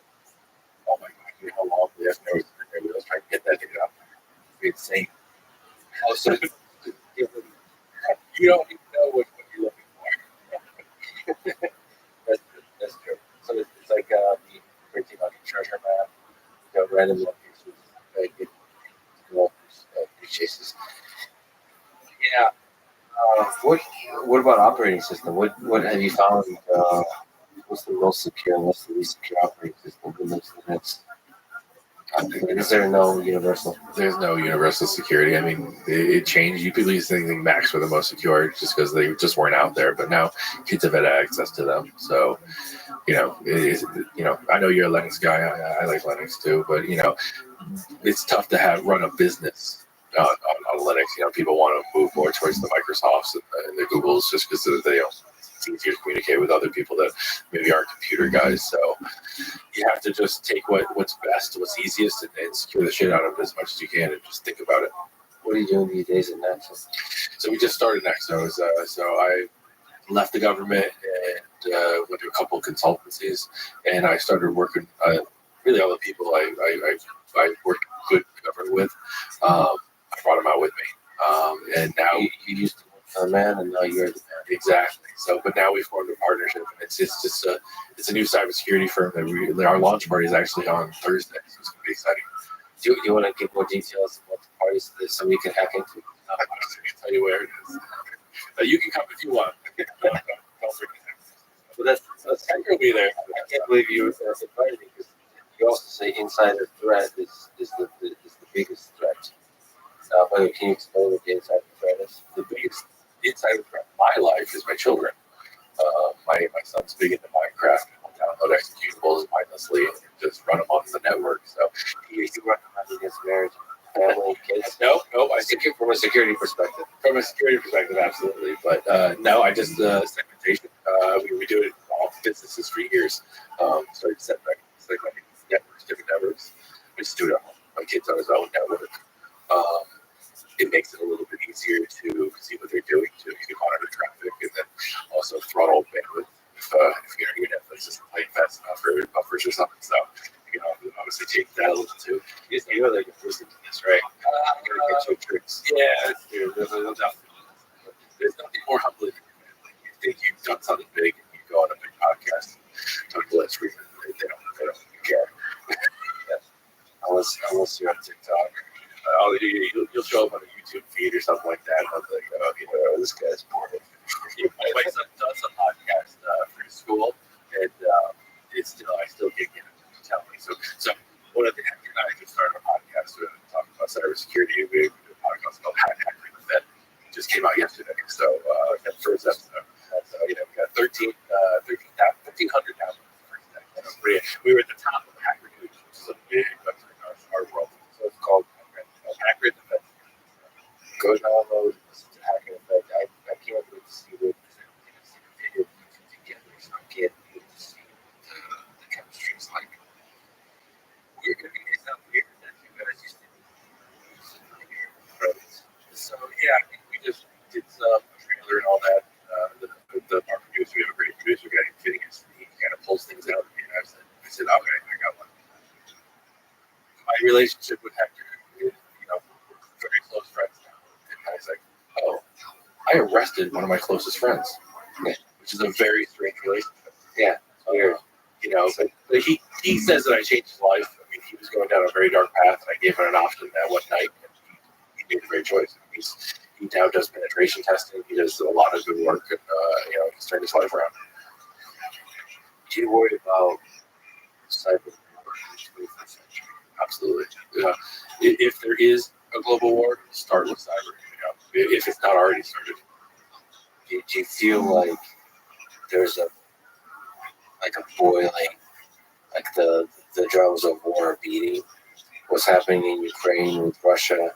It feels like the United States is becoming more and more involved in the conflict in that part of the world, and China is watching very closely. It is starting to get involved geopolitically and probably in terms of cyber. Do you worry about this kind of thing happening in the next decade or two, like where it really escalates? The people in the 1920s were completely terrible at predicting the World War II. Do you think we're at the precipice of war? I think we could be. I would hate to just be, fear mongering out there. COVID's over. So the next big thing maybe is war and all that. But I mean, there's some flags going up that are very strange. Is there ways to avoid this? I hope so. I hope smarter people than I are figuring it out. I hope people are playing their parts and talking to the right people, because war is the last thing I want.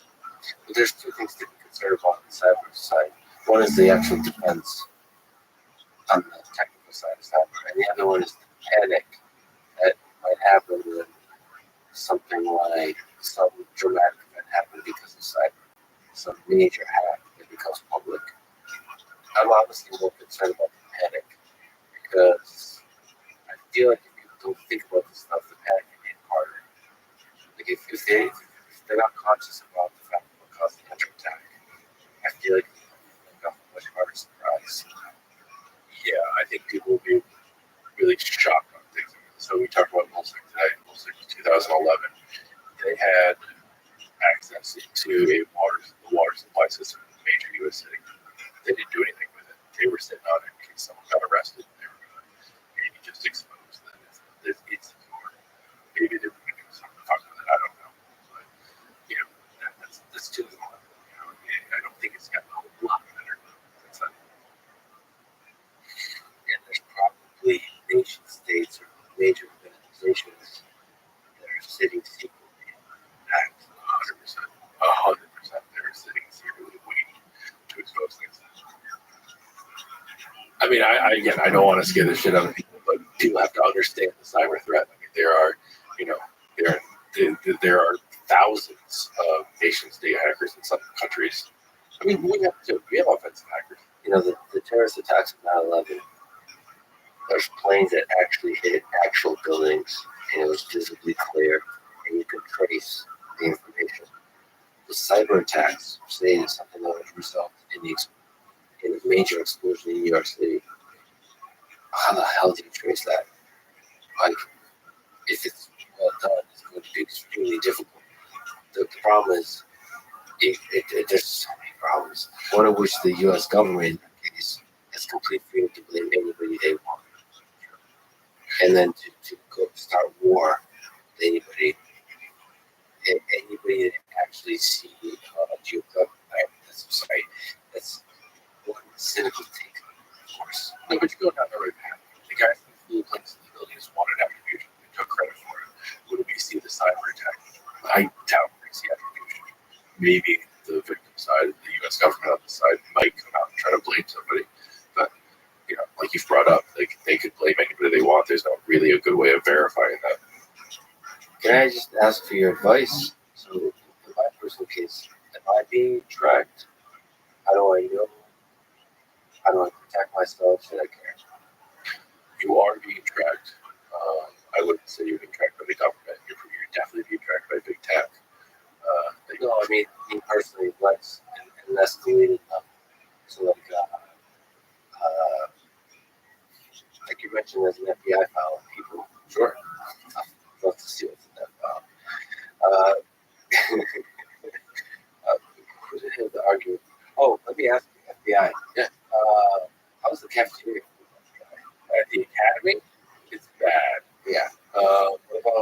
At headquarters, a little bit better because that's what the director, he needs something more. Like, there's like a Google headquarters in Silicon Valley, those campuses like those. I've been to Google in Silicon Valley, I've been to Google in New York. Yeah, food is incredible. It is great. So FBI force. Well, when you're going through the academy, they don't let you outside the building, so you have to eat it. But I think that's the only reason people leave it. Yeah. It's pretty bad. I got it. Okay. There's also a bar.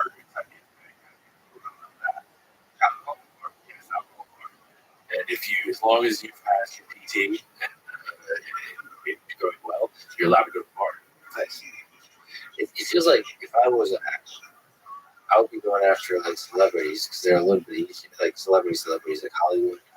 The Hollywood news were a big thing there for a long time. But not even, yeah, I guess That's what they went after. All those guys, they socialized. They social engineered Apple to get backups, to get the recoveries for backups. And then they just pulled all their news. I mean, whole websites were dedicated to that. yeah. See, I wouldn't do that kind of stuff. It's very creepy. I would go, if I was a hacker, I would go after like major, like powerful people and like tweet something from their account and like something that like positive, like loving, but like for the walls. Obviously, it's a troll. God, you get busted so quick. By What a agent. bad hacker. Really? But why? Because hackers never put things out about love. Oh, Oh, you mean like this is clearly? Yeah, this is clearly Lex. the He talks fuck? about love in every podcast he does. I would just be like, no. Oh, God damn it. Now somebody's going to do it. You're going to blame me. It wasn't me. Looking back at your life, is there something you would... I'm only 44 years old. I'm already looking back. Is there that you regret? TV unit. Yeah, I got away. That was the one that got away. Yeah, I mean, it took me a while into my law enforcement career to just learn about like the compassionate side, and it took Hector Monsegur to make me realize that criminals aren't really criminals; they're human beings. That really humanized the whole thing for me, sitting with him for 9 months. I think that's maybe why I had a lot more compassion when I arrested Ross. Probably wouldn't have been so compassionate if it was before Hector, but yeah, he changed my life and showed me that humanity side of things. So would it be fair to say that all criminals, or most criminals, are just people that took a wrong turn at some point? They all have the capacity for good and for evil in them. I'd say 99% of the criminals that I've interacted with, yes. The people with the child exploitation, no, I don't have any place in my heart for them. What advice would you give to people in college, people in high school, trying to figure out what they want to do with their life?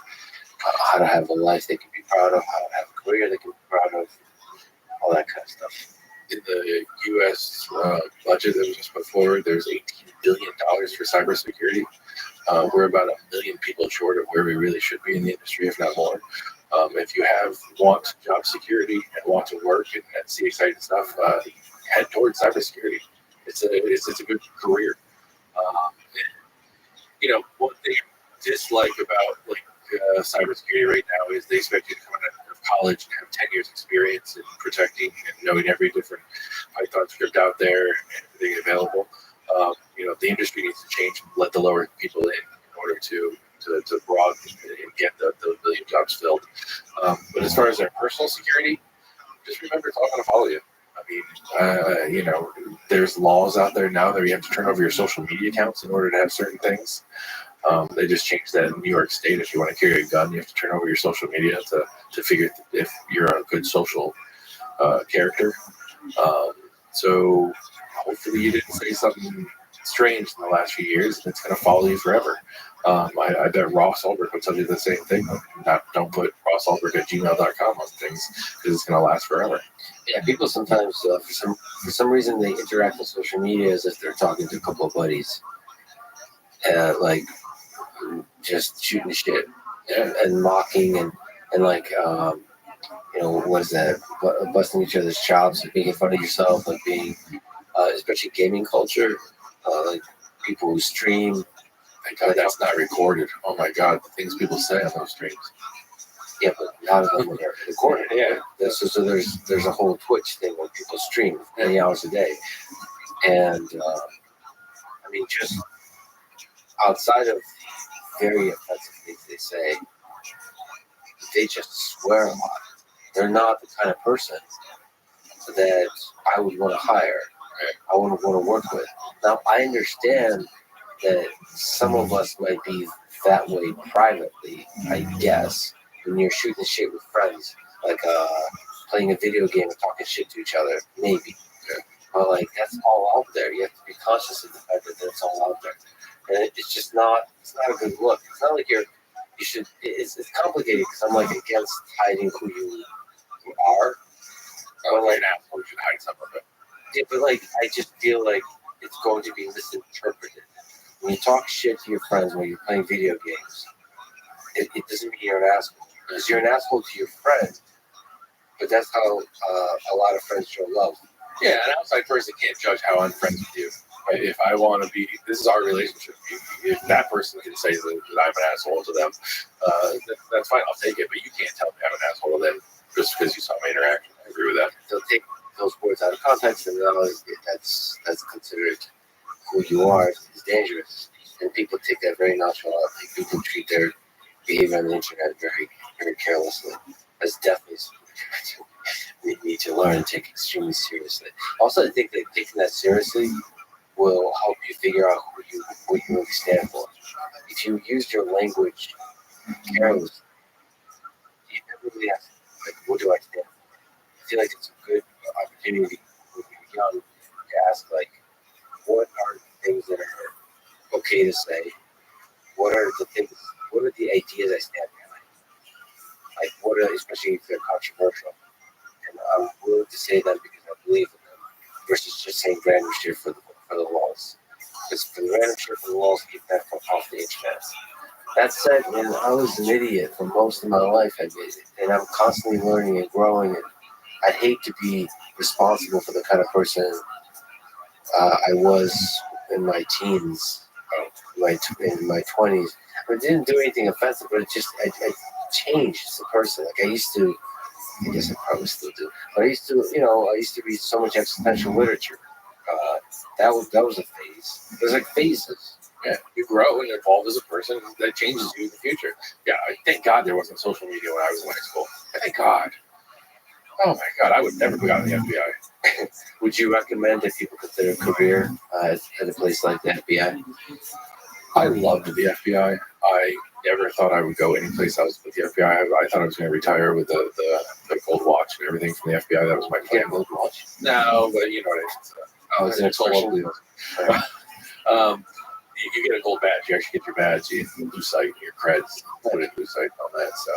So Does it? By the way, just on a tangent, like this, does it hurt you that the FBI by certain people is distrusted or even hated? 100%. It kills me. I've never until recently sometimes be embarrassed about the FBI sometimes, which is really hard for me to say because I love that place. I love the people in it. I love the brotherhood that you have with all the guys in your squad, the guys and girls. I developed a real drinking problem there because we were so social of going out after work and it continuing on. It really was a family. So I do miss that. But yeah, I mean, if somebody can become an FBI agent, it's pretty fucking cool, man. The day you graduate and walk out of the academy with a gun and a badge, the power to charge someone with a misdemeanor for flying the United States flag at night, that's awesome. So there is a part of like representing and loving your country, and especially if you're doing cybersecurity. So there's a lot of technical savvy in different places in the FBI. Yeah, I mean, there's different pieces. Sometimes, you'll see an older agent that's done, not cybercrime come over to cybercrime at the end, so get a job once it goes out. But there's also some guys that come in. I won't name his name, but there was a guy. I think he was a hacker when he was a kid. Now he's an agent. Now he's way up in management. Great guy. I love this guy. He knows who he is. He has some skills. But we also lost a bunch of guys that had some skills because And we had one guy in the squad that he had to leave the FBI because his wife became a doctor and she got a residency down in Houston and she couldn't move. He wasn't allowed to transfer, so he decided to keep his family versus the FBI. So there's some stringent rules in the FBI that need to be relaxed a little bit. Yeah, I love hackers turned like leaders. Like one of my quickly becoming good friends is Mudge.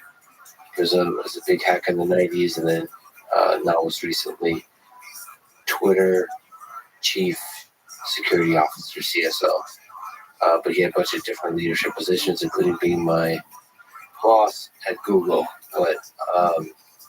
But originally a hacker. It's cool to see like hackers become like leaders. I just wonder what caused him to stop doing it. Why he would then take like a managerial route for high tech companies. I think a lot of those guys. So this is like the 90s. They really were about like the freedom. There's like a philosophy to it, and when I think the hacking culture evolved over the years, and I think when it leaves you behind, you start to realize like, oh, actually, what I want to do is I want to help the world. I could do that in legitimate routes and so on. So that's a story that, yeah, I would love to talk to one day. But I wonder how common that is too. Like young hackers turn good. You're saying it like pulls you in. If you're not careful, it will really pull you in. Yeah, you're good at it. You become powerful. You become, everyone slap you on the back and say, what a good job and all that, at a very young age. Yeah. So, yeah, I would love to get into my buddy's mind on why he stopped hacking and moved on.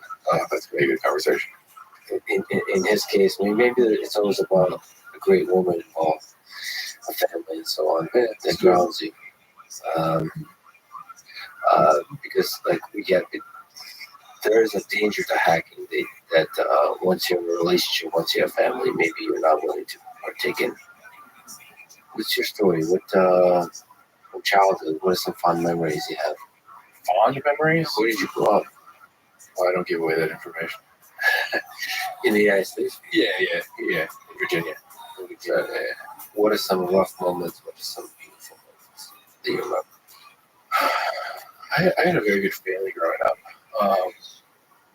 The rough moment.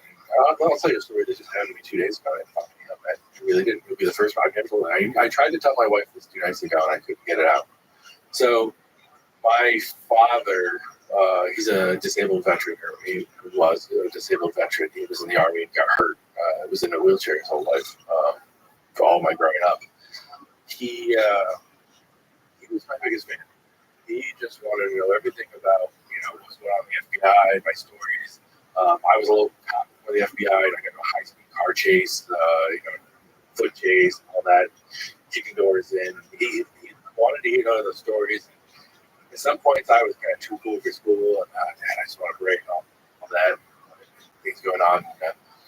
We lost my dad during COVID. Not because of COVID, but it was around that time. But it was right when COVID was kicking off, and so he died in the hospital by himself, and I didn't get to see him then. And then my mom had some people visiting her the other night, Tom and Karen Rogerberg, and I'll say they're my second biggest fans, right behind my dad. They always asking about me and my career, and they've read the books and seen the movie. They'll even tell you that Silk Road movie was good. They'll lie to you on that. And so they came over, and I helped them with something, and my mom was to call me back a couple days later, and she said, "I appreciate you helping them. I know, fixing someone's Apple phone over the phone really isn't what you do for a living. It's kind of beneath you and all that, but I appreciate it." And she said, "Oh, they loved hearing the stories about Silk Road, all those things." And she goes, your dad, he loved those stories. I just wish you could have heard them. And he even would tell me, he would say, maybe Chris will come home and I'll get him drunk and he'll tell me the stories.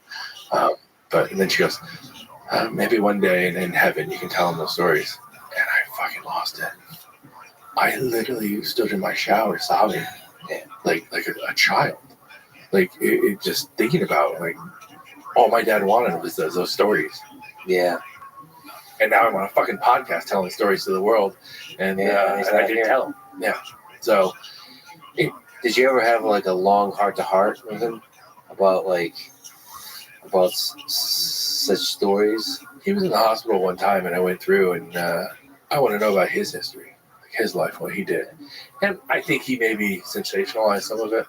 Yeah. But that's what you want. Your dad's your hero, so you want to hear those things. He's a good storyteller. Yeah, again, I don't know what was true or not true, but, some of it was really good. And it was just good to hear his life. But, we lost him, and now those stories are gone. Do you miss him? What did he teach you about what it means to be a man? So my dad, he was an engineer, and so part of his job, we worked for Vermont Power and Electric or whatever it was. I mean, when he first got married to my mom and all that, he flew around in a helicopter, checking out power lines, dams. He used to swim inside to scuba into dams to check to make sure they were functioning properly and all that. Nice. Pretty cool shit. Yeah. And then he couldn't walk anymore. I probably would have killed myself if my life switched like that so bad. And my dad probably went through some dark point, but he hid that from me, maybe. And so to get through that struggle, to teach me, you press on, you have a family, people count on you, you do what you got to do. That was big. Yeah. Well, I'm sure you make him proud, man. I'm sure I do, but I don't think he knew that I knew that. Well, you get to pass on that love to your kids now. I try, but I can't impress them as much as my dad impressed me. I can try all I want, but well, what do you think is the role of love? Because you gave me some grief. You busted my balls a little bit for talking about love a lot. What do you think is the role of love in the human condition? I think it's the greatest thing. I think everyone should be searching for it. If you don't have it, find it and get it as soon as you can. I love my wife. I really do. I had no idea what love was until my kids were born. My son came out, and it's a funny story. He came out, and I just wanted him to be safe, be healthy, and all that. And I said to the doctor, I said, 10 and 10, doc. 10 fingers, 10 toes, everything good. And he goes, 9 and 9. I was like, what the fuck? I was like, oh, this is gonna suck. Okay, we'll deal with it and all that. He was talking about the apnea guard or some score about breathing and color and all that. And I was like, oh shit, I no one told me this. But so I'm just sobbing. I couldn't even cut the umbilical cord. Just fell in love with my kids when I saw them, and that to me really is what love is, just for them, man. And I see that through your career, that love developed, which is awesome. The being able to see the humanity in people. I didn't when I was young. The foolishness of youth. I needed to learn that lesson hard. I mean, when I was young in my career, it was just about career goals, and and resting people became stats. You rest someone, you get a good stat, you get an attaboy. Maybe the boss likes it, and you get a better job, or you move up the chain. It took a real change in my life to see that humanity. And I can't wait to listen to you talk. It's just probably hilarious and insightful. Given the life the two of you lived, and given how much you've changed each other's lives. I can't wait to listen, brother. Thank you so much. This is a huge honor. You're an amazing person with an amazing life. This is an awesome conversation. Dude, huge fan. I love the podcast. Glad I could be here. Thanks for the invite. So exercising the brain too. It was great. Great conversation. And the heart too, right? Oh yeah.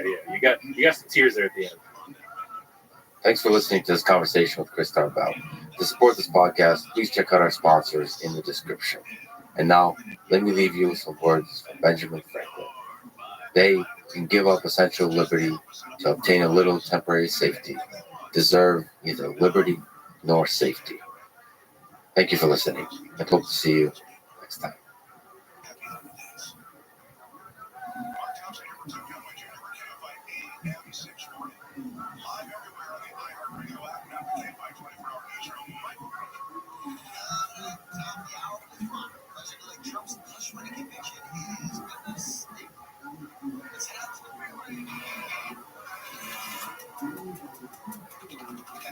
People all around the world, their lives are basically dependent on fossil fuels. And so idea that we're going to get people off by making it so expensive that it becomes impossible for them to live good lives is almost morally reprehensible. People who have the most basic science literacy, like who know the most about greenhouse effect, they're at both ends of the spectrum of views on climate, dismissives and alarmed. What is likely the worst effect of climate change? The following is a conversation with Bjorn Lomborg and Andrew Refkin on the topic of climate change. It is framed as a debate with the goal of having a nuanced conversation, talking with each other, not at each other. I hope to continue having debates like these, including on controversial topics. I believe in the power of conversation to bring people together, not to convince one side or the other, but to enlighten both with the insights and wisdom that each hold. Bjorn Lomborg is the president of Copenhagen Consensus think tank and author of False Alarm, Cool It, and Skeptical Environmentalist. Please check out his work at lomborg.com that includes his books, articles, and other writing. Andrew Refkin is one of the most respected journalists in the world on the topic of climate. He's been writing about global environmental change and risk for more than 30 years, 20 of it in New York Times. Please check out his work at the link tree that includes his books, articles, and other writing. This is the Lex Friedman podcast. To support it, please check out our sponsors in the description. Now, dear friends, here's Bjorn Lomborg and Andrew Refkin. There's a spectrum of belief on the topic of climate change, and the landscape of that spectrum has probably changed over several decades. For one extreme, there's a belief that climate change is a hoax, it's not human caused. To pile on top of that, there's a belief that institutions, scientific, political, the media are corrupt and are kind of constructing this fabrication. That's one extreme. And then the other extreme, there's a level of alarmism about the catastrophic impacts of climate change that lead to the extinction of human civilization. So not just economic costs, hardship, suffering, but literally the destruction of the human species in the short term. Okay, so that, I would love to find the center, and my sense is, because I wanted to talk to the two of you, aside from the humility with which you approach this topic, is I feel like you're close to the center and are on different sides of that center, if it's possible to define a center. Like there is a political center for center left and center right. Of course, it's very difficult to define, but can you help me define what the extremes are again, as they've changed over the years, what they are today, and where's the center? Oh boy. Well, in a way, on this issue, I think there's no center except in this. If you're looking on social media or if you're looking on TV, there are people who are trying to fabricate the idea there's a single question. And that's the first mistake. We are developing a new relationship with the climate system, and we're rethinking our energy systems. And those are very disconnected in so many ways. They connect around climate change, but the first way to me to overcome this idea of there's this polarized universe around this issue is to step back and say, well, what is this actually? And when you do, you realize it's kind of an uncomfortable collision between old energy norms and a growing awareness of how the planet works. That, if you keep adding gases that are invisible, the bubbles in beer, if you keep adding that to the atmosphere because it accumulates, that will change everything. It is changing everything for thousands of years. It's already happening. What do you mean by bubbles in beer? CO2, carbon dioxide, the main greenhouse gas. Why beer? Because I like beer. It's also in Coca-Cola. We were talking about cola before. So it's innocuous. We grew up with this idea is CO2, unless you're trapped in a room suffocating, is an innocuous gas. It's plant food. It's beer bubbles. And the idea we can swiftly transition to a world where that gas is a pollutant, regulated, tamped down from the top is fantastical. Having looked at this for 35 years, I brought along one of my tokens. This is my 1988 cover story on global warming. The greenhouse effect. Yeah. So in 1988, Jim Hansen, the famous American climate scientist, really he stimulated this article by doing this dramatic testimony in the Senate committee that summer. Actually, spring, late spring. It was a hot day, and we had headlines, and this was the result. But it's complicated. Look what we were selling on the back. You see it when you get tobacco. Cigarette. Tobacco. Yeah, looking back at my own career on climate question, it's no longer a belief over is the world being real or not. It's what kind of energy future we want. That's a very different question than stop global warming. And when you look at climate, actually, I had this learning journey on my reporting where I started out with this as the definition of the problem. 70s and 80s, pollution was changing things, so it was bad. So really focusing on the greenhouse effect and the pollution. But what I missed, the big thing that I missed of the first 15 years of my reporting from 1988 through about 2007, when I was a period at the New York Times, in the middle there, was that we're building vulnerability to climate hazards at the same time. So climate is changing, but we're changing too. And where we are here in Austin, Texas is a great example. Flash Flood Alley, named in the 1920s, west of here. Everyone forgot about flash floods. Built these huge developments, along these river basins. Then one side starts saying, global warming. And the other side is not recognizing that we've built willfully, greedily, the vulnerability in places of utter hazard. Same things played out in Pakistan and in Fort Myers, Florida. And you start to understand that we're creating a landscape of risk as climate is changing, then that it feels, oh my God, that's more complex, right? But it also gives more action. It's like, okay, well, we know how to design better. We know that today's house won't be tomorrow's house. I'll work with that. And then let's chart an energy future at the same time. So the story became so different. It didn't become like, a story you could package into a magazine article and the like. And it just led me in a whole different way of my journalism changing. So I don't fight the belief-disbelief fight anymore. I think it's actually kind of a waste. I don't think it's a good way to start the discussion because that's where we're at.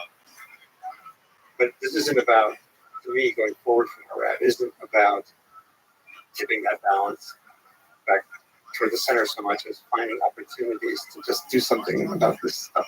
What do you think? Do you agree that it's multiple questions of one big question? Do you think it's possible to find the center? Where is the center? I think it's wonderful to hear Andy sort of construct the whole conversation and say we should be worried about different things. And I think that's exactly, or we should be worried about things in a different way that makes it much more useful. And I think that's exactly the right way to think about it. On the other hand, that's also where you kind of ended. We are stuck in a place where this very much is the conversation right now.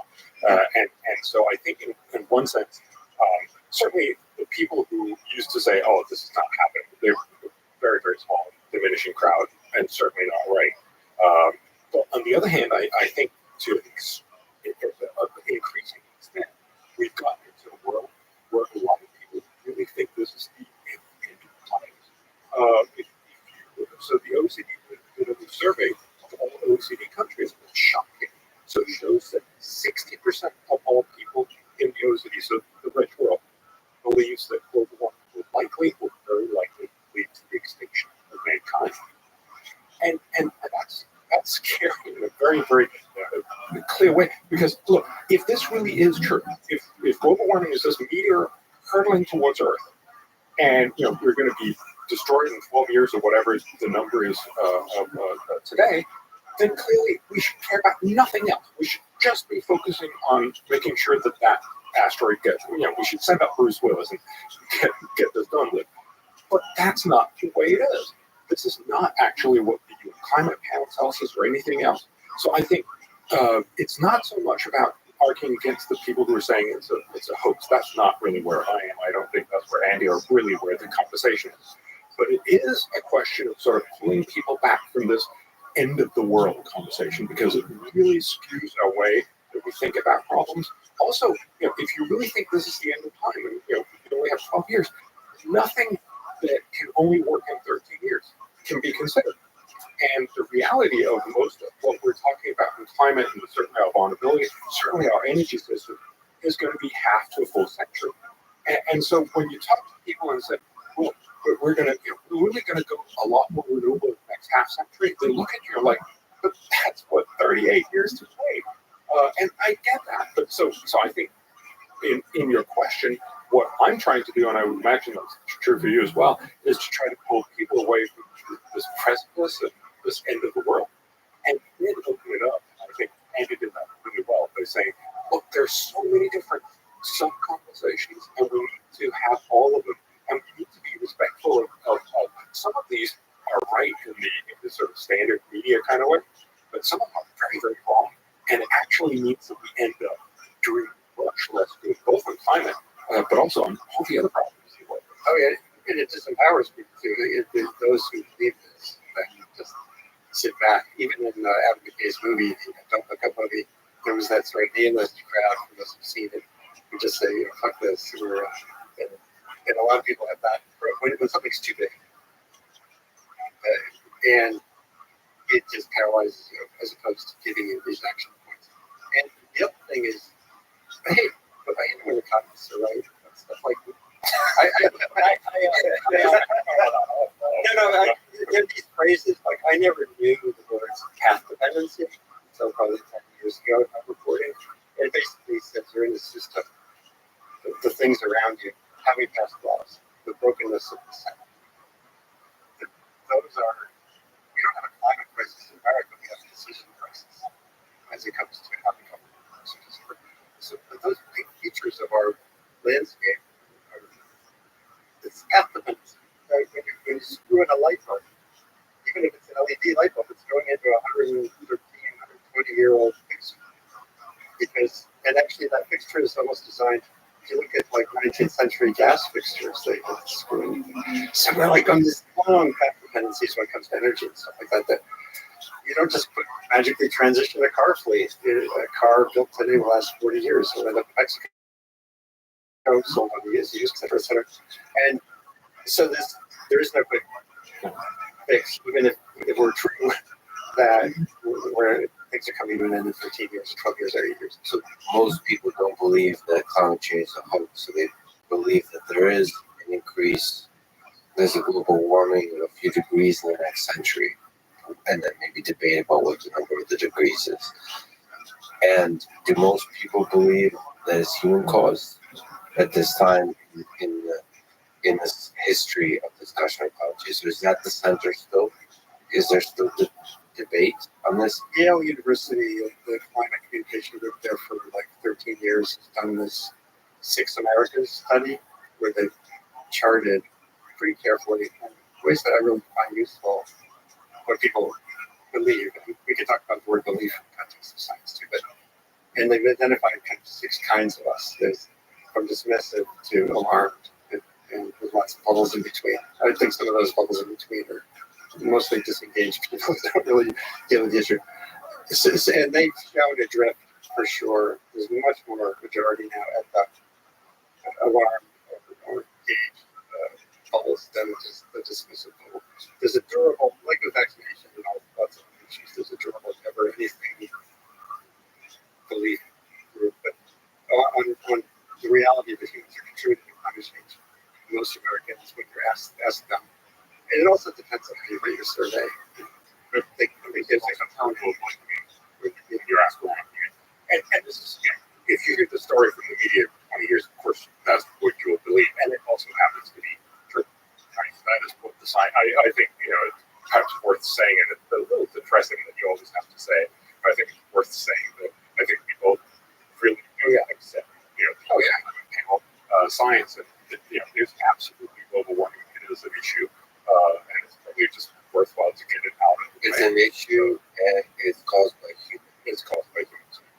Vulnerability, the losses that are driven by climate-related events still predominantly are caused by humans, but on the ground.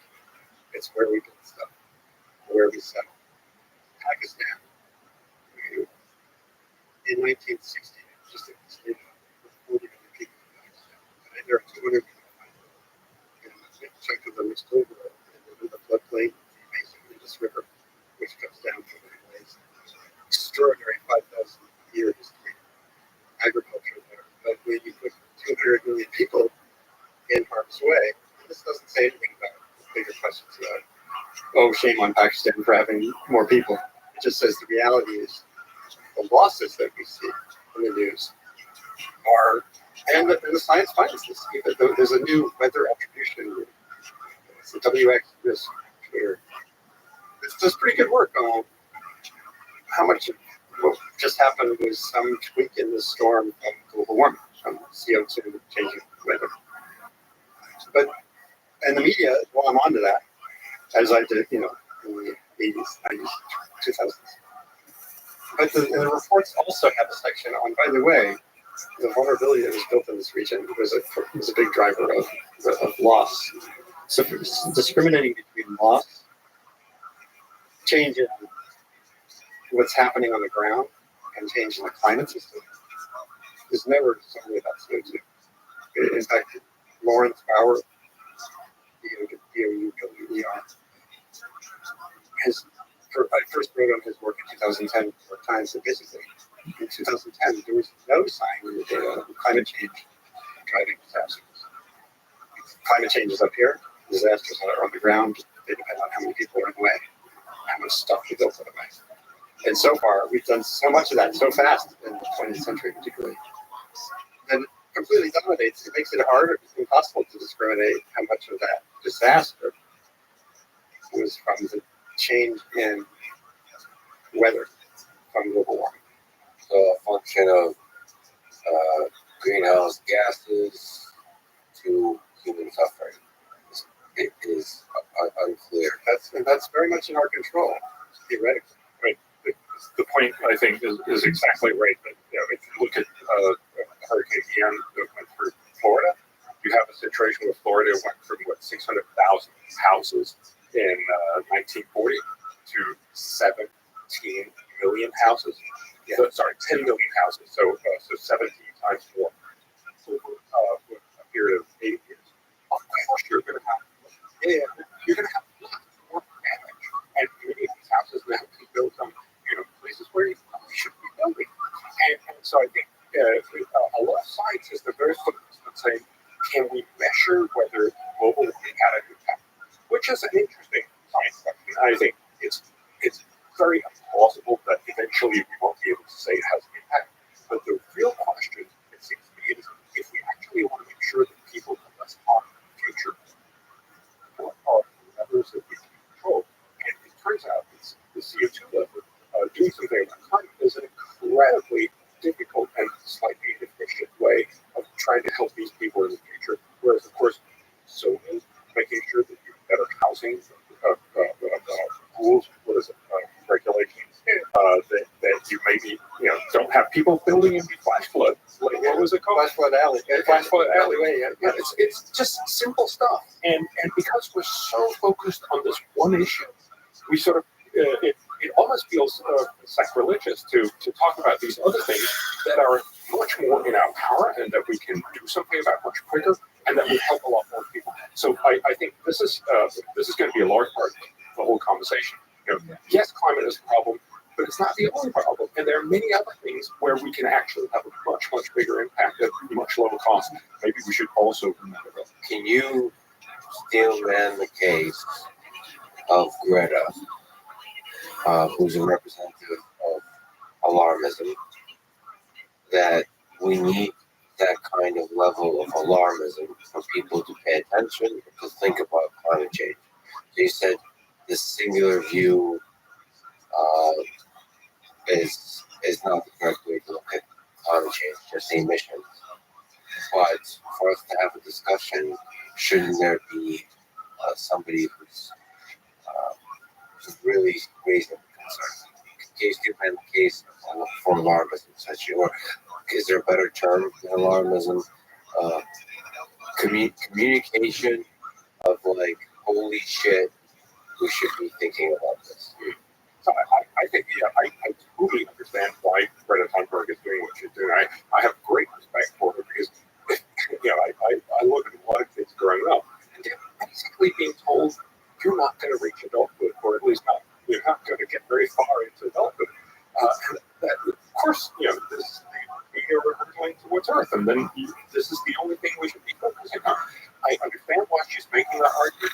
I think it's, at the end of the day, it's incorrect, and I'm sure we'll get around to talking about that. And one of the things is, of course, that her whole generation, I can understand why they're saying, if we're going to be dead in 12 years, why would I want to study? Why would I really care about anything? So I totally want to sort of pull Greta and maybe others out of this end of the world fear, but I totally get why she's doing it. I think she's done a service in the sense that she's got more people to talk about climate, and that's good because we need to have this discussion. I think it's unfortunate, and this is just what happens in almost all policy discussions, that they end up being sort of discussions from the extreme, because it's just more fun to have sort of the total deniers and the people who say we're going to die tomorrow, and it sort of becomes that discussion. It's more sort of a mud wrestling fight. So do you think the mud wrestling fight is not useful or is useful for communication, for effective science communication on one of the platforms that you're a fan of, which is Twitter?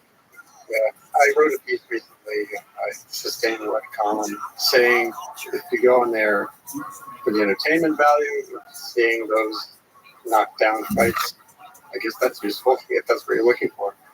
The thing I found Twitter invaluable for, but it's a practice.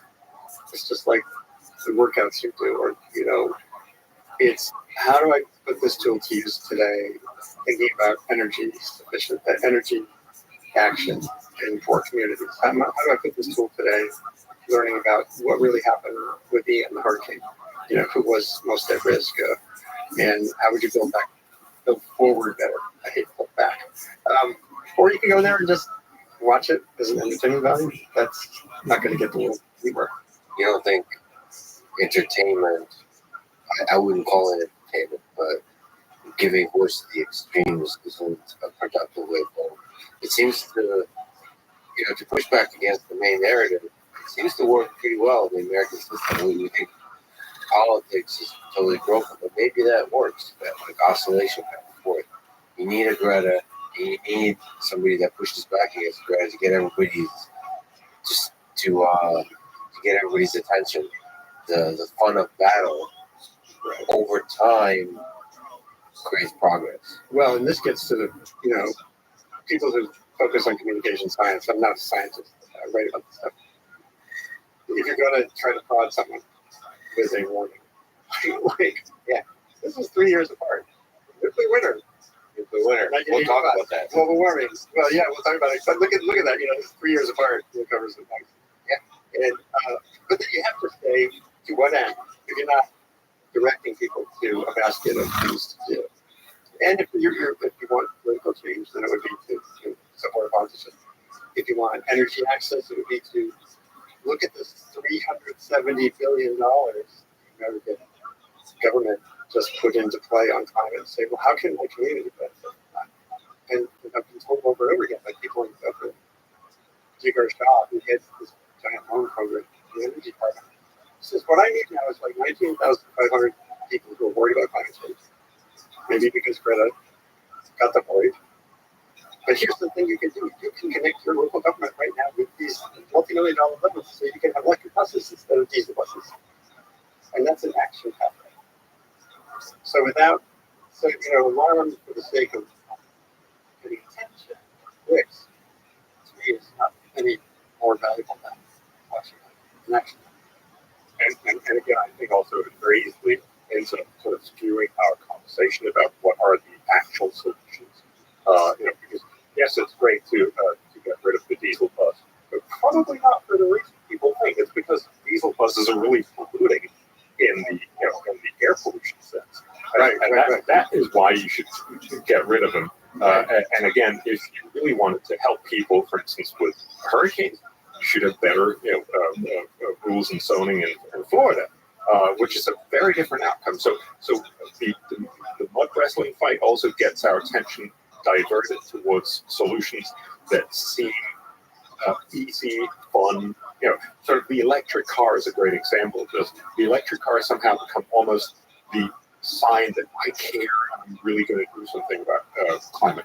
Of course, look, electric cars are great, and they're probably part of the solution, and they will actually cut carbon emissions somewhat. But they're an incredibly ineffective way of cutting carbon emissions right now. They're fairly expensive. You have to subsidize them a lot. And they still emit quite a bit of CO2, both because the batteries get produced and because they usually run out of power that's not Strong words from your level. Okay, let's go, man. Let's go electric cars. So, okay, educate us on the pros and cons of electric cars in this complex picture of climate change. What do you think of the efforts of Tesla and Elon Musk on pushing forward the electric car revolution? So look, electric cars are great. I don't own a car, but I've been driving. There you go, Tesla. socially signaling.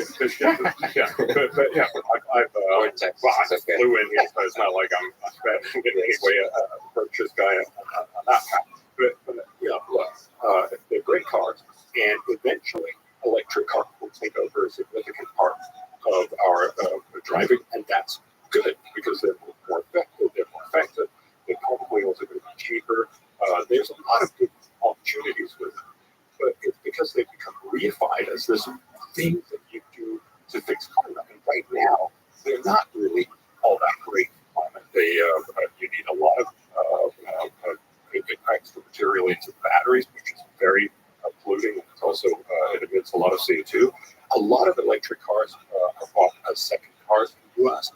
So we used to think that they were driven almost as much as a regular car. It turns out that they're more likely driven less than half as much as regular cars. So 89% of all Americans who have an electric car also have a real car that they use for the long trips, and then they use the electric car for the short trips. 89%. Yeah.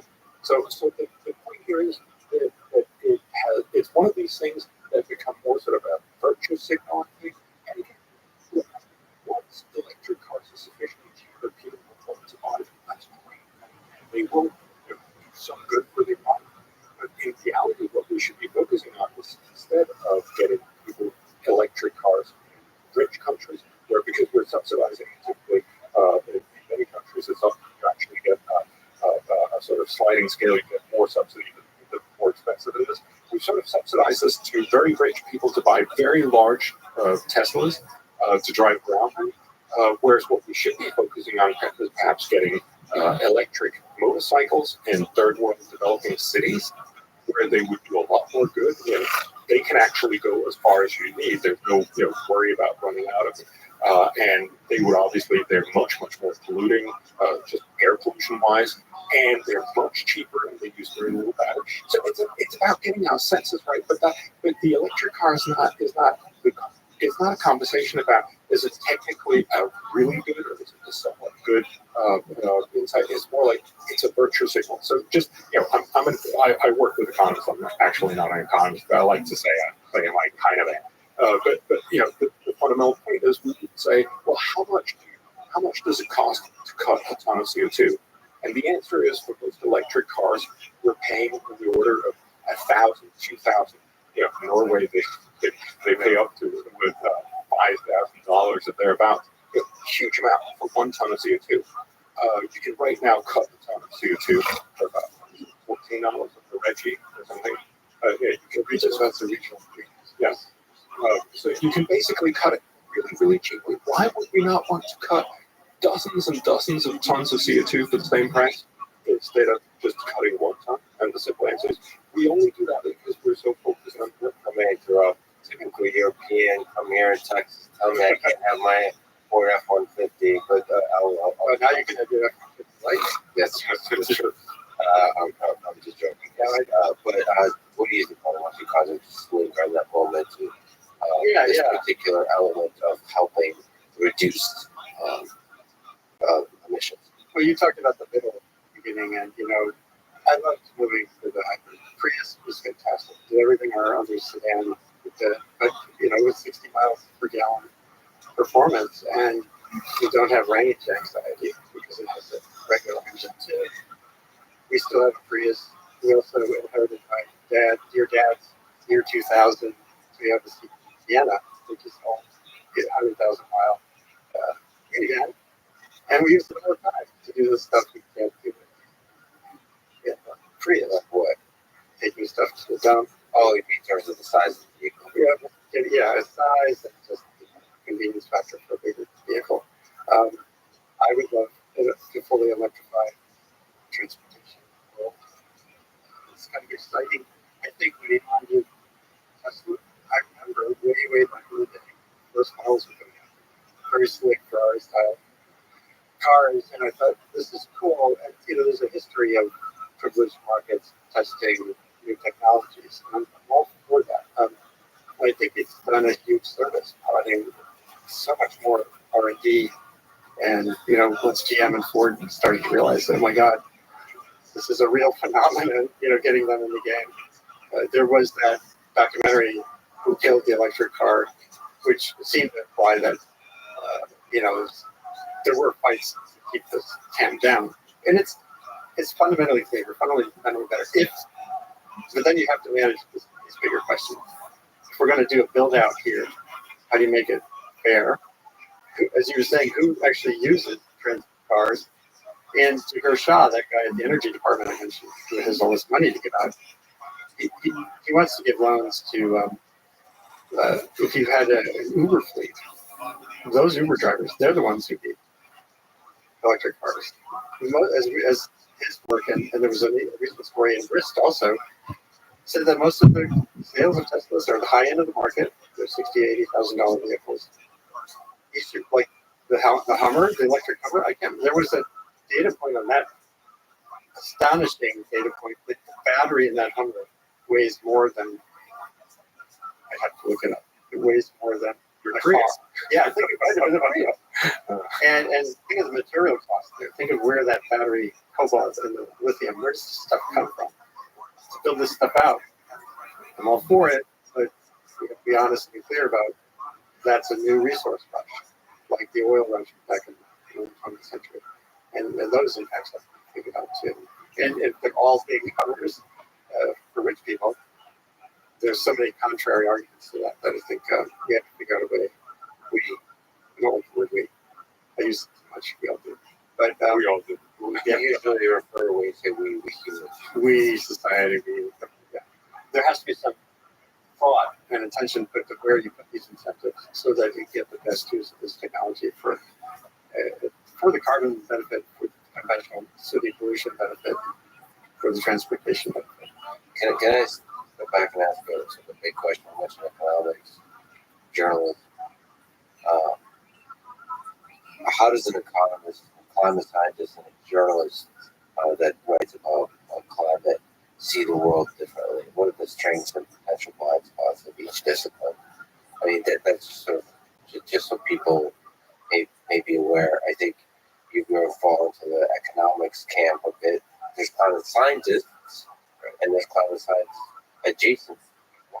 Hey, some of my best friends are climate scientists, which is, I think, where you fall in because you're writing it, so you're not completely in the trenches of doing the work. You're just up into the trenches every once in a while. So can you speak to that maybe? What does the world look like to an economist? Let's try to empathize with these beings that unfortunately has fallen into the this reputable economics. Yeah. So I think the main point that I've been trying for a long time, and I think that's also a little bit what Andy has been talking about. For a very long time, the whole conversation was about what does the science tell us? Is it global warming real? And to me, it's much more what can we actually do? What are the policies that we can take, and how effective are they going to be? So the conversation we just had about electric cars is a good example of how an economist think about, look, this is not a question about whether you feel morally virtuous or whether you can sort of display how much you care about the environment. This is about how much you actually ended up affecting the world. And the honest answer is that electric cars right now, the next decade or so, will have a fairly small impact, and unfortunately right now at a very high cost because we're basically subsidizing these things at $5,000 or $10,000 around the world per car. That's just it's not really sustainable, but it's certainly not a very great way to cut carbon emissions. So I would be the kind of guy, and economists would be the types of people who would say, is there a smarter way where you, for less money, can freaking cut more CO2? And the obvious answer is yes. That's what we've seen, for instance, with fracking. The fact that the U.S. went from a lot of coal to a lot of gas because gas became incredibly cheap, because gas emits about half as much as coal does when you use it for power. That basically cut more carbon emissions than pretty much any other single thing. And we should get the rest of the world, in some sense, to frack because it's really cheap. There are some problems, and absolutely we can also have that conversation. There is no technology is problem free, but fundamentally it's an incredibly cheap way to get people to cut a lot of CO2. It's not the final solution because it's still a fossil fuel, but it's a much better fossil fuel, if you will, and it's much more realistic to do that. So that's one part of the thing. The other one is when we talked about, for instance, how do we help people in Florida who gets hit by a hurricane, or how do we help people that get damaged in flash floods, so people who are in heat waves. And the simple answers is there's a lot of very, very cheap and effective things that we could do first. So most climate people will tend to sort of say, we got to get rid of all carbon emissions. We got to change our entire the engine that sort of powers the world and has powered us for the last 200 years. And that's all good and well, but it's really, really hard to do, and it's probably not going to do very much. And even if you succeeded, it would only help future victims of future Hurricane Ians in Florida a tiny, tiny bit at best. So instead, let's try to focus on not getting people to build right on the waterfront where you're incredibly vulnerable and where you're very likely to get hit, where we subsidize people with federal insurance again, which is actually losing money. So we're much more about saying it's not a science question. I take the science for granted. Yes, there is a problem with climate change, but it's much more about saying, how can we make smart decisions? Can I ask you about blind spots? When you reduce stuff to numbers, the cost and benefits, is there stuff you might miss about that are important to the flourishing of the human species? So everyone will have to say, of course, there must be blind spots. But I don't know what they are. Yeah, I'm sure Andy would probably be better at telling me what they are. So we try to incorporate all of it, but obviously we're not successful. You can't incorporate everything, for instance, in a cost-benefit analysis. But the point is, in some way, I would worry a lot about this if we were, sort of close to perfection. The human race, we're doing almost everything right, but we're not quite right. Then we need to get the last digits right.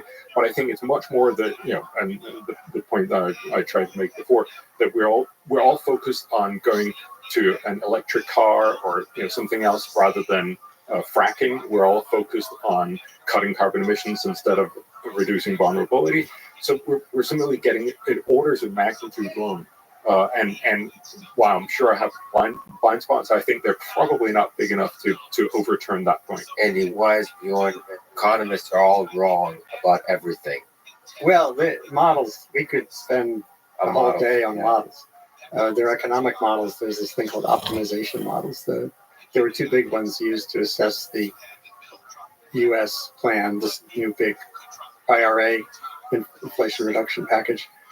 And they're fine. They're a starting point for understanding what's possible. But this gets to the journalism part or the public part, you have to look at the caveats. You have to look at what model. Economists expressly exclude things that are not modelable.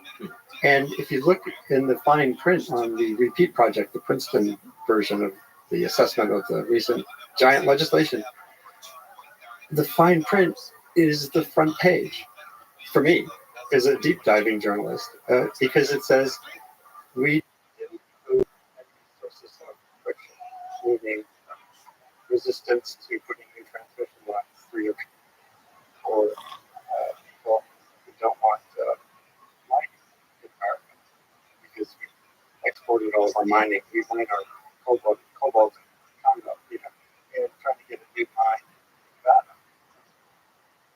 was a fraud fight that took more than 10 years for lithium. So if you're excluding those elements from your model, which on the surface is this $370 billion package, having emissions reductions, it's really pretty good. But not saying your first line, by the way, these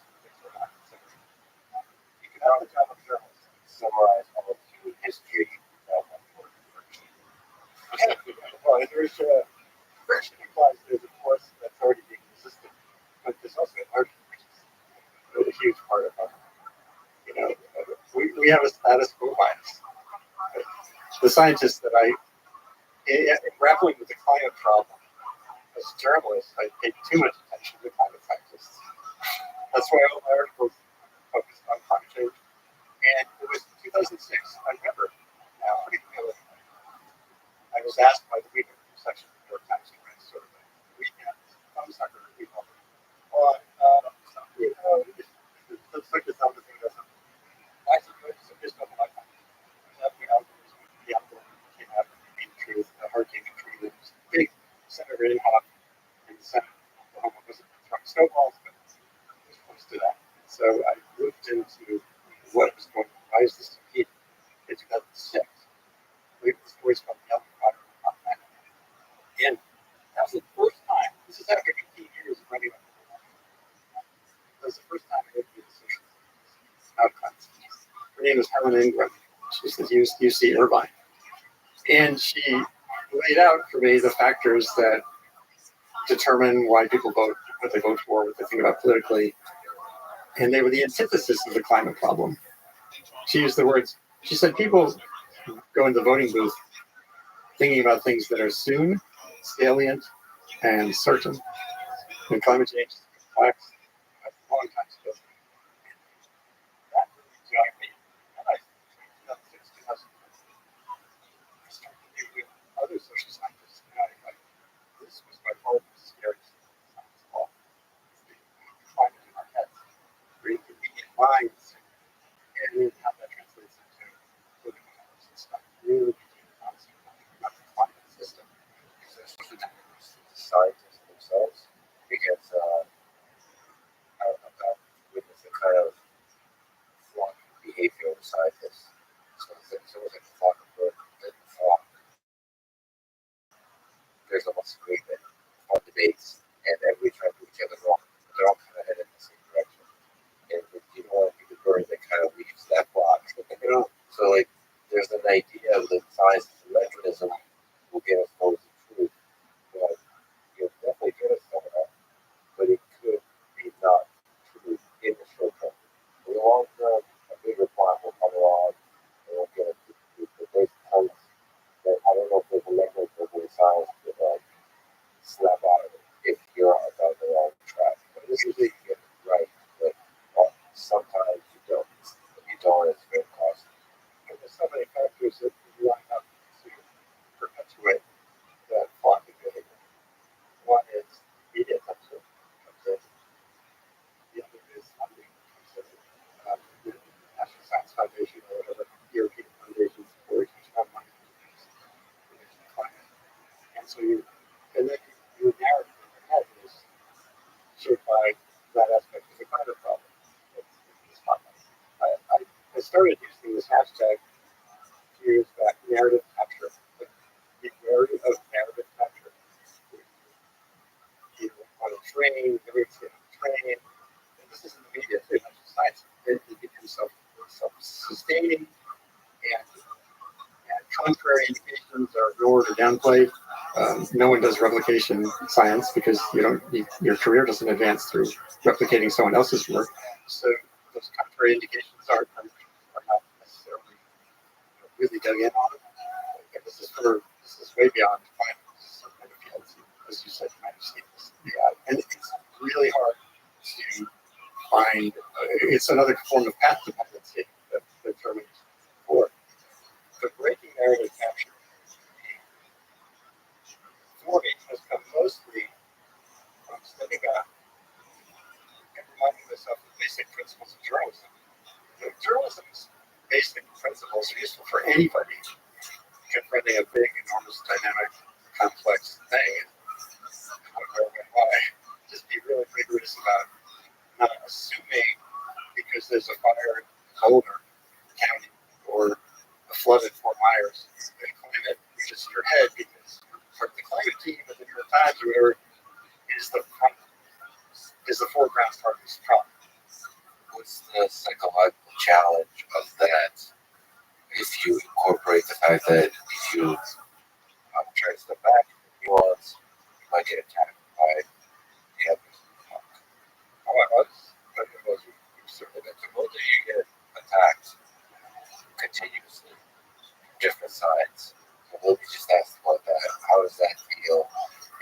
do you continue thinking clearly and continuously try to have humility and step back and not get defensive in that as a communicator? I mean, there are other things happening at the same time, right? I'm now 35 years into almost 40 years of my journalism career. So I have some independence. I'm free from the obligations of, I don't really need my next paycheck. I live now in a house I love. I own it outright. Great privilege and honor. And as a result of hard work. And so I'm free to think freely.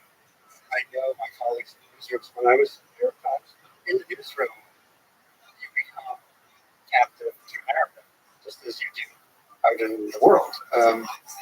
The New York Times had a narrative about Saddam Hussein, drove us into that war. The Times sucked right into that, perpetuated it. I think we're in a bit of a narrative.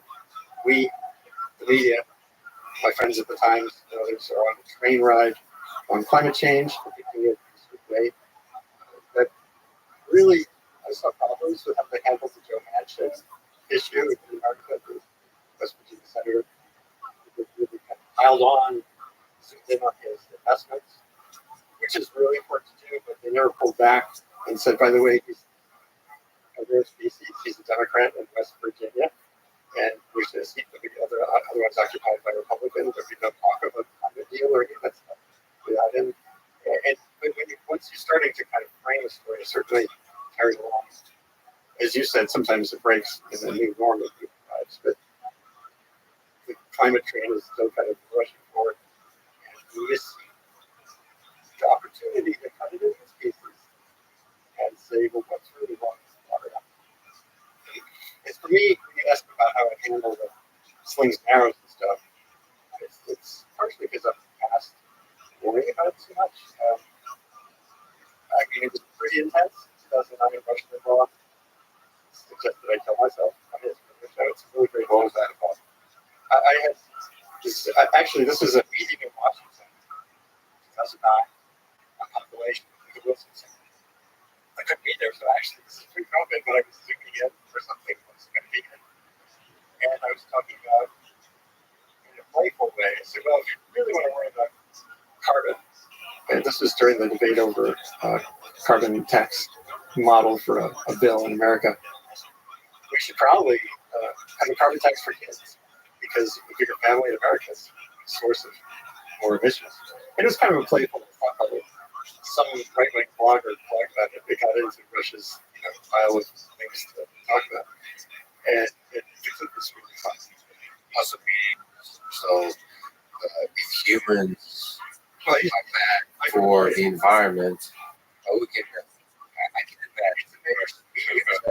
That's how you know you're in. He said, Mr. Rifkin of the New York Times, if you really think that people is the worst thing that happened to this planet, why don't you just kill yourself and save the planet by dying? That was tough for you. It was tough for my family. To me, it did generate some interesting calls and stuff in my voicemail. But on the left, I was also Roger Pilkey Jr., a prominent researcher of climate risk and climate policy.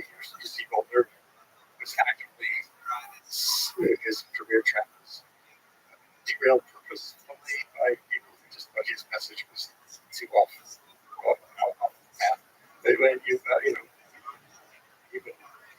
dealing with this for very long. So I just want to get back to the science. I don't think the science gets wrong as it just becomes accepted to make certain assumptions, as you just said. We assume no friction. So there's a way that you kind of model this world that ends up being also a convenient message in many ways. And I think the main convenient message in climate, and it's not surprising if you think about it, the main convenient message is that the best way to do something about all the things that we call climate is to cut CO2. And that turns out to only sometimes be true, and with a lot of caveats, but that's sort of the mess. It takes so long. Yes, it's really, really difficult to do in any meaningful sort of time frame. And if you challenge that, you're out on the fly. You get attacked. I've always somebody told me once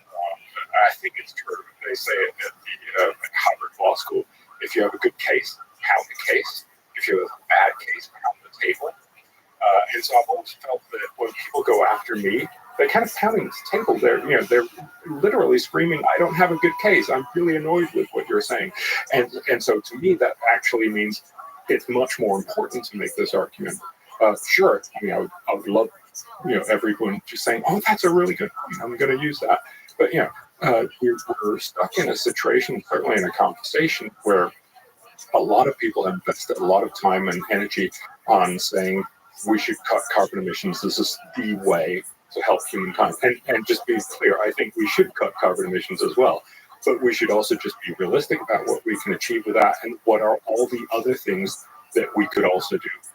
And it turns out that a lot of these other things are much cheaper, much more effective, will help much more, much quicker.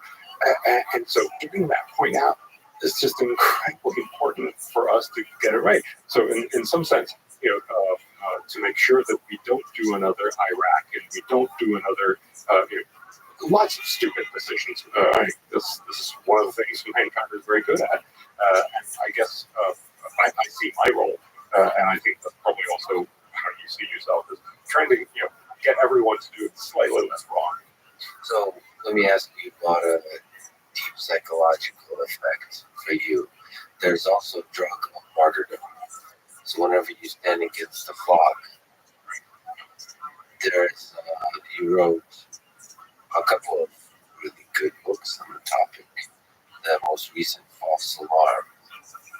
I stand as the holder of truth, that everybody who's alarmist is wrong. Here's just simple, calm way to express the facts of the matter. And that's very compelling to a very large number of people. They want to make a martyr out of you. Are you worried about your own mind being corrupted by that, by enjoying standing against the crowd? No. There's very little. I guess I can see what you're saying, sort of a literary way or something. And there's very poetic. There's very little comfort or sort of usefulness in annoying a lot of people. Whenever I go to a party, for instance, I know that there's a good chance people are going to be annoyed with me, and I would love that not to be the case. But what I try to do is, so I try to be very polite, sort of not push people's buttons unless they sort of actively say, "So you're saying all this kind of stupid stuff on the climate, right?" And then try to engage with them and say, "Well, what is it you're thinking about?" And hopefully, during the party, and then it ends up being that part for me. But anyway, so I'll end up passively convincing one person that I'm not totally stupid. But no, I'm not playing the martyr. I'm not interested in that. The martyr complex is all around the climate question. Like Matt, part of the spectrum of activism from where Bjorn is. This is a climate scientist. He is a climate scientist. This is actively attacked by in-off and West Virginia politicians, and really leaders in many ways. He had come up with a very prominent model looking at long-term records of climate change, kind of this hockey stick temperature. And he definitely sits there in a certain kind of spotlight because of that. So it's not unique at any particular vantage point in the spectrum of sort of prominent people in the debate. Andrew, you co-wrote the book, The Human Planet, Earth at the Dawn of the Anthropocene, which is the new age when humans are actually having an impact on the environment. Let me ask the question of, what do you find most beautiful and fascinating about our planet Earth? It would be cheap to say everything, but just walking here this morning under the bridge over the Colorado River, seeing the birds, knowing there's bat colonies, massive bat colonies around here that I got to visit a few years ago. I experienced one of those bat explosions. It's mind-blowing. I've been really lucky as a journalist to have gone to the North Pole, to camp on the sea ice. The Russian help. This is a camp that was set up for tourists coming from Europe every year. There were scientists on the sea ice, floating on the 14,000 foot deep Arctic Ocean. And I was with them for 7 days. So we're looking at that too, along with my reporting. In the depths of the Amazon rainforest of it. When I was very young, I was a crew on a sailboat that sailed 2/3 of the way around the world. I was halfway across the Indian Ocean, again at 14,000 feet water. Just there was no wind, and we were way before I was a journalist, 22 years old. We went swimming at 14,000 feet water.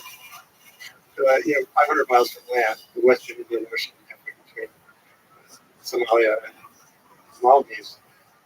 It's like so mind-boggling, chillingly fantastical thing with a mask on, looking at your shadow, going to the vanishing point below you, looking over the boat, which is a 60-foot boat, but looks like a toy, and then getting back on and being beholden to the elements, the sailboat, heading toward Djibouti.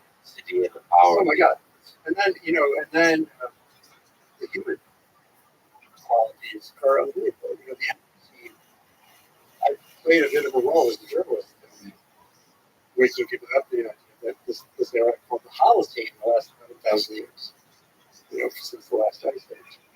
And I ended. I wrote my 1992 book on the warming, thinking about all that we're just talking about, thinking about the wonders of the planet, thinking about the impact of humans so far in our explosive growth in the 20th century.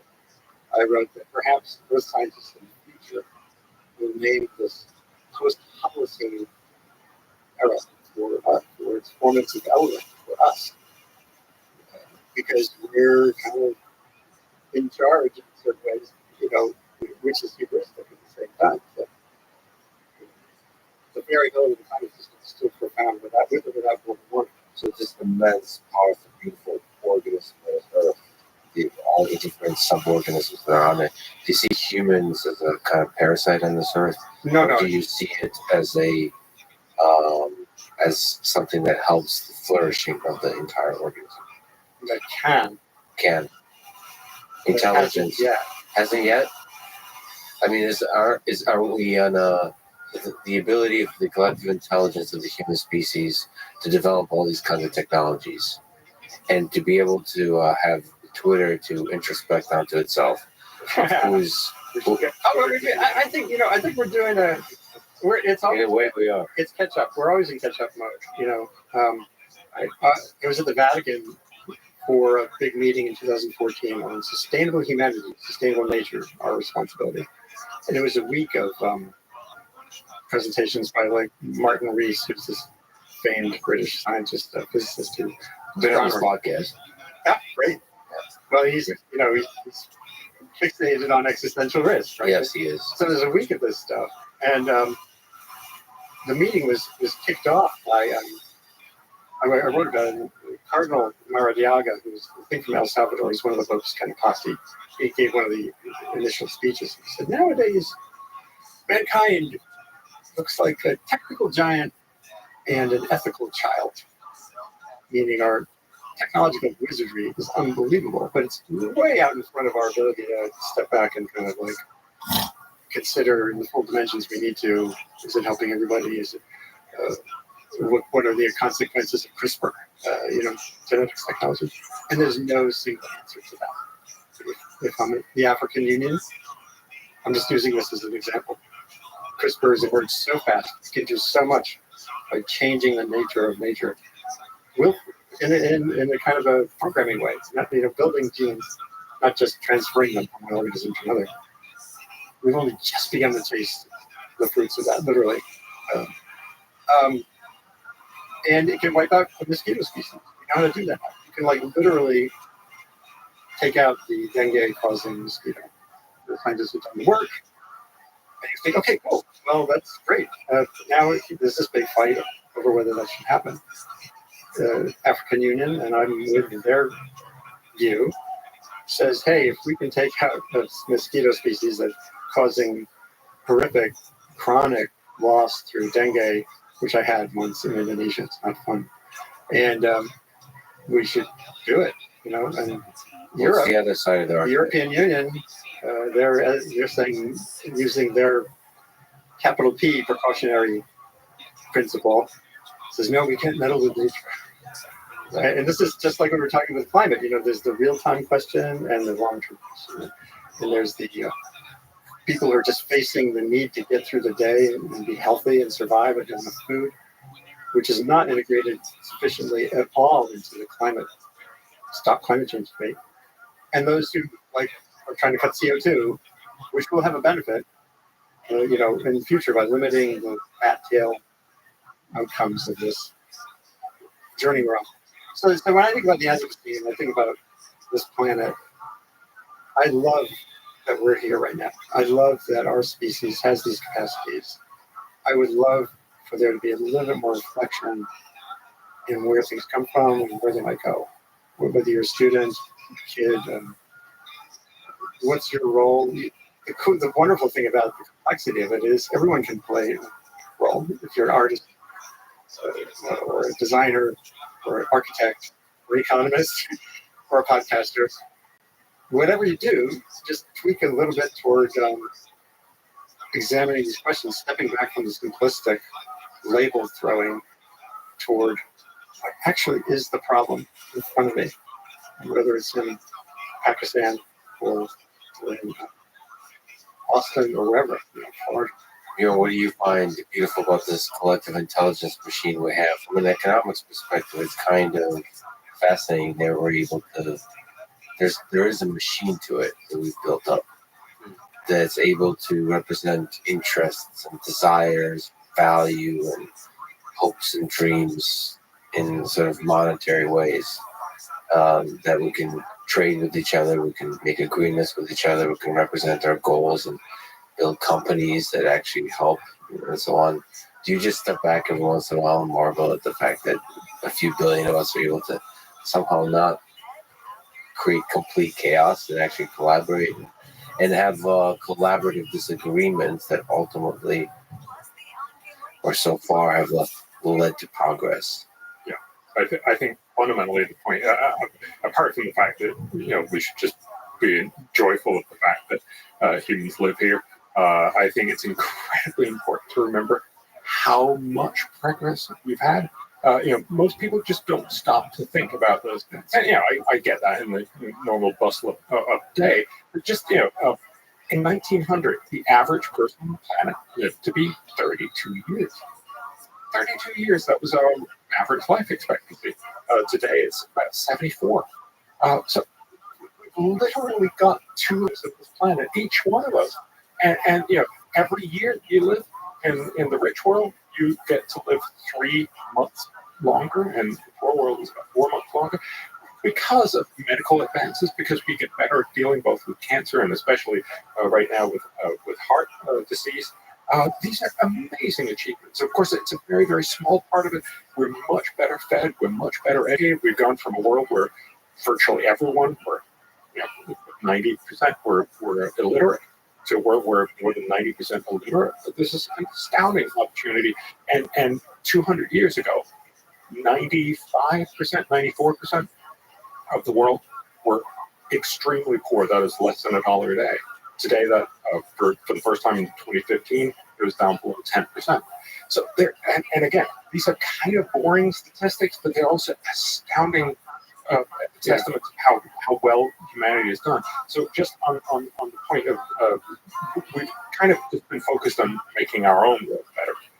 And in many ways, so we've hunted a lot of big animals either to extinction or down to much, much smaller populations. There's much smaller populations of fish in the ocean. So there's a lot of things that sort of bear the brunt of our success. It's not because we're evil in that sense. It's just because we didn't all care all that much about them.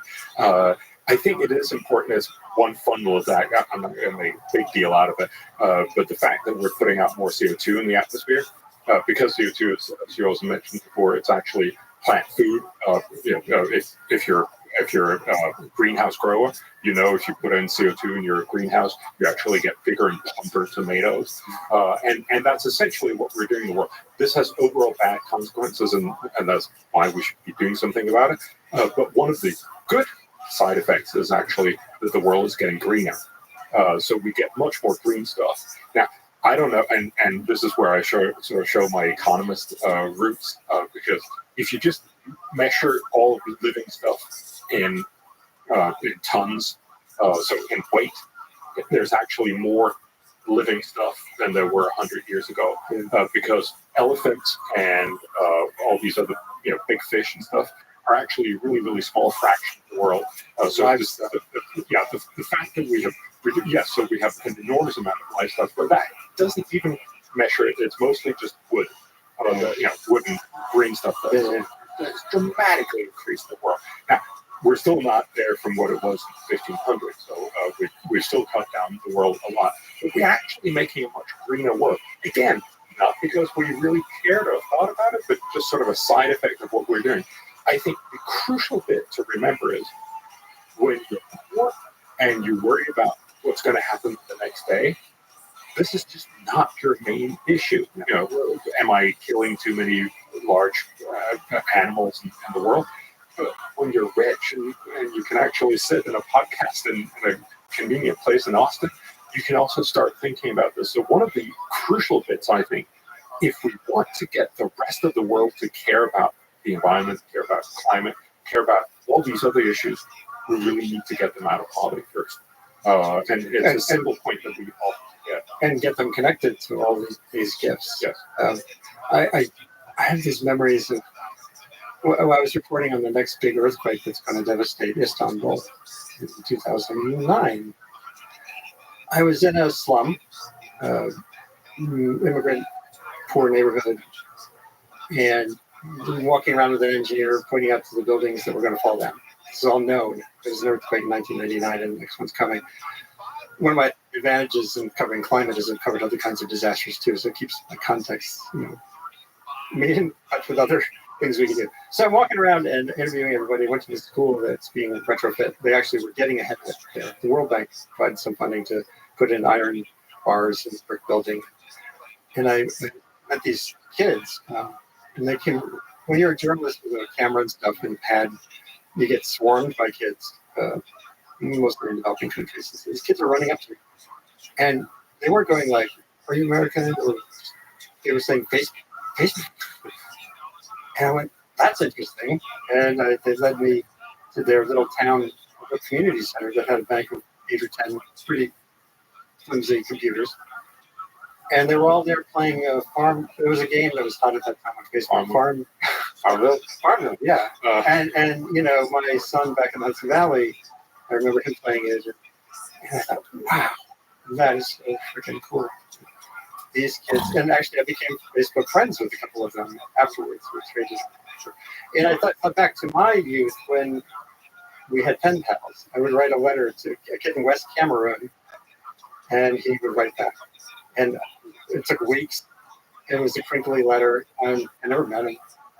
And now you can kind of connect with people, and that all through my blogging. At the New York Times, I was doing my regular reporting, but I launched a blog in 2007 called .earth, which was all about what you were just describing, the noosphere, the connected world. That's a term from these two earliest, a Russian guy, an early Vernadsky, and a French theologian and scientist, which is so interesting, Teilhard and Chardin. They had this idea in the early 20th century that we're creating a planet of the mind, that human intelligence can foster a better Earth. And I just became smitten with that, especially meeting kids in the Istanbul slums on Facebook. Connectedness, what can you do with these tools, which is what drives me work now. And but then there are these counter currents. If the connectedness can cut back, it allowed Al-Qaeda to use decapitation videos to recruit distributed, disaffected young people into extremism. And there are lots of these systems they're just like every other tool, right? They're just for good or ill. And the efficiency thing, the economics of the world, which I also wrote about in the late 20th century, is so cool that everything became so efficient. The supply chains, just-in-time manufacturing, getting the stuff from where the sources are, the car factory, the car to the floor, just in time. And everyone totally sucked in, including me. It's great, it's super efficient, cheaper, and then COVID did, and whole supply chain concept crumbled. And one of the big lessons there, hopefully, and this is relevant to sustainability generally, efficiency matters, but resilience matters too. And resilience is inefficient. You need redundancy or a variety of options, right? Which is not what companies think about, which is not what, if you're only focused on a bottom line, short-term timeline, those disruptions are not what you're thinking about. You're still thinking about, can we get that widget here just time for this thing to happen, and then off you go. So it's kind of, I love the noosphere, the noosphere idea, the connectedness is fantastic. Oh, another thing, like in the early 90s, when I wrote my first book on global warming, it was for an exhibition that Museum of Natural History. The Environmental Defense Fund was involved. They were like one of these long-standing environmental groups. And they're very old-fashioned, mostly lawyers, really, just using the Clean Air Act, Clean Water Act to litigate that solution. And now, EDF is vastly bigger. And actually, this is coming in. They're launching a satellite. An environmental group is launching methane satellite. And it's providing a view, an independent view of where there's this gas. It's the same thing, natural gas is basically methane. So if you have a leak, whether it's in Siberia or Oklahoma, you can cross-reference, you can ground truth, you can identify this hotspot, know where the problem is, fix. So many ways. That's just one example. If someone had told me in 1993 that EDF was going to launch methane satellites, I'd laugh. It's a technology plays a huge role. If it's kind of, employed with the bigger vision of leadership. You wrote one of the books you wrote, the most recent one called False Alarm: How Climate Change Panic Costs Us Trillions, Hurts the Poor, and Fails to Fix the Planet. Good title, but very intense. Makes you want to read it.